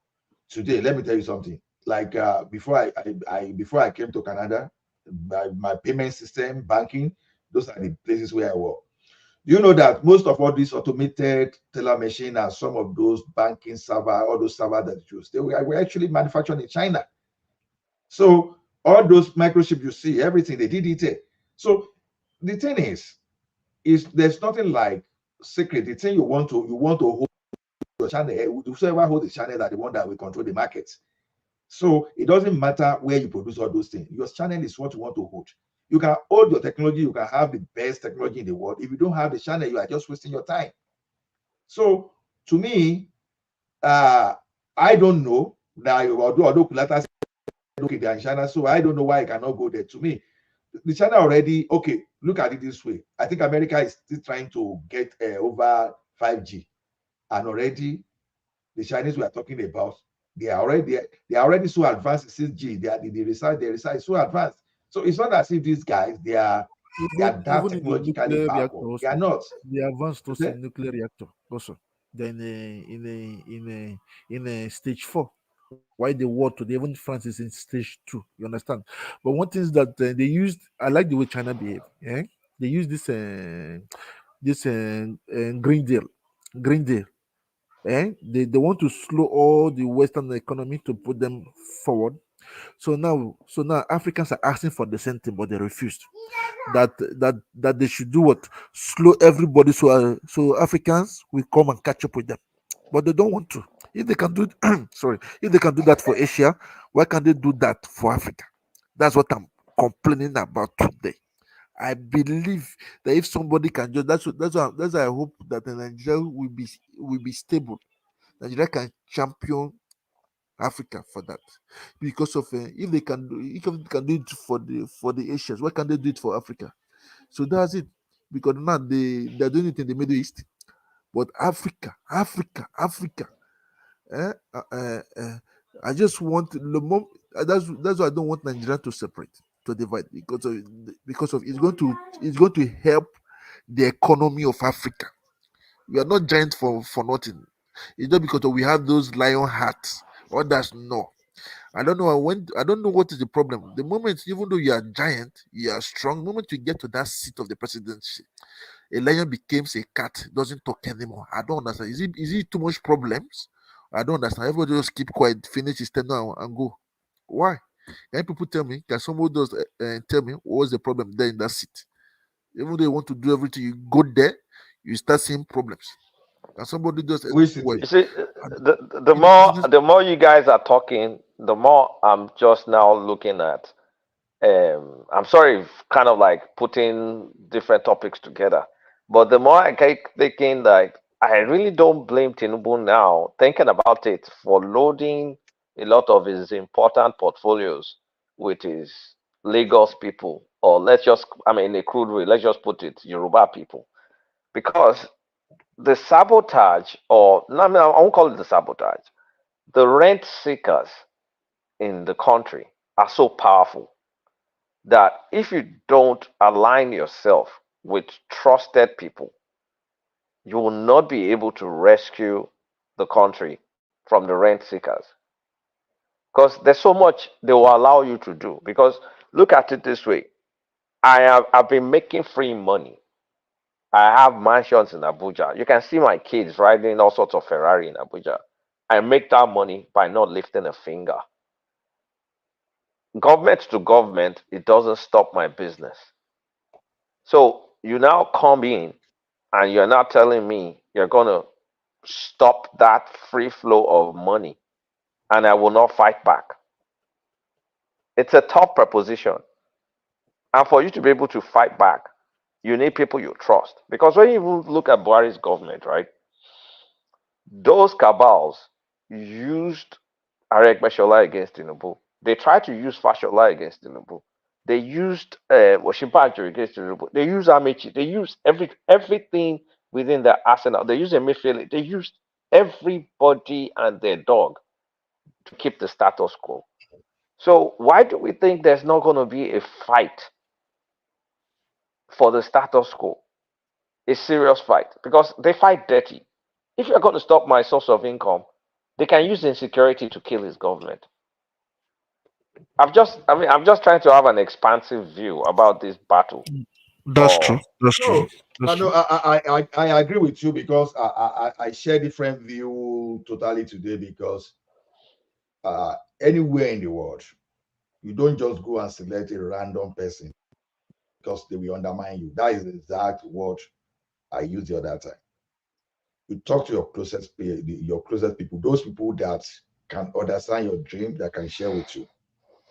And I concluded that time that if you look at it, it's just because over time our brain will be we program ourselves to the fact that, oh, this is a juicy position, a possible. Now, when we talk of juicy position, it's juicy because we are not sending you there to go and embezzle. We just want you to get there and work for Nigerians.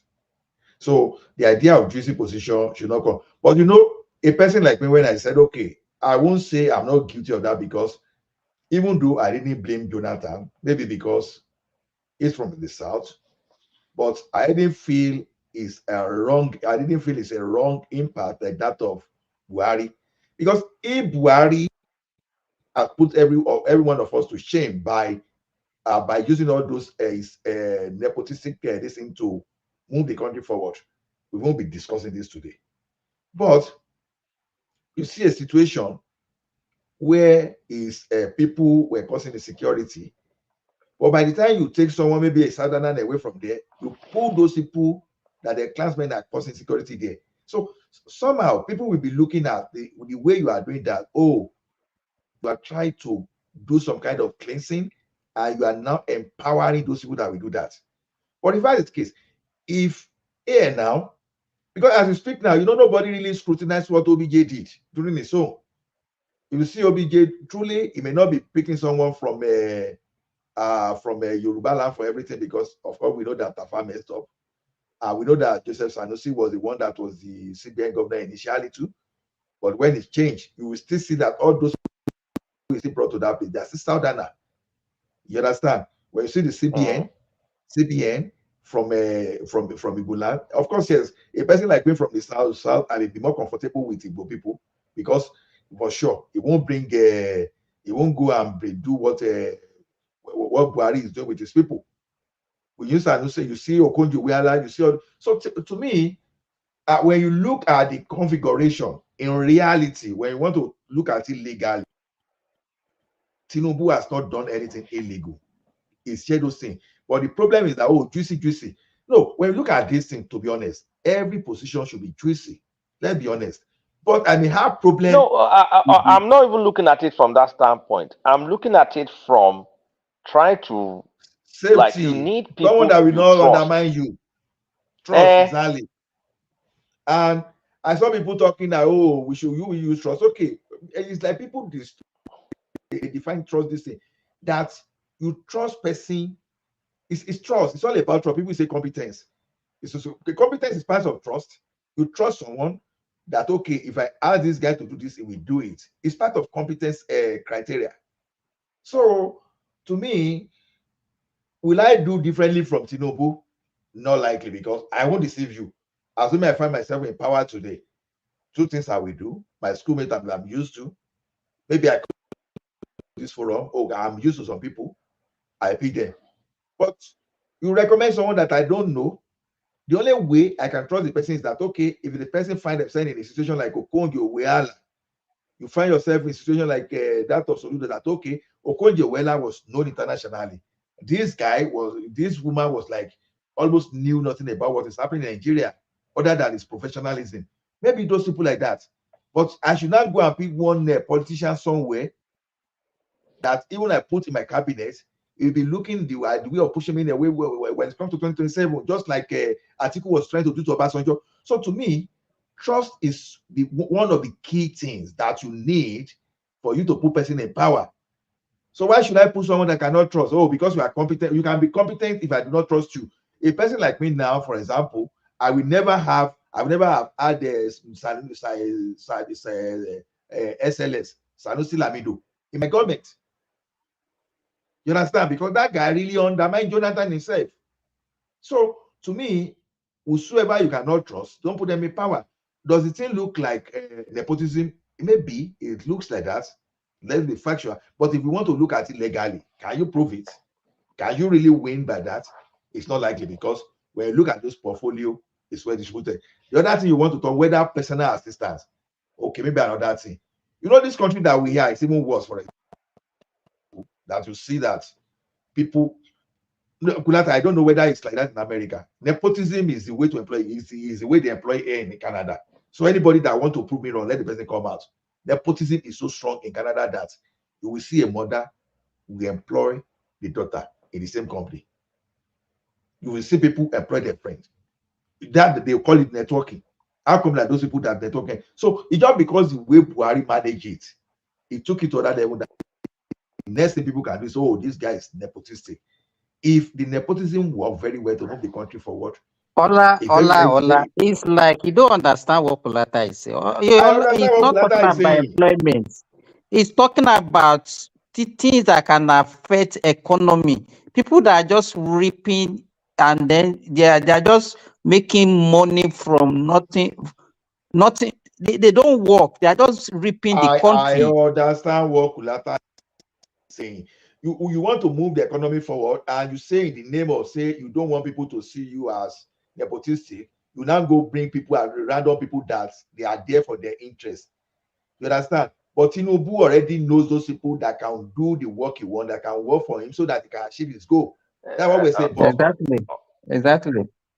Yeah. So what I'm saying is, like what Simba is saying is, if you don't put people you trust, you cannot remove all these leeches from leaking the economy. They will undermine you, exactly. They will undermine you. You discuss something and they leak it out.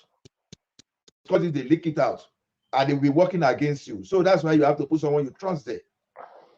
So to me, well, no matter what they say, politics is so complex that it's not everything we talk outside that someone will take the whole seriously. It's very easy for us to justify some things, but like I said, if I find myself in Tinubu shoes, I will likely do exactly what he's doing.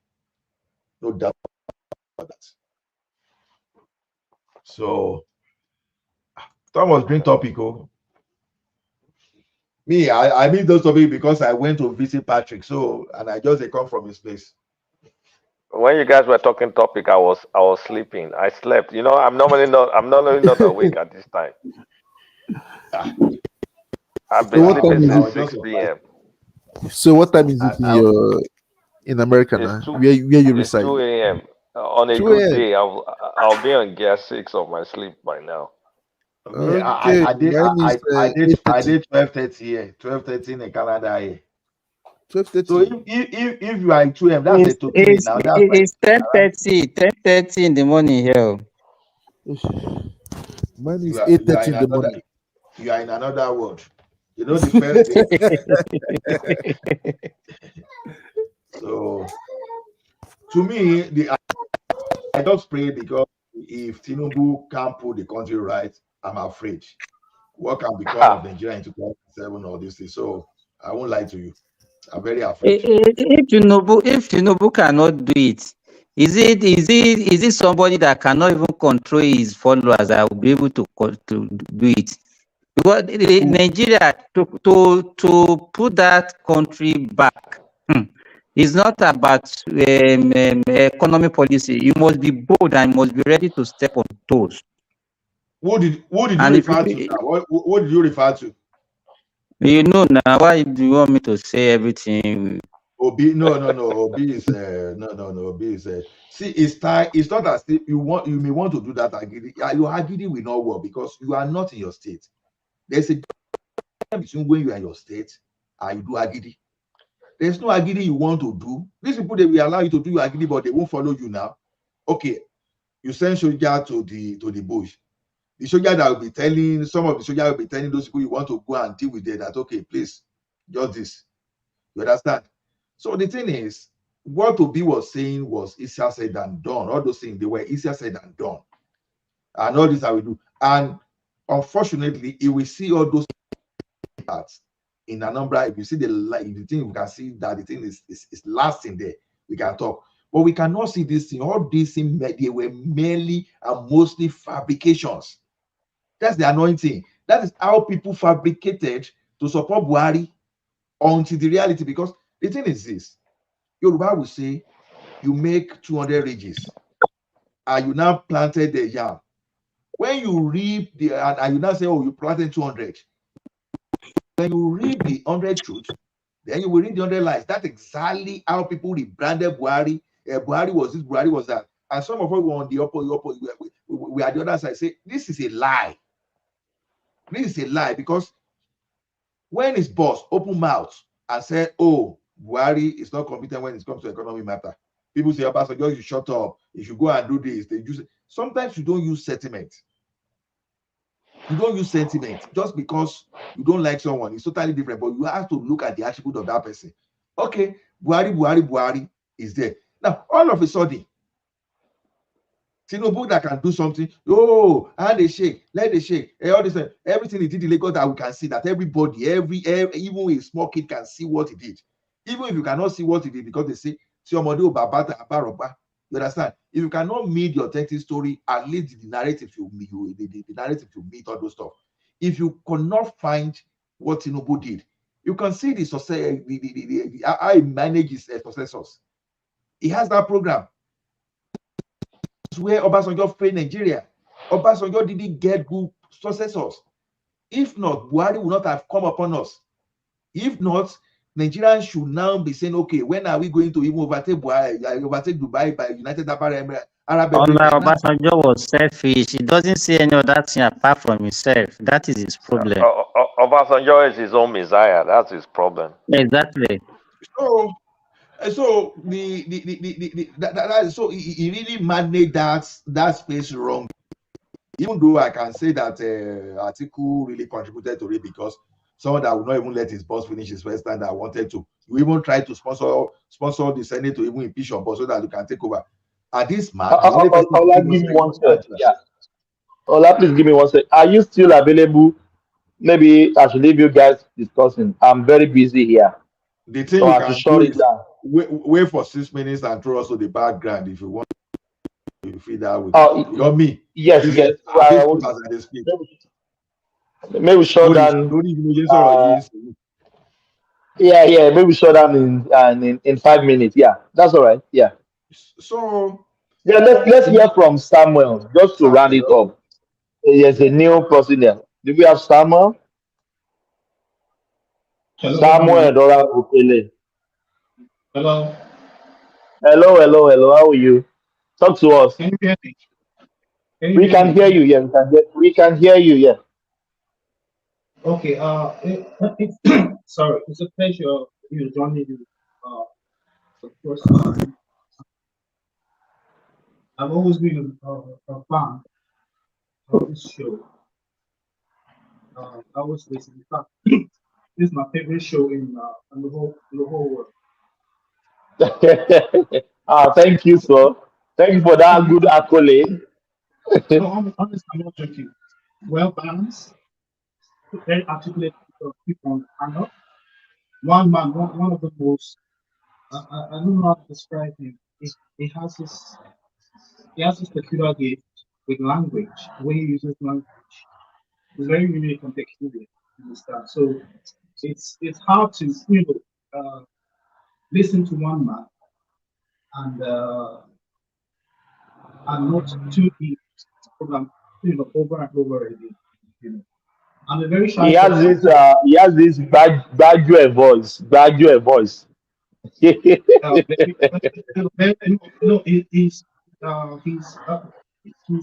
choice of words, the way he uses words, is like he's like he invented the English language. Honestly, I give it to him. Then thank you. People like Olacha, I listen to him a lot. I've learned a lot from him. His acumen, the way he dissects, topics, especially when it comes to. You don't like rational mind? Rational mind? No, rational. Rational mind is my favorite. Rational mind is one of my favorite. Johnny Coco, I really admire him. I really respect him for his well balanced view of issues. Madam Zita, who else? Work quiz. Talking about this. I've learned a lot from you guys, and I just want to say keep it up. Just like I said, this is one of my favorite programs. In fact, sometimes when it's like sometimes it's weekends, it's like maybe sometimes Sunday there's no one man show. It's like that.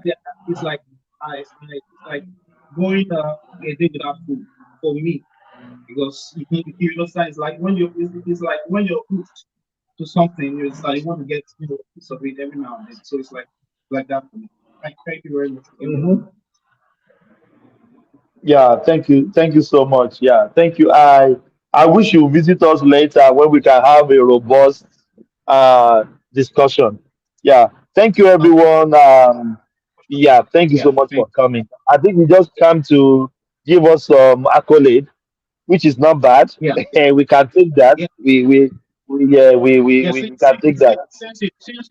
I would have loved to contribute, but since you're shutting down, I just decided. Oh yes, yeah, we are really shutting down for time. Yes, we expect you next time to come. This is your house. Yeah, our doors are wide open. Yeah, anytime. Thank you so much. Yeah, thank you guys. We see you at the next section. Thank you. Carry the conversation in the comment section. I said, peace. Thank you guys. I'm going to be president of this country, whether you like it or not, and I will preside over the affairs of this country, including presiding over you. I think you must start adjusting to that reality. The sooner you do that, the less chest pains you'll have when that reality comes.